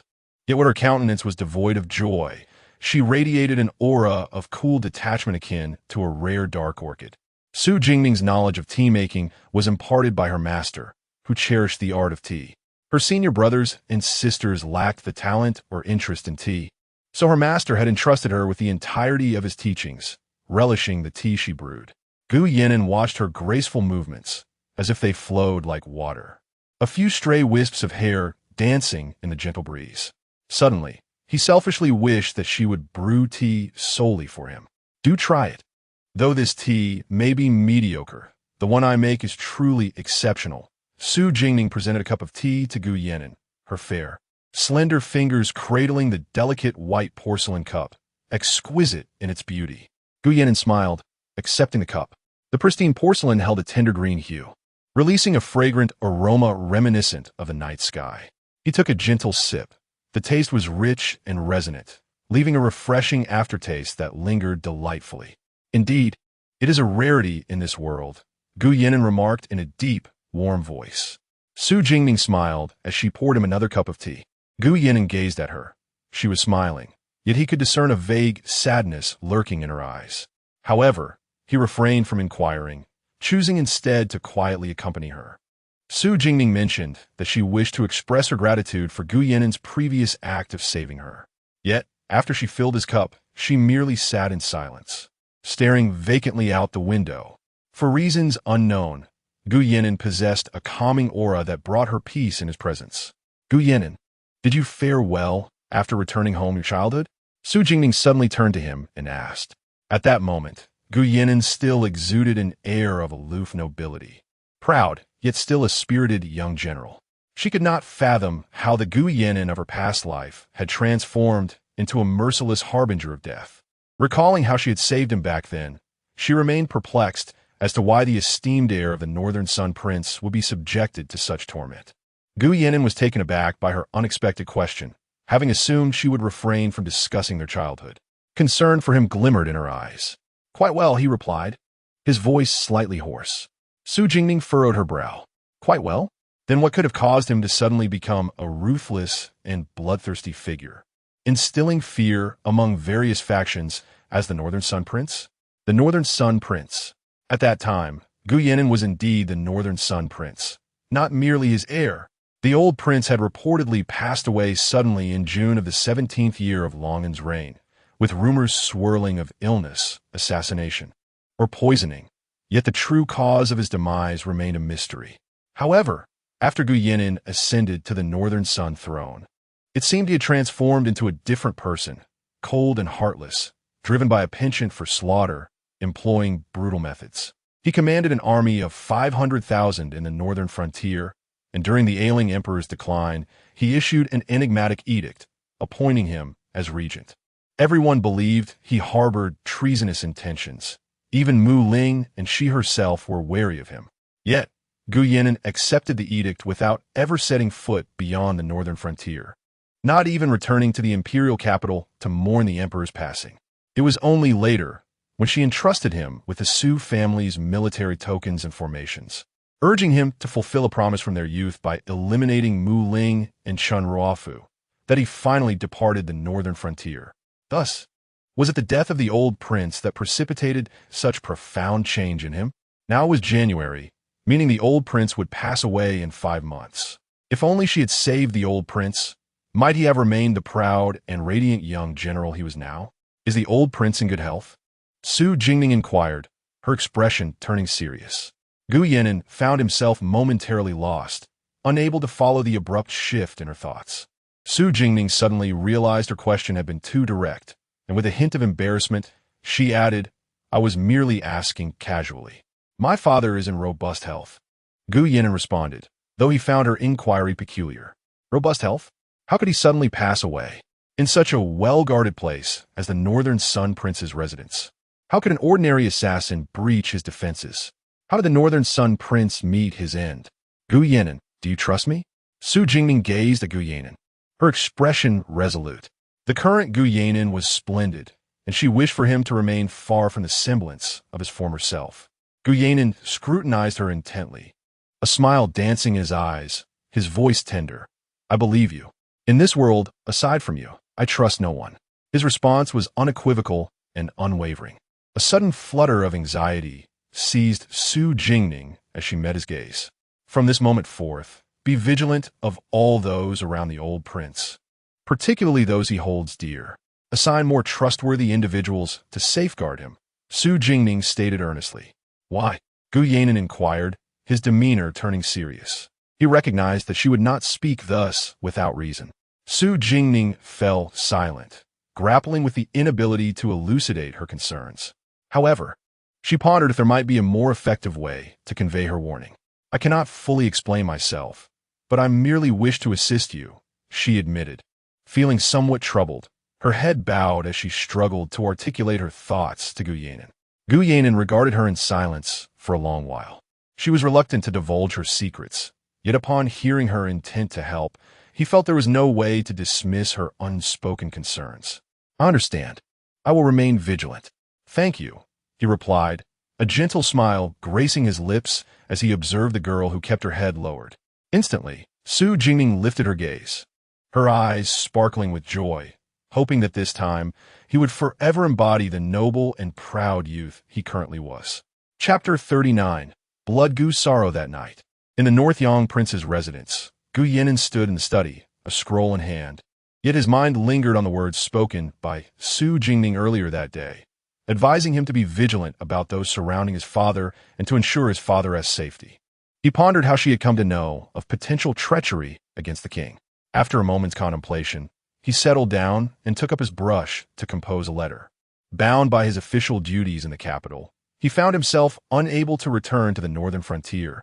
Yet the matter of his father's safety was far too grave for negligence. "Mou," he called.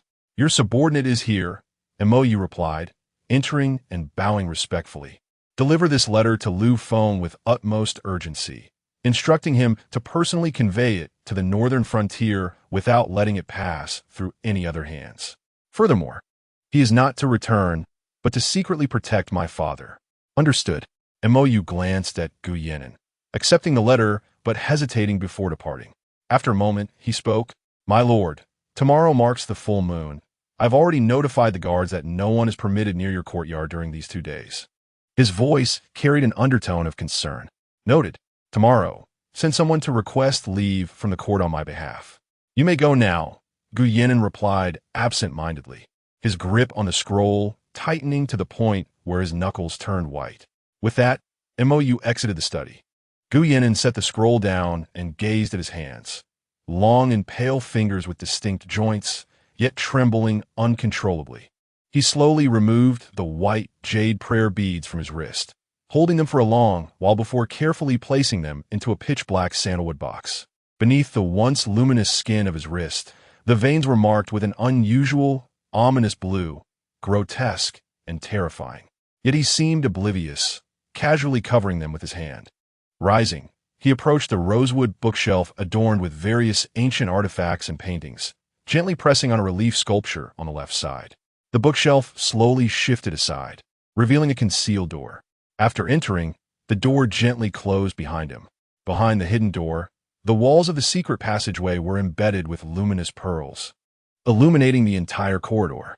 Gu Yanin walked to the end of the passage where a secret chamber awaited him. The chamber was frigid to the bone, frost clinging to the walls. It was utterly empty.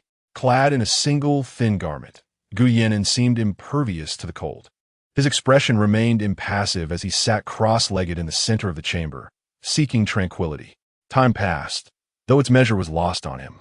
Beads of sweat formed upon his brow, veins bulging at his temples, eyes reddened, and fists clenched tightly, as if he were enduring unspeakable agony. Blood Gu's sorrow, a poison that gnaws at the heart and soul, is the most malevolent toxin in existence. It grows stronger as its host matures, ultimately annihilating their very essence, driving them into madness. During its onset, the afflicted suffer as if trapped in purgatory, enduring an excruciating torment that sears their very being. Yet, this is not the most terrifying aspect of Blood Gu's sorrow. It is also known as the demon calling Gu. The psychological torment inflicted upon the host far surpasses the physical suffering. The cursed endure relentless nightmares, magnifying every ounce of malice they perceive, leading to an aversion to all of existence, even to themselves, transforming one into a malevolent, ferocious being, consumed by paranoia and dread, gradually morphing into a demonic entity. A heartless and merciless monster. The day of reckoning arrives, the most active day for the blood curse, where no matter how steadfast the mind of the afflicted may be, they shall succumb to the torment of the blood curse, losing all rationality and becoming bloodthirsty and savage. The frigid confines of the ice chamber can suppress the blood curse, preventing Gu Yinan from completely losing his sanity and harming others. Mo stands guard at the entrance of the ice chamber. Gu Yinan has been inside for a full 2 days and is soon to emerge. Suddenly, the hidden door creaks open, and Gu Yinan, covered in blood and utterly exhausted, stumbles out of the dark passage, as if he has been clawed by some ferocious beast. Mo knows that there is no beast. It is the result of his own efforts to remain conscious, to stave off becoming a heartless, bloodthirsty killer. Master, how are you? Nothing to worry about. Gu Yinan supports himself against Mo, shaking his head. Having endured this ordeal, he can now rest for 3 months. Mo furrows his brow as he assists Gu Yinan in changing out of his blood-soaked garments, tending to his wounds, and dressing him in clean attire before guiding him to bed. As Gu Yinan matures, the blood curse has become increasingly frequent, now manifesting every 3 months. If a method to break the curse is not discovered soon, Mo fears that his master may lose control entirely, succumbing to madness. In the Duke's residence, as twilight descends, Su Jingning has just exited the elder matriarch's Songhua courtyard. Her second uncle has taken leave for illness and has departed early this morning with her second aunt, a Ting, and Xiao Wan to Jiangnan, claiming that the journey would serve both as a means of recuperation and a visit to her second aunt's family in Anqing, a place she has not returned to in many years. After seeing them off, Su Jingning remained with her grandmother until evening. Miss, you have returned. Fourth Miss is waiting for you inside. Yunya softly informs upon seeing Su Jingning's return. Shua, what brings her here? Su Jingning inquires as she enters the warm pavilion. Inside the warm pavilion, Su Luoshu sits by the hearth, idly flipping through a military treatise, clearly not paying it much attention. Shua, what brings you here? Su Jingning smiles, retrieving a plate of soft pear pastry she had taken from her grandmother and placing it on the low table beside the hearth before sitting down.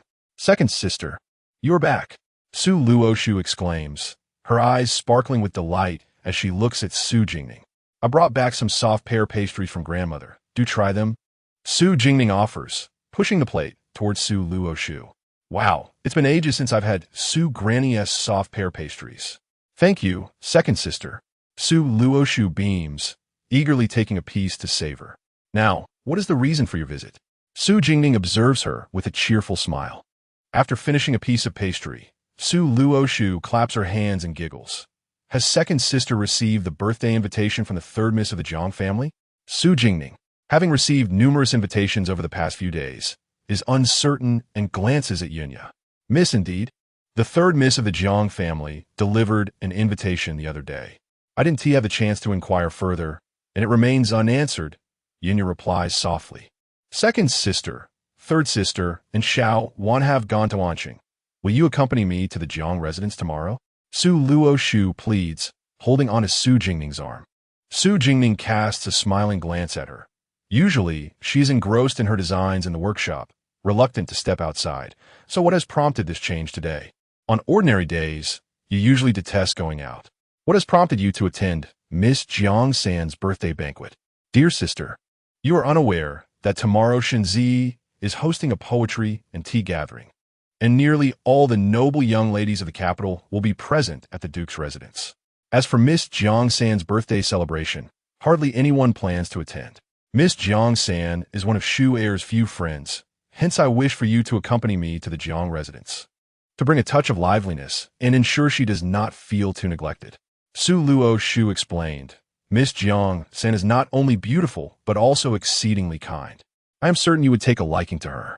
Since you have put it that way, dear sister, I shall certainly accompany you tomorrow. Su Jingning looked at Su Luoshu with a tender smile. Splendid. Thank you, dear sister. Su Luoshu exclaimed, her joy evident. Chapter 40. The birthday banquet at the Jiang residence the following day. After finishing breakfast, Su Luoshu eagerly took Su Jingning to the Jiang residence. The Jiang residence was situated on the same street as the Duke of Qinghua's mansion, which at that moment was bustling with carriages, while the Jiang residence stood desolate and unattended. I told you we should not hold this birthday banquet, yet you insisted, third sister. Just look at the throngs at the Duke of Qinghua's entrance, and then behold our own. It's utterly humiliating," exclaimed a girl clad in a purple silk gown, her tone biting and her expression vexed as she glared at the quietly seated girl in the corner. "Indeed, third sister, you are well aware that your birthday banquet coincides with Miss Shun's poetry tea gathering, yet you still insist on urging mother to proceed. Now, no one wishes to come to our Jiang residence, and our family's reputation is at stake," chimed in the girl beside her, adorned in a delicate pink butterfly gown, mocking and reproaching. Madame Jiang sat at the head of the table, her face stern and silent. The speakers were the eldest and second daughters of the Jiang family, born of the late consort of Lord Jiang, who had long harbored disdain for the legitimate daughter, Jiang Helling. Jiang Helling remained silent, her grip on her handkerchief tightening. She had never wished to host this birthday banquet. It was forced upon her by her sisters, who sought to bask in her glory. Many noble ladies of the capital had intended to attend, but when news broke that Miss Shun next door was also hosting a poetry tea gathering, coinciding with her birthday celebration, everyone flocked to the Duke of Qinghua's mansion, leaving no one willing to visit the Jiang residence. She could only endure the blame, as her elder brother was absent, and her father showed no interest in the affairs of the inner household, leaving her without protection. On the street outside the Jiang residence, the carriage of the Duke of Zhenguo came to an abrupt halt. Su Jingning lifted the curtain to see what was amiss. Two carriages had encountered each other, and the Duke of Zhenguo's carriage was yielding to allow the other carriage to pass into the alley where the Jiang residence was located. The approaching carriage was opulent and majestic, followed by a retinue of palace guards, exuding an air of authority. As Su Jingning raised the curtain, she caught the eye of a passenger within. It was Princess Mu Shi, her countenance not particularly cheerful, yet she appeared pleasantly surprised upon seeing her. "Jingning," Mu Shi called, halting the carriage and smiling at her. Taken aback by the sudden call, Su Jingning offered a respectful salute. "Are you also attending Shun Zi's poetry tea gathering?" Mu Shi inquired. Su Jingning shook her head gently, replying, "Today is the birthday banquet for the third miss of the Jiang family at the Ministry of Rites. My sister and I are on our way to the Jiang residence." Upon hearing this, Mu Shi's brows furrowed with interest. "The third miss's birthday? Is it the Jiang residence beside the Duke of Qinghua's?"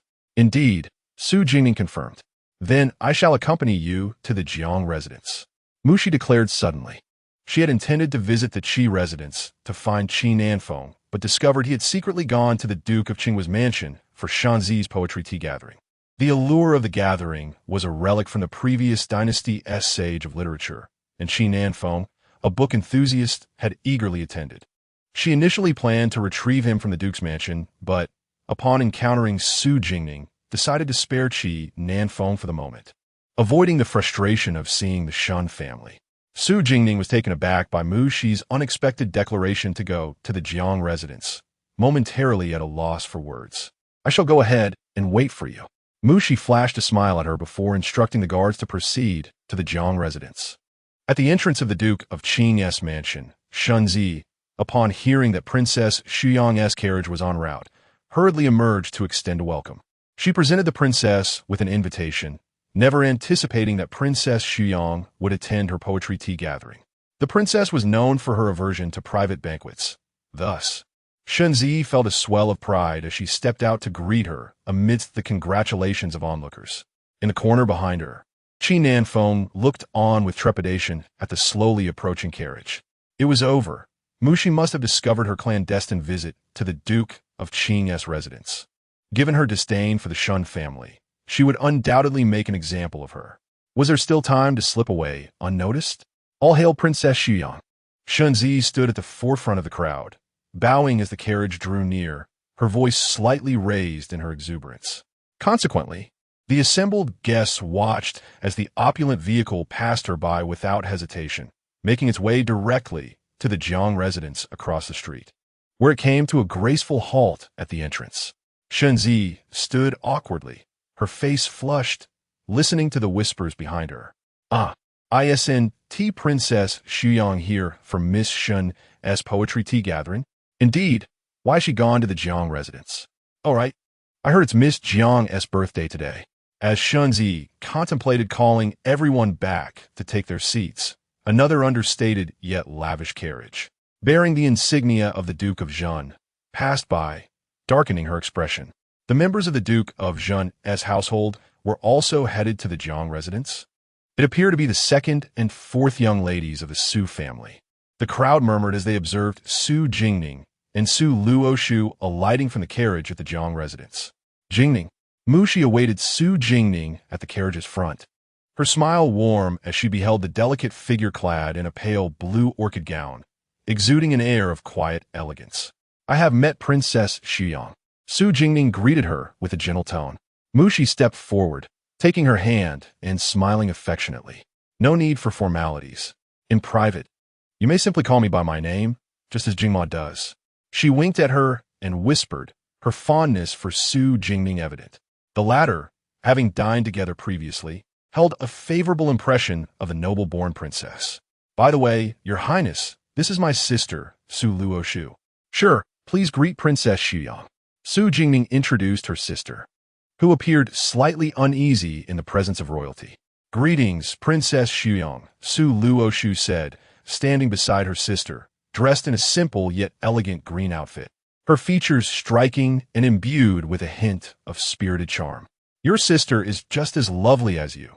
Mushi praised Su Luoshu without reservation, her admiration for the girl apparent. You flatter me, Your Highness. Su Jingning replied, a hint of shyness coloring her cheeks. Your Highness, elder sister, shall we proceed inside? The banquet is likely about to commence, Su Luoshu suggested, glancing at the gathering in front of the Duke of Qing's residence, feeling somewhat uneasy. That Shenzi looks as though she might burst with fury.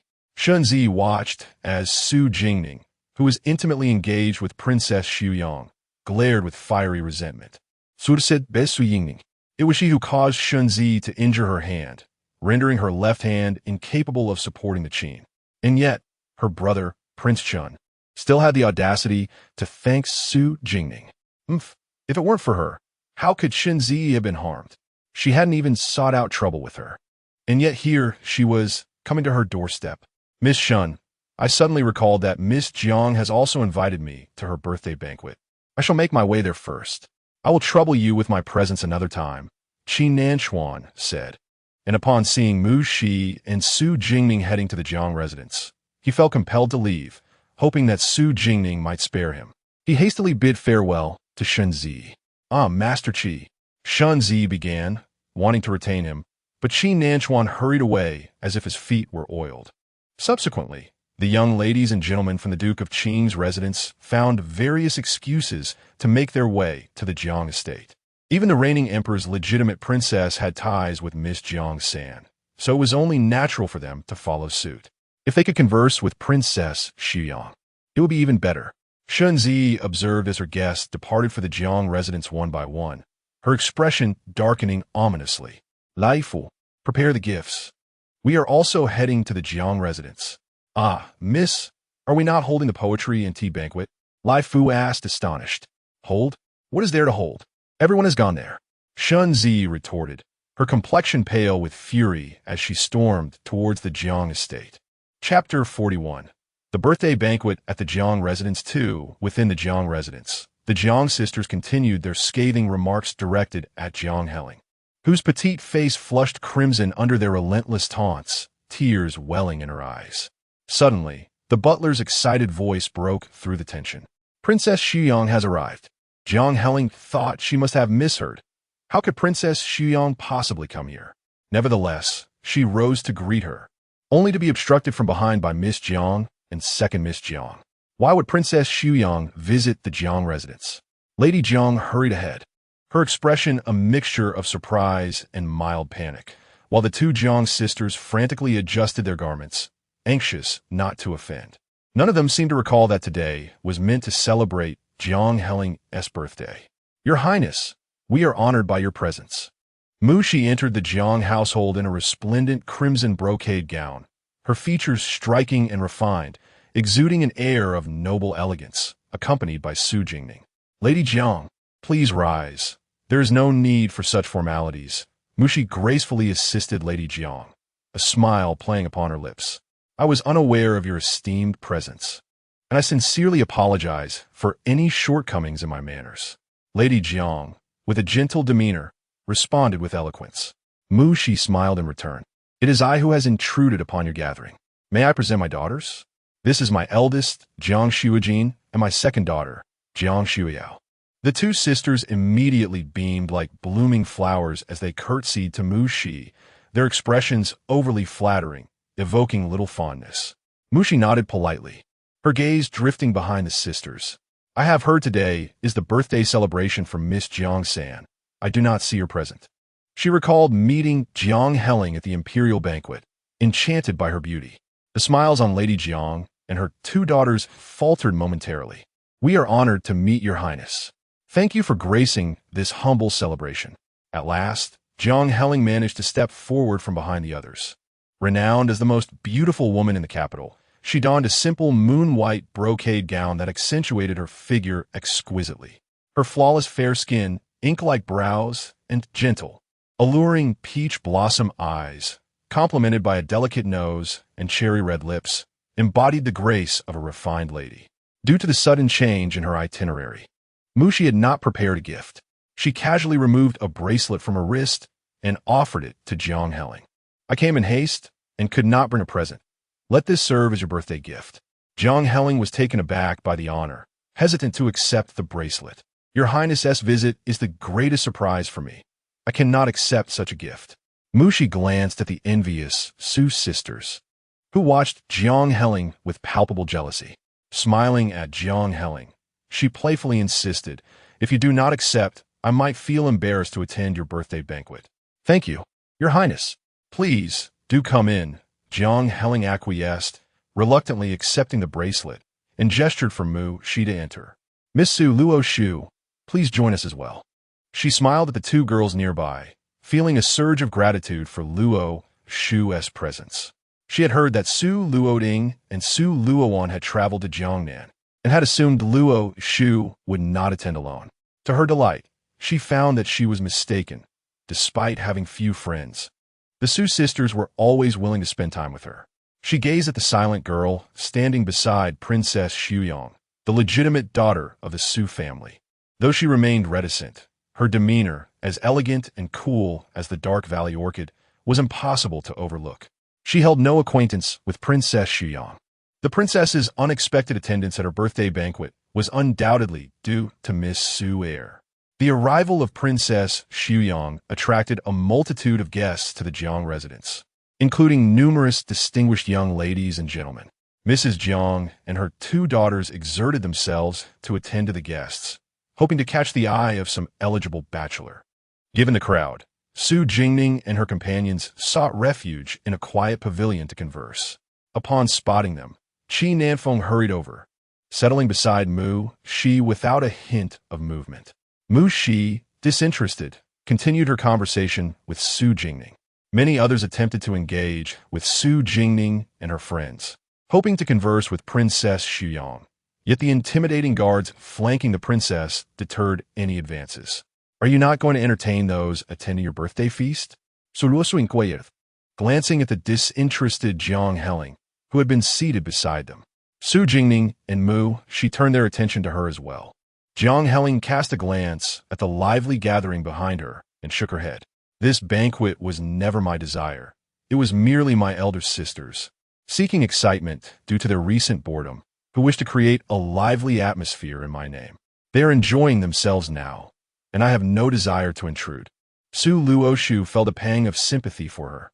The Jiang family was not as illustrious as the Duke of Zhen's household.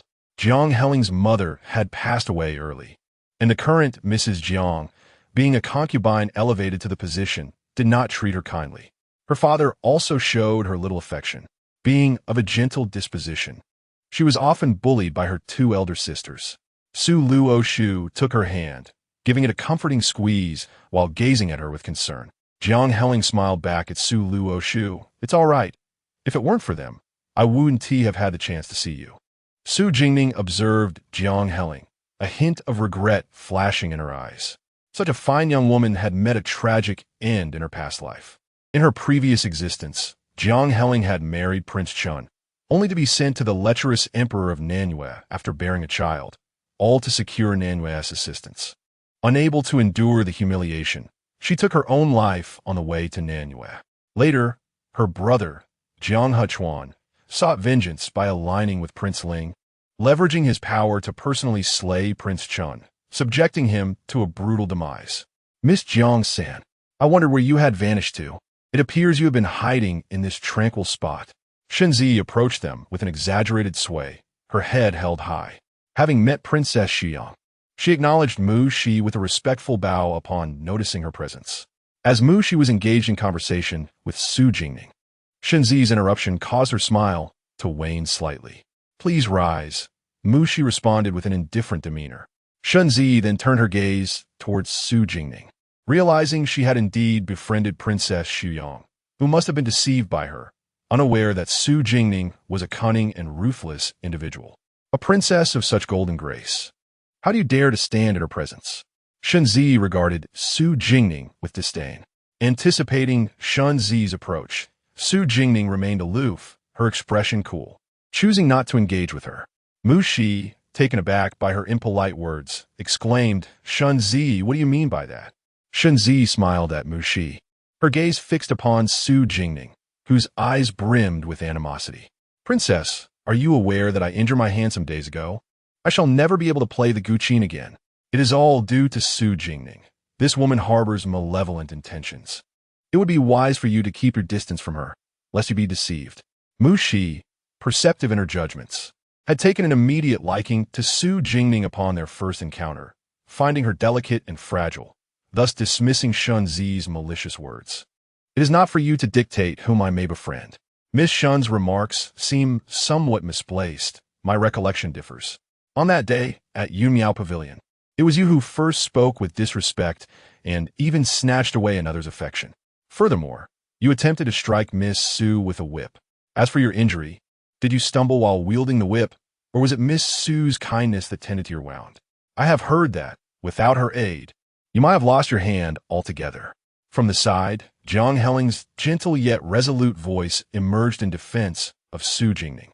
Today marked her birthday celebration, and Miss Su's arrival had provided her with much-needed support. She could not allow Miss Su to suffer indignities within the Jiang family. Zhang Helling, renowned as the most exquisite beauty in the imperial capital, surpassed Shenzi in looks and possessed a charm that eclipsed that of her two elder sisters.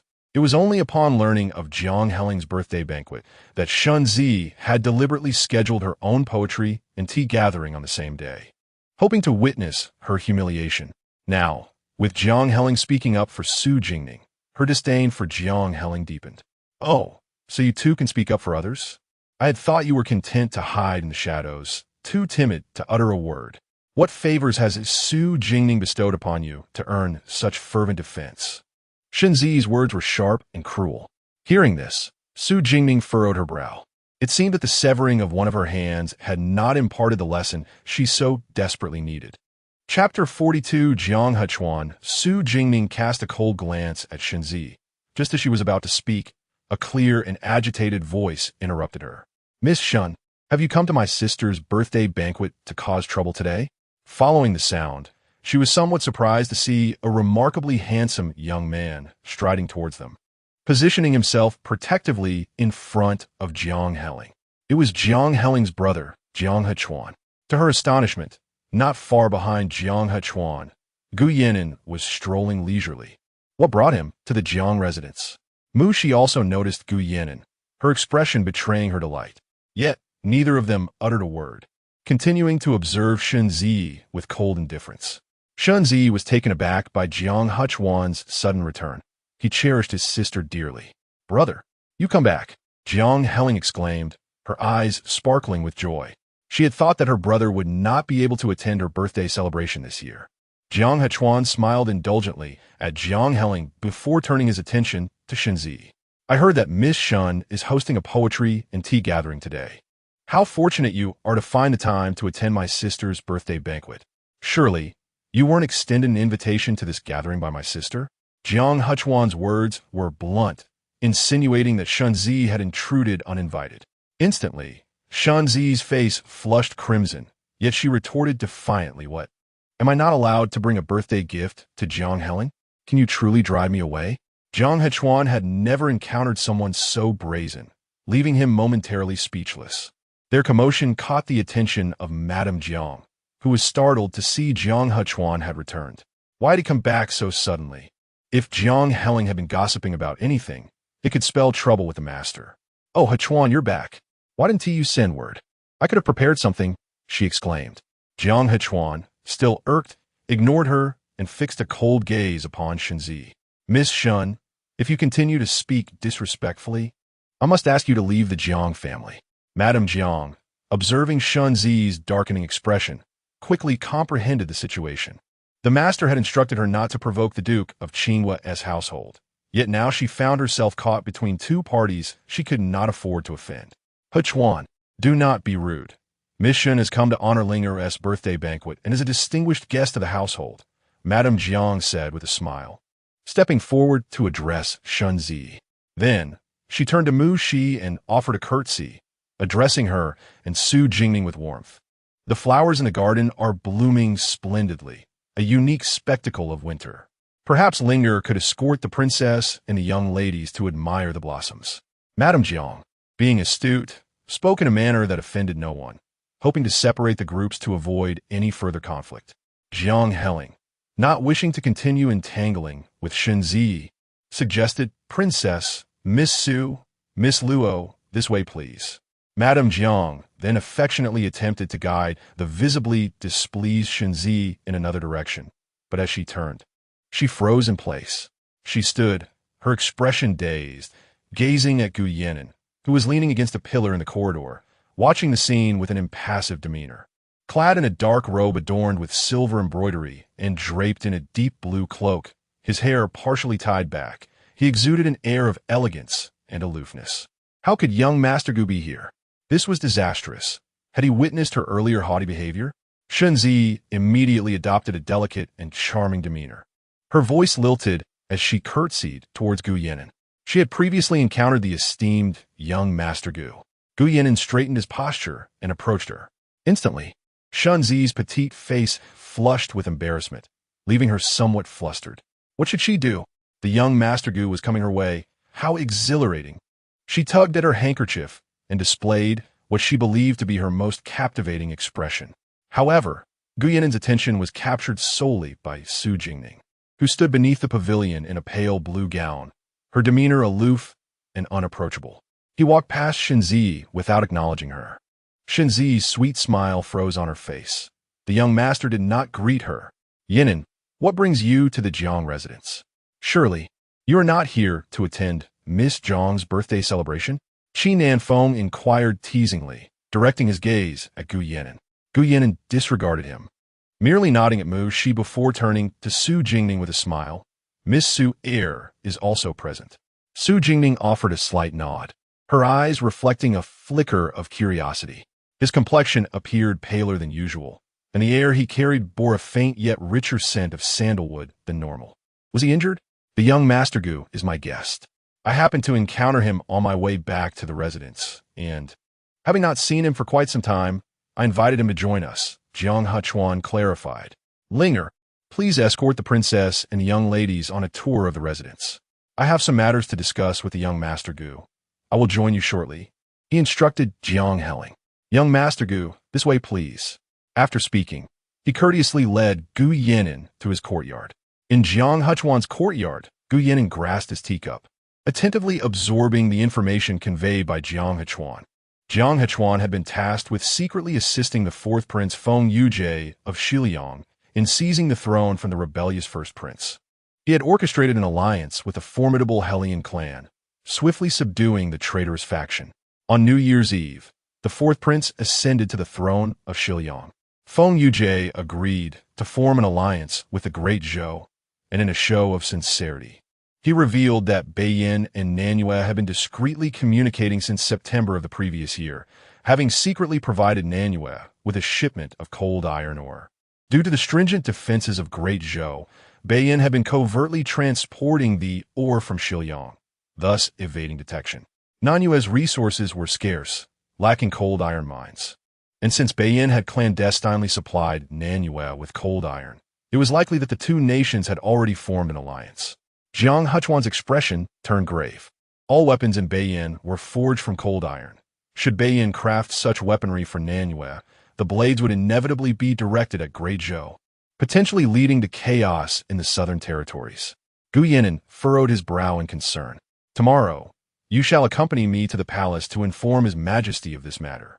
I will discreetly dispatch someone to the southern territories to gather intelligence. Gu Yinan instructed Jiang Huchuan in a low voice. Understood. The envoy from Shiliang was expected to reach the capital in approximately half a month, and among the delegation was the eldest princess of Shiliang, rumored to have received a secret edict from the emperor suggesting intentions of an alliance with the Great Zhou. The eldest princess of Shiliang? That would be Feng Zian, Gu Yinan remarked, his gaze lifting in surprise. Indeed, the princess of Shiliang is quite a remarkable figure. If her visit is genuinely for the purpose of marriage, it may very well disrupt the current equilibrium between the two factions in the court. Jiang Huchuan maintained a serene demeanor, seemingly amused by the unfolding drama. It would be prudent to send someone to observe her discreetly, for the young emperor of Shiliang, should he ally through marriage with the Great Zhou, would forfeit a significant advantage. Gu Yinan pondered deeply. Given Shiliang's recent defeat, the terms for peace proposed by the Great Zhou were already stringent. The Emperor of Shiliang would not be foolish enough to send another princess as a hostage, especially considering that Feng Zian wields considerable power in Shiliang. In the Jiang Estate's garden, Shanzi stood beneath a snow cedar, glancing occasionally toward the distant courtyard. Ever since she spotted Gu Yinan's arrival, she found herself unable to remain still. She harbored deep affections for the young Master Gu, vowing never to marry anyone else. Unfortunately, Gu Yinan was known for his aloofness. No woman seemed to catch his eye, and he rarely attended social gatherings, seldom returning to the imperial capital. Thus, her opportunities to encounter him were exceedingly rare. Today, she resolved to express her feelings to him, determined that he would remember her. At last, she beheld Gu Yinan emerging alone from the courtyard. Draped in a deep blue cloak, his tall and elegant figure exuding an air of cold nobility. Shenzi felt her cheeks flush as she awaited his approach. Young Master Gu.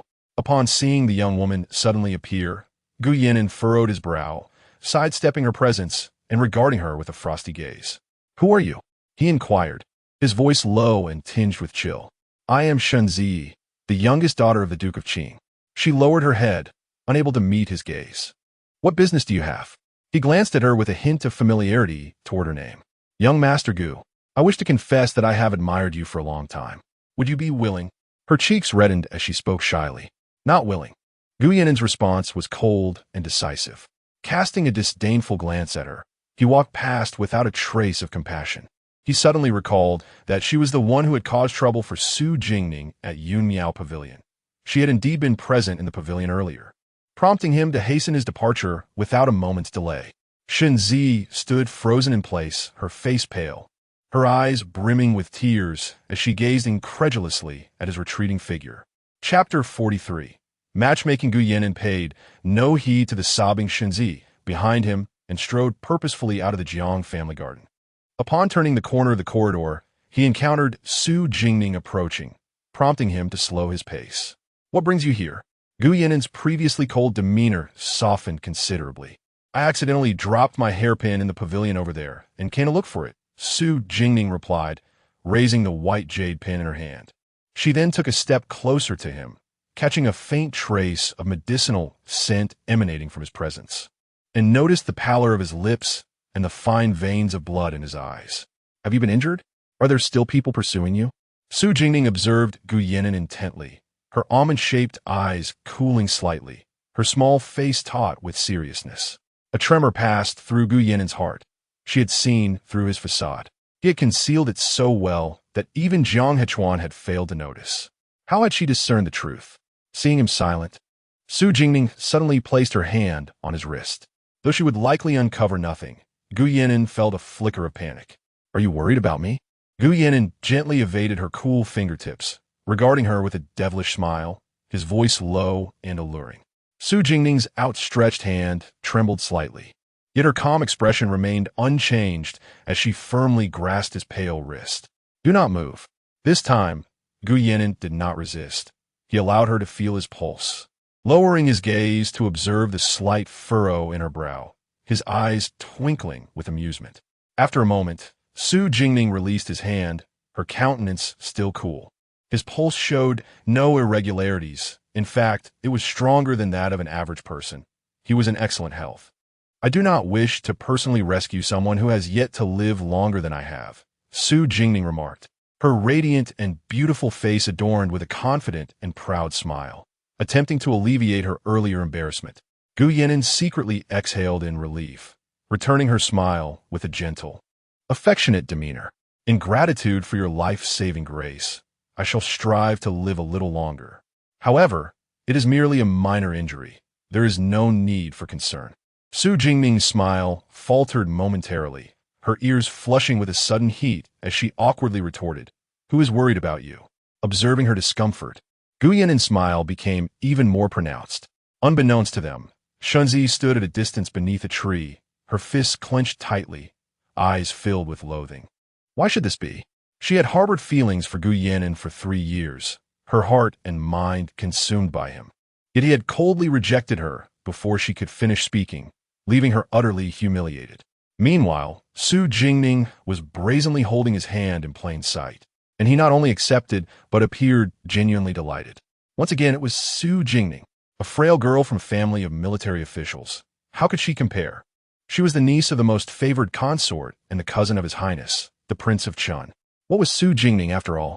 Mu Shi and Su Luoshu, along with a few others, had been waiting in the Jiang family's flower room for quite some time, and as noon approached, Madame Jiang sent word that the banquet was to commence and invited them to the banquet hall. Thus, they prepared to head to the Jiang family's banquet hall. By chance, Mu Shi encountered Su Jingning and Gu Yan, and as they approached, walking side by side, the man stood tall and handsome, exuding an air of nobility, while the girl possessed a delicate grace and a cool demeanor, reminiscent of ethereal beings emerging from a painting. Mu Shi observed Gu Yan'an, whose gentle smile and relaxed expression were directed towards the girl beside him, feeling a twinge of curiosity. It was rare to witness such a relaxed countenance on him. For reasons unknown, she sensed an inexplicable warmth in Gu Yan'an's gaze when he looked at Jingning. "Jingning, have you found the hairpin?" she called out as she walked towards Su Jingning. "Princess, yes, I found it. It was left in the pavilion," Su Jingning replied, playfully shaking the jade hairpin in her hand, her eyes sparkling with delight. "That is splendid. How did you come across Yan'an?" Mu Shi inquired as she joined Su Jingning. "I encountered him in the corridor," Gu Yan'an responded in a deep voice. "Since we have met, Princess, young Master Gu, and Miss Su, let us proceed to the banquet hall together. The feast is about to commence," Jiang Heling announced as she pulled Su Luoshu along. Upon their arrival at the Jiang residence's banquet hall, they found it already filled with guests. Shun Ji, her eyes slightly red, sat among the esteemed ladies of the Qing kingdom, casting a resentful glance at Su Jingning, who was seated beside Princess Su Yang. "Su Jingning, just wait. I shall ensure you reveal your true nature in front of young Master Gu and Princess Su Yang, your hypocrisy laid bare." The Jiang banquet was akin to those of any prominent family in the imperial capital. After lunch, it devolved into a series of poetic recitations and artistic displays among the nobility, lacking any novelty. Su Jingning, disinterested in participation, chose instead to bask in the sun and observe. Mu Shi, standing beside her, glanced at the contented girl soaking in the sunlight and hesitated before asking, "Jingning, did you know Gu Yan'an in the past? Or did he recognize you?" Turning to Mu Shi, who towered over her, exuding an inherent nobility, Su Jingning reminisced about the past, when Gu Yan'an ascended the throne, ruling the northern frontier with an iron fist. He was ruthless and suspicious, eliminating many officials who had crossed the northern Yang prince's household. The estate was so impenetrable that not even a fly could enter. Yet this princess, Su Yang, was allowed to come and go freely. It seemed she held a special place in his heart. "Why do you ask, princess?" Su Jingning replied, evading the question as she glanced at Gu Yan'an, who was conversing with Jiang Hechuan and Qinan Feng in the distance. Mu Shi followed her gaze, her expression tinged with melancholy. "It is nothing. I merely feel that his gaze towards you resembles that of longtime friends. Moreover, when you do not smile, your aura bears a striking resemblance to his. It was precisely because of this similarity in aura that she had taken an immediate liking to Su Jingning. After contemplating Mu Shi's words, Su Jingning looked down at herself, pondering for a long moment, unable to discern any resemblance to Gu Yan'an. Did the princess harbor feelings for Gu Yan'an? She quickly clarified, "Please do not misunderstand, princess. I have no relationship with young Master Gu. Notiking suing ning slikti anchios demeanor." Mu Shi realized that her words had been misconstrued. Leaning in closer, she softened her tone. "Alas, there seems to be a misunderstanding. I merely believe that you and he appear to be quite a suitable match. It is rare to see him so relaxed. His eyes always sparkle with mirth when he gazes at you. Such jests should not be taken lightly. A princess ought not to jest."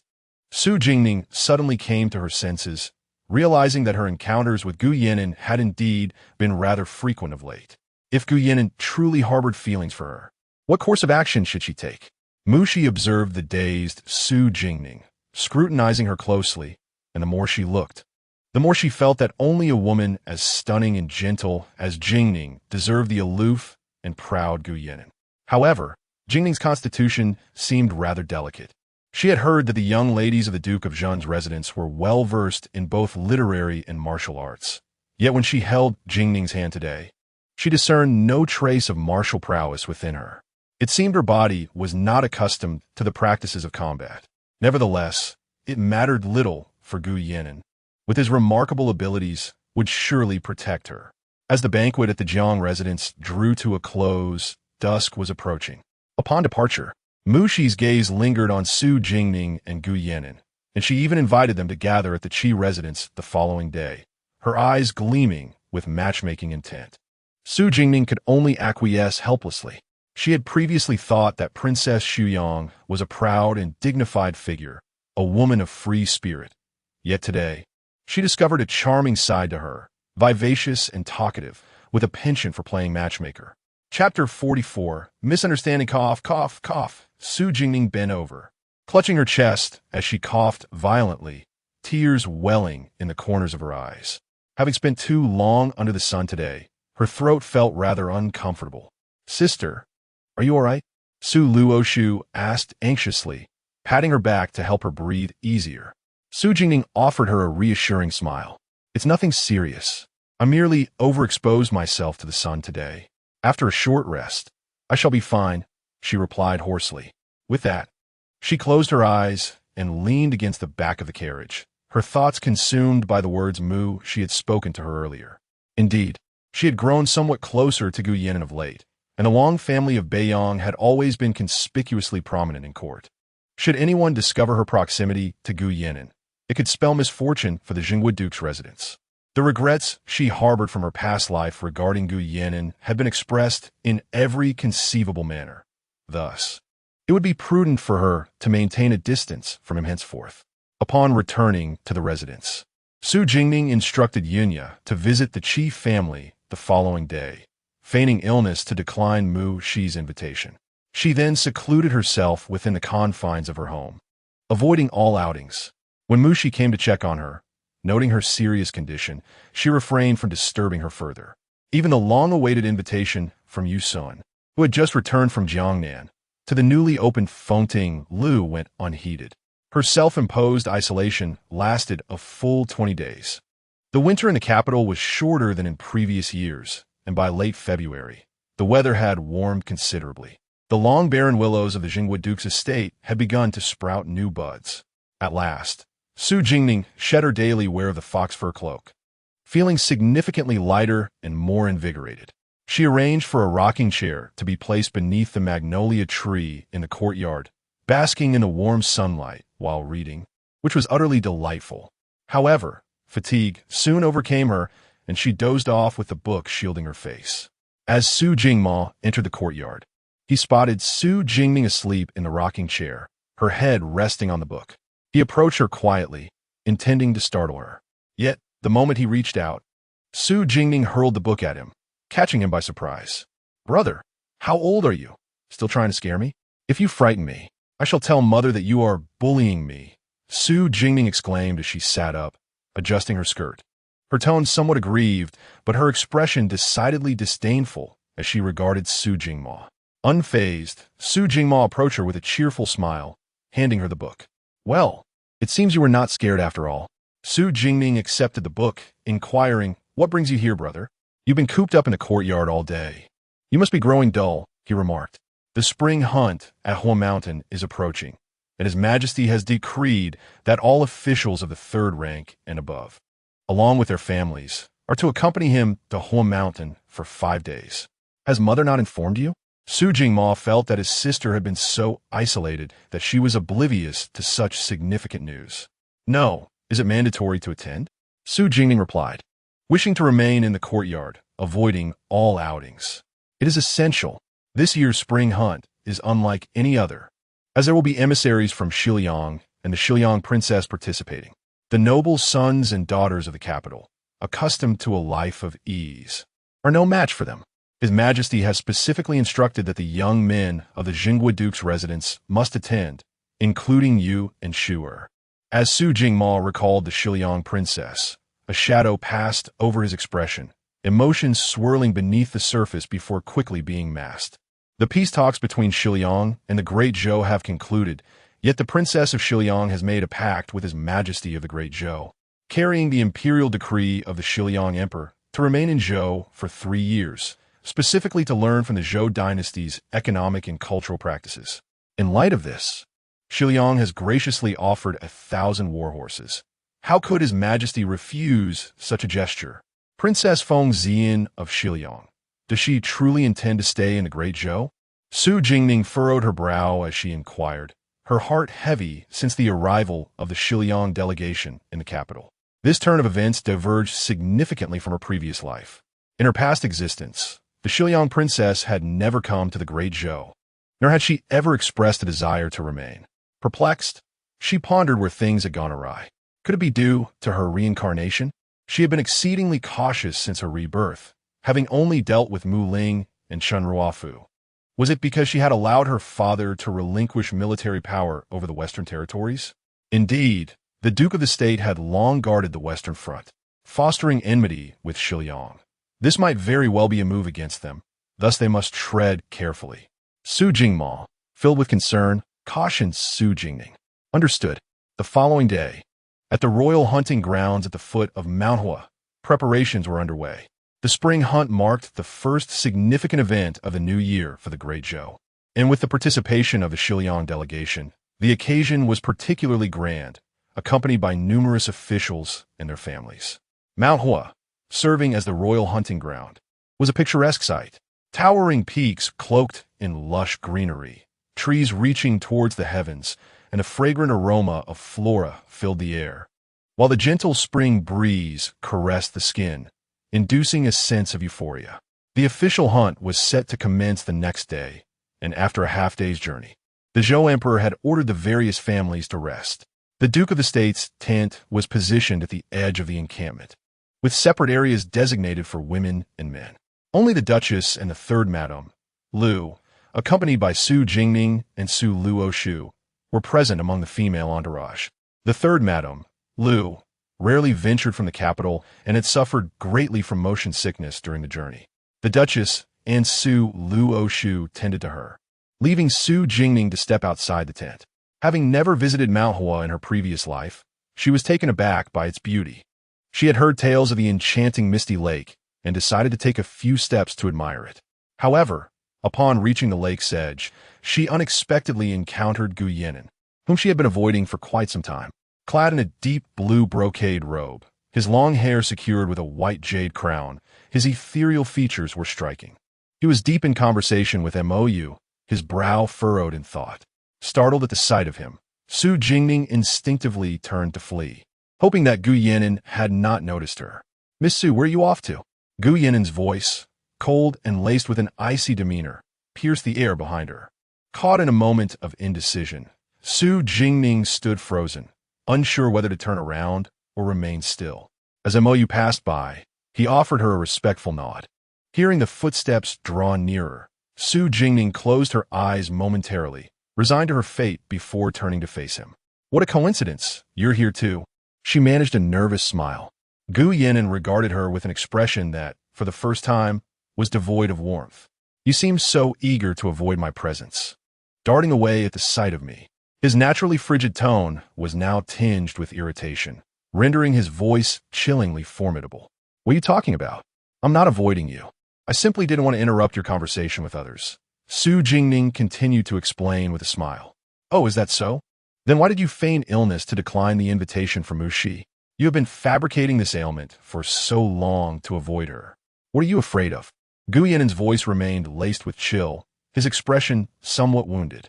He had pondered for so long, unable to comprehend what he had done wrong to cause her to suddenly distance herself from him.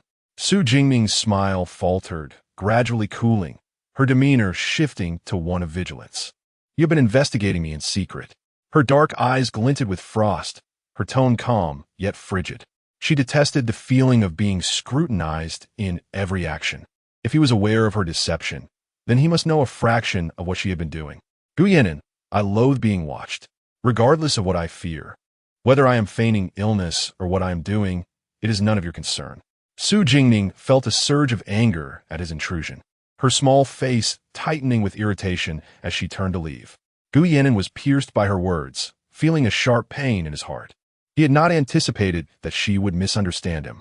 He had learned of her feigned illness because her maid had informed the Qi residents that she was unwell and could not venture outside. He had hurried to the Duke of Zhen's residence, only to find her in good health. He initially thought she was merely reluctant to go out. But after she continued to feign illness for an extended period, avoiding Mu Shi, he realized she was evading him. He believed he must have done something to displease her, yet he could not pinpoint the issue after half a month.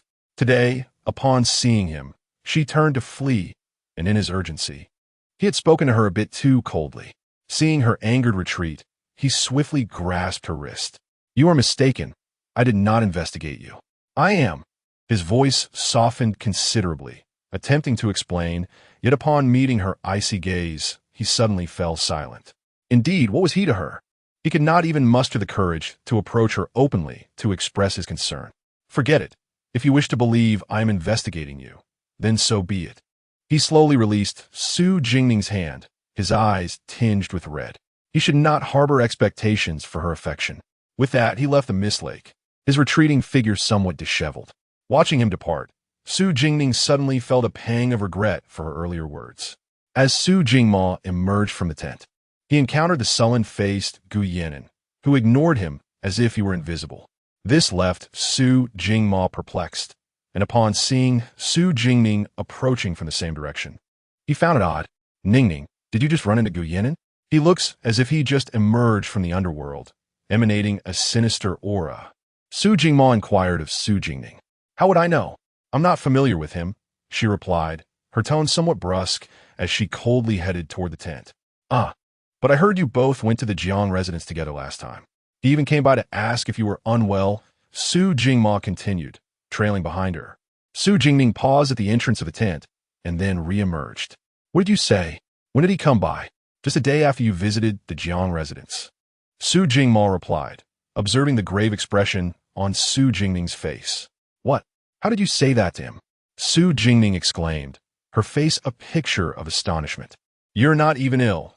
Your cold has been well under control lately, Su Jingmo remarked with an air of certainty. Su Jingning covered her face, feeling an overwhelming desire to avoid her elder brother any longer. Why hadn't he mentioned it sooner? This could lead to a significant misunderstanding.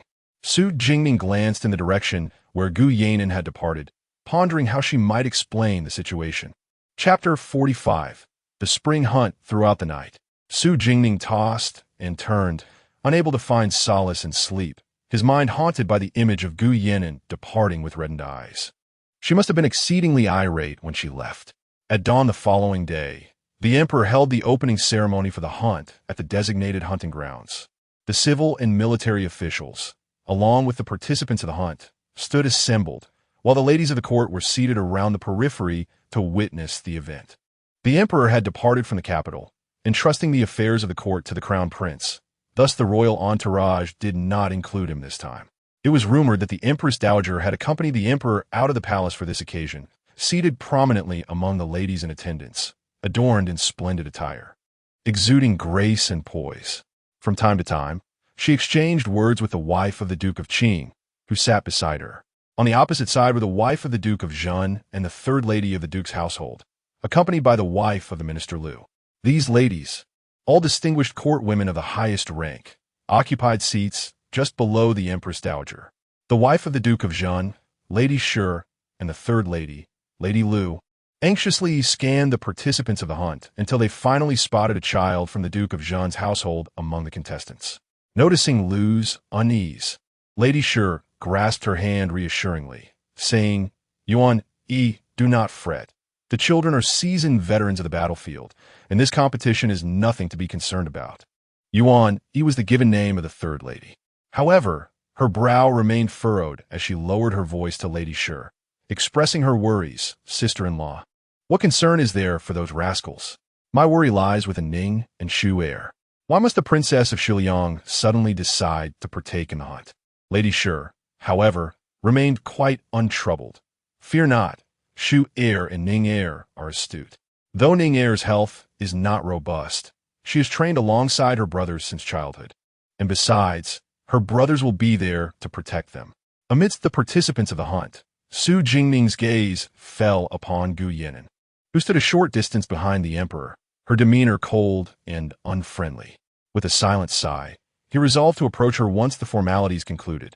The Xiliang delegation consisted of 18 members, positioned to the left of the great Zhou participants, led by the Princess of Xiliang, resplendent in her crimson attire. Her waist was adorned with jingling golden bells, and an exquisite agate ornament graced her forehead, epitomizing the proud beauty of Xiliang with her striking features. Behind her stood formidable warriors, clearly selected for their prowess, and even her two handmaidens appeared to be trained fighters. The participants from Great Zhou were predominantly privileged young nobles, and while many had received martial training, they could not hope to rival the Xiliang warriors who had grown up on horseback. Among the crowd, Su Jingning also spotted Shenzi, accompanied by several daughters of military officials allied with the Qing family. With the resounding call of a horn, the spring hunt commenced. This annual event spanned 5 days. The first 2 days were dedicated to individual hunting, after which the participants could present their game for rewards from the emperor. It was said that this year's champion would be awarded the emperor's personally bestowed sunbow. The latter 3 days were designated for a competition, requested by the Princess of Xiliang, where teams from Xiliang and Great Zhou would jointly hunt in Hoshan, with rewards to be distributed on the final day based on the results. Su Jingning had little interest in the competitions of the past 2 days. She had intended to seek out Gu Yinan immediately after the ceremonial proceedings, but the emperor had kept Gu Yinan occupied with the hunting activities, preventing her from even catching a glimpse of him. The following day unfolded in a similar manner. When she visited Gu Yinan's tent, Amok informed her that he had ventured into the mountains and his return was uncertain. Feeling as though he was deliberately avoiding her, she decided to return, resolute in her belief that he could not elude her the next day. On the third morning of the hunting event, a ceremonial platform was erected before the hunting grounds, where the emperor and the empress dowager took their seats to bestow rewards upon those who had excelled in the previous day's competitions. Surprisingly, the highest score was achieved by the Princess Fengxian of Xiliang, who had single-handedly slain 2 wild wolves. The second place was claimed by Princess Mu Shi of Xiyang, while Prince Chun secured the third position through his commendable efforts over the past 2 days. Mu Shi, having trained under the esteemed sword master Amok Linyuan, wielded her sword with remarkable prowess. However, Fengxian, not only the Princess of Xiliang, but also a seasoned general commanding her own troops, possessed far greater experience than Mu Shi. Thus, Su Jingning was not astonished by the princess's triumph. What puzzled her was Gu Yinan's absence from the leaderboard. Had he not participated in the hunt? Fengxian, the commendable female general of Xiliang, received the exquisite sunbow, crafted entirely from red iron, directly from the emperor's hands. She expressed her gratitude to His Majesty and acknowledged that Princess Mu Shi of the Great Zhou was also a formidable talent. Upon receiving the sunbow, she turned her gaze toward Mu Shi, admiration evident in her eyes for her worthy rival. Mu Shi, only 5 points behind, had not anticipated such prowess from a princess of the Great Zhou. With a graceful bow, Mushi acknowledged Feng Zian, exuding an air of confidence. Prince Chun cast a discreet glance at Mushi, a hint of dissatisfaction flickering in his eyes. Had he captured that wild boar, the top honor would have rightfully belonged to him. The emperor, who held a particular affection for Mushi, beamed with pride at Feng Zian's commendation of her, his words brimming with elation. Well, today marks the commencement of the duel between the warriors of Shiliang and the Great Zhou. Are the princesses prepared? The emperor inquired of Feng Zian. Your Majesty of the Great Zhou, the warriors of Shiliang stand ready to accept any challenge from your esteemed fighters. Feng Zian replied with resolute confidence. Her warriors, meticulously selected, had concealed their true strengths during the previous competitions. She believed that the noble ladies of the Great Zhou were no match for her warriors, save for the formidable Su family, who might pose a challenge. Although they too seemed to be hiding their capabilities. The Duke of the State had previously advised his young nobles to refrain from drawing too much attention, which explained their lackluster performances. Let the competition begin, the emperor announced.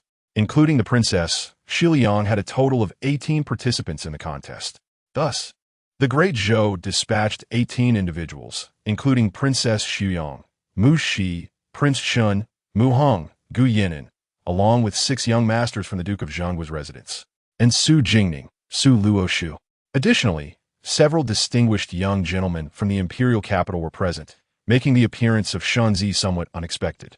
Chapter 46. The contest begins. The hunting grounds are opened afternoon, as the vast expanse of Huashan teems with a plethora of avian and terrestrial creatures, alongside formidable predators and beasts. Thus, both parties are afforded an hour and a half to strategize their hunting approach. After the noon hour, they enter Huashan. Mushi, upon spotting Su Jingning within the ranks, furrowed her brow in concern and called out to her. Jingning, Your Highness. Su Jingning curtsied respectfully in response. Indeed, my father has truly selected you for this endeavor. Given your frail condition, how can you possibly partake in a hunt? Perhaps you should remain in the military tent and assist us by tallying the spoils. Mushi's frown deepened with irritation. Exactly. With your frailty, do not be a hindrance to our efforts. If we fail to capture any game, we may find ourselves needing to rescue you. Shunzi cast a disdainful glance at Su Jingning, her tone dripping with condescension as she breezed past, leaving behind a caustic remark. You. Just as Mushi was about to admonish Shunzi, Su Jingning grasped her arm. Your Highness, I may have come from a military lineage, and I assure you, I'm not as feeble as you perceive. She continued, You are unaware that my second sister's archery skills were taught personally by our grandfather. He only instructed my elder brother and second sister. My brother's prowess is renowned throughout the Western territories, and my sister's skills are equally formidable. Su Luoshu, observing Mu Shi's worried expression, offered a cheerful explanation. Within the entire Duke of the Nation's household, none can rival my brother and sister in archery and horsemanship. Is that so? Mu Shi expressed her astonishment.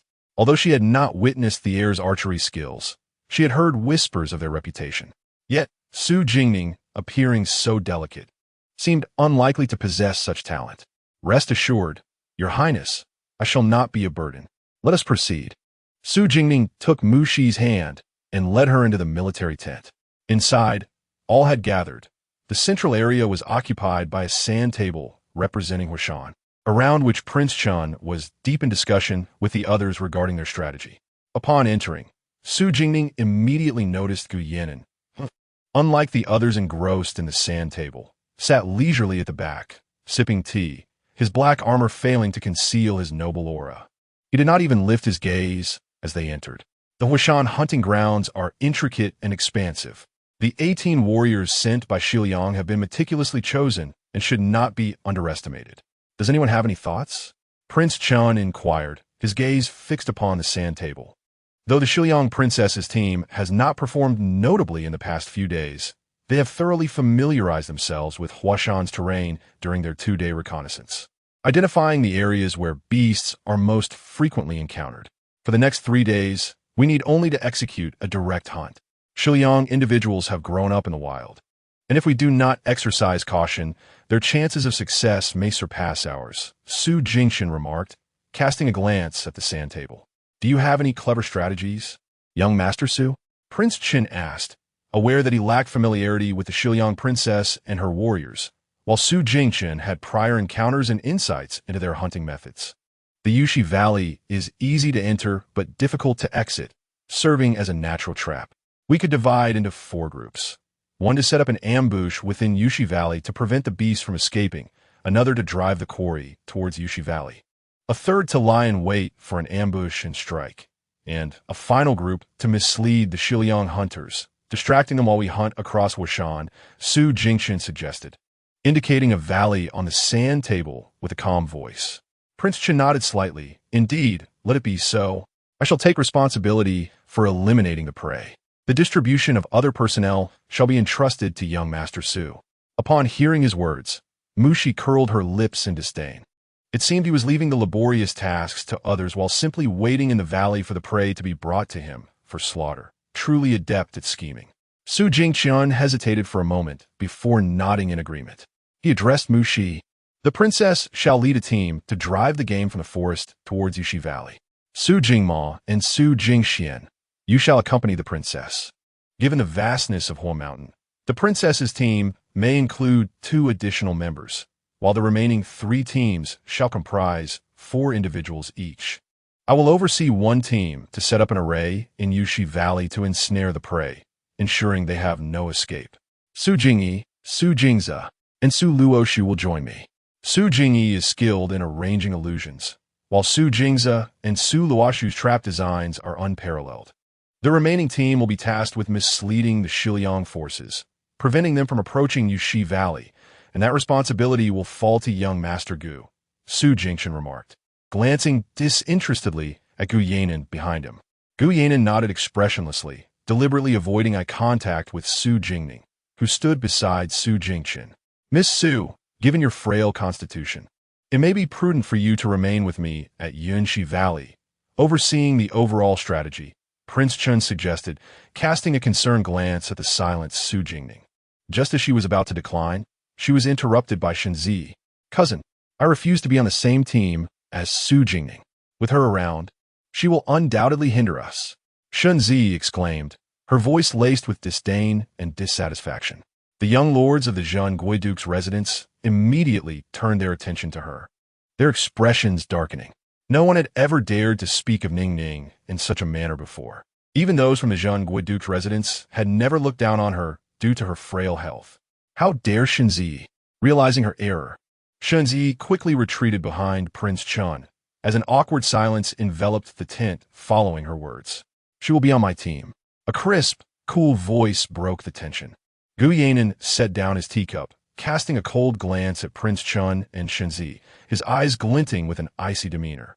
After speaking, he rose and exited the military tent, still refusing to acknowledge Su Jingning.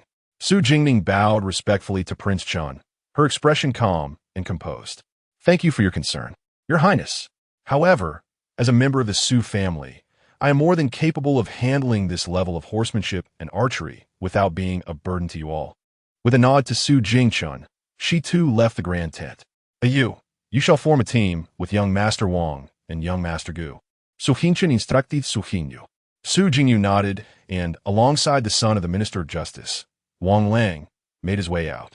Outside the military tent, Su Jingning followed Gu Yanin to the stables, where he collected his horse, maintaining a frosty silence throughout. Gu Yanin, Su Jingning called out as he turned to leave, showing no inclination to engage with her. She quickly grabbed a horse from the stable, attempting to catch up with him. Gu Yanin appeared to ignore her, continuing forward as if he had not heard. Frustrated, Su Jingning shouted after him, Gu Yanin, stop right there. The effort strained her throat, and she coughed twice as a result. Gu Yanin could not help but halt his steps, turning around with a hint of concern in his gaze. Su Jingning, her ebony hair elegantly styled upwards and adorned in a specially crafted silver armor, stood tall and slender. Her delicate, fair visage bore an exquisite beauty, and there was a newfound vigor and spiritedness in her brows compared to her usual demeanor. At that moment, she approached him with an irate expression, holding onto a horse. Gu Yinan, what is the matter with you? How can a man simply ignore someone when angered? Yes, I may have misjudged you, but you must not persist in avoiding me. Otherwise, how can I apologize? How do we resolve this misunderstanding? Or do you truly intend to pretend you no longer know me, to cease all communication? As Su Jingning gazed at the aloof and ethereal Gu Yinan before her, her frustration intensified and her heart ached further. Gu Yinan observed her flushed face, akin to a small cannonball, vehemently pointing at him in reproach. He had never seen her in such a state, and his irritation dissipated instantly. She was already charmingly beautiful, and her anger was far from intimidating. But you were the one who pretended not to recognize me first, Gu Yinan murmured, recalling the day of the palace banquet when she feigned ignorance of his identity. I did not pretend not to know you. It was you who. Su Jingning began to retort, but paused, realizing that she had indeed been the first to act oblivious to him. Even if I feigned ignorance on that day at Misty Lake, I misunderstood you. Why did you not explain, and why did you refuse to listen to my explanation afterward? Su Jingning continued coldly. It was you who stated that my actions were of no concern to you, urging me to keep my distance. Gu Yinan's voice, tinged with a hint of grievance, was low and resonant, his eyes slightly reddening, revealing a sense of desolation. Witnessing his demeanor, Su Jingning's heart softened. It was clear she had spoken too harshly. I apologize. I misjudged you. Please disregard my words. Su Jingning said cautiously, her bright eyes observing him with trepidation. Gu Yinan gazed at the cautious girl, suppressing the urge to embrace her, and earnestly replied, Su Jingning, I have never held anything against you. He felt he lacked the right to be angry over a mere misunderstanding. Su Jingning's eyes suddenly sparkled with delight. Really? Gu Yinan smiled gently and nodded. Then shall we reconcile? Su Jingning cheerfully suggested, leading her horse alongside him. Gu Yinan paused momentarily at her words. Reconcile? What does that make us? His voice was melodious, carrying a hint of inquiry. Su Jingning hesitated briefly, her large, enigmatic eyes blinking. Of course we are friends. If we were not friends, I would not care whether you were angry or not. Gu Yinan, you have been my friend since childhood, and I wish to sustain this friendship, she said softly, avoiding his gaze. Gu Yinan turned his face slightly to glance at Su Jingning, and the light in his eyes dimmed for a moment. Friends? He thought to himself. As long as she remained safe and happy, nothing else mattered. I understand, Gu Yinan replied, offering her a gentle smile, his voice deep and resonant. With a swift motion, he mounted the horse and grasped the reins. Let us proceed, the hunting ground await. As he spoke, he galloped away, leaving Su Jingning to gaze at his receding figure, her eyes dimming with a touch of melancholy. Having once succumbed to the illusions of love, she was reluctant and fearful to place her trust in anyone again. Chapter 47. Archery. The hunting grounds opened, and Feng Zian led the Shiliang warriors into Huashan ahead of the others. Su Jingchun glanced at the group and addressed them. In 2 hours, we shall meet at Yunxi Valley. Let us proceed. With that, he mounted his horse and took the Su siblings into Huashan. The crown prince and Shanzi followed closely behind him into the tranquil depths of the forest. Mushi cast a glance at Gu Yinan and the others, saying, the Shiliang people are heading towards Donggu. Remember to delay them. Do not allow them to discover Yunxi Valley. With that, he pulled on the reins, turned his horse, and led the 5 companions in another direction. Let us also encounter the Shiliang warriors. Gu Yinan tightened his grip on the reins, changing direction with an upright posture and a face that radiated youthful arrogance and confidence, embodying the spirit of a proud and spirited youth. Let's go, he urged, accompanied by the thunderous whinny of horses as they galloped into the dense forest, stirring up a cloud of dust behind them. An hour and a half later, in the tranquil and shadowy woods of Donggu, a robust elk suddenly entered Feng Zian's line of sight. She gestured to the Shiliang warriors behind her, who swiftly spread out, encircling the elk without startling it in the slightest. With a sharp, piercing whistle, an arrow flew through the air, and the elk collapsed, a lethal arrow penetrating its abdomen. No matter how it struggled in agony, it could not rise again. Satisfied, Feng Zian lowered her bow, mounted her horse, and continued deeper into the woods with her entourage. Suddenly, her ears perked up. She pulled the reins and slowed her pace, signaling those behind her to halt. She stepped forward and gently parted the leaves obstructing her view. Not far away in the valley stood two figures, both mounted on sleek black steeds. The man had a devilishly handsome countenance, holding the reins behind a woman whose beauty was striking. He fixed his gaze intently on the girl who was drawing her bow to shoot. The girl was slender and breathtakingly beautiful, her posture appearing delicate, yet she effortlessly drew back the hefty black iron bow. Tilting her head, she aimed at a magnificent stag that was significantly larger than the elk she had just shot, her expression suddenly sharp and formidable. The sound of the arrow was low and subdued, barely audible from distance. The arrow sped forth like a bolt of lightning, and before the stag could react, it fell straight to the ground, the arrow piercing through its skull. Feng Zian watched the radiant girl with astonishment. She had witnessed such archery before. Su Jingchen, the vice commander of the great Zhou Western Frontier Army, was renowned for his extraordinary skill with the bow, wielding the black iron bow that had claimed countless lives of Xiliang soldiers. Yet this girl's archery was no less impressive than Su Jingchen's. She must be a member of the Su family. Excellent. Su girl, what remarkable archery! Exclaimed Wang Yin, who had appeared at an unknown moment. The second miss of the state protector's house, rumored to have been frail and sickly since childhood, looked delicate, yet when she took up the bow, she transformed into a different person, coldly beautiful and composed, exuding an air of poise that was far from that of a sheltered young lady. Su Jingning lowered his bow and smiled at Wang and young Master Wang. How fares your side? Wang Yin, with his honest demeanor, was adept at lying without a flicker of emotion, responding loudly to Su Jingning. Prince Chun has taken 2 companions to pursue a couple of wild boars into the western woods.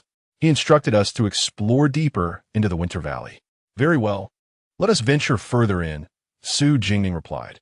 Feng Zian glanced towards the depths of Winter Valley, pondered for a moment, then gently retreated, instructing the warriors behind her. Head west. She had intended to delve into Winter Valley, but among the group were the heir of Beiyang and the third son of the Su family, both formidable. Including that remarkably skilled archer, she had no desire to cross paths with them. However, as for Prince Chun, she felt confident in snatching the prey from him.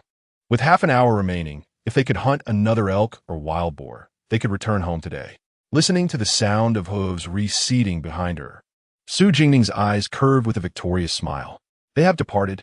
Well then, let us proceed to meet them at Yushi Valley. Gu Yan'an regarded her with a gentle expression and said solemnly, Yushi Valley, shaped like a trumpet, is ensconced within dense woods, easy to enter but challenging to exit. Shenzi hid beneath a tree, swatting at the mosquitoes in the forest with evident irritation, discontent with the environment below her feet. Prince Chun stood elevated, hands clasped behind his back, casting a gaze towards Su Jingchen and his companions who were examining the array of traps, his expression inscrutable. It was said that the Su family of Great Zhou possessed an innate talent for leadership, their military strategies and formations unmatched. Having never witnessed it firsthand, he was now convinced of their reputation, marveling at their profound techniques. Even the seemingly inconspicuous, illegitimate daughter of the Duke of the State had devised traps of remarkable ingenuity, leaving him unable to fathom the principles behind them. The 4 worked in perfect harmony, transforming the vast forest into an impenetrable cage using stones and trees in just an hour. Su Luoshu completed the final knot, dusted off her hands with satisfaction, and remarked to Su Jingze, who was tidying up the tools beside her, "It is such a pity that third sister and Xiao Wan went to Jiangnan. They missed out on such an interesting event. When they return, I shall boast before third sister." Su Jingze gently tapped her head, chuckling, "Boast about what? This is a competition with Xiliang. Be serious." He then pulled her towards Su Jingchen and the others, saying, "Elder brother, fourth brother, it's ready over here." "Indeed. Let's go." Su Jingchen glanced towards Prince Chun and thought that they merely needed to catch the prey as it came. "Young Master Su, are the traps set?" Prince Chun inquired, observing the group approaching with great strides. "Your Highness, yes. We only need to wait for Princess Xuyang and her companions to drive the prey over." Su Jingchen replied in a low voice. Prince Chen nodded, a glimmer of satisfaction flashing in his eyes. Young Master Gu, have you arrived? Shenzi's delighted voice rang out from behind them. Gu Yinan and his companions emerged from the woods, and Shenzi's eyes sparkled as she rushed towards Gu Yinan, her expression brimming with joy. Gu Yinan cast a cold glance at her and nodded slightly before striding past, taking hold of Su Jingning's horse. Su Jingning handed over the reins to Gu Yinan and dashed towards Su Jingchun and the others. A flicker of resentment flashed in Shenzi's eyes as she clenched her fists. Elder brother, Su Jingning exclaimed joyfully as she ran towards Su Jingchun and his companions. It had been a long time since she had ridden with such abandon. Su Jingchun took a step forward, steadying the girl, sprinting towards them with an affectionate expression. Slow down. Hee, I'm just so happy. Su Jingning replied with an embarrassed smile as she regained her balance. So delighted? Su Jingyi, standing nearby, removed the flask from his waist and handed it to the rarely smiling Su Jingning, inquiring gently. Su Jingning took a sip of water and, with a playful grin, challenged Su Jingyi, fourth brother, let us have a competition today. All right, it's been years since you've touched a bow. Let me see if your skills have dulled. Su Jingyi remarked with a raised eyebrow and a smile. Chapter 48. A crisis brews Su Jingning, with a glimmer of light in her eyes, noticed the startled birds soaring from the distant forest. A breathtaking smile graced her lips as she softly murmured, They are coming. From the depths of the thicket, flocks of birds erupted, stirring the entire woodland. The rhythmic sound of hooves, accompanied by the crisp jingle of bells, drew nearer. The group, filled with tension, fixed their gaze upon the valley, knocking their arrows and aiming intently. As the quarry approached the valley, a cacophony of animal roars and the activation of traps echoed through the trees. A robust wild boar was the first to catch their attention. The Prince of Chun released an arrow at the boar, but it veered off course, allowing the creature to escape. Gu Yinan swiftly followed with a shot that brought it down. The prince cast an irritable glance at Gu Yinan, his displeasure palpable. The animals that evaded the traps made their way into the valley, where they would become ensnared in the labyrinthine maze within, comprising mainly of elk, wild boars, and foxes, common denizens of the mountainous terrain. A gray wolf caught Su Jingning's attention, being a pack animal. She pondered how they had managed to isolate this one from its kin. Before she could delve deeper into her thoughts, the wolf was swiftly dispatched by the prince's arrow. After half an hour, tranquility returned to the forest, with traps laden with game. As Su Jingning and her companions had only set traps designed to capture live animals, most of the creatures remained unharmed. The prince, eager to slay them all, was curtailed by Mu Shi. Your Highness, there are far too many. Would it not be excessively cruel to kill them all? It would be better to capture them alive, she suggested.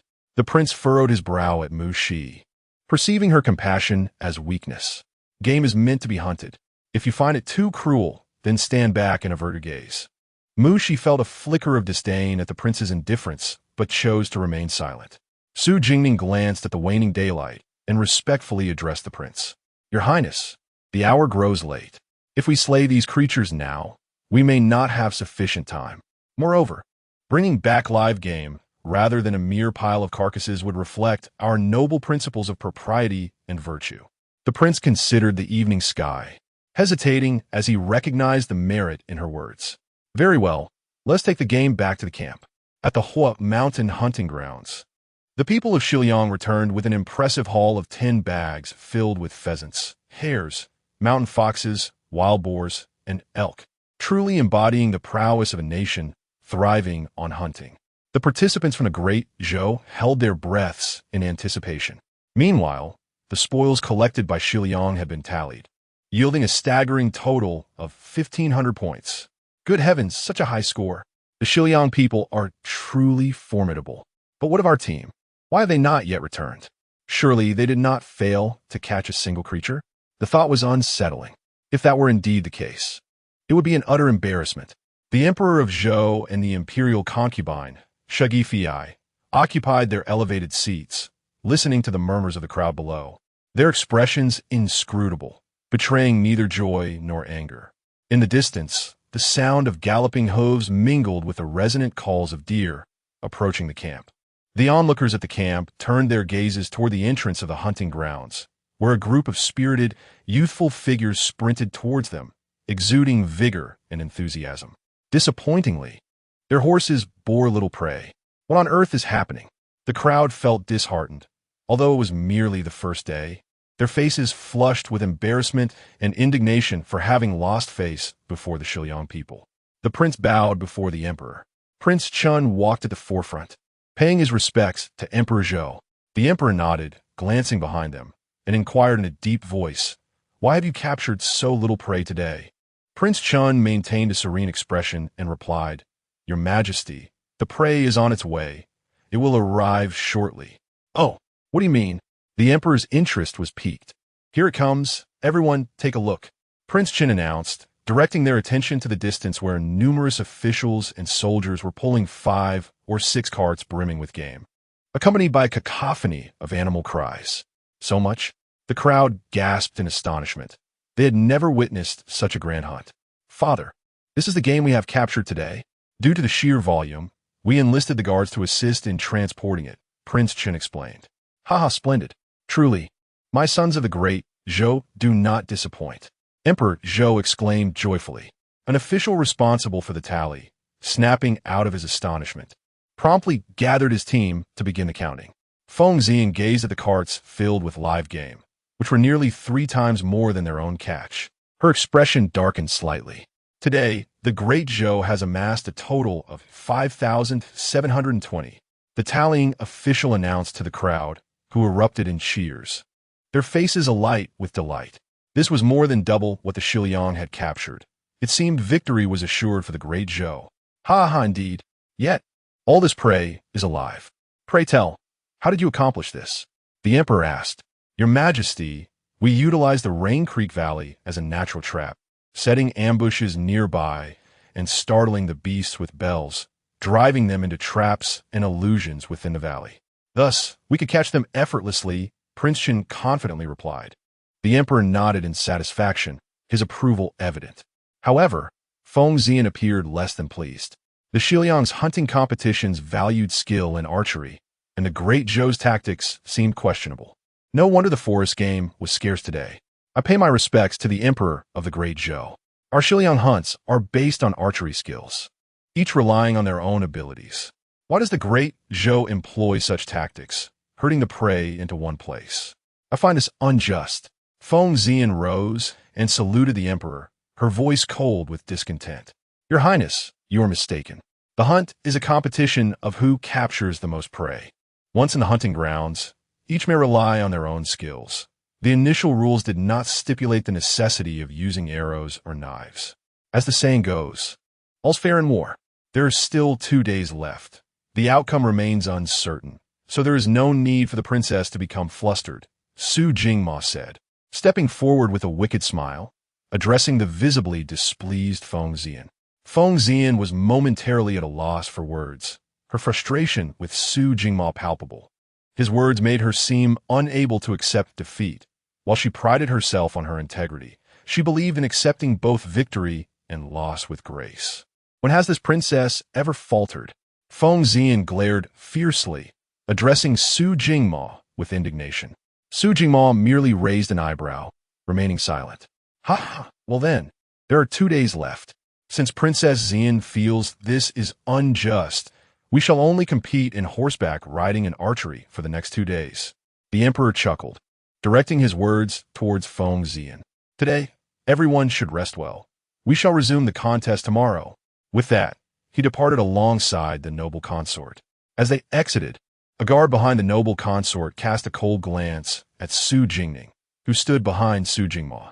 Inside the tent, Mushi was excitedly pulling Su Jingning, boasting about her idea of using bells to drive away prey.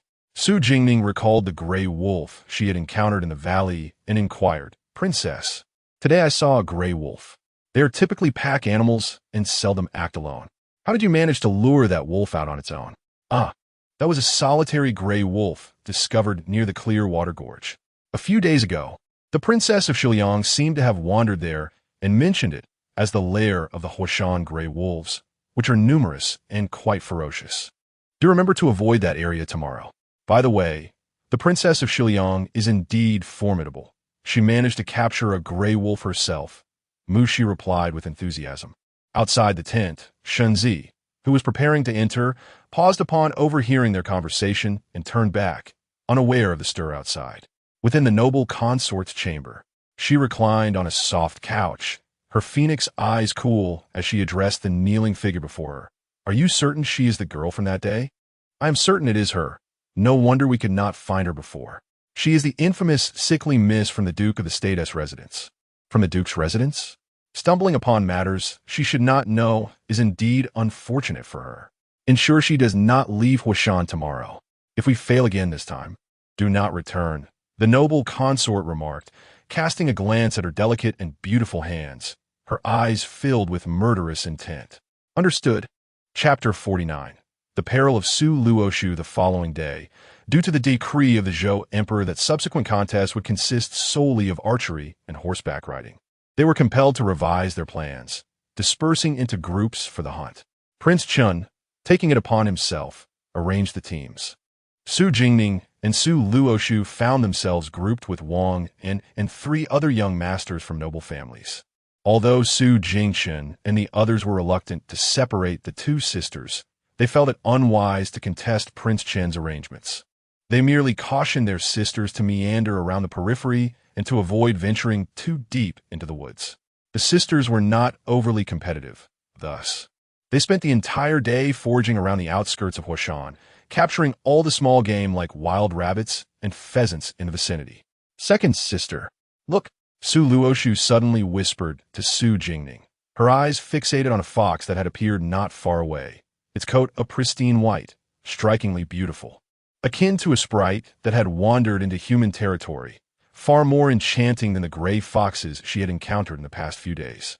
Su Jingning, drawn by the sight, exchanged a glance with Su Luoshu and stealthily approached the fox, hoping to capture it. Miss Su Air, there's nothing left here. Let's explore over there. Wang Yan's coarse voice intruded at an inopportune moment, startling the snow-white fox, which swiftly darted into the thicket and vanished from sight. Oh no, it got away. Second sister, I shall chase after it. I must catch it today. Su Luoshu glared at Wang and with indignation, her face a portrait of frustration as she leapt onto her horse and sped away. Hey, Shuer, wait for me. Su Jingning frowned, concerned at her sister's impulsiveness. Master Wang, you all proceed. I shall catch up with you shortly. Su Jingning mounted her horse and called to Wang and before turning and disappearing into the woods in pursuit of Su Luoshu. Su Luoshu, with her fiery temperament, had vanished in an instant. Huashan, long serving as a royal hunting ground, was not open to commoners, and thus harbored many ferocious beasts. Worried that Su Luoshu might inadvertently stumble upon a predator, Su Jingning followed the hoof prints, intent on locating her sister. Before long, she had ventured deep into the dense forest, yet still saw no sign of Su Luoshu. Miss Su Air, so you are here. A plain-looking young man rushed toward her, breathless and drenched in sweat, his expression fraught with urgency. I saw Miss Su Si enter the clear water ravine. There are dozens of gray wolves there. I tried to call her back, but she was far too swift. I injured my foot, and in my haste to find someone to rescue her, I have encountered no one. We must hurry to save her. Upon hearing this, Su Jingning's heart tightened with apprehension, and she regarded the young man with a grave expression. She remembered him. He had been grouped with Mu Shi the day before. Are you certain? It is indeed my sister. Absolutely. Miss Su Si was wearing a green hair ribbon. I recognize her. I cannot be mistaken. Quickly, Miss Su Air, we must go. The young man, anxiety etched on his face, paid no heed to the blood seeping from his injured foot. Su Jingning furrowed her brows, her heart sinking as she realized it was truly Shuer. She gazed at the anxious young man before her. Thank you for informing me. I must head to Qingshui Gorge. Please assist me in finding my brother and inform him of this matter. Very well, take care. The young man nodded in agreement. Su Jingning's face tightened with worry as she hurriedly raced towards Qingshui Gorge, fearful that she might be a moment too late and that Su Luoshu could be in peril. Qingshui Gorge lay deep within Huashan, where the trees grew tall and dense, blocking the sunlight from penetrating the forest. Thus, The entire woodland was shrouded in a dark, damp chill, eerily silent except for the rustling leaves stirred by the wind. There were no sounds or signs of struggle, and Su Jingning breathed a sigh of relief, reassuring herself that Shu'er had likely not encountered a pack of wolves. Dismounting her horse, she cast her gaze around and suddenly spotted a blue ribbon caught on a branch not far away. A chill coursed through Su Jingning as she hurried to the tree and untied the ribbon. Shu'er's ribbon. It appeared somewhat tattered, with a trace of blood on its edge. Confusion washed over her. There were no signs of struggle. So how could this ribbon be here? Shu'er must have been injured. Su Luoshu, Shu'er, are you there? Su Jingning called out anxiously as she walked, hoping for a response.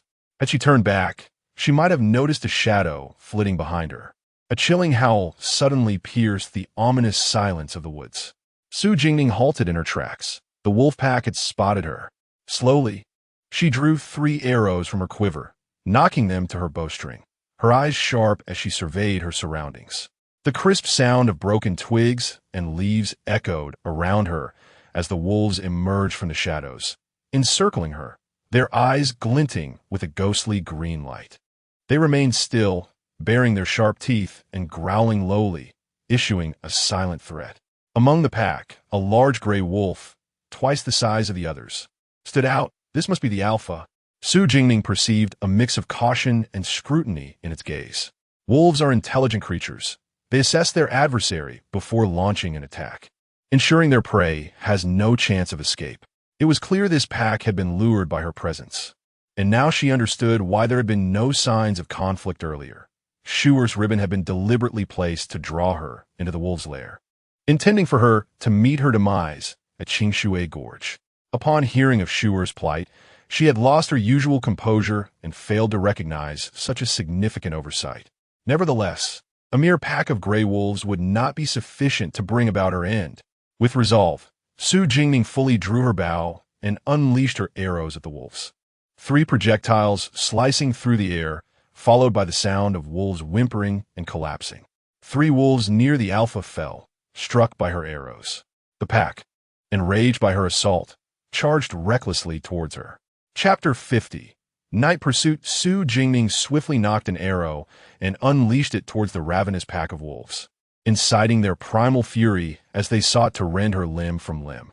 She deftly evaded their relentless attacks, but as her quiver ran dry, she found herself cornered by the pursuing beasts. Suddenly, a gray wolf leapt towards her, and with her bow wielded like a staff, she struck down upon it with fierce determination. The wolf let out a pained whimper as its spine shattered under her force. The Wolf King, driven mad by the pungent scent of blood that saturated the forest, howled mournfully to the heavens, its fur bristling in a display of raw aggression as it lunged at Su Jingning.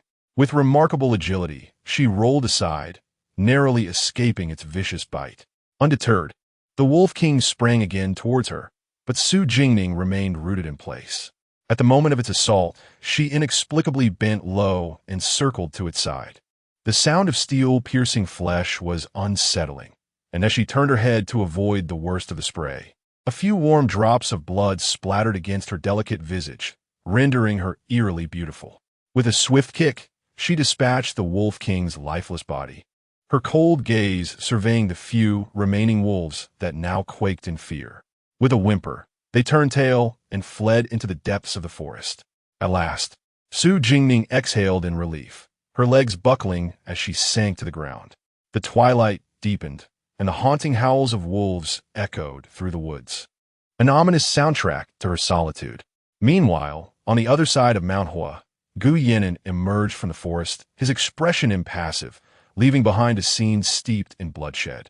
He cast a disdainful glance at the stains marring his attire, striding towards the hunting grounds. As night descended upon the camp, the day's spoils had been meticulously accounted for, revealing that the Great Zhou had outstripped the West Liang by 200 shares, a substantial margin.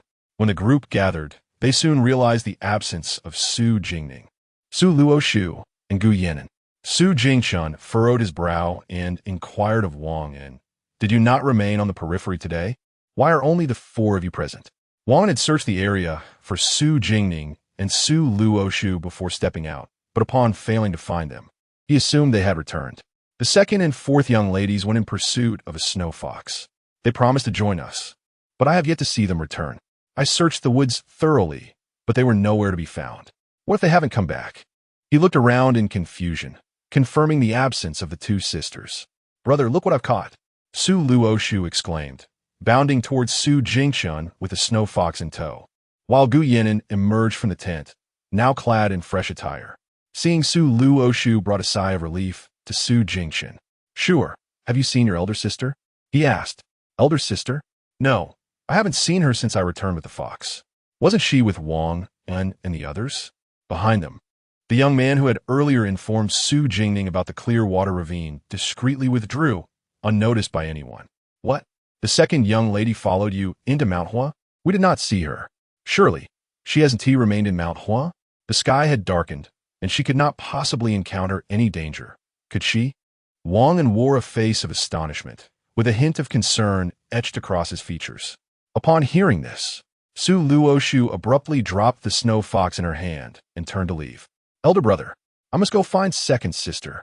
Sure, wait. Do not be hasty. Let us first inquire who has seen Jingning today. Su Jingshun grasped Su Luoshu's arm. Su Luoshu, in a state of panic, fretted over the darkness, worrying about what might happen if second sister was still in the mountains. Feng Xian stood a short distance away, observing the tense group with a glimmer of contemplation in her eyes. Earlier that day, she had overheard a conversation between Su Jingning and a man. She had seen Su Jingning hurriedly head towards the clear water gorge, and shortly thereafter, a woman, visibly distraught, emerged from within. After a moment's hesitation, she called out to Gu Yinan, who was passing by. Hey, the girl you were with yesterday seems to be in peril. Gu Yinan paused, turning to face Feng Xian. His expression icy. Are you referring to Su Jingning? Feng Xian nodded.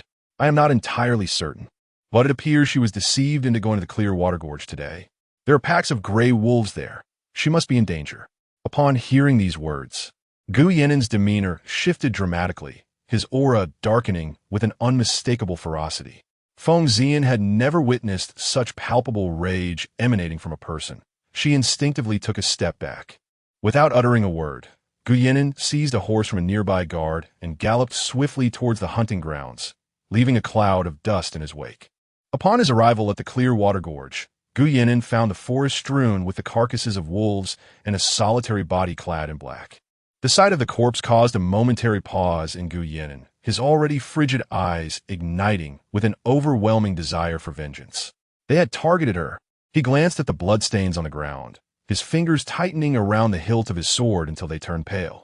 Following the trail of blood, he encountered more bodies along the way, his expression darkening further as he quickened his pace, weaving through the trees with urgency. At last, he heard faint sounds of struggle ahead. Su Jingning was drenched in blood, one hand pressed against her abdomen, while the other swiftly dispatched a black-clad assailant. Her complexion was ghastly pale, her steps wavering. As she was relentlessly pursued by her attackers, she lamented her ill fortune, having just vanquished a pack of wolves. She was now utterly drained when a host of unknown assassins emerged, intent on her life. Gritting her teeth against the pain, she managed to fell another foe. She could not perish here. That would be far too humiliating. Yet, fatigue weighed heavily upon her, her mind clouding, her hands trembling uncontrollably. As a sword suddenly cleaved towards her from the left, Su Jingning attempted to evade, but the blade was too swift. She had no time to escape its deadly arc, which aimed straight for her heart. She could not evade this strike. The sound of the blade piercing flesh echoed hauntingly in the night. Surprisingly, Su Jingning did not feel the agonizing pain one would expect. Instead, she stared in shock at the man before her, whose left shoulder had been impaled by the sword. The cold moonlight illuminated his ethereal and demonic visage, his phoenix-like eyes glinting with a chilling malevolence, exuding an aura of rage, as if he were a demon risen from the depths of hell. Su Jingning glanced at the crimson blade piercing through his left shoulder, a bloodthirsty smile curling at the corners of his lips, his eyes reflecting an icy abyss. With a swift flick of his right wrist, he thrust backward, and the cloaked figure behind him collapsed to the ground, lifeless. Chapter 51. Unconscious, the figures clad in black hesitated, momentarily daunted by the sudden appearance of the man, exuding an aura of lethal intent. Gu Yinan fixed his gaze on Su Jingning, who stood frozen before him, and coldly instructed, "Draw out the sword for me." As Su Jingning beheld his blood-soaked wound, a sharp pang of anguish surged within her, an overwhelming tide of pain, despair, sorrow, and helplessness flooding her mind. Numbly, she nodded in acknowledgement. With his back to her, Gu Yinan advanced, while Su Jingning, suppressing her own agony, tremulously grasped the sword's hilt. With a swift motion, she stepped back and extracted the blade. Gu Yinan furrowed his brow and took a step forward, his eyes locking onto the retreating figures of the black-clad men, determined to not let them escape. Grasping the blood-dripping sword, he approached them step by step, resembling a vengeful specter from the depths of hell. As Su Jingning sat down heavily on the ground, the sword in her hands felt like a burden. Memories of Gu Yinan flashing through her mind, each recollection a dagger to her heart, nearly suffocating her. Tears streamed uncontrollably down her cheeks. Once Gu Yinan dispatched the last of the black-clad men, he returned to Su Jingning's side, his heart heavy with the fear that had gripped him during the time he had been unable to find her. Kneeling beside her, he gazed down at her blood-stained abdomen, wishing to staunch the bleeding, yet fearing the pain it would bring her, for her tears revealed the depths of her suffering. "Do not be afraid. I will take you to the doctor. Do not be afraid," Gu Yinan murmured softly, cradling her with utmost care, with tears glistening in her eyes. Su Jingning looked up at Gu Yinan, whose face was taut with concern. She lifted her hand, yearning to caress his face, but fatigue overwhelmed her, and she only managed to touch his handsome chin before losing consciousness. Again, her voice was faint and barely audible. Gu Yinan leaned in closer, straining to catch her words, but could not discern what she had said. Not long after, Su Jingxin and the others entered Huishan, only to find Gu Yinan cradling the bloodied form of Su Jingning. "Second sister," Su Luoshu exclaimed in horror, rooted to the spot at the sight of Su Jingning's bloodied state. "Ningning, young Master Gu, what has happened to Ningning?" Su Jingxin and the others rushed towards Gu Yinan, filled with concern. "Speak of this later." Quickly summoned the imperial physician. "She has been injured," Gu Yinan commanded coldly, striding steadfastly towards the encampment. Su Jingxin, observing Su Jingning's pale, bloodied visage, felt a surge of fury beneath his typically gentle demeanor. "Amo, you, keep a close watch on Luo Dong. If anything happens to Ningning, let it be known to the Ministry of Revenue that his son shall not live." "Understood." Su Jingma and Su Jingyu shared his sentiments, wishing to swiftly exact vengeance upon Luo Dong, the wretched instigator who had deceived Ningning into going to Qingshui Gorge. They would ensure that no secret remained unexposed in the Su family army. Madame Zhenguo observed the bloodied figure being carried back by Gu Yinan, her legs nearly giving way beneath her, but she was steadied by the Duke of Zhenguo beside her. Just as Gu Yinan carefully laid Su Jingning down, the imperial physician was hurriedly ushered in by Su Jingchun, who had never before seen the usually composed and courteous air of the Duke so distraught. Upon seeing the bloodied individual on the bed, the physician instantly grasped the gravity of the situation. "Dr. Du, please attend to my daughter." The Duke of Zhenguo, visibly anxious, pulled Dr. Du towards Su Jingning. Upon seeing the girl, her clothes drenched in blood, Dr. Du furrowed his brows, lamenting how a once vibrant girl had been so grievously harmed. "I must first staunch the bleeding from Miss Su. It is inappropriate for too many to linger here. Ladies may remain to assist, while the rest should step outside," he instructed, opening his medical kit and retrieving his instruments. As buckets of blood were carried out from the tent, Gu Yinan's complexion turned pale, and his hands trembled slightly at his sides. "Young Master Gu, you're injured as well. Allow me to fetch a physician to tend to you," Su Jingchan exclaimed as he noticed the spreading crimson stain on Gu Yinan's chest. "It's nothing," Gu Yinan replied nonchalantly, casting a fleeting glance at his wound before turning his attention back to the tent, dismissing it with indifference. Finally, Madame Su Sam lifted the tent flap and hurriedly announced, "The bleeding has stopped. Ning is temporarily out of danger." A collective sigh of relief escaped the crowd as they rushed into the tent. Gu Yinan clenched his fists tightly before releasing them. then turned his gaze toward the central tent in the distance, his eyes filled with a chilling intent to kill, striding purposefully in that direction. Inside the imperial tent, Consort Shu suddenly erupted in fury, expelling everyone from her presence. She forcefully drank 2 cups of water, attempting to quell her anxiety. Slap! Consort Shu gasped in horror at the sight of Gu Yannin, whose aura radiated menace, his gaze cold and menacing. He gripped her slender neck tightly, an icy murderous intent gleaming in his eyes. Consort Shu felt that any further movement on her part would surely lead to her demise. Gazing down at the flustered and disheveled consort, devoid of her usual regal demeanor, Gu Yannin scoffed, his voice low and sinister, with a mere exertion. I could snap your neck. Do you wish to die? Consort Shu fervently shook her head, tears streaming down her face in terror. With a sudden force, Gu Yannin flung her aside, a smile playing on his lips as he remarked, Consort Shu, you know well that my specialty lies in killing. You monster, keep your distance. Consort Shu cried, retreating in sheer panic. Gu Yannin approached her step by step, a wicked smile adorning his face. Should you cause even a single hair on her head to be harmed, I assure you, Mu Hong will perish instantly, along with you and the entire Qing Guogong residence. Cherish your current wealth and status. Do not provoke my displeasure. Should you utter or do anything that displeases me, I shall ensure you regret ever entering this world. Furthermore, the fewer who know of certain matters, the better it will be for both of us. Woon, do you agree? Gu Yannin observed her, tilting his head as he noted the blood trickling from his hand, carelessly wiping it on the curtain beside him. He then turned and vanished from the consort's tent. Consort Shu, pale and dazed, sank to the ground. Your Highness, what ails you? Her personal maid, upon seeing her seated on the floor, rushed to assist her and noticed the bruises marring her neck.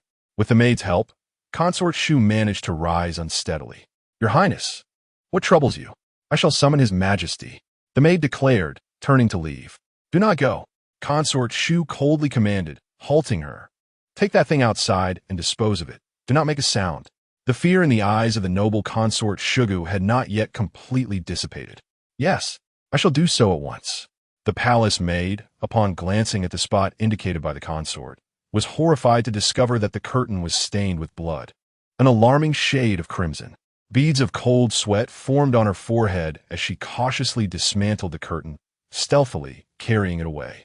In the grand hall of the Duke of Zhenguo's residence, Emperor Zhou hurried over upon hearing that the second daughter of the Duke had encountered trouble. Fortunately, it seems all is well now. Do not worry. Have you been able to ascertain who is responsible? The Emperor, seated opposite the Duke of Zhenguo, offered words of comfort. The Duke, maintaining a serious demeanor, let out a soft huff. Thank you for your concern, Your Majesty. My daughter nearly faced dire consequences. The Emperor, unperturbed, returned a smile to the Duke. Knowing how precious this daughter is to you, if it turns out that they are indeed involved, I shall show no mercy and will provide you with a satisfactory resolution. The Duke's expression softened slightly at this reassurance. I am grateful to Your Majesty. Within the tent of the Su family women, the Duchess of Zhenguo remained vigilantly by Su Jingning's side, accompanied by Madame Su San and Su Luoshu.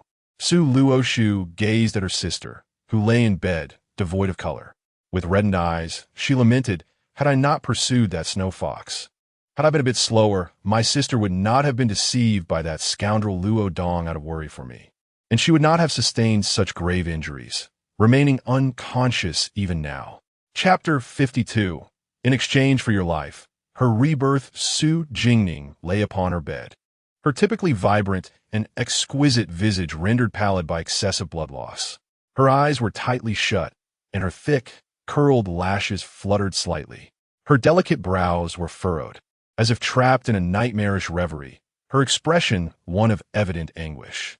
In her dream, she found herself once more in that eerie and foreboding ancient temple, shrouded in dense mist that exuded an aura of the mysterious and uncanny.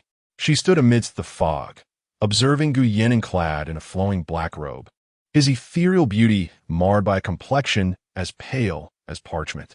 The depths of his striking eyes bore an unsettling gloom, while before the temple lay an interminable flight of stone steps. He knelt at each step, his demeanor imbued with a devotion akin to that of a saintly figure in a sacred realm. Su Jingning yearned to call out to him, yet he appeared oblivious to her presence, persistently bowing in reverence as he ascended towards the temple above. She trailed behind him, watching as he knelt step by step until he finally bowed slightly as he reached the temple entrance. Turning to glance back, she was alarmed to find the stone steps had vanished, the temple now suspended in the somber clouds. As Gu Yannin entered the temple, she hastily followed him inside, where grotesque statues of fierce deities loomed ominously, their malevolent presence surrounding them like a suffocating aura.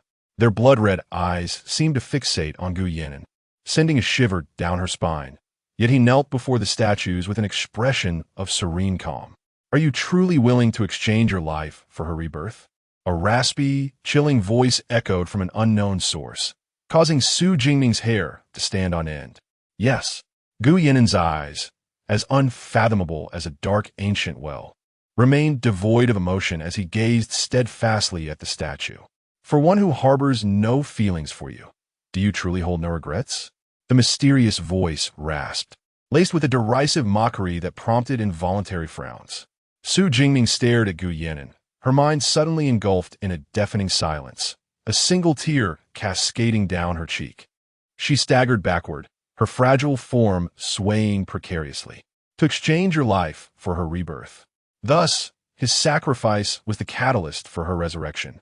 She beheld the man kneeling before her, clad in the darkest of garments, yet unable to conceal his undeniable grace. He seemed to smile, the warmth of his expression captivating.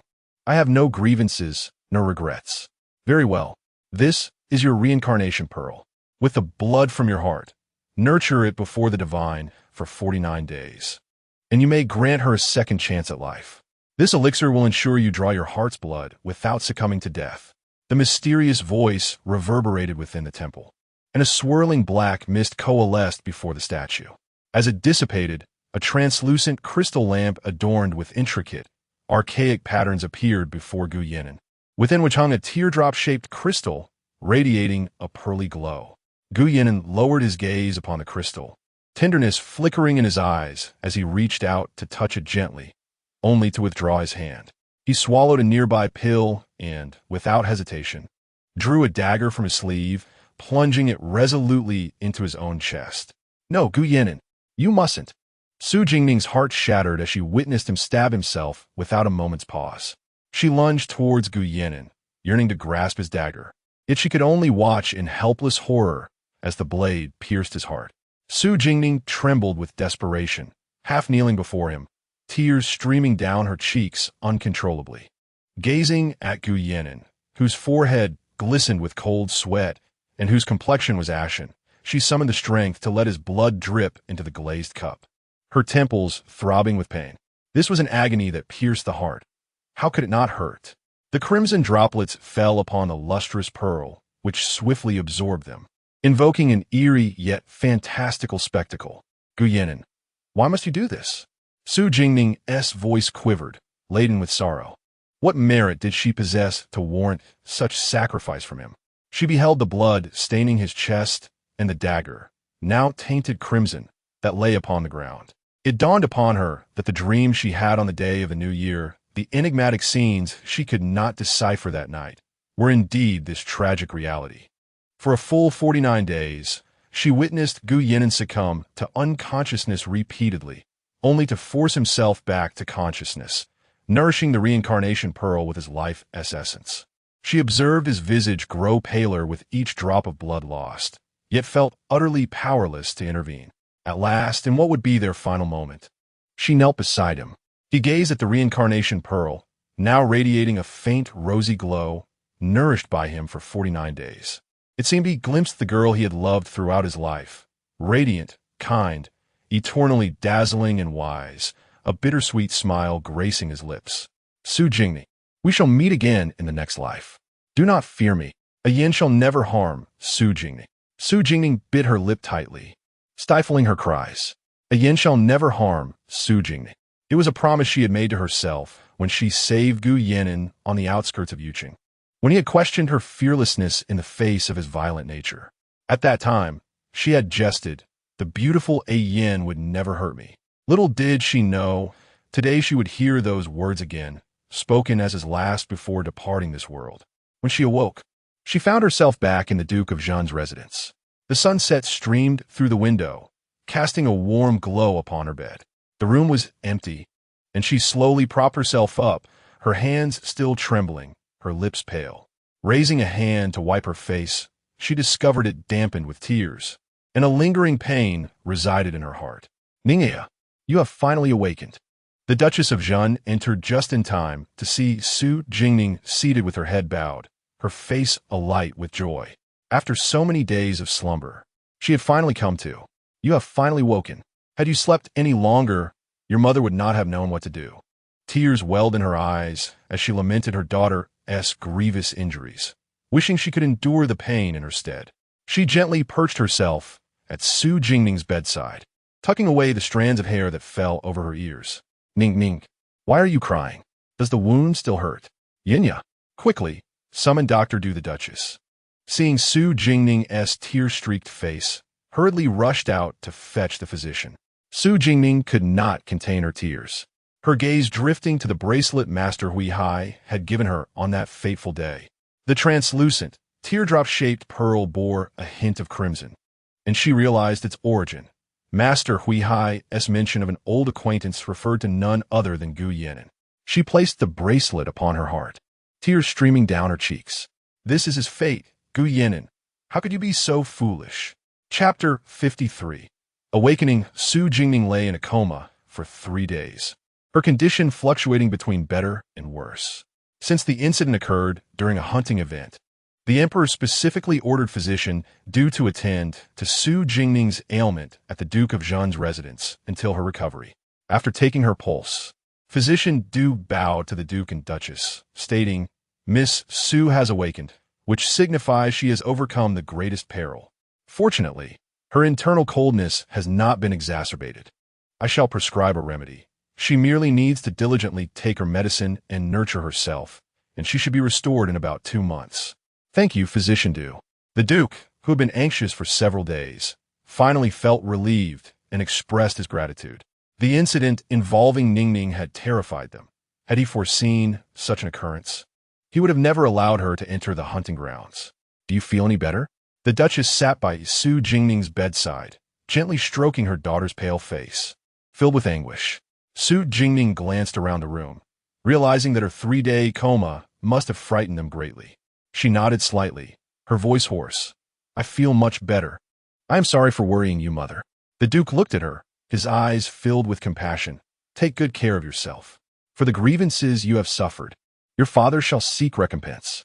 Anger flickered across his resolute features, for Luo Dong, the son of the Minister of Revenue, was still imprisoned in the Dali Temple. The Dali Temple was not the Jingzhou office, where anyone could meddle. Without the emperor's approval, Luo Dong would not be released. He had been manipulated into luring Ningning into a den of wolves, and within half a day, he had been frightened into confessing everything under the pressure from Jing Mo and Jingyu. It was Shen Zi of the Qinghua house who had incited him to harm Ningning.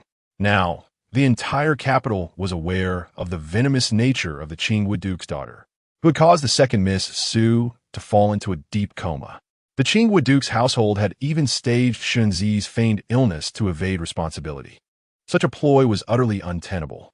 Those who dared to harm his daughter would find him relentless in demanding Shen Zi's surrender from the Qinghua Duke's household. The Minister of Revenue had always been subservient to the Qinghua Duke. Now, he was eager to see whether he would choose his son or his master. My lord, the Minister of Revenue, Lord Luo, requests an audience. The Duke's guard spoke solemnly. The Duke's expression hardened. He was indeed well informed. Have him wait in the front hall. Understood. Upon hearing that the Minister of Revenue had arrived, the Duchess's face flushed with anger, her voice resolute. What is there to wait for? Throw him out. My daughter has just traversed the gates of death and lies in bed. What could possibly happen to his son while he remains safely in the prison? There is no way we shall spare him. The Duchess, a daughter of the esteemed Shix family and the only child of the head of the Zhaoan Academy in Jiangnan, had always been characterized by her adherence to propriety and scholarship. It was rare for her to display such fury, disregarding even the courtesies. The Duke glanced at his furious wife and hastily reassured her. Rest assured, I shall not easily let his son off the hook. However, now that Jingning has awakened, it is time to resolve this matter. The anger on the Duchess's face began to dissipate. Upon witnessing Su Jingning awaken, Madame Su San Li let out a sigh of relief. She glanced at Su Luoshu, who had been consumed by sorrow and preoccupation in the equipment room these past few days, seemingly blaming herself for her elder sister's injuries. The others, seeing Su Jingning's initial recovery from her grave illness, chose to leave her in peace after a brief visit. Su Luoshu lingered in the corner, hesitating to approach Su Jingning until the others had departed, leaning against the bed railing. Su Jingning had noticed Su Luoshu's reddened eyes and cautious demeanor from the shadows. Sure, I'm feeling a bit parched. Could you fetch me a glass of water? Su Jingning gently smiled at Su Luoshu, her voice soft and inviting. Obediently, Su Luoshu poured a cup of warm water and handed it to Su Jingning. After taking a sip, Su Jingning felt some relief in her throat. She tapped the bedside, signaling for Su Luoshu to take a seat. Observing the downcast Su Luoshu, who remained silent, Su Jingning's heart swelled with affection as she tenderly grasped Su Luoshu's hand. Do not blame yourself. My injury has nothing to do with you. It was my own negligence that led to this ambush. You're not at fault, understand? Su Jingning spoke softly. As soon as she finished, Su Luoshu looked at her with tear-filled eyes, her voice quavering with emotion. Elder sister, you frightened me to death. If only I hadn't pursued that fox. I wouldn't have been used, and you wouldn't have been harmed. That fox was deliberately placed there by Luo Dong. There was never a snow fox in Whole Mountain. Was the snow fox a ploy by Luo Dong? Su Jingning inquired, puzzled. Yes, it was Shen Zi who orchestrated these events. Luo Dong is infatuated with Shen Zi and has always obeyed her wishes. I never imagined he would deceive you into venturing into that den of wolves. Su Luoshu's animosity towards Luo Dong and Shen Zi was palpable. The one who manipulated Shu'er to lure her into the wolf's den was Shen Zi. But who had dispatched those trained assassins? Surely, it wasn't Shen Zi alone.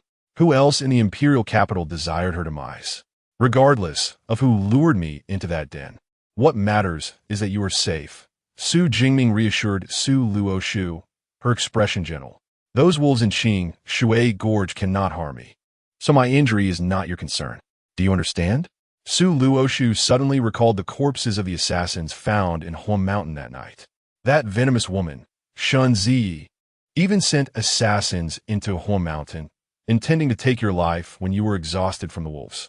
If it weren't for the Crown Prince of Beiyang arriving to rescue you, she might have succeeded. Su Jingning remained silent for a long while after hearing Su Luoshu's words.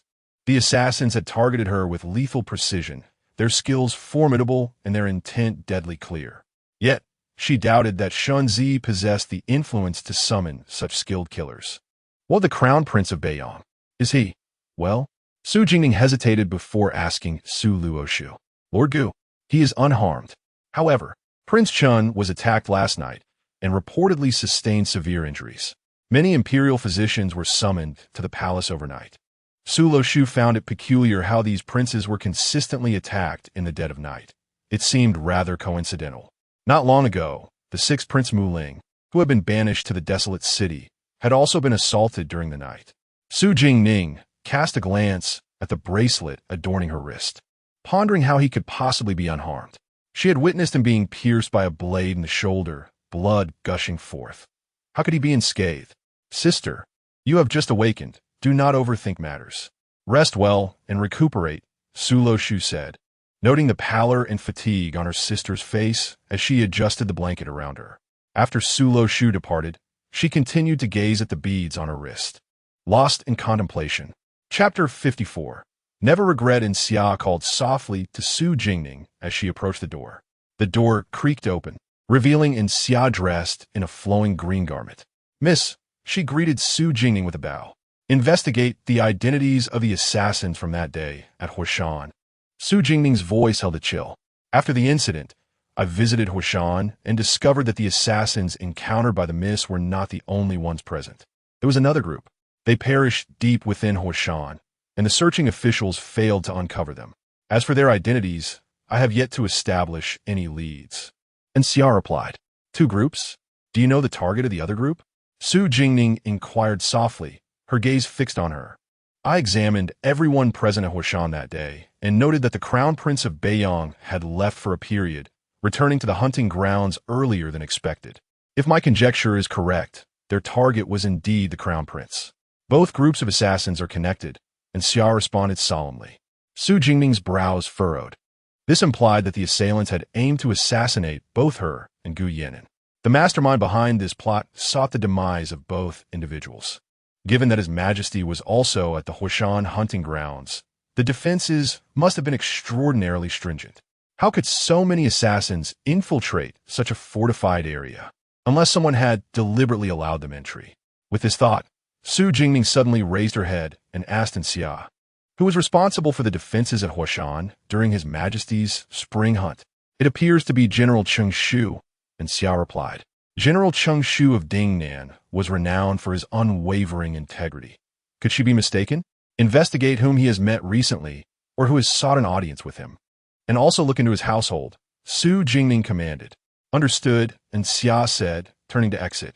Once Xia had left, Su Jingning gently pressed her hand against her wound and lay down. Despite having slept for 3 days, a foggy heaviness still clouded her mind, compelling her to rest. Click! A very faint sound caught Su Jingning's attention, and she froze momentarily, instinctively reaching for the small knife beneath her pillow. Yet, as if recalling something, she slowly withdrew her hand, closing her eyes to feign sleep. She sensed someone drawing closer, approaching her until they paused at the foot of her bed. The subtle fragrance of ancient sandalwood wafted through the air, confirming her suspicions. It was him.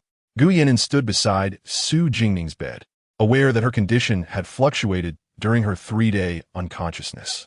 He had waited outside the Duke of Zhenguo's residence for 3 days, too afraid to enter and see her in such a fragile state, fearing his blood curse might uncontrollably manifest before her. Only today, upon learning that she had finally awakened, did he dare to come in. Gazing at Su Jingning's pale and sickly face, his heart felt as though it had been mercilessly twisted by a blade. He truly was a calamity. Merely wishing to be closer to her had resulted in her suffering. With a gentle and tender expression, Gu Yan'an observed her tightly furrowed brows. She had lost so much blood. It must have been excruciating for her. He reached out delicately to tuck a strand of hair behind her ear, cautious not to disturb her slumber. Desiring to extend her hand, she was unexpectedly grasped tightly by a cool little hand. Gu Yan'an met the girl's dark, starry eyes, which bore no trace of drowsiness, revealing that she had merely been feigning sleep.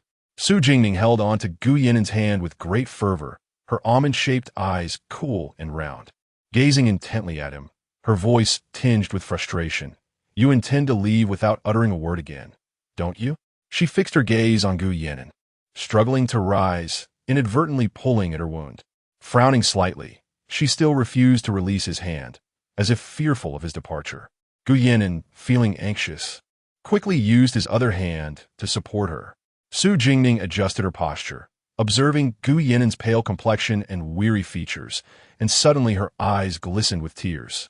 Her voice, laced with a hint of sobbing, expressed her grievance. "Gu Yan'an, please don't sneak away again." Taken aback by Su Jingning's sudden tears, Gu Yan'an fumbled awkwardly to wipe them away, only to find that his efforts only resulted in more tears. "Don't cry, I'm here. I haven't left." He clumsily reassured her. "Gu Yan'an, come closer. My wound hurts." Su Jingning's nose reddened from crying, her grip on Gu Yan'an's hand tightening. Seeing her tearful visage, Gu Yan'an was filled with tenderness and caution. He gently leaned closer, attentively watching her, hoping she would cease her tears. "Yen, you silly fool, does it hurt?" Gu Yan'an held his breath as the girl suddenly threw herself into his embrace, rendering him motionless, his heart racing violently. She had hugged him and called him Yen. His eyes brimmed with affection and warmth as he slowly reached out, softly patting her trembling back, soothing her. "Stop crying. All right? I want to leave. I'm just a foolish man. Is that so bad?" With his gentle coaxing, Su Jingning finally quieted her sobs. The moment she saw him, her mind was flooded with thoughts of his demise, and a profound fear gripped her. Fear of his departure, fear of never seeing him again. Again, I regret it. I regret telling you that we were just friends that day in the hunting grounds. Burying her face in Gu Yinin's chest, her voice muffled and thick with emotion. He sensed a wave of tension and uncertainty wash over him. He gently pulled Su Jingning away, lowering his gaze to meet hers, his expression imbued with an unprecedented seriousness. "What do you wish to say?" With slightly reddened eyes, Su Jingning perceived the fear and uncertainty reflected in Gu Yinin's gaze, causing her heart to ache. Looking into his eyes, she spoke with sincerity and clarity. "Gu Yinin, I like you. Therefore, I fear for your safety, your sadness, your anger. I dread the thought of not seeing you. Every time I see you, I feel at ease. As long as I am by your side, all my worries and troubles dissipate. Gu Yinin, I wish for you to remain by my side forever." Her voice was soft and delicate, yet each word struck Gu Yinin's heart like a tempest. As he fixed his gaze on her, suppressing his overwhelming joy, his hand trembling slightly on her shoulder. After finishing her confession, Su Jingning abruptly closed her eyes, unable to bear the weight of his gaze. She felt the intensity of his gaze upon her, her heart racing like a startled deer, as if all her courage had just been expended. Suddenly, she was gently enveloped in a warm embrace, held tightly as though she were a cherished treasure newly reclaimed, with a tenderness that was both cautious and affectionate. The embrace was so close that she could hear the rapid, strong beating of his heart and feel his slightly trembling body. "Su Jingning, I take your words to heart today, so you can never take them back," he murmured, leaning down to nuzzle her soft hair. His eyes filled with utmost tenderness and devotion. His voice, a husky melody, restrained the love he harbored for her. "Suhimin riman saident," merely wrapping her arms around his waist, gradually tightening her grip, and nodded emphatically. Gu Yinin held Su Jingning as if he were embracing the entire world. It seemed that no one knew that the girl in his arms was, indeed, his entire universe. Chapter 55. I long to call you after a considerable pause. Su Jingning finally pushed Gu Yinin away gently, her eyes glistening with unshed tears as she gazed at his left chest. With a delicate hand, she reached out to touch it briefly before retracting, her gaze filled with profound concern. "Does your wound still hurt?"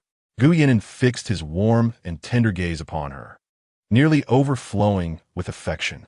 His mind was awash with memories of Su Jingning professing her feelings for him, rendering the pain of his injury a distant thought. After all, he had endured such wounds throughout his life. "It's nothing, it doesn't hurt," he replied in a soft, low voice, noticing his slightly pale complexion and calm demeanor. Su Jingning furrowed her brow slightly. "How can it not hurt? You lost so much blood."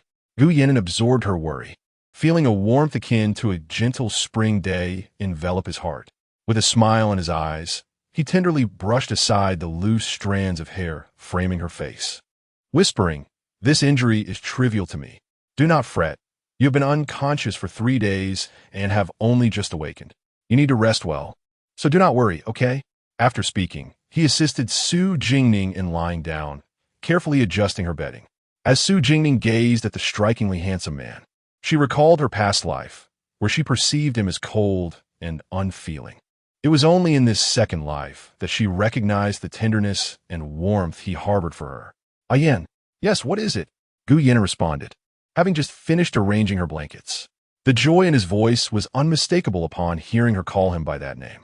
"It's nothing. I merely wish to call your name." Wrapped in a soft pink blanket, Su Jingning smiled brightly, her eyes sparkling as she looked at him, her tone gentle and soft. Gu Yin knelt beside her bed, meeting her gaze, and affectionately ruffled her plush hair, his eyes filled with indulgence. "Sleep now. I shall watch over you until you drift off, and then I will take my leave." Su Jingning obediently nodded and closed her eyes. Watching her serene face, Gu Yinan felt an unprecedented sense of contentment and peace fill his heart. In the Beiyang Prince's mansion, Amok had just received a letter from Lu Feng, wishing to report something to his master, but the master had gone to the Duke of Zhen's residence and had yet to return. "Master, you have finally returned." Seeing the figure approaching in the corridor, Amok hurried forward, his expression anxious, nearly colliding with Gu Yinan. Gu Yinan seemed to be in unusually good spirits today, his tone considerably lighter. "Why the rush?" Do you see a ghost behind you? Come in and speak. With that, he entered his study. Master, Lu Feng mentioned that the old prince intends to return to the capital. He departed from the prince's residence 3 days ago.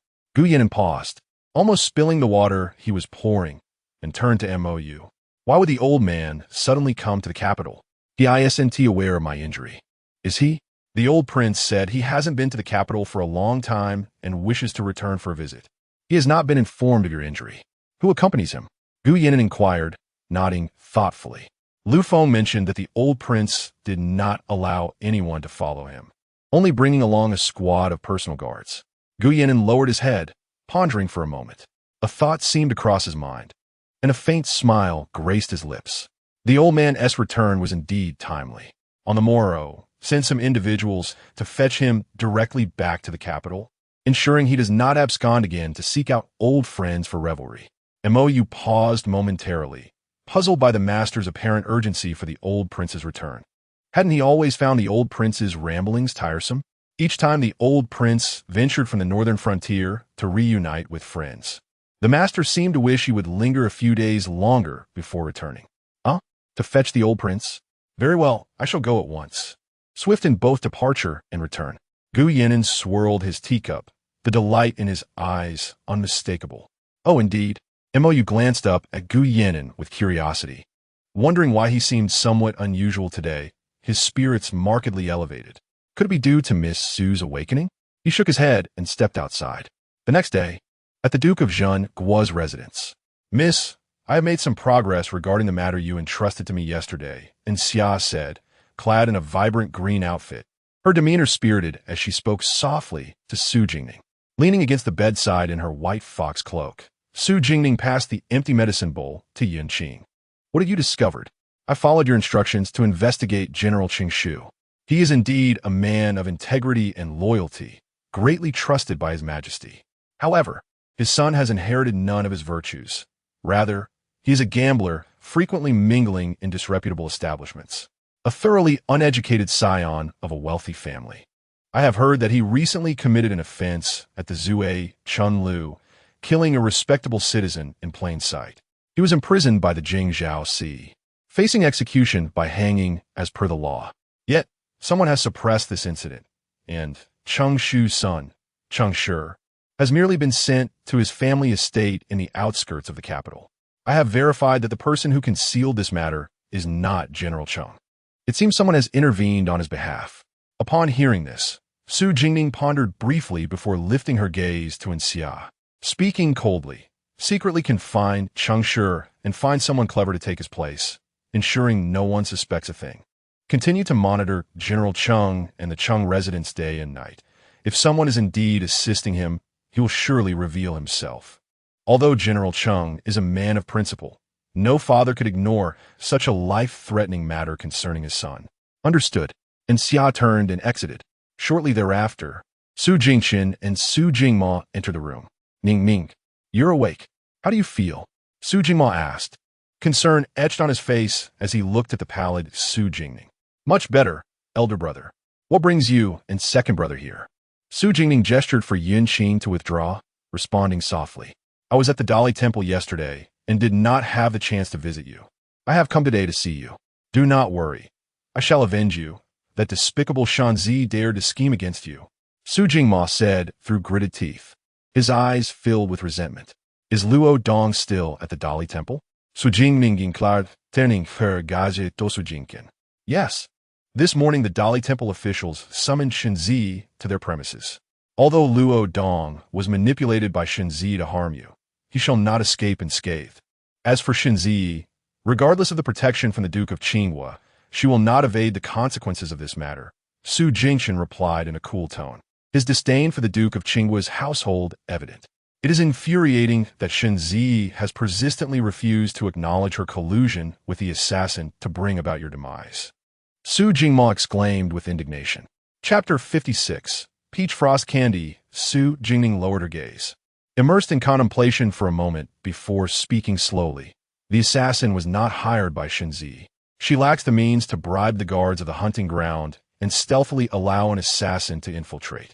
Moreover, those assassins are all experts. Su Jingqin and Su Jingma exchanged puzzled glances. Yet aside from Shenzi, there are hardly any in the capital who recognize you. Who else would covet your life? I am uncertain. I'm still investigating, Su Jingning replied softly, shaking her head. She had forgotten to ask a yin about this matter last night. It seemed that each time she encountered him, there were individuals attempting to harm him. However, if this were indeed the case, it would only serve to benefit Shenzi. Furthermore, did she not lead you into that den of wolves in Qing Shui Gorge, intending to take your life? Yet she did not anticipate that those wolves would fail to injure you. Su Jingma's eyes darkened with a fierce resolve. He could not allow Shenzi to evade retribution so easily for having harmed Ningning. Su Jingning's eyes flickered with a hint of ruthlessness. To manipulate her family against her clearly indicated that the last injury to her hand had failed to teach her a lesson. Whoever it may be, the individual capable of bribing the guards to allow an assassin entry must hold considerable influence in the capital. You have too few guards around you. Starting tomorrow, I shall assign you additional shadow guards. It is prudent to be cautious. Your health has never been robust, and frequent injuries may inadvertently exacerbate your internal ailment. What shall we do? Su Jingshun asked with concern, gazing at Su Jingning. The capital was rife with turmoil, and the entangled web of power dynamics inevitably attracted those who sought to exploit the Duke's household. Brother, it is unnecessary. I have Yinya and Yinqing, and Xia as well. There is no need for so many, Su Jingning replied with a smile, preferring not to have too many people around her. No, this matter is settled. Since you dislike having others follow you, let them guard outside your courtyard. Focus on your recovery. Any issues can be addressed once you are well. It was rare for Su Jingchun, who usually complied with Su Jingning's wishes, to stand firm on this matter. He understood Ningning's martial prowess and that her maidens were also skilled, yet he remained uneasy. All right, fine, Su Jingning conceded with a pout, suddenly recalling that she ought to inform a yin to enter through the front door next time rather than scale the walls at midnight. Miss, young master, second young master. Yinya rushed in, interrupting their conversation. Miss, Princess Xuyang has arrived. She said she heard you have awakened and came to visit. The princess? Please, show her in. Su Jingning said, surprised by Mu Shi's visit, and quickly urged. Of course. Before long, Mu Shi entered carrying a wooden box. Upon seeing Su Jingning leaning against the bed, pale and frail, her heart ached. The day she heard of Su Jingning's injury, she had rushed to see her, and the sight of her unconscious, bloodless face had truly frightened her. Today, however, she appeared somewhat improved. Greetings, Princess Xuyang. Su Jingqin bowed respectfully to Muilevan. Mushi nodded in acknowledgement and directly approached Su Jingning. Jingning, you have finally awakened. I was quite worried about you. Your Highness, I have caused you concern. Su Jingning replied, unable to rise, and slowly nodded in greeting to Mu Shi. I have heard that you have awakened, so I came to see you. It is a relief that you are conscious now. You cannot imagine how terrifying you looked in your previous state of unconsciousness. Mui Levan Sat'atu, Jingning gazed vid sight, holding her hand, with evident concern and compassion in her eyes. By the way, I have brought several precious medicinal herbs from the palace, which I have given to your maid to consult with Dr. Du regarding their potential use. You must take good care of your injuries and recover swiftly. Your current state is truly pitiable. A warmth filled Su Jingning's heart. She had not anticipated that so many cared for her well-being after her injury. She smiled gently at Mu Shi and softly expressed her gratitude, saying, Thank you for visiting me. Why be so polite with me? Mu Shi replied with a smile. Genuinely fond of Su Jingning and desiring a sincere friendship, Mu Shi glanced at the wooden box on the small table beside her and turned to Su Jingshin and Su Jingmo, asking, Young Master Su, and Mo, may I have a word alone with Jingning? Su Jingshin cast a worried glance at Su Jingning, who smiled and nodded in reassurance. Only then did he kindly say, Then the princess and Ningning may converse at their leisure. After bowing to Mu Shi, he exited the room.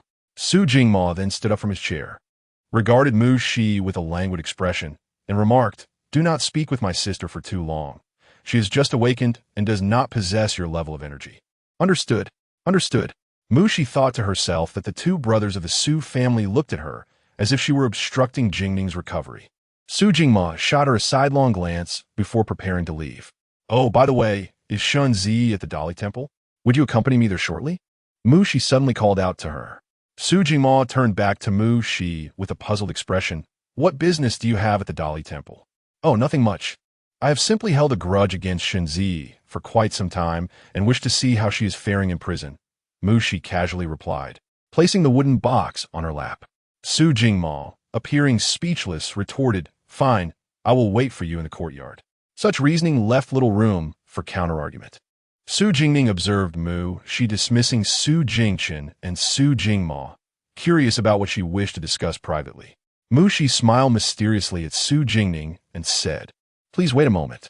She then retrieved 5 or 6 porcelain vials from the upper compartment of the wooden box, each sealed with differently colored paper labels, the inscriptions appearing somewhat familiar. From the lower compartment, she extracted 3 exquisitely carved porcelain jars. Hee. Can you guess what this is? Mu Shi shook the porcelain jar playfully towards Su Jingning, grinning as she inquired. What is it? Su Jingning began to suspect the origin of these items, but was uncertain of the contents within the jars. Go on, open it and see, Mu Shi urged, handing one of the jars to Su Jingning, her smile unwavering. With a look of curiosity, Su Jingning accepted the porcelain jar and gently opened it, a sweet and fragrant aroma of peaches wafting towards her. The jar was filled to the brim with pink honey. Su Jingning's expression brightened as she looked at Mu Shi, exclaiming, This is the peach frost candy from Yuqing. Mu Shi gazed at Su Jingning, who wore an expression of surprise, her beautiful phoenix eyes arched playfully. I may not know where the honey comes from, but the one who gives you sweets is indeed quite admirable. She remarked, Ever since you were little, you've dreaded the bitterness of medicine, and once you've taken it, you would crave something sweet immediately. I was specifically instructed to remind you to only indulge in one piece at a time, no more. Su Jingning blushed at Mu Shi's teasing demeanor, feeling a twinge of embarrassment, especially since she had previously claimed not to know Gu Yinan. The peach syrup candies from Yuqing had been a staple in her bag during her time there, but she had not tasted them since returning to the imperial capital. Didn't you say you didn't know Gu Yinan? What's this all about? Care to explain? Mu Shi feigned annoyance, playfully addressing the flustered Su Jingning. I knew I wasn't mistaken. There must be a story between these two. I have never seen Gu Yinan show such care and tenderness towards anyone before. Huh. They are truly a match made in heaven, both strikingly beautiful. Perhaps you should eat a piece of candy to soothe your mood. Seeing Mu Shi's mock annoyance, Su Jingning reluctantly moved the candy slightly in her direction, casting an imploring look at her with her large, fluttering eyes. Mu Shi couldn't hold back her laughter, no. You should keep the candy for yourself. I wouldn't dare take it from you. This was given to you by Gu Yinan. Those porcelain vials contain healing ointments for your wounds.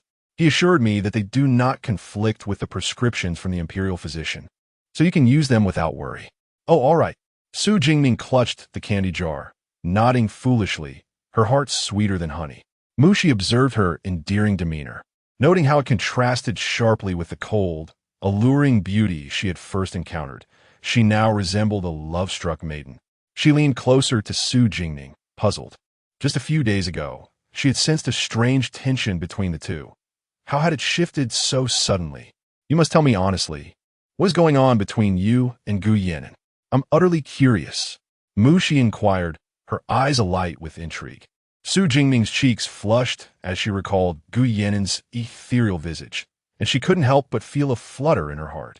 Gu Yinan is the only person I wish to be by my side for the rest of my life, Su Jingning declared, her gaze brimming with sincerity.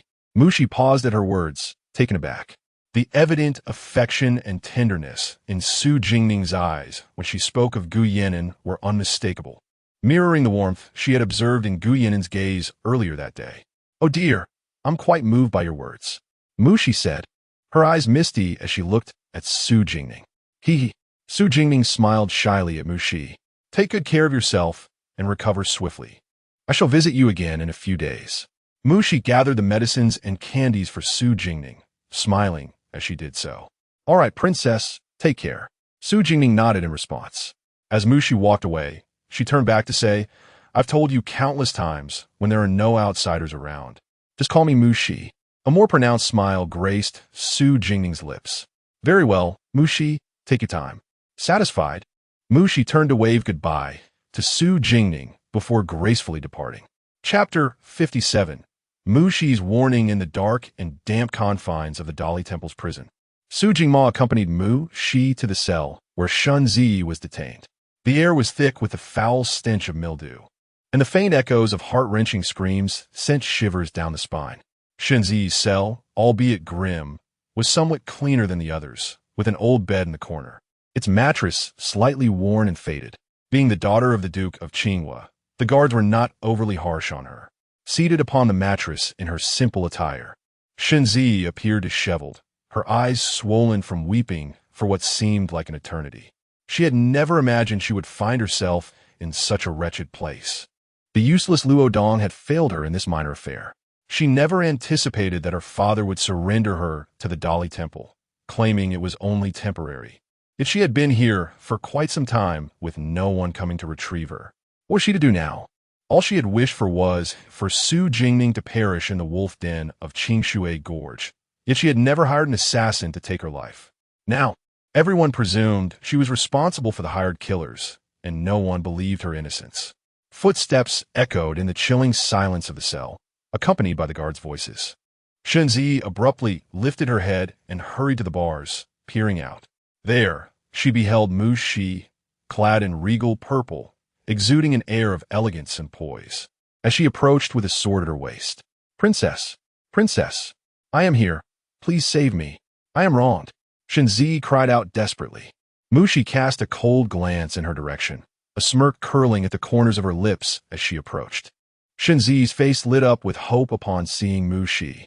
The princess gestured to the guard, who promptly stepped forward to unlock the cell door, allowing Mu Shi entry. Princess, save me. I am innocent. The Su family harbors a malicious intent. They seek my life. Shun Zi pleaded, dropping to her knees before Mu Shi, clutching the edge of her sleeve with a visage of terror. Mu Shi glanced at Su Jingma, who was remarkably pale, teetering on the brink of fury. They accuse you of wrongdoing and wish for your demise? Mu Shi's gaze remained icy as she brushed Shun Zi's hand away with the hilt of her sword. It was you who first sought Jingning's life. How? Pray tell, can I assist you? Her voice was frigid, her finely chiseled features radiating an unsettling chill. Shun Zi, now apprehensive, dared not utter a word as she let out a derisive laugh. Leaning closer, she whispered in a tone only Shun Zi could discern, Shun Zi, I know why you desire Jingning's demise. It is because of your feelings for Gu Yannin, is it not? Am I correct? Oh, what a pity. He shall never cast his gaze upon someone like you. You. Shun Zi was rendered speechless by Mu Shi's words, fury boiling within her. Do not rush. I have yet to finish. Mu Shi smiled at her, rising to her full height and stating with an air of indifference, what makes you think I would save you? Simply because you bear the surname Shun? I loathe all who share that name, particularly those from your duke's household. Your very presence disgusts me. Shun Zi, incensed by Mu Shi's scornful gaze, felt her anger surging uncontrollably, leading her to speak without thought. Mu Shi, how dare you speak of my Shun family in such a manner?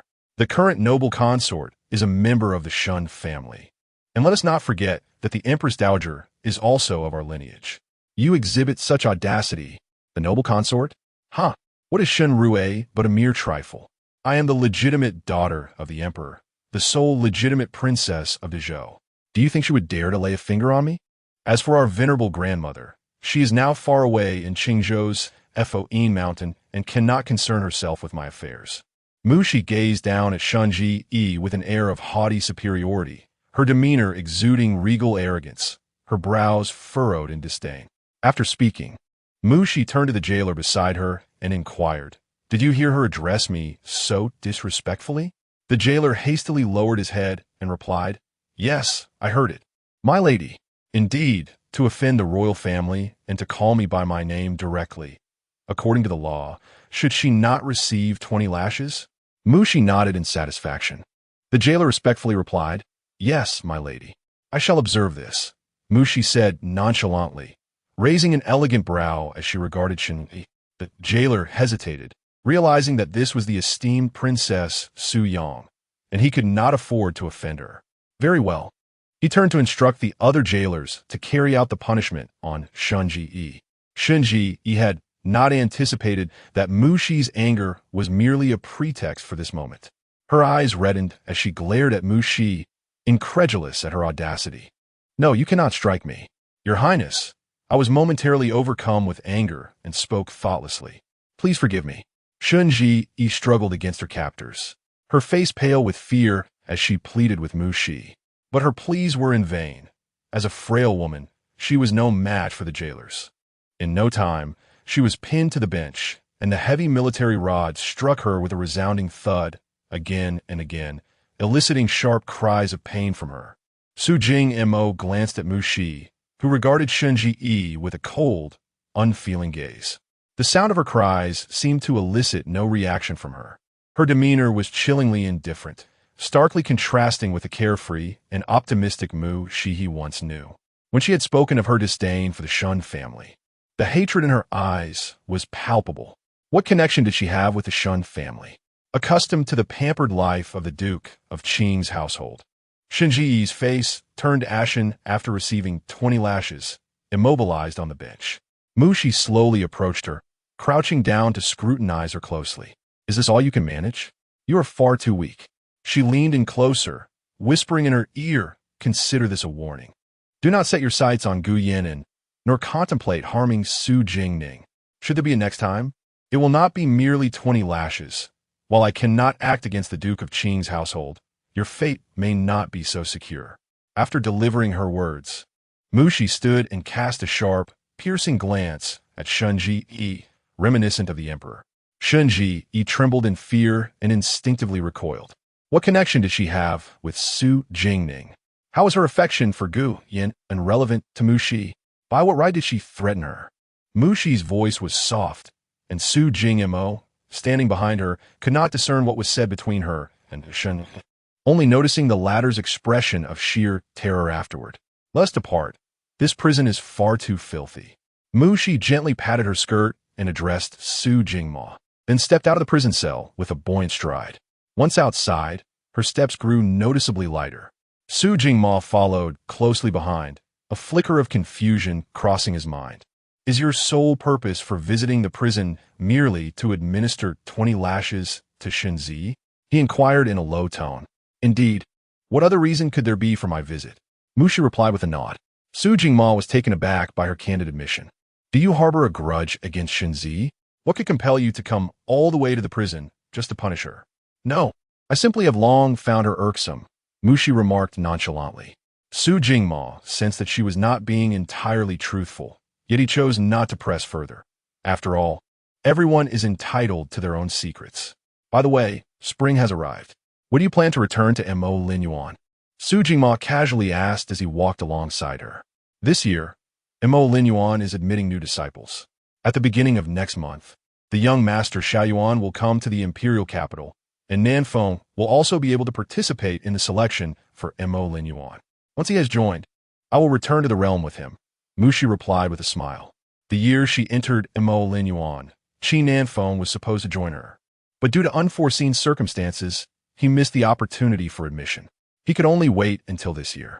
Do you truly believe that the bookworm Qi Nanfeng is worthy of Mo Linyuan's attention, especially with the renowned young master Song Qian coming?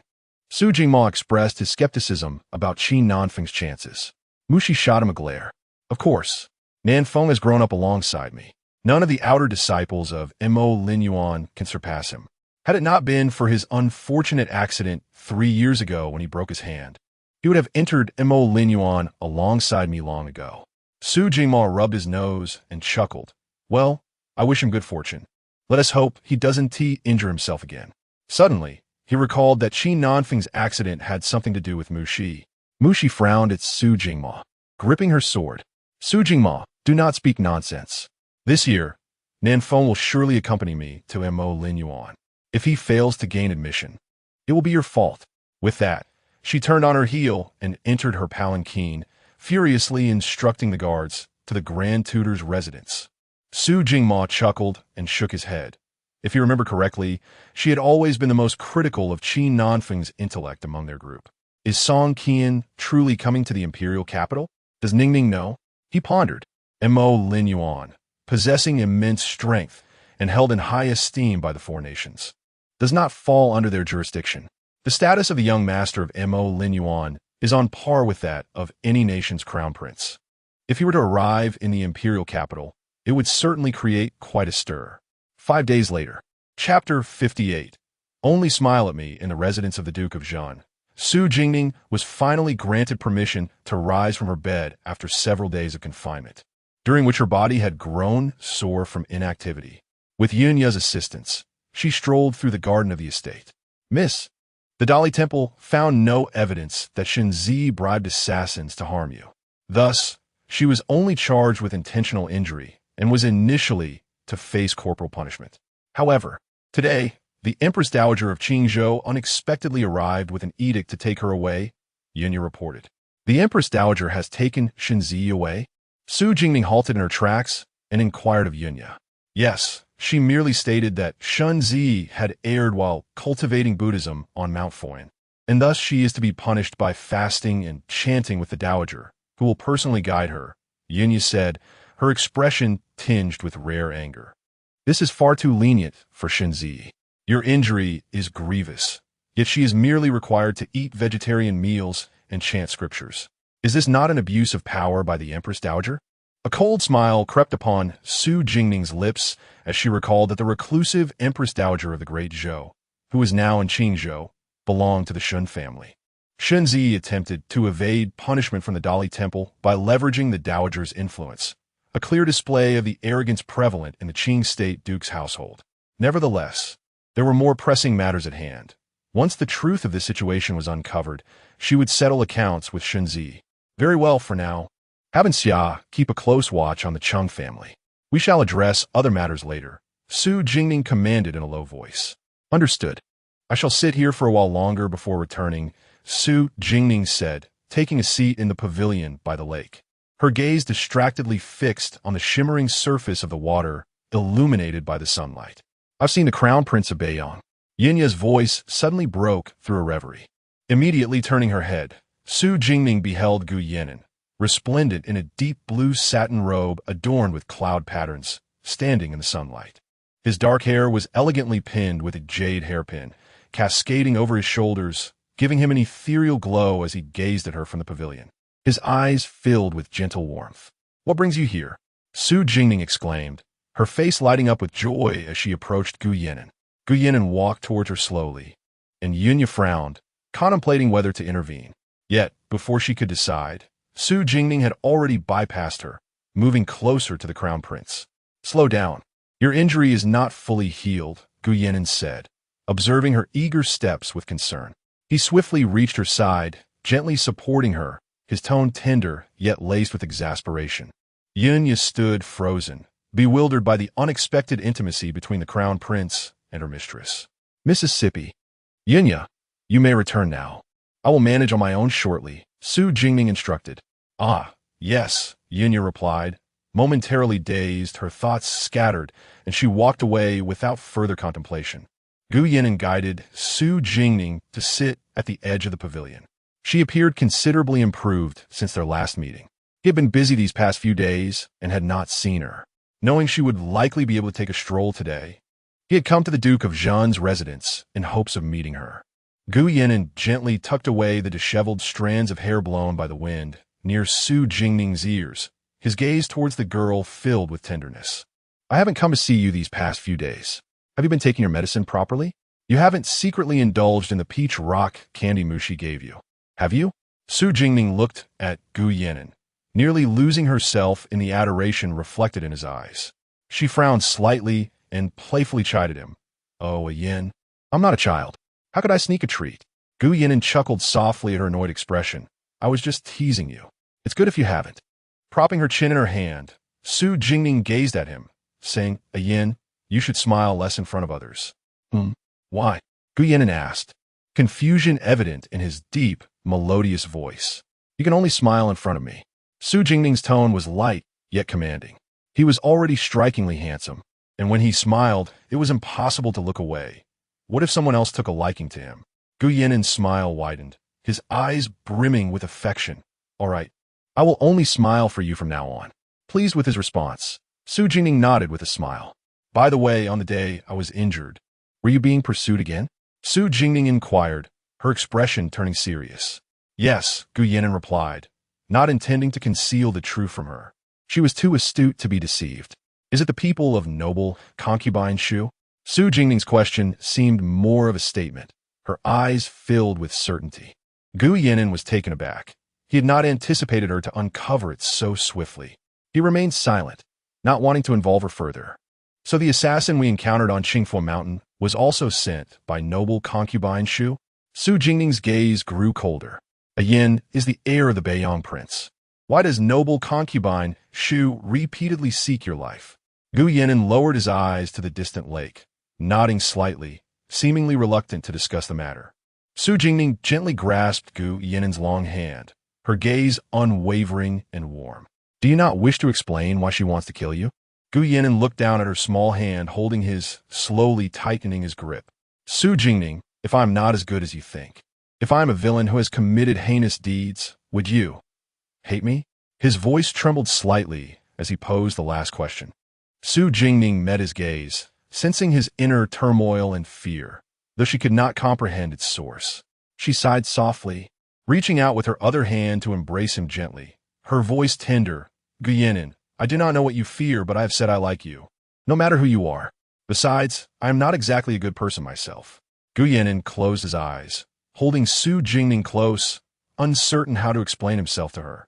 Ultimately, choosing silence.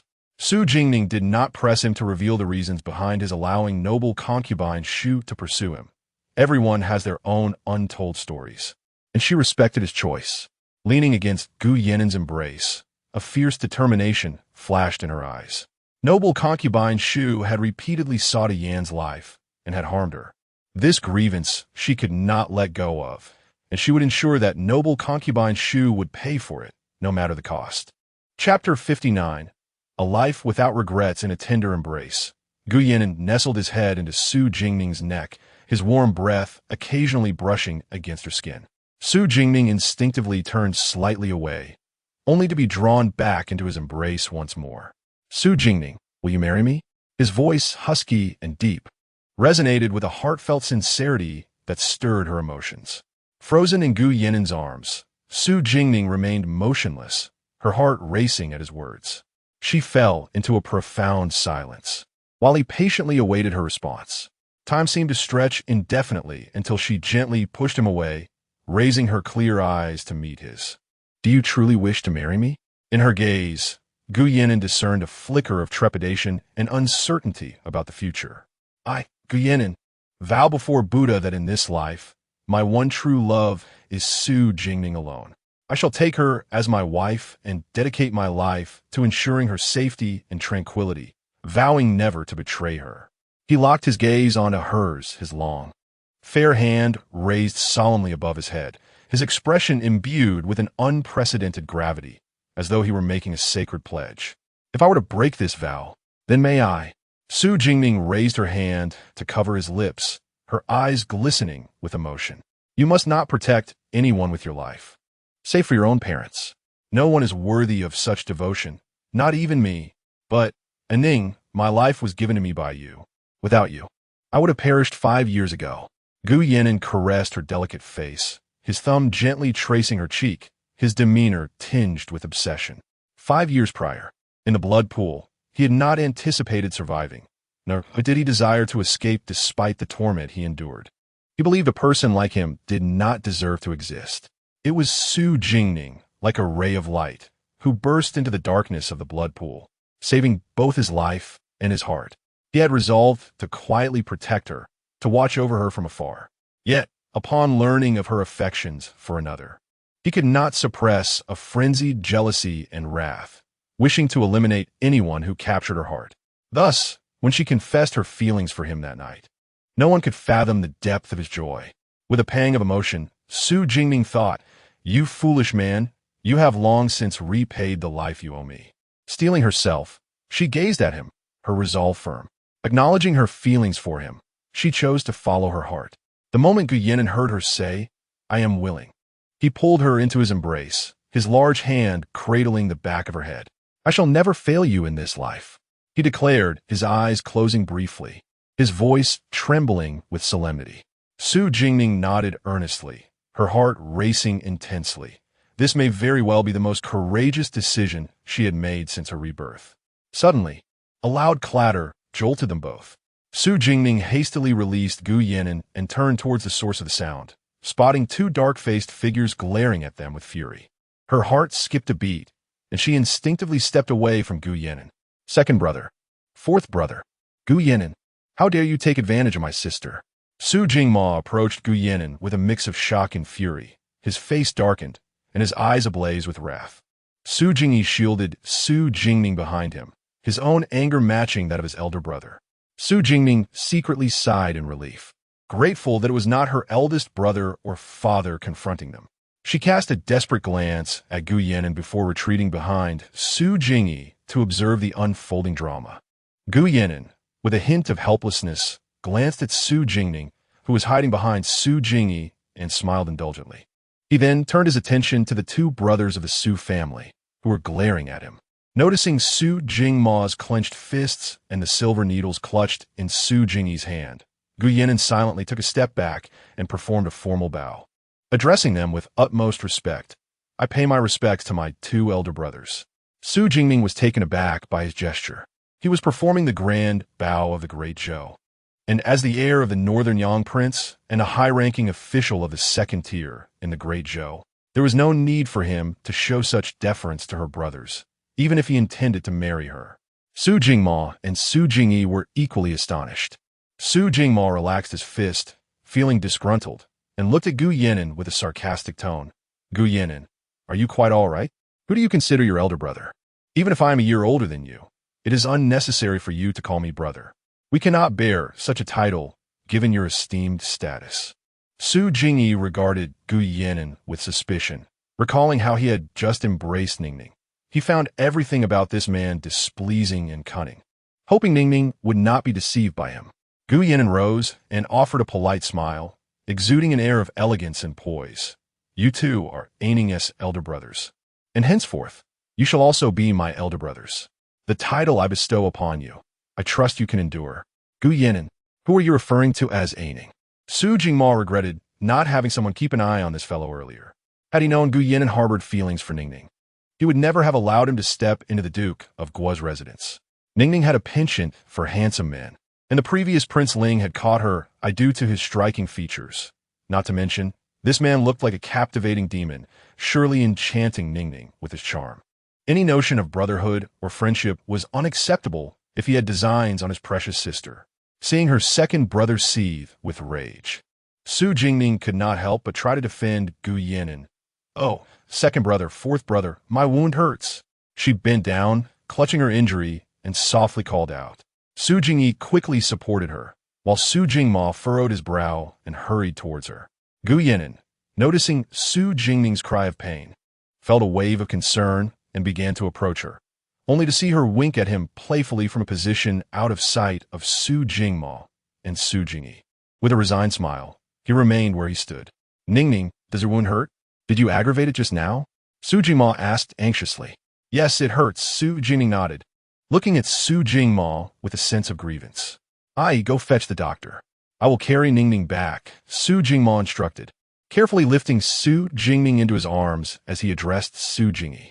Su Jingyi quickly complied and rushed out of the pavilion, both brothers disregarding Gu Yan'an. As Su Jingma exited, he shot a fierce glare at Gu Yan'an, warning him, "Do not think that just because I consider you a brother, you can harbor intentions towards my sister. I must tell you, whether you are the crown prince of Beiyang or any other noble, do not even think about it. Do not entertain the notion of deceiving my sister." Upon hearing her brother's words, Su Jingning found it somewhat amusing. She was not so easily fooled. Su Jingma carried Su Jingning for a while, and as they walked, she relaxed her furrowed brow and gently patted him, saying, "Brother, I am no longer in pain. Please set me down." With a stern expression and without uttering a word, Su Jingma proceeded to carry her into her room, placing her gently on the bed. "Su Jingning, you have truly outdone yourself. Do you even comprehend what kind of person Gu Yan'an is? How long have you known him? Speak. Has he threatened you regarding that day he saved you in the hunting grounds? Su Jingshun had already discerned that she was deliberately defending Gu Yan'an and felt a surge of frustration. He paced back and forth in the room, running a hand through his hair before pointing an accusing finger at Su Jingning and exclaiming loudly, "Brother, please calm down. He has not threatened me, and I am aware of what kind of person he is." Su Jingning replied softly, sensing her brother's agitation. "You have only met him a few times. How can you possibly know what he is truly like?" Su Jingma's tone remained harsh, his concern for his sister's potential deception evident. Chapter 60. The Ceremony of Acceptance, Second Brother. "I have known him for 5 years," Su Jingning declared with unwavering conviction. "I should not have allowed him into the manor today." Su Jingma remained incensed, his thoughts consumed with seeking retribution from Gu Yan'an. And he paid little heed to Su Jingning's words until he finally registered her statement. "What? You mean to say you have known Gu Yan'an for 5 years?"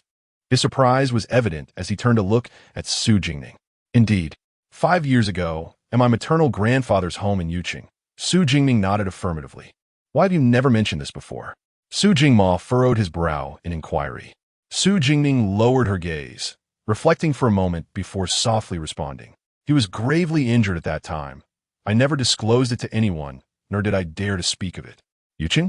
Though Gu Yan'an was the heir to the Prince of Beiyang and seldom ventured beyond the northern frontier, how could he have found himself in the distant Jiangnan region? Wounded? He was an enigmatic figure, shrouded in danger and intrigue. "My sister has been frail since childhood. The Duke of Zhenguo's household ensures her safety, and he merely wishes for her to find a stable and happy life. Yet, in his eyes, Gu Yan'an does not embody that promise of security for her. But Ningning, Gu Yan'an is a perilous individual," Su Jingma gently cautioned Su Jingning. "If it were an ordinary person relying on the Duke's influence, no one would dare to harm you. However, Gu Yan'an is the heir of Beiyang, wielding significant power in the northern territories and enjoying the emperor's utmost favor." "I understand. Second brother, I will contemplate this carefully," Su Jingning reassured him with a comforting smile. She recognized that her brother's concerns stemmed from a place of love. Nearly everyone wished for her to find a commonplace companion to live a tranquil life under the Su family's protection. Yet, without Gu Yan'an, she believed she would never again open her heart to another. Having encountered him, she now felt compelled to protect him in return. "Very well. Then take good care of yourself," Su Jingma said, affectionately tousling her hair before departing. Upon exiting, he encountered Su Jingyi, who was hastily approaching with the manor physician. "Second brother, why are you out here? How is Ningning?" Su Jingyi queried, bewildered. "It is nothing. The physician may withdraw for now," he instructed coldly. "Huh? But isn't Ningning in pain from her injury?" Su Jingma gestured for the physician to retreat. "Do not speak of what you witnessed today to anyone." Su Jingma instructed Su Jingyi. "Yes, I understand. But will we just let him go? Perhaps we should sneak into the royal manor and give him a beating? I recently developed a new medicine. It could be worth a try," Su Jingyi suggested, indignation evident on his face. Su Jingma shot him a sidelong glance, his voice icy. "Do you believe the Beiyang royal manor is as easy to infiltrate as the Ling royal manor? Besides, even together, we might not stand a chance against that man." Without waiting for a response, he turned and walked away. "But second brother, why not try my new medicine?" Su Jingyi called after him. "Get lost." The next day, Miss, Yunqing rushed into the room in a flurry. Yunya was in the midst of combing Su Jingning's hair, and upon witnessing her agitated demeanor, she frowned and exclaimed, "Why are you in such a panic? Is there a wolf chasing you?" No. Something terrible has happened." Miss Yunqing, with a hesitant demeanor, gazed at Su Jingning and inquired, "What is it that has you so anxious?" Su Jingning took a sip of her tea, leisurely responding, "The Princess Xuanhe and the Prince of Beiyang have come to propose marriage to our esteemed father and mother." At that moment, Su Jingning, unable to contain herself, sputtered tea from her mouth, her expression one of disbelief as she stared at Yunqing. Cough, what did you say? Who has come?" She thought she might have misheard. "Oh dear, it is the Prince of Beiyang who has come to seek your hand for the heir of Beiyang. The Princess Xuanhe, the sister of the current emperor, has personally come to make the proposal. The matriarch and our father are currently in the front hall attending to them." They arrived early this morning, and the gifts for the betrothal have been brought in boxes, filling the entire front courtyard. Our father has been cornered by the prince, and hasn't he even been able to attend court? How did this also stir grandmother? What do our parents say? Though the matriarch and mother did not explicitly agree, they seemed quite pleased with the heir. However, our father wore a grim expression, perhaps indicating his disapproval. Yunqing quickly continued. The prince stated that if you are willing, you shall become the sole mistress of the Beiyang prince's residence. He will immediately seek the emperor's decree for your marriage to the heir, and everything hinges on your desire. By the way, the princess and our mother are currently in the flower hall, wanting to meet you. Su Jingning was taken aback that Gu Yan'an had come to propose today. And how could the prince of Beiyang, who was supposed to be in the northern frontier, suddenly appear in the capital and at their home, leaving her utterly unprepared? Let's go to the flower hall. In the flower hall of the Duke of Zhenguo's residence, the Duchess was engaged in light conversation with Princess Xuanhe. The princess, clad in a deep purple gown, exuded an air of elegance and dignity, her simple hairpin of pearls unable to conceal her commanding presence. As she spoke with the Duchess, she praised Su Jingning, and no mother could remain indifferent when her child was so extolled. Jingning has arrived late. Please forgive me. Your Highness. Su Jingning, adorned in a delicate blue dress, graceful and poised, stepped into the flower hall with Yunya's assistance.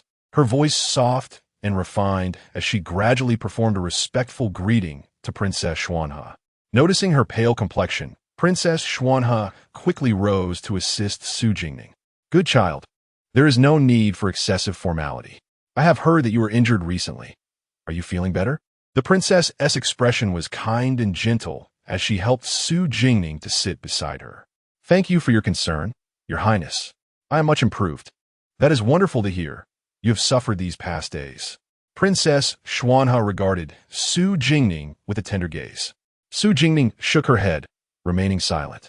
Despite her injuries, she maintained an air of grace and composure that was highly commendable. I trust you are aware of the purpose of my visit today. Yan'an is a fine young man. Traditionally, matters of marriage are dictated by parental approval and the intermediary's words.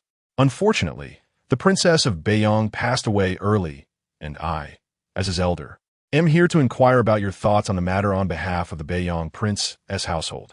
The prince's residence is willing to formally propose to you as the fiancé of the Beiyang heir, with all the proper ceremonies and rites. Today, I have come to ascertain your feelings on this. Princess Xuanhe observed Su Jingning with a soft and satisfied expression. Su Jingning glanced at the Duchess of the State, who smiled gently at her. Speak freely of your thoughts. Whatever your intentions may be, I shall support you wholeheartedly. After a moment of hesitation, she rose to pay her respects to Princess Xuanhe. Jingning felt a surge of anxiety, realizing that it was the esteemed princess herself who had come to propose. However, matters of marriage were not to be taken lightly, and she dared not act unilaterally. Although Su Jingning had consented to Gu Yan'an's proposal, she understood that for the union to materialize, her father's approval was essential. Observing that Jingning showed no signs of refusal, Princess Xuanhe quietly breathed a sigh of relief. This was Yan'an's first request of her, and she was determined to see it through successfully, as long as she did not oppose the marriage. Everything else could unfold in due time. Dear child, there is no rush. Matters of marriage require not only the consent of parents and the words of a matchmaker, but, most importantly, mutual affection. Only when both hearts are inclined can there be a future together, the princess said softly, affectionately brushing Su Jingning's hair. Maintaining decorum and a sense of propriety, she observed with satisfaction, understanding why Yan'an held her in such high regard. In the front hall, a dazzling array of exquisite jewels and rare delicacies filled the courtyard, while the ceremonial singers had been performing for nearly half an hour without conclusion, drawing many curious onlookers to the entrance of the Duke's residence. This morning, a magnificent red bridal sedan had been carried into the Duke's estate, stretching along an entire street. Chapter 61. The Prince of Beiyang. It is said that the heir of the Prince of Beiyang seeks to marry the second daughter of the Su family. Today, he has come to propose, not only with the prince himself returning from the northern frontier to make his intentions known, but also with the esteemed Princess Xuanhe. the sister of the current emperor, acting as matchmaker. This second daughter of the Su family is indeed fortunate to garner such attention from the royal household. Moreover, the heir, the Prince of Beiyang, is a close aide to the emperor and commands the emperor's personal guards, making him the youngest minister of the second rank in the court. However, the atmosphere in the front hall of the Su residence is far from what the onlookers envision. After Princess Xuanhe departed, the Duke of Zhenguo cast a cold gaze towards the beaming Prince of Beiyang, unreservedly showing his displeasure. "Oh, Subo, how have you remained so rigid all these years? Your mind does not seem to adapt," he remarked. The Prince of Beiyang, seated to the left of the Duke, donned a brownish-green robe adorned with python patterns. He was tall and imposing, with striking features, speaking with fervor and an indomitable spirit, exuding an air of resolute authority and decisiveness. The Duke of Jingning, still clad in court attire, snorted derisively and shot a glance at Gu Yinan, who stood behind the prince, feeling even more irate. It was already an inconvenience to have him blocked at home early in the morning, and now he audaciously wished to marry his cherished daughter, whom he had protected for over a decade. Were it not for the face of Princess Xuanhe, he would have already expelled them. His daughter was frail. Being around this perpetually stern fellow from the prince's household might lead her to fall ill. Gu Sihe, it is not you who is marrying off your daughter, so of course your thoughts are swift. The Duke addressed the prince by name, turning away to avoid the sight of the father and son.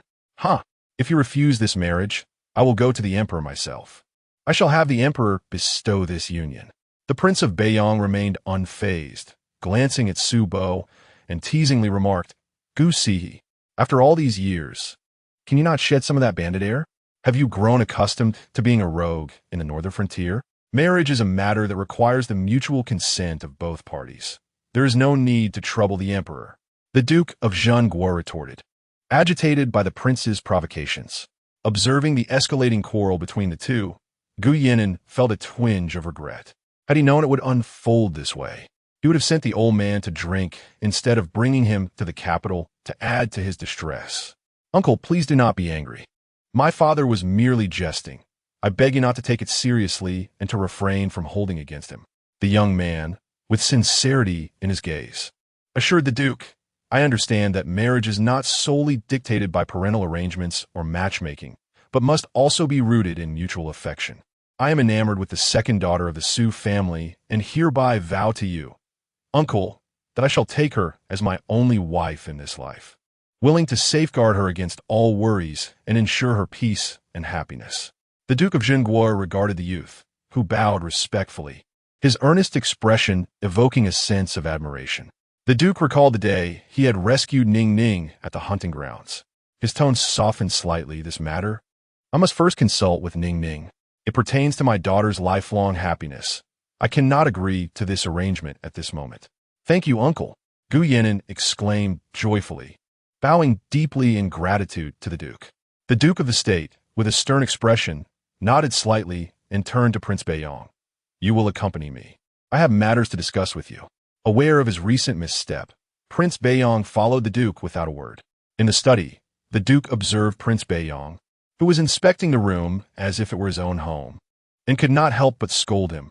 "Is it not better to remain in the northern frontier and guard it well? Why must you wade into this murky water of the capital? Do you think the emperor is unaware of your clandestine entry?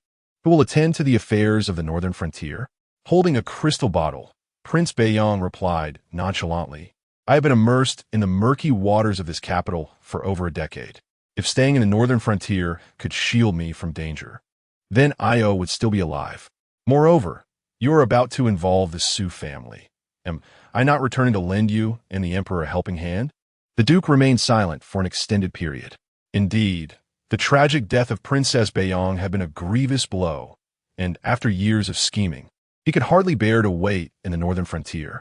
"Upon your return to the capital, the Empress Dowager will certainly take notice. She will likely return soon," the Duke remarked coldly. "But is it not already time? She has wielded power for many years, and the ghostly guards under her command have caused the demise of countless scholars and officials. How many innocent lives have been persecuted by the Shun family? The current court is a fragile victory for the emperor after arduous efforts. If we do not uproot the Shun family, do you truly believe that we can live in peace? Will the court transform into the harmonious realm we once envisioned? Prince Beiyang's countenance turned grave, his earlier mirth replaced by righteous indignation as he addressed the Duke. You must remain in the northern frontier and command your Beiyang army. That is our strength against the ghostly guards and the Shun family, the Duke advised. Prince Beiyang's demeanor shifted, revealing a peculiar expression. It is too late. I'm out of time. The Duke abruptly rose from his chair, his concern palpable as he gazed at Prince Beiyang. What do you mean? There is a traitor in the Beiyang residence who has been by my side for over a decade. He has concealed himself well. Had it not been for Yin An's sudden message warning me to be cautious of those around me, I would have remained oblivious. Fortunately, throughout these years, I have kept our plans hidden from him, and the Empress Dowager remains unaware, Prince Beiyang elucidated. I said you're out of time. What do you mean by that? The Duke glared at him in anger. Prince Beiyang met the Duke's furious gaze and resumed his earlier smile. It is nothing. Merely the effects of the flowing sorrow poison I have endured for years. I can still survive for half a year. I will not perish just yet. What? The Duke collapsed into his chair, his mouth agape, unable to articulate a response. Years ago, it was said that Princess Beiyang had died from complications during childbirth. Yet they all knew the truth. Princess Chu Yao had succumbed to the flowing sorrow poison from the southern realm. The poison was insidious and difficult to detect. It induced extreme drowsiness and excessive thirst, leading to a gradual paralysis of the senses. Eventually, the afflicted would perish from internal decay without feeling any pain. Poisonous witch, how could you be so cruel? The Duke muttered under his breath after a long silence. Come, let us enter the palace at once. The Emperor must have a remedy. There are plenty of imperial physicians within the palace who can surely counteract the poison. The Duke rose, grasping Prince Beiyang, and urged him towards the exit. Useless. Even when a Yao was not deeply poisoned, we could not save her. After all these years, I have lived enough and do not wish to continue. The King of Beiyang shook his head with a smile and grasped the arm of the Duke of Zhenguo. What foolishness is this? If you die, what will become of your son? The Duke's face was etched with anger, his heart heavy with sorrow. The King of Beiyang chuckled. I am myself, and he is himself. He has his own duties to attend to. He can protect himself now. He is stronger and wiser than I, and undoubtedly will safeguard his beloved. Unlike me. Look, he has completed his lifelong ambition, and I have no regrets. You, the Duke of Zhenguo, was momentarily at a loss for words, sinking into despondency beside the King of Beiyang. The king patted him gently, offering solace. If I did not witness this world transform into what and His Majesty once aspired to, then you shall burn a letter for me. I Yao, the Empress, and I will see it. Go away. Attend to your own matters. The Duke of Jingwo brushed his shoulder down, his eyes reddening. Suddenly, as if struck by a thought, he grasped the king's hand tightly. Perhaps there is one who can save you. The royal family of Nanjing has perished. Who else in the realm can cure this lingering poison? Besides, it has long since invaded the very depths of my being. The king of Beiyang held little hope. Mo Linyuan. What? Who is this Mo Linyuan? I have no ties to him. Why would he help me with the antidote? Moreover, he is a figure of legend, elusive and rarely seen. Do not concern yourself with this. I will find a way. During your time in the imperial capital, just focus on your well-being and refrain from meddling. The Duke of Jingwa cast a cold glance at him. Oh, what that young man's marriage. The king of Beiyang held no expectations and cared little whether the poison could be resolved. He merely wished to exert his final strength for His Majesty and the Duke. We shall see. This matter is not for me to decide. The Duke of Jingwa remarked coldly, eyeing him once more. Chapter 62. The Spectral Guardian on that day. The Duke of the State said nothing but accepted the betrothal gifts without giving his consent to the marriage between Su Jingning and Gu Yan'an. Nor did he express any disapproval. In the warm chamber, the Duke and Duchess sat solemnly before Su Jingning, their expressions serious as they regarded her. Ningning, do you truly wish to marry Gu Yan'an? The Duke gazed at his daughter with a grave demeanor. Yes, I do, Su Jingning affirmed, nodding resolutely at her serious parents. Ningning, while the young Master Gu is indeed a commendable individual, do you harbor feelings for him? Will marrying him bring you happiness? The Duchess observed Su Jingning with a hint of hesitation. "Mother, I have faith in him." Su Jingning's clear eyes shone with determination. The warmth that blossomed in her gaze when she spoke of Gu Yan'an eased some of the Duchess's concerns. After a prolonged silence, the Duke gently addressed the elder official Su behind him. "Old Su, please visit the Northyang Prince's residence tomorrow to inform them to select an auspicious date for the exchange of the marriage contract." "Certainly," Old Su nodded, a smile illuminating his face. Su Jingning looked at the Duke in delight. "Father, do you consent to my marriage with Gu Yan'an?" The Duke smirked slightly and remarked with a scoff, "What use is disapproval? It seems you have already made up your mind." Su Jingning smiled shyly. "I have some words to share with Ningning. You may return for now," the Duke said gently to the Duchess. The Duchess, understanding that he wished to speak privately with their daughter, rose to leave. "Father, what is it that you wish to discuss?" Su Jingning inquired, puzzled as to why her father wanted to dismiss her mother. "Ningning, should you choose to marry Gu Yan'an, I do not oppose your decision. However, he is no ordinary man, and your future together may be fraught with challenges and hardships. Are you prepared for that? He is perilously dangerous, and all I seek is for you and your siblings to remain safe and healthy." The Duke spoke to Su Jingning in a gentle tone. "Father, I understand, but if I were to miss this opportunity, I might spend my life alone. Thus, no matter the difficulties we may face, I wish to be by his side." Su Jingning replied, her maturity evident as she looked earnestly at the Duke. The Duke observed his daughter's eyes glistening with unshed tears, sighing, "Ah, my daughter has grown up. Very well, I shall leave matters of the heart to you young ones." "Thank you, father." Su Jingning beamed at him with radiant joy. "There are two more matters I need to discuss with you. Your mother is timid, and I fear she may be frightened, so do not disclose these to her," the Duke said, his tone once again turning serious. Noting the grave expression on her father's face, Su Jingning subdued her smile and asked, "What is it?" "Your father is undertaking a task for His Majesty, which may endanger the safety of our Su family. Regardless, this is a duty I must fulfill. You have always been astute. Should anything befall me, your uncles, or your brothers, I need you to protect the Su family. Can you do that?" The Duke looked earnestly at Su Jingning. Slowly rising to her feet, Su Jingning met the Duke's gaze, her expression tense. "What is it that you intend to do that could jeopardize the lives of the men in our Su family?" "Do not worry, this is merely the worst outcome. Father will protect you," consoled Duke Zhenguo to Su Jingning. Yet, Su Jingning remained unmoved, fixated on the Duke. Having lived a second life, her purpose was to safeguard the Su family. She could not allow any member of the family to come to harm. "What is it that father intends to do?" she inquired coldly. Duke Zhenguo sighed, observing his daughter's resolve, and replied slowly, "Father aims to assist His Majesty in eliminating the Shun family and purging the court." Su Jingning paused, contemplating, her eyes flickering with doubt. Eliminate the Shun family? The Shuns possess deep-rooted connections within the court. Their entanglements are intricate. While it may be challenging to remove them, it should not pose a threat to the lives of the Su family. She gazed at Duke Zhenguo with certainty. Father's intentions must extend beyond merely eliminating the Shuns. Duke Zhenguo's eyes widened in astonishment. "Ningning, what do you know?" "I know nothing. Is it that father intends to assist His Majesty in reclaiming the Yumming Guard and the Eastern Sea Navy from the Empress Dowager?" Su Jingning's expression hardened as she spoke coldly to Duke Zhenguo, bewildered as to what could possibly warrant such a perilous gamble for the entire Su clan. The Empress Dowager of the Great Zhou, the mother of the current sovereign, was a figure that inspired dread. Although she had seemingly retreated to the Buddhist mountain in Qingzhou in recent years, appearing to withdraw from court affairs, it was she who had nurtured the once-defeated Shun family to their current formidable standing in the court.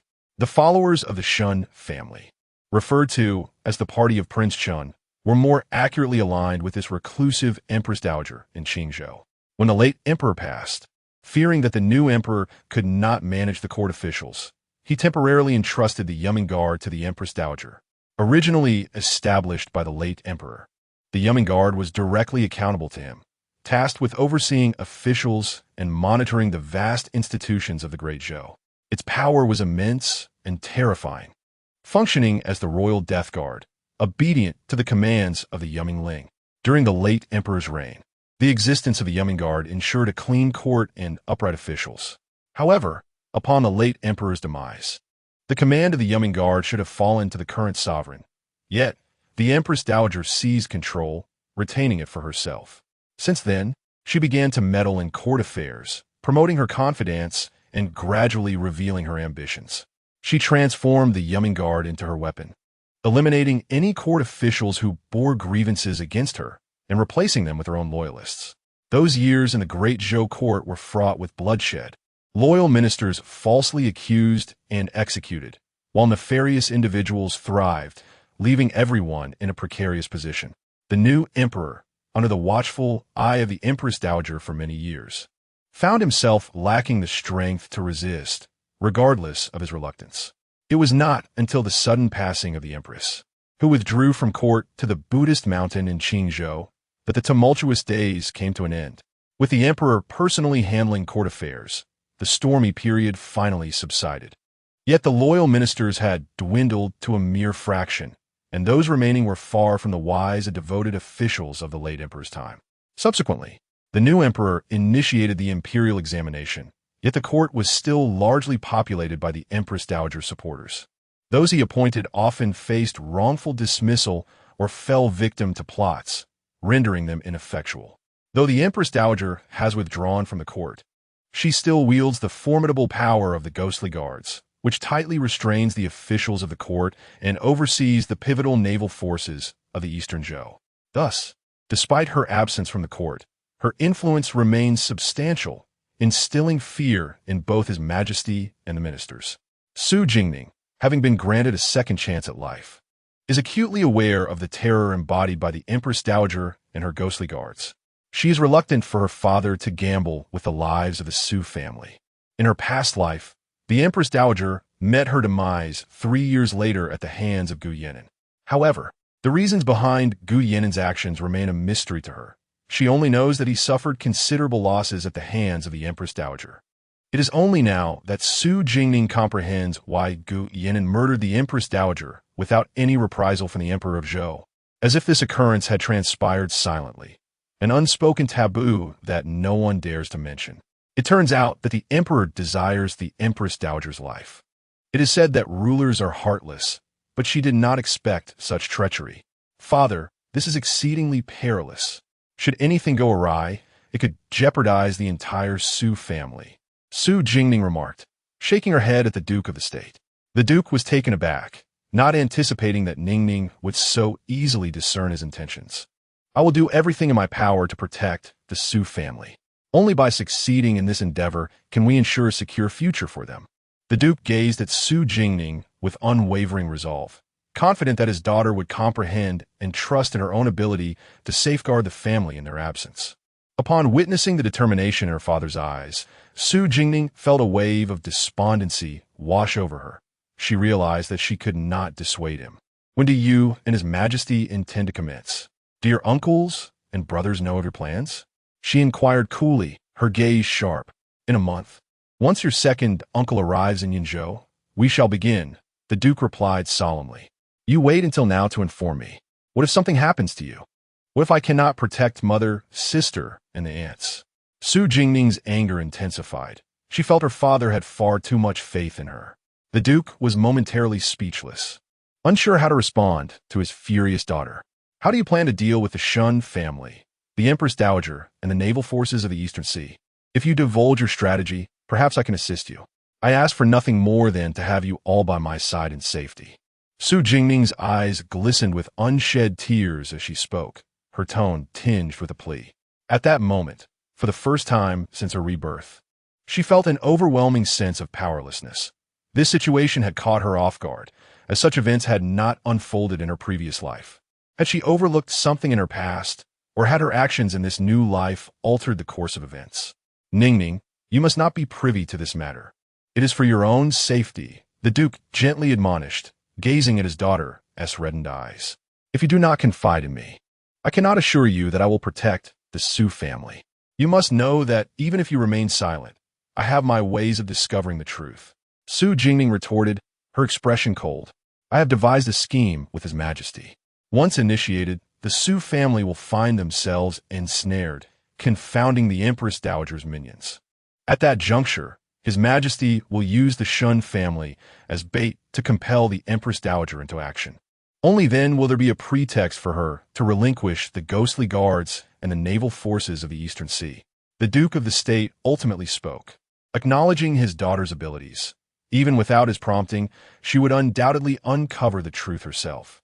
Su Jingning remained pensive for an extended period, the two of them sitting in silence until she finally addressed the Duke in a solemn tone. "I understand, Father. I shall exhaust every effort to protect the Su family." Her mind was a tumult of thoughts, and she required time to unravel the complexities of the situation and devise a strategy to safeguard her family. The Duke nodded, comforted by the faith he had in Jingning, believing she would not disappoint him. "There is one more matter," he began. "Please, Father, speak," Su Jingning replied.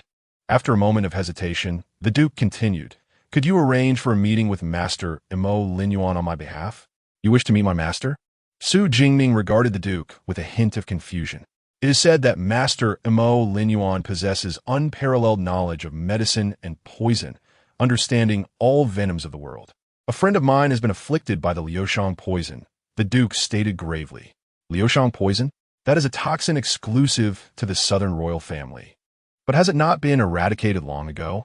Su Jingning was taken aback to learn that such a poison still existed. "However, Master never leaves Emo Linyuan. It may prove difficult for you to meet him. Instead, I shall write to Master, inquiring if there exists an antidote for this poison. If so, my senior brother, Xian, will soon arrive in the capital, and with his medical expertise, he should be able to cure your friend."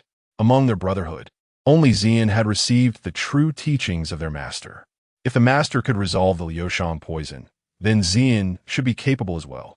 "Are you referring to the young Master Song Xian of Emo Linyuan?" the Duke inquired. He had heard tales of Song Xian, the miraculous healer known for reviving the dead and mending the bones of the flesh. If he could not meet Master Emo Linyuan, perhaps this legendary healer could still save the Prince of Beiyang. "Very well. When is your brother expected to arrive in the capital?" "I shall dispatch someone to fetch him," the Duke said solemnly. Su Jingning furrowed her brow slightly. "My brother's whereabouts are often elusive, and I cannot be certain, but he should arrive soon. If he comes to the capital, he will undoubtedly seek me out." The Duke contemplated this for a moment and nodded. "As long as we can save the Prince of Beiyang, that is all that matters." Chapter 63. Investigation. Su Jingning spent a sleepless night, striving to recall every detail of her past life concerning the Empress Dowager of the Great Zhou, leaving no stone unturned. What had she overlooked? In her previous life, she had already departed from the Duke of Zhenguo's residence at this time, having gone to the residence of Prince Ling. Yet the Su family had not encountered any significant calamity. Her father and the others had returned to the northern frontier after the new year. Her second uncle had gone back to the western region, and even her brothers had ventured to the borders. The Duke of Zhenguo's household in the imperial capital was left with only her mother and aunts, and until the sudden assault by the Shiliang wolf soldiers, the Su family remained tranquil, devoid of any troubles. The great Zhou Empress Dowager, the underworld guards, and the Eastern Sea Navy. In her previous life, she had not engaged in direct conflict with the Empress Dowager. Rather, after the sudden demise of the northern Yang King in the northern border, Gu Yan'an meticulously purged the court of officials connected to the Shun family, employing ruthless and lethal methods that left no room for error. Eventually, even the Duke of Qinghua was implicated in a scandal involving the illicit production of weaponry and counterfeit silver in the eastern territory of the Great Zhou, which sent shockwaves through the court. The Empress Dowager hurried back to the imperial capital from Qingzhou with the underworld guards, hoping to rescue the Duke of Qinghua. But ultimately, she not only failed to save him, but also found herself trapped in the imperial capital. As for how she met her demise at the hands of Gu Yan'an, Su Jingning had been accompanying Prince Ling to the southern border to quell the mountain bandits and the restless southern Yu at that time. She was unaware of the events unfolding in the imperial capital, and the news of the Empress Dowager's death was kept under tight wraps, which she discovered only by chance. Thus, the Emperor reclaimed the underworld guards and the Eastern Sea Navy during the period she was in the southern border, conveniently evading all these occurrences. The Shun family was eliminated by Gu Yan'an, and the Empress Dowager perished at his hands. Everything was intertwined with Gu Yan'an, reflecting on his actions in her past life. It seemed he was seeking revenge against the Empress Dowager. Was the death of the Northern Yang king connected to her? Or was it the Northern Yang prince's residence that orchestrated these events, rather than the Su family? But what could have prompted such a sudden shift? She had heard her mother mention that in the past, the emperor, her father, and the Northern Yang king were the best of friends, inseparable. Yet, since the emperor ascended the throne and the Empress Dowager took control of the underworld guards, the three had grown distant. The Northern Yang king retreated to the northern frontier to defend his territory, seldom returning to the capital, while her father rarely remained in the imperial capital. She had initially believed this estrangement stemmed from the shift in their roles, where former friends became sovereign and subjects, leading to suspicions and rifts. However, only last night did she grasp that perhaps her father, the Northern Yang king, and the emperor were merely performing for the Empress Dowager and the court officials. Thus, whether in her past life or this one, it was possible that the Su family and the Northern Yang prince's residents were the ones assisting the emperor in reclaiming the underworld guards and the Eastern Sea Navy from the Empress Dowager. Her father had not been honest with her last night. Ansha, hand over the inner servant you captured at the Chung residence, as well as the matters concerning the noble consort Shu and the crown prince's underground gambling den in Wuxiao, to Yunya. You must take some people and personally visit the eastern regions, Laozhan County. The Duke of Qinghua's residence is involved in the illicit production of weaponry and counterfeit silver in Laozhan County. You must uncover the truth within a month and a half. Su Jingning instructed Anxia in a solemn tone. Anxia looked at Su Jingning in shock. Illicit production of weaponry and counterfeit silver? That is a capital offense punishable by extermination of the 9 clans. How could the Duke of Qinghua be so audacious? Is your information reliable, miss? Su Jingning nodded. In her previous life, Gu Yan'an had uncovered evidence of the Duke of Qing's clandestine production of weapons and counterfeit silver in the Laosheng district of the Eastern Realm, overseen personally by the Duke's son, who publicly claimed to be a leisurely traveler. The quantity of seized arms and counterfeit silver was sufficient to sustain an entire army of Beiyang. You must infiltrate Laosheng discreetly, without alarming anyone. If you encounter any trouble, take this token to the master of Wandu Valley. She will assist you. Su Jingning handed Anxiao a completely black token, inscribed with a peculiar and eerie totem, which appeared unsettling. Anxiao accepted the token, her heart racing. The master of Wandu Valley? The girl even recognized her. The Duke of Qing's son might be in Laosheng. He represents a potential opportunity. It is imperative to obtain evidence of the Duke's illicit arms and counterfeit silver production. Anxia, this matter concerns the Duke of Jinghua's estate. I entrust it to you.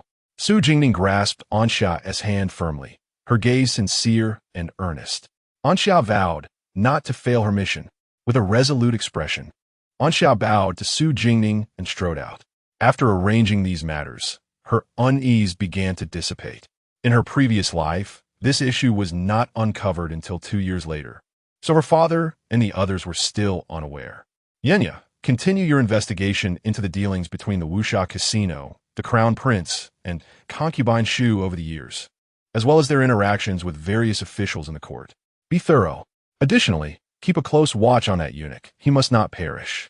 Su Jingning instructed Yunya, a glint of fierceness flashing in her eyes, for she intended to ensure that concubine Shu repaid her debt.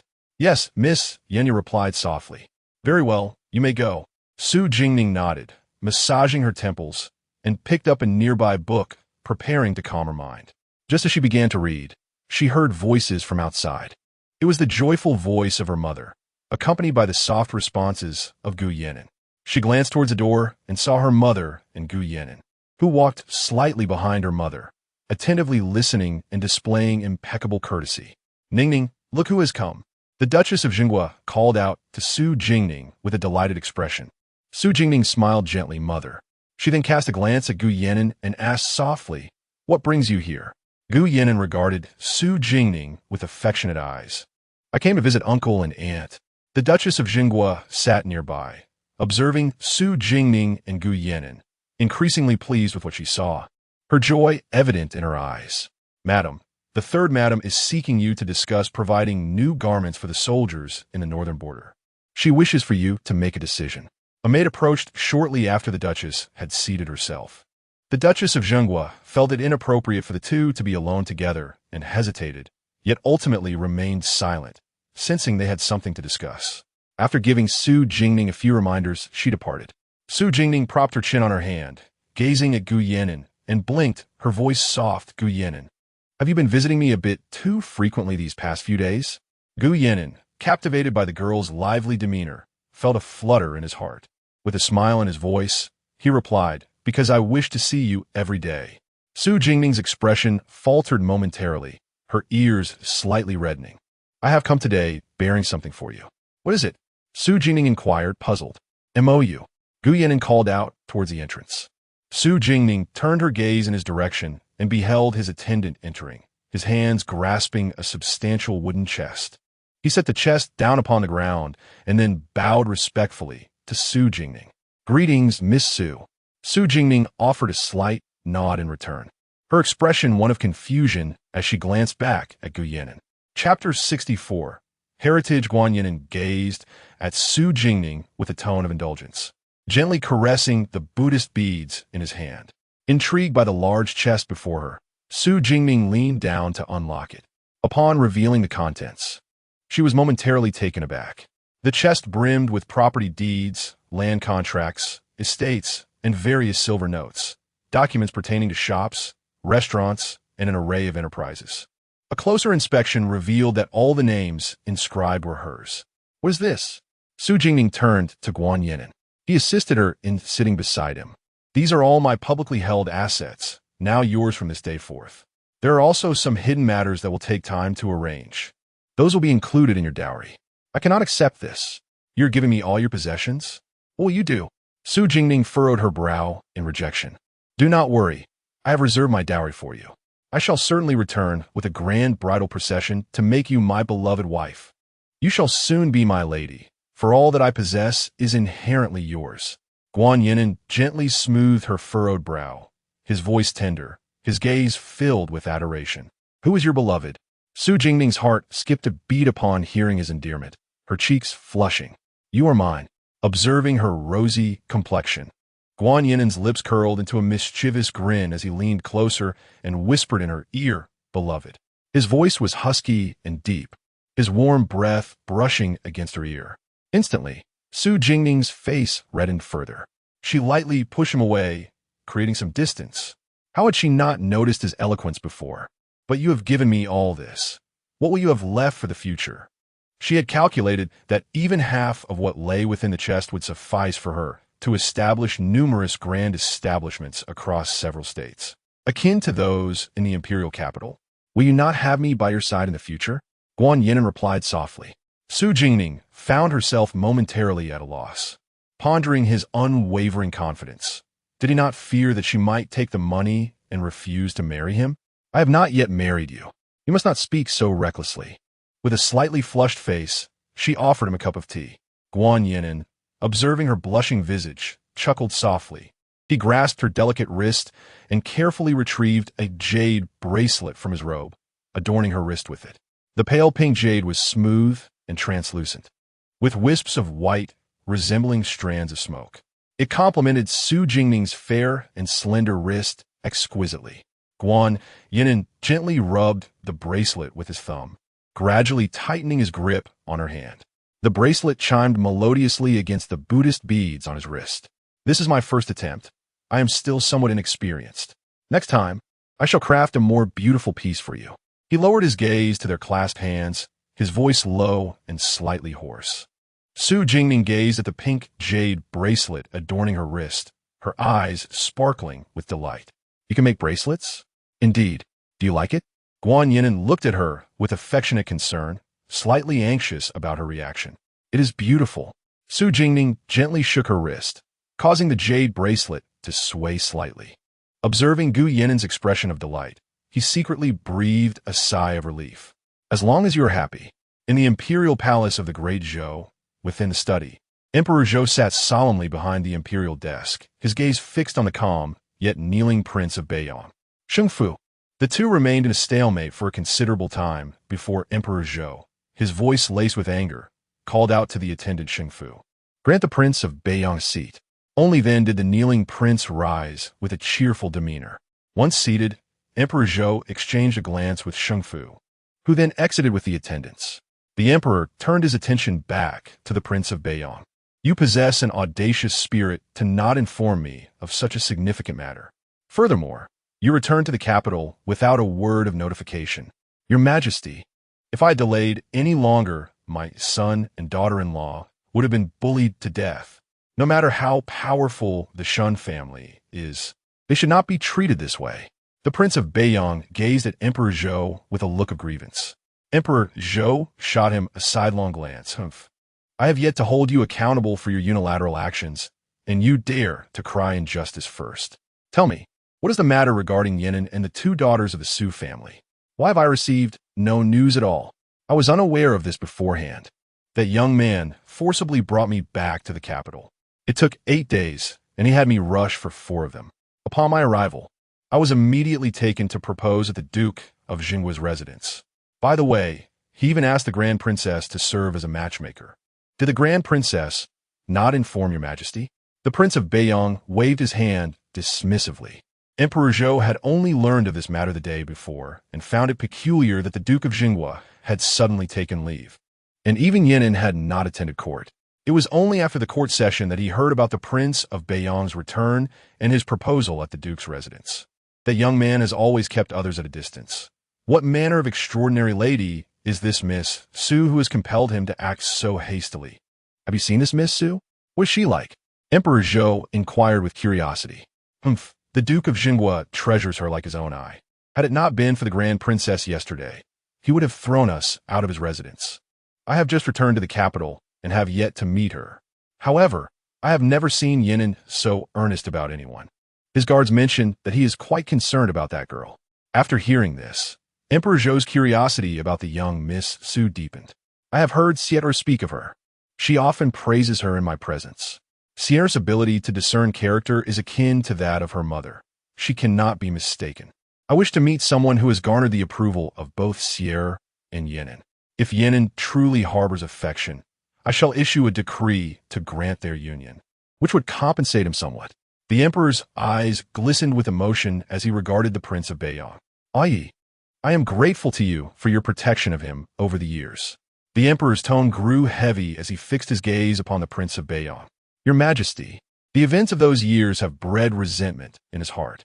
Were it not for the resilience of this child, he would have succumbed to the torment of the blood curse long ago. He is fully aware and unwilling to forgive you and the late Empress. Yet his sufferings over the years are no less than yours. An old minister has a request of your Majesty." The Prince of Beiyang took a half step back and knelt before Emperor Zhou. "Speak." The child, Yan'an, has endured an abundance of grievances. He has lived until this day bearing the identity of a loyal son.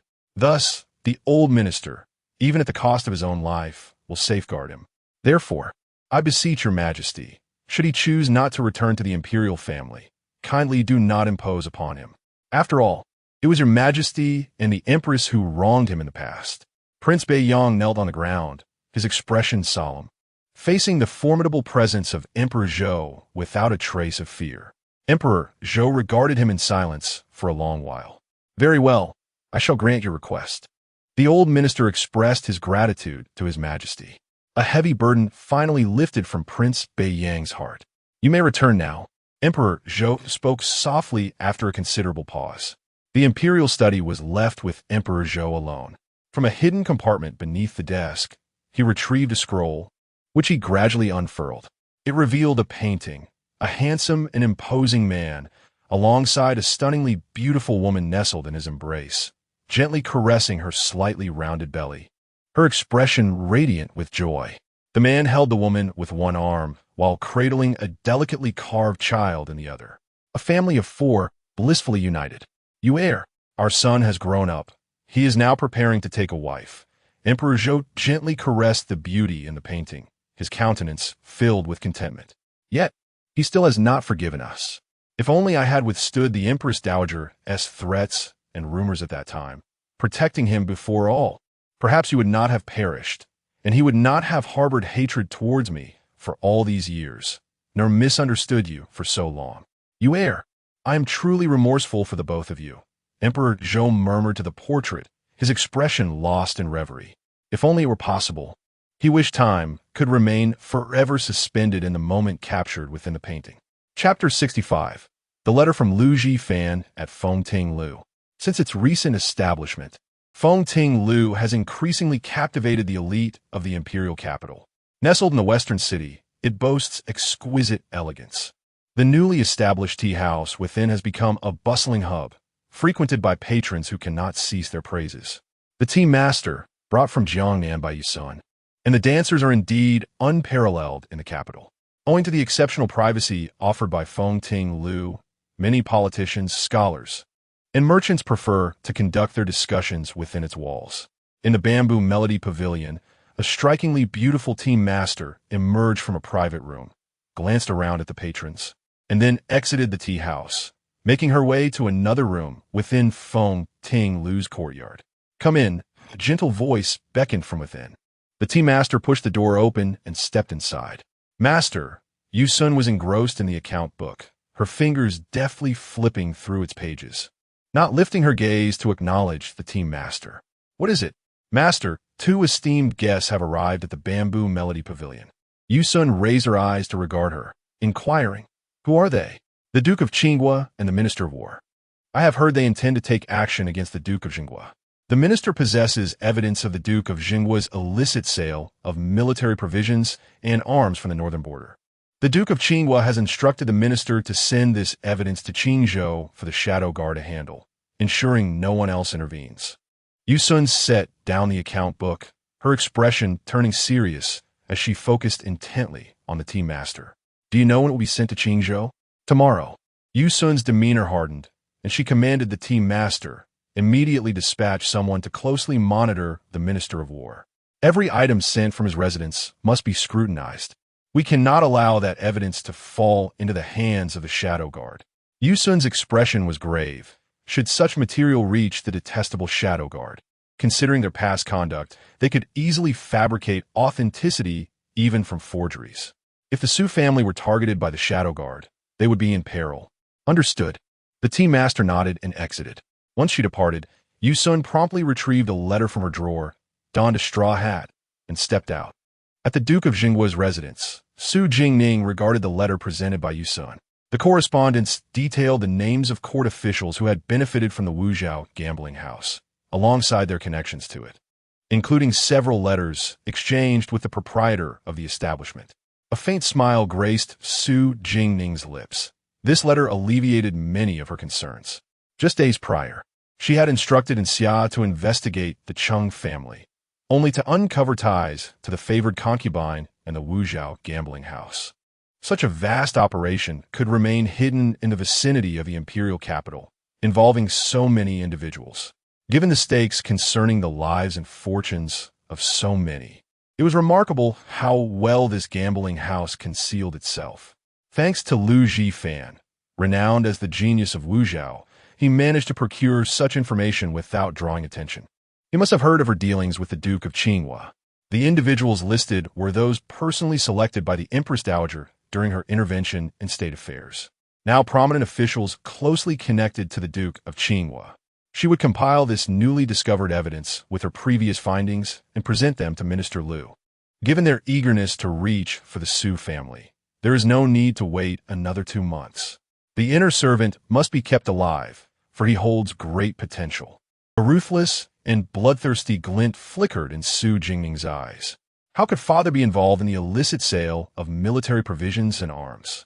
As a commander, he understands the significance of supplies and weaponry to an army. He cherishes his soldiers as if they were his own children. The Minister of War dares to cast such accusations upon him. Minister Lu has long regarded the Duke of Qing and the favored concubine Shu as thorns in his side. The evidence laid before him could dismantle half of their power in a single blow. How could he not be tempted? The Duke of Qing seeks to use the power of the ghostly guards to annihilate the Su family. Thus, she shall return the favor in kind and employ their own tactics against them. Indeed, Yinya replied softly. She took the letters from Su Jingning's hands and glanced down at them. Without these documents, She would have to investigate for a considerable time to uncover the connections behind this gambling den. Yu Sun then informed Su Jingning about the recent developments concerning the Fengding Tower and its establishment in the 4 territories of the Great Zhou. Due to ample funding, construction progressed swiftly, yet recruiting personnel encountered challenges. The demand for labor was substantial. Even if they were to draw manpower from Jiangnan, it would still fall short. Su Jingning pondered for a moment. The shopkeeper must be someone close to us. We cannot be careless. We should assign 1 or 2 women from the previous establishment to assist in each tower, while the maids can be selected locally. In Jiangnan, we might consider orphans or women sold by their families. With patience in their training, these individuals, having no support, will be loyal if treated well. Though it may take longer, this matter cannot be rushed. Slowly is the way to go. A spark of realization lit up Yu Sun's mind. Indeed, orphans and the sold are all without support. If someone aids them now, they will become the most loyal in the tower. She had previously only thought of speeding up the process and had never considered these individuals. Yes, I understand, Yu Sun replied. Su Jingning nodded gently and said, I have said that there is no need to hurry. This will take time, so you may proceed at your own pace. Also, do not stay up too late. Be cautious of your health. Understood, miss, Yu Sun replied softly, smiling at Su Jingning, her eyes filled with warmth. Is your injury healing well? I was quite frightened when I heard you were hurt. Why do you keep getting injured? Perhaps I should bring more people from Jiangnan. She looked at Su Jingning's still pale complexion, concern evident in her eyes. No need for that. I'm already much better, and there are plenty of guards in this residence. There is no need to waste manpower on me. Su Jingning reassured her gently. All right, I will listen to you. Yu Sun nodded. By the way, the matter regarding young master Liu has been arranged. He will be able to attend this year's spring examination, she said softly. Su Jingning nodded. That is good. Please convey my gratitude to Liu Jifan. He has been of great assistance to me. Of course. Chapter 66. The Crown Prince's ambition that night. Within the Prime Minister's residence, chaos erupted as assassins disturbed the tranquility, awakening all within its walls. The elderly Prime Minister, draped in a simple garment, sat alone in his study, gazing at the stack of letters upon his desk. A cold sweat broke upon him. Each letter contained alarming revelations. Who could have delivered such ominous tidings to him? Stealthily entering his study. Had he not made an impromptu visit, he might not have discovered these documents until the morrow. A gentle knock echoed as the door was slowly pushed open. It was the Crown Prince, hastily summoned by the Prime Minister. Why the urgency in summoning me, Minister Liu? The Crown Prince inquired. Your Highness, Minister Liu replied with a respectful bow. There is no need for such formalities, the Crown Prince said, gesturing dismissively. Forgive my intrusion at this late hour, but this matter is of utmost significance. I had no choice but to summon your Highness. Minister Liu presented a letter to the Crown Prince. As the prince perused the document, his expression grew increasingly astonished. He quickly read through the contents on the desk. The Consort Shu and Prince Chun had been operating an underground beast-fighting gambling den, implicating numerous officials of the court. According to the laws of the Great Zhou, establishing a gambling house is a grave offense. To think they could conduct such illicit activities beneath the very eyes of the capital. The sheer number of lowly laborers involved in the gambling operations was staggering. Moreover, the daily flow of funds was immense. It was no wonder the establishment had remained undetected for so long. The officials entangled in this scheme spanned the 6 ministries and held significant positions, protected by their ranks and the shadows of the underworld. How could an ordinary person uncover such a conspiracy? From whom did you acquire this information? Can it be trusted? The Crown Prince's eyes sparkled with ambition and astonishment. I am unaware of the sender's identity. I had intended to retire for the night, but suddenly remembered an edict I needed to prepare for His Majesty. Upon entering my study, I stumbled upon these letters. I have ordered a thorough investigation of everyone within the residence, yet no one could ascertain who infiltrated my study. This individual, capable of entering the Prime Minister's residence so effortlessly, must possess exceptional skills. I meticulously compared the handwriting in these letters. They do not appear to be forgeries. However, we must exercise caution. Perhaps it would be wise for me to send someone to the underground market tomorrow to investigate further, Minister Liu suggested. casting a glance at the visibly intrigued Crown Prince. "There is no need for that," the Crown Prince replied, clutching the letters tightly. "At dawn, I shall personally visit the underground market. If there is truth to these claims, I will promptly shut down this gambling den." For years, he had been constrained by Prince Chen's influence, hindered at every turn. Regardless of the sender's motives, this information served as a boon to him. Indeed, we must proceed with caution. Since this gambling house implicates so many court officials, it is likely that the entire underground market is under their surveillance. Remember to remain discreet during your visit tomorrow. We do not wish to alert them, Minister Lu cautioned. "I am well aware of the need for discretion. Kindly verify the claims outlined in these letters. If they prove to be true, it is time for me to end my prolonged restraint," the Crown Prince declared, clenching his fists, a fierce hatred shining in his eyes. "Indeed, the venerable minister shall certainly investigate this matter on behalf of your highness. Although the list does not include the Duke of Qing, every official mentioned is intimately connected to both Prince Chun and the Duke of Qing. Should this matter come to fruition, not only will Prince Chun find himself in peril, but the Duke of Qing's faction will be rendered as helpless as if they had lost both arms, significantly diminishing their power. The courier's ability to uncover such intricate details and stealthily deliver the letter to the minister's residence is not a feat achievable by an ordinary individual. Should we manage to recruit such a person, they would undoubtedly become a formidable ally to our cause." The Crown Prince displayed a hint of regret. With such an extraordinary individual aiding him, he need not fear being overshadowed by Prince Chun, having endured in silence for so many years. Minister Lu, however, felt a chill of trepidation.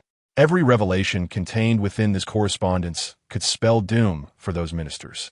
If this adept were to target not Prince Chun, but them instead, would they not be as unguarded as Prince Chun, falling victim to a thorough investigation?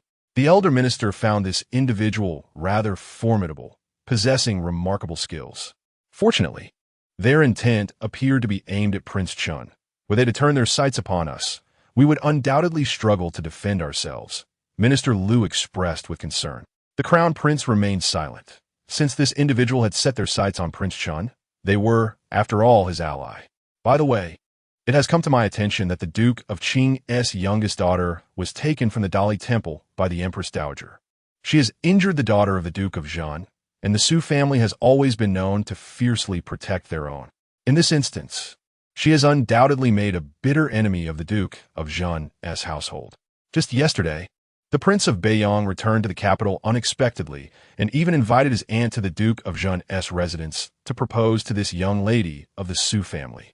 The union between the Duke of Zhan's household and the Prince of Beiyang should not be underestimated, as both factions possess considerable influence. If you find the time, I would appreciate it if you could visit the Duke of Zhan's household again on my behalf. Should we gain the support of both houses, even with the Empress Dowager's ghostly guards and the Eastern Sea Navy at the Shun family's disposal, I would have no cause for fear. The Crown Prince's eyes gleamed with ambition. However, the Duke of Zhan has already declined my overtures both openly and covertly on multiple occasions. Furthermore, the Duke's household has relinquished control of the military forces in the Western territories, which the Emperor has now entrusted to your Highness. The remaining forces in the Northern territories hold little significance for your Highness. Minister Lu had already faced several rebuffs from the Duke of Zhan and had no desire to humiliate himself further by seeking the Duke out again. A flicker of displeasure crossed the Crown Prince's gaze, quickly masked by a smile directed at Minister Lu. "I understand that the Duke of Zhan possesses a stubborn temperament, and I appreciate the numerous efforts you have made on my behalf, dear Lu. However, the true value of the Duke's household lies not in their soldiers, but in the Su family. The Su family has been a lineage of military generals since the previous dynasty, a clan steeped in a history of several centuries, dedicated solely to ensuring the peace and security of the populace. This is precisely why the late Duke of Zhan was willing to follow my grandfather in establishing the Great Zhou dynasty. A member of the Su family, no matter how unassuming, possesses the capability to command an army. To secure the realm, talent in warfare is indispensable. Without these generals, we would be at a grave disadvantage. The military prowess of the Western territories has garnered renown, entirely attributable to the strategic acumen of the Su family. To gain the military strength of the Western territories, I must also secure the talents of the Su family. The crown prince approached the window, gazing into the pitch-black night beyond. Such a strategic mind far surpasses the pedestrian abilities attributed to me by the outside world. Minister Liu observed the crown prince's silhouette, remaining silent for an extended period. With such sagacity, the crown prince is destined for greatness. He harbored such ambition that he would undoubtedly exhaust every effort to assist him in ascending to the throne. He gradually inclined his body in a bow to the crown prince, declaring, "The old minister comprehends." The crown prince turned, personally aiding Lu Xiang to his feet, stating, "Lu Xiang serves as half a mentor to me. There is no need for such excessive formalities between us." The crown prince's demeanor was marked by humility and courtesy as he guided Lu Xiang to a chair, exhibiting no airs of superiority. Lu Xiang regarded him with increasing approval. In a gentle tone, he addressed the crown prince, "Your Highness speaks graciously. The Northyang prince's residence boasts but one heir. In the future, the 500,000 soldiers of the Northyang army will be entrusted to Gu Yenin, who is also greatly favored by His Majesty. Furthermore, the Duke of Zhenguo's household possesses only one legitimate daughter. Should Gu Yenin wed the young lady of the Su family, the ties between these two families would be inextricable. The old minister shall surely secure the support of the Su family, for your highness." "Then I shall express my gratitude to Lu Xiang in advance," the crown prince replied. "His Majesty will first journey to Wushao tomorrow. If the gambling house matter can be resolved, it would serve to alleviate the Duke of Zhenguo's concerns, thereby facilitating the acquisition of the Su family support." Lu Xiang spoke slowly to the crown prince. "Indeed, I understand," the crown prince nodded solemnly. "It grows late. Lu Xiang should rest early. I shall take my leave." With that, he offered a slight bow to Lu Xiang before turning to depart. Lu Xiang inclined his body to see the crown prince off, remaining in a bowed position until the crown prince was but a distant figure. Chapter 67. A fate entwined with calamity the following day. The individuals accompanying the Minister of War departed from the imperial capital. Shortly after leaving, the minister's entourage was ensnared in the forest, never to emerge again, while the court remained blissfully unaware of the occurrence. In the imperial study, Gu Yenin had just returned to the capital from his duties at the imperial camp. Clad in dark iron armor, he stood upon the jade-green marble floor of the study, his ink-black hair bound high, exuding an air of aloofness and pride. "When do you intend to set forth?" Emperor Zhou inquired, gazing at the young man poised at the center of the study. 5 days hence," Gu Yenin replied. "Are your companions prepared?" The emperor continued to scrutinize Gu Yenin. "Indeed," he affirmed, "this journey is fraught with danger, so I shall have Shadow accompany you. With him by your side, I shall feel more at ease." A shadow of concern lingered in the emperor's expression. "That will not be necessary. I prefer not to have strangers in my company," Gu Yenin replied coldly, his gaze frigid. The emperor, taken aback by the chill in his eyes, fell silent for a moment before conceding, "Very well then. Additionally, why have you not mentioned your association with Miss Su?" The emperor's expression faltered slightly as he turned his attention back to Gu Yenin. Gu Yenin's eyes glinted with an increased chill as he responded in a low voice. "That is a private matter. I would not dare trouble your majesty with it." "Are you truly set on Miss Su?" the emperor asked softly, his brows furrowed. Recalling the words of Master Hu Hi from the previous night, a sense of unease creeping into his heart. "What do you mean, your majesty?" Gu Yenin's sharp gaze darted toward the emperor, his eyes vigilant like an eagle's. The emperor, feeling a pang of discomfort from Gu Yenin's guarded demeanor, sighed. "I summoned Master Hu Hi to the palace last night to discern the fates of you both. It appears that Miss Su carries a calamity in her destiny, which is not auspicious. If you were to wed her, it could bring peril upon you." Gu Yenin's demeanor grew even colder as he regarded the emperor, his eyes reddening at the corners, fists clenched tightly at his sides. "Huh, why should I trouble your majesty over my personal affairs? Have you not summoned Master Hu Hi to calculate my fate with Miss Su? Has the master perhaps made a mistake? Is it not I who bears the mark of calamity?" Gu Yenin's lips curled into a sardonic smile, his gaze icy to the core. "Moreover, your majesty should be aware that I harbor the greatest disdain for such so-called fates and destinies. Gu Yannin's expression remained laced with derision as he fixated on the emperor. Yannin, do not misunderstand. I am only acting for your benefit. The emperor insisted, perceiving the barely contained anger radiating from Gu Yannin. He had hoped to unite the two through a decree of marriage, but the revelation from Master Hu had shattered his intentions. Though their fates were intertwined, the Master's wisdom revealed the danger that loomed over Gu Yannin should he pursue this union. For my benefit? Has your Majesty forgotten who imprisoned me upon the altar all those years ago? Who locked me in a dark chamber for 2 full years? Gu Yannin's voice was as frigid as winter's ice, and the atmosphere in the study grew tense. The Emperor staggered slightly, collapsing into the dragon throne behind him. The colors in his eyes could not conceal the aging that seemed to occur in an instant. The Emperor of Zhou opened his mouth, but could not utter a single word. My marriage will be decided by Prince Beiyang, so your Majesty need not worry. I have other matters to attend to, so I shall take my leave. Gu Yannin regarded the melancholy Emperor of Zhou with a detached coldness, bowed respectfully, and strode out of the imperial study. Mushi observed Gu Yannin emerge from the study, his demeanor exuding an intimidating presence that deterred anyone from approaching. She furrowed her brow slightly and hurried into the study. Inside, the study was devoid of attendants, and the emperor sat alone in the vast room. The sovereign who once gazed down upon all from the throne now appeared as merely a lonely old man. Father, seeing the desolate and solitary figure of the emperor, Mushi softly called out. The emperor finally regained his senses. Shia, you have come.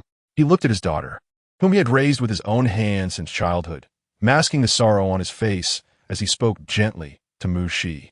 Father, what has happened with you and my brother? What is wrong with young Master Gu? Mushi asked softly, her brow furrowed in concern as she gazed at the emperor. The emperor bowed his head and remained silent for a long while. In that moment, Mushi seemed to perceive the unspoken pain and sorrow of a father reflected in him. It is nothing. Perhaps I have overreacted a bit. The emperor gazed out the door, his voice tinged with profound weariness. By the way, I often hear you mention Miss Su'er. When will you invite her to the palace, so that I may have a look? The emperor spoke kindly to Mushi. Regardless of Yannin's thoughts, he must meet this Miss Su to feel at ease. Certainly. Mushi nodded. However, Miss Su has just been injured and is not yet fully recovered. It may take some time. Then let us wait until she is well before we meet, to avoid any misunderstandings on Yannin's part. I can see he is quite anxious about her. The emperor spoke softly. Indeed, it seems that only in Miss Su's presence can I witness my brother's genuine smile. Mushi replied with a smile. Upon hearing this, a flicker of hesitation passed through the emperor's eyes.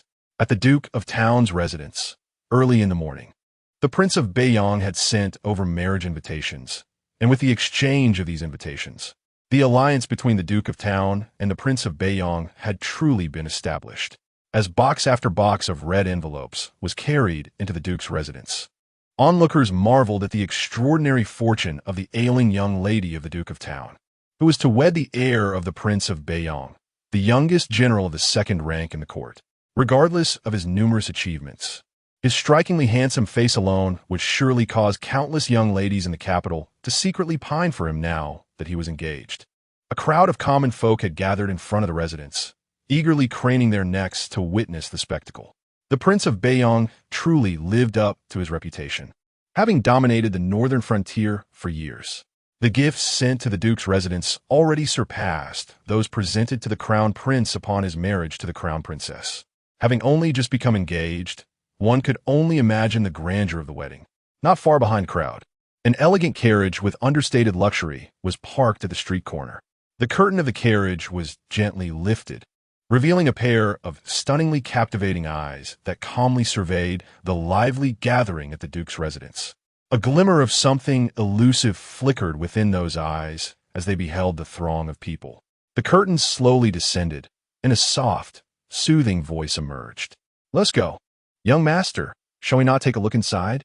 No, let us visit Little Seven in a couple of days. The young man replied in a voice both refined and gentle, as the carriage slowly departed from the front of the Duke of Town's residence. Yunya softly remarked to Su Jingning, indeed, As you predicted, the Crown Prince personally led a group out of the city early this morning, heading towards Wuzhou. Su Jingning had anticipated the Crown Prince's visit to Wuzhou. His cautious nature dictated that he would not act without a foolproof plan. Nevertheless, she was certain that by tomorrow, this matter would inevitably reach the court. She was eager to observe how the Duke of Qing's household would navigate the ensuing turmoil. Chapter 68. Watching the tigers fight, Prince Mufeng deliberately concealed his itinerary and stealthily made his way to Wuzhou. Just as the Wuzhou gambling house was opening, the prince unexpectedly arrived, surrounding the entire establishment, ensuring that not even a fly could escape. The patrons, caught off guard, found themselves trapped within, and many of the ledgers containing incriminating evidence had yet to be destroyed when the prince's men seized them. Over 500 ruffians were detained at the Wuzhou casino, and upon thorough investigation, it was discovered that nearly half of them were good citizens forcibly abducted from various locales. The illicit trafficking of good citizens and the slaughter of innocents were laid bare. The sum of the gambling funds discovered was staggering. Furthermore, the prince stumbled upon something that astonished him: non-US silver phantom powder. This substance, when ingested, induces hallucinations and addiction, leading individuals to lose their minds and corrupt their moral character. It is a prohibited drug in the Great Zhou, despised by the emperor, and to uncover such a substantial quantity within a gambling house was utterly unexpected. The prince surveyed the box brimming with evidence of the illicit trade in this forbidden drug, particularly silver phantom powder, and pondered the audacity of the officials involved. He cast a scornful glance at the casino owner, who had dared to conceal such a trove of evidence right under the noses of those officials. It appeared that the ties between the crown prince and the favored concubine Shu were not as steadfast as he had presumed. Ensure that the Wuzhou County officials are vigilant. From this moment forth, no one is to enter or exit Wuzhou until I have escorted all relevant individuals back to the capital. The city gates will remain closed. Anyone who defies this order or exhibits suspicious behavior shall be executed without exception. The prince's voice resonated ominously as he regarded the throng gathered outside the casino. Upon his arrival in Wuzhou, the prince swiftly dispatched men to monitor the county officials and ordered the city sealed tight, ensuring that no information could be disseminated. He needed to covertly transport the detained individuals back to the imperial capital before anyone could react, as those implicated held significant positions within the 6 ministries. If word reached the inside, the desired outcome would be thwarted. His aim was to deprive the crown prince of any chance of competition, thereby causing the emperor to lose faith in him. That night, after securing the captives within his estate, the prince made his way to the palace. The next day, at the Duke of State's residence, a maid reported, "Miss, His Majesty is furious." Early this morning, he issued a decree, specifically dispatching the Imperial Guard to directly seal the residences of all officials listed by young Master Liu, bypassing the 6 ministries. It is said that the prince uncovered the Great Zhou's ban drug, silver phantom powder, at the Wuzhou casino. This substance recently infiltrated the capital, and it is feared that many within the city have fallen victim to it. Yin Qin conveyed the news to Su Jingning. Silver phantom powder? They are selling that? How utterly self-destructive, Su Jingning remarked with a cold smirk, furrowing his brow. Indeed, the quantity seized was significant. His Majesty is enraged and has issued multiple edicts, dispatching people to rigorously investigate those selling and consuming the substance in the capital. The streets are now swarming with the Imperial Guard. His Majesty has not even utilized the 6 ministries, instead relying solely on the Imperial Guard and young Master Gu, working alongside the Crown Prince to thoroughly investigate the matter. Yin Qing reflected on the pervasive presence of the Imperial Guard outside, noting the atmosphere of fear gripping the capital, as officials anxiously worried about inadvertently becoming involved. Has there been any news from concubine Shu and Prince Chun? Su Jingning inquired, furrowing her brows. The situation in the palace remains uncertain. However, early this morning, Master Sheng took the emperor's decree to Prince Chen's residence, and since then, no one has emerged from there. Su Jingning sipped her tea, a smile gracing her lips. Yet her eyes betrayed an unsettling chill. Very well, I understand. The Crown Prince reported this matter last night. The primary supporters behind the gambling den are none other than concubine Shu and Prince Chun, and the crown prince would not let them escape unscathed. Observing the unfolding drama, the performance has only just begun. In the imperial palace of the Great Zhou, Emperor Zhou stood in concubine Shu's chambers, his countenance dark as storm clouds, exuding an aura of menacing wrath as he gazed upon concubine Shu, who knelt before him, her pallid face trembling in fear. Shenrue, I cannot believe I've been blind to your audacity all these years.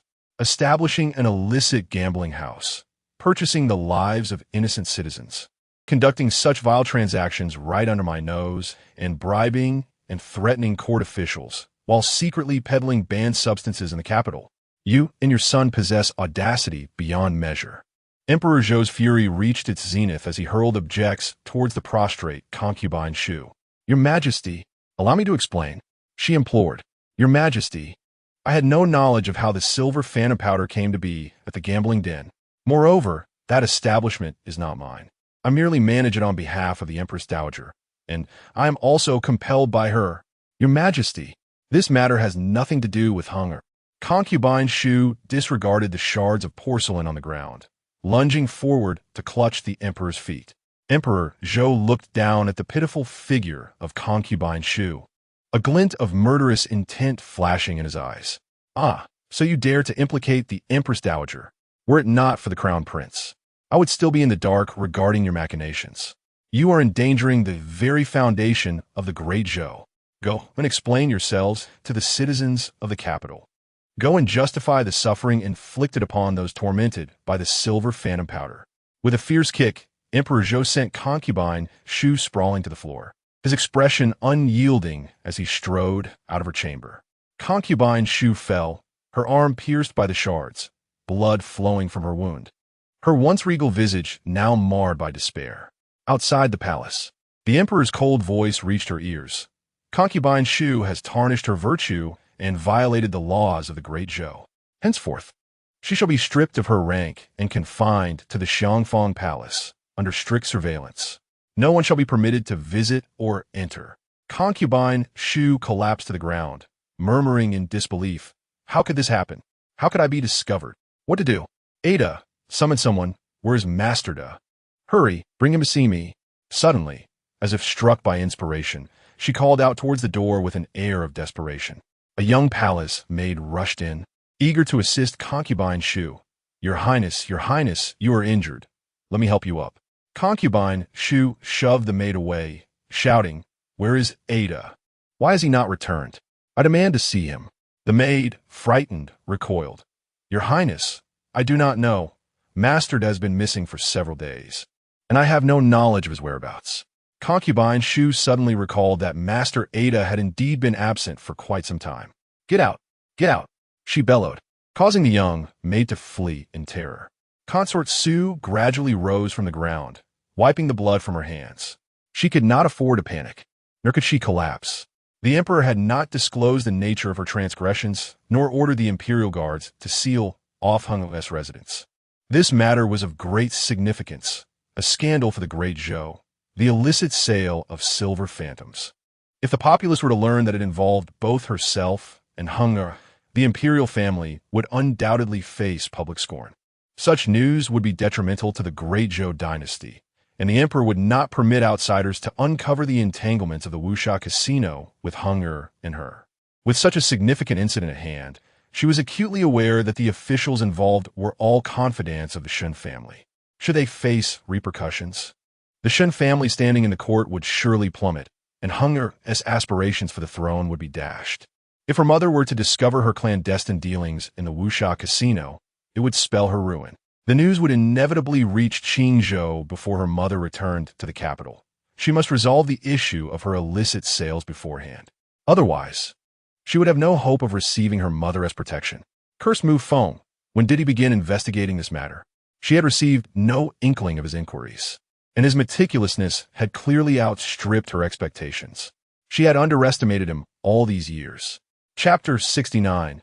Departure from the capital, the Duke of Qing's residence. The Minister of Revenue, who had remained uninvolved in the matter, arrived early at the Duke of Qing's residence. My lord, We must swiftly send someone to Qingzhou to summon the Empress Dowager back to the capital. Do not hesitate. If she does not return now, all our painstaking efforts in the court will be in vain." The Minister of Revenue urged the Duke of Qing, who had remained silent. "Even if the Empress Dowager returns, it cannot save those individuals. Do you know that the charges presented by the Crown Prince could cost them their esteemed positions? I have long advised them to be more discreet, yet they have failed to conceal their misdeeds. Now, how can I rescue them? It is a pity for the Empress Dowager, who has devoted years to their cultivation." The Duke of Qing's expression darkened. The Minister of Revenue, seeing the Duke's calm demeanor, grew increasingly anxious. "Will you truly do nothing, allowing the Crown Prince to reap the benefits?" "Certainly not.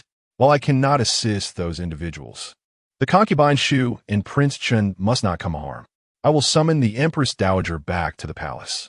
As long as she and I are present, we shall not succumb to the Crown Prince and Prime Minister Liu." A flicker of calculation appeared in the Duke's eyes as he turned to the minister. "Do not forget, the Empress Dowager commands the entire Eastern Sea Navy and the Underworld Guards. That is the source of the court's apprehension toward my Shun family." The urgency in the minister's expression eased slightly. He regarded the Duke's composed demeanor and inquired, "But what of the silver illusion powder discovered by the Crown Prince in the gambling den? Why have I not heard of this?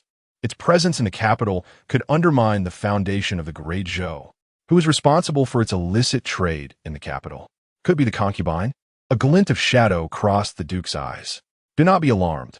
I am equally uninformed. The concubine and Prince Chun, like us, are likely in the dark. I will conduct a thorough investigation into how such a vile substance reached the capital." The minister nodded. "This substance is a calamity for the nation and its people.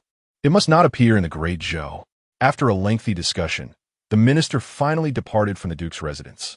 He climbed into his carriage, gestured toward a distant corner, and slowly drove away from the Duke's estate. With the gambling den incident unfolding, numerous officials found themselves implicated. In just 4 days, various official residences were sealed, and waves of officials were demoted or punished. Most grievously affected was the Minister of War, who was executed on the Emperor's orders after a cache of silver illusion powder was discovered in his household. In a flash, the officials in the capital underwent a relentless turnover, evoking a sense of lament.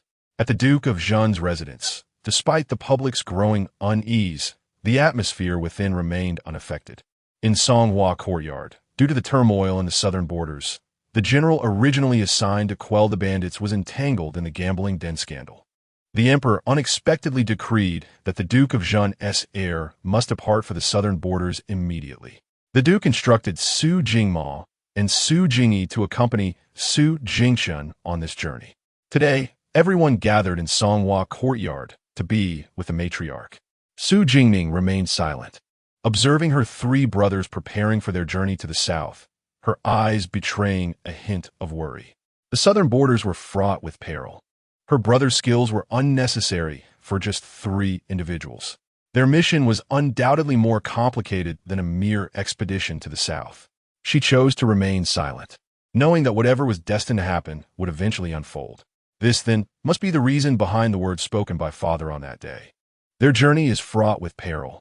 Upon exiting Songhua Courtyard, Su Jingning called out to Su Jingshun, "Elder brother." Su Jingshun turned to face Su Jingning. "Ningning, what troubles you?" he inquired gently. Su Jingning furrowed her brow and took a few steps closer to him. "Is there danger in your trip to the southern border?" Su Jingshun paused for a moment, noticing the concern in his sister's eyes. He affectionately ruffled Su Jingning's hair and chuckled. "It is merely a matter of dealing with a few mountain bandits. There is no cause for alarm. You need not worry. Focus on recuperating at home." Yet, as Su Jingning gazed at her brother's comforting smile, her unease did not dissipate. She lowered her head and retrieved a dark jade token from her waist pouch, intricately engraved with ancient patterns that exuded an air of mystery. She extended the token towards Su Jingshun. "What is this?" he asked, puzzled. "This is a medallion bestowed upon me by my master. Elder brother, remember to carry it once you leave the capital. It will help you avoid some troubles along the way," Su Jingning softly explained as she placed the token in his hand. Su Jingshun examined the jade token, recalling that of the 7 disciples of the formidable master Mo Lin Yuan, only one remained shrouded in mystery, their gender and identity unknown. The others were all renowned figures, formidable in their own right, feared across various nations. Understood, Su Jingchen affirmed, gripping the token tightly as he spoke to Su Jingning in a soothing tone. Yes, elder brother. Be sure to take it with you once you depart the capital. Do not forget. Su Jingning earnestly reiterated. I know. You take care and recuperate at home. When I return, I shall take you to visit by Yun Lake, he said, affectionately tousling her hair before turning to leave. Thus, Su Jingning watched as he joined their other brothers, her brow furrowed with concern remaining unrelieved. Heavy-hearted, she returned to her courtyard with Yunya, only to be shielded by Yunya as they entered. Yunya, vigilant, regarded the man standing beneath the ancient magnolia tree with a fierce glare. The heir of the Northyang prince was being rather impudent. Despite his engagement to their miss, his presence at this late hour in her quarters was quite improper. Surprised by his sudden appearance, Su Jingning hesitated momentarily, then shook her head at Yunya, who stepped aside, casting a wary glance at Gu Yannin before entering the house. What brings you here? Su Jingning approached Gu Yannin and inquired softly. He had been preoccupied with thoroughly investigating the gambling den case alongside the crown prince. What had compelled him to visit her after several days? Upon seeing Su Jingning, Gu Yannin's previously imposing demeanor softened considerably. Is your injury improving? Su Jingning settled herself at the stone table beneath the magnolia tree, resting her chin on her hand as she gazed at him. Much better. The wound hardly pains me now. Gu Yannin produced 2 porcelain vials from his sleeve and placed them on the stone table. These are the medicines I previously intended for you. Once you finish these, I shall return. Su Jingning's brow knitted in concern. Return? Where are you going? Gu Yannin remained silent for a moment before responding candidly. I must journey to the Eastern Territories. I depart tomorrow. The Eastern Territories? Why the sudden need to go there? Su Jingning gazed intently at Gu Yannin, her brow furrowed with concern. Gu Yannin, noticing her anxious demeanor, offered a gentle smile, warmth glimmering in his eyes. A secret informant has reported unusual movements within the Eastern Sea Naval Forces. His Majesty has tasked me with investigating to prevent any turmoil from arising in the East. Unusual movements in the Eastern Sea Navy? I haven't heard a whisper of it, Su Jingning inquired, her frown deepening. The information was relayed discreetly to the imperial capital, known to only a select few. Given the urgency of the situation, I must depart tomorrow. You must remain in the capital and focus on your recovery until my return. All right? Gu Yannin crouched down to meet her gaze, tenderly ruffling her hair. His voice was soft and affectionate. A flicker of worry stirred within Su Jingning. Her brothers were also leaving the capital tomorrow, and now Gu Yannin would be heading to the Eastern Territory. She sensed that the matter was far more complex than it appeared. Very well. Please be cautious on your journey, she replied, nodding, her voice barely above a whisper. As Gu Yannin prepared to take his leave, it was evident he had taken time out of his busy schedule to visit her. She understood the gravity of the matters awaiting him at home. Upon reaching the courtyard gate, he suddenly turned back, grasping her wrist and pulling her into an embrace. His large hand cradled the back of her head as his voice dropped to a husky whisper. Wait for my return. I have something to discuss with you. All right. Su Jingning closed her eyes for a moment, softly acquiescing. After a lengthy pause, Gu Yannin released her and strode out of her courtyard, the gentle breeze ruffling his figure as he walked away, leaving only the silhouette of a tall, strong youth behind. The following morning, Su Jingchen and his companions set out of the city with troops. The incident at the Wuzhou gambling den had come to a close, with a considerable number of officials implicated. The esteemed Consort Shu had been demoted to a mere talent and confined within the palace, while even Prince Chun was placed under house arrest. Rumors swirled throughout the capital, attributing the gambling scheme to Prince Chun and Consort Shu, which explained the severe repercussions they faced. Aside from this scandal, another event had captured the capital's attention. The arrival of the esteemed young master of Mo Lin Yuan, a figure revered beyond the 4 nations. It was said that he had come to the great Zhou capital to recruit new disciples for Mo Lin Yuan. The noble families within the capital were eager to catch his eye, for gaining admission to Mo Lin Yuan, even as an outer disciple, would bestow considerable prestige.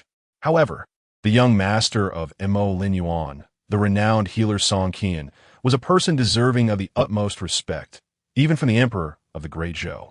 Su Jingning observed the nonchalant man before her, reclining casually in a chair, clad in a moon-white robe, his ink-black hair cascading down. He exuded an effortless charm, his elongated, cool eyes watching her as she poured tea. She narrowed her eyes at him, detecting a teasing glint in his gaze. Have a few mere dark guards caused you trouble? Have you been slacking during your 2 years away from the abyss? Su Jingning shot a disapproving glance at Song Qian, well aware that her senior brother seldom offered kind words. The world spoke of the young master of Mo Lin Yuan, the healer Song Qian, as refined and elegant, a figure apart from the mundane. Yet, what manner of recluse behaved so frivolously? Have you come today solely to witness my misfortune? Su Jingning feigned anger and spoke coldly to Song Qian. Only then did Song Qian suppress the smirk of schadenfreude at the corners of his mouth, clearing his throat and straightening his posture as he softly addressed Su Jingning. You little girl, it has been 2 years since you last returned to the abyss. Were it not for Master S' reluctance to leave Mo Lin Yuan, he would have personally come to the capital to see you. He has been incessantly mentioning you, to the point that my ears are almost calloused. Su Jingning chuckled awkwardly. Indeed, she had not returned to Mo Lin Yuan in 2 years. Once matters in the capital were settled, she planned to visit her master. Noticing her slightly pallid complexion, Song Qian said, "Let me see your hand and check on your cold." Obediently, Su Jingning extended her hand towards him. Song Qian's slender fingers gently rested on her wrist, and he fell silent. After a moment, his brow furrowed even more deeply. Seeing his troubled expression, Su Jingning felt a pang of anxiety. After a long pause, Song Qian finally released her hand, his gaze filled with concern. How is it that after 2 years, your cold has shown no signs of improvement, and it seems to be worsening? The prescription I provided appears to be losing its efficacy. Have you felt any discomfort lately? Su Jingning, however, did not perceive her cold as worsening. With the arrival of spring, she felt invigorated and experienced no discomfort at all. She shook her head. No. I will prepare a new prescription for you. Do not continue taking the previous medicine, Song Qian said, frowning. He needed to quickly find Fushin Ko to mitigate her cold. For if one day the chill within her were to manifest, little Qi would be in grave danger. All right. With Song Qian here, Su Jingning never worried about her cold. By the way, senior brother, I have a matter I wish to trouble you with, Su Jingning said gently. Song Qian found a piece of paper and, without lifting his head, began to write a prescription for her. Just speak. You've troubled me with matters before. Haven't you? Feeling somewhat bashful, Su Jingning stuck out her tongue. Do you know about the poison of Liu Shang? Song Qian's hand paused momentarily, raising his gaze to meet hers. Liu Shang? ISNT, that the poison from the Nanjiao royal family? Yes, can you cure it? A friend of my father has been afflicted by this poison. However, the Nanjiao royal family has long since perished, and there is no known antidote. Song Qian furrowed his brow. He was familiar with the poison, but had never encountered a genuine victim. I have seen the antidote in Master S study, but I have never administered it. I must see the afflicted person to determine if the poison can be cured. That's wonderful. Senior brother, please stay at the manor. When my father returns, I will have him bring his friend to see you, Su Jingning exclaimed, her face alight with joy. Song Qian shook his head helplessly. No, I shall return to the Shiyun villa. It would be simpler for them to come to me there. I will be in the capital for a while. Reluctantly, Su Jingning acquiesced, understanding that her brother did not wish to burden her. Take good care of yourself. I must warn you now, you must avoid overexertion. Your cold shows signs of exacerbation. If you wish to live a few more years, then rest properly. Otherwise, I will take you back to the abyss and have Master keep a close watch on you. Understood, understood. Master brother, you need not worry. I have heard that new disciples are to be recruited at the abyss. Do you have anyone in mind? Su Jingning, fearing that Song Qian would begin to ramble, quickly shifted the topic. There are indeed 1 or 2 candidates worthy of entering the Mo Lin Yuan, but for the martial artists, we must observe further. You, Master brother, possess the keenest and most discerning eye in Mo Lin Yuan. To catch your attention signifies true talent. Now rest well. I shall remain in the imperial capital for a while longer. Should any trouble arise, send someone to the Shiyun courtyard to find me. With Master brother around, the disciples of Mo Lin Yuan have no reason to suffer indignities outside. A sharp glint flashed in Song Qian's eyes as he spoke coldly to Su Jingning. Su Jingning knew that her injury could not be concealed from her master brother. He must have already investigated the matter thoroughly. She glanced at Song Qian with a knowing look, her eyes sparkling with shrewdness. Do you think I resemble someone who enjoys silent suffering? Although she was injured, those who harmed her would not escape unscathed. Song Qian chuckled, for Xiaoqi is indeed the one who would never allow herself to be wronged. That is one concern you need not have. Just as clever as ever. Chapter 70. Just 1 year the following day, at the Shiyun courtyard, a carriage came to a gentle halt at the entrance. The Duke of Jinghuo, accompanied by Prince Beiyang, stealthily made their way to the Shiyun courtyard. A guard approached and knocked on the door. After a prolonged wait, the young boy hurriedly opened it. Whom do you seek? The boy asked, his expression one of confusion as he regarded the visitors. I have heard that the renowned physician resides here, and I have come to pay my respects. The Duke of Zhenguo replied softly, gazing kindly at the boy. The young boy glanced at the Duke and then at Prince Beiyang, recalling the instructions given to him by the young master the previous day. He stepped aside respectfully, addressing the Duke and Prince. Please enter. My master has been expecting you for quite some time. Prince Beiyang raised an eyebrow at the boy's demeanor, pondering how this fellow was acquainted with the esteemed physician. The two followed the boy into the courtyard, which was adorned with breathtaking scenery at every turn. It was no wonder that a certain minister had once coveted this residence, but could not acquire it. It was, after all, the private property of Mo Linyuan. Please be mindful to follow closely, lest you stray from the path. The courtyard is filled with hidden traps and mazes. I must ensure your safety, the boy cautioned, glancing back at the Duke and Prince. The Duke nodded, casting a glance at Prince Beiyang, urging him to adopt a more serious demeanor. Prince Beiyang smiled nonchalantly, yet his steps became more cautious.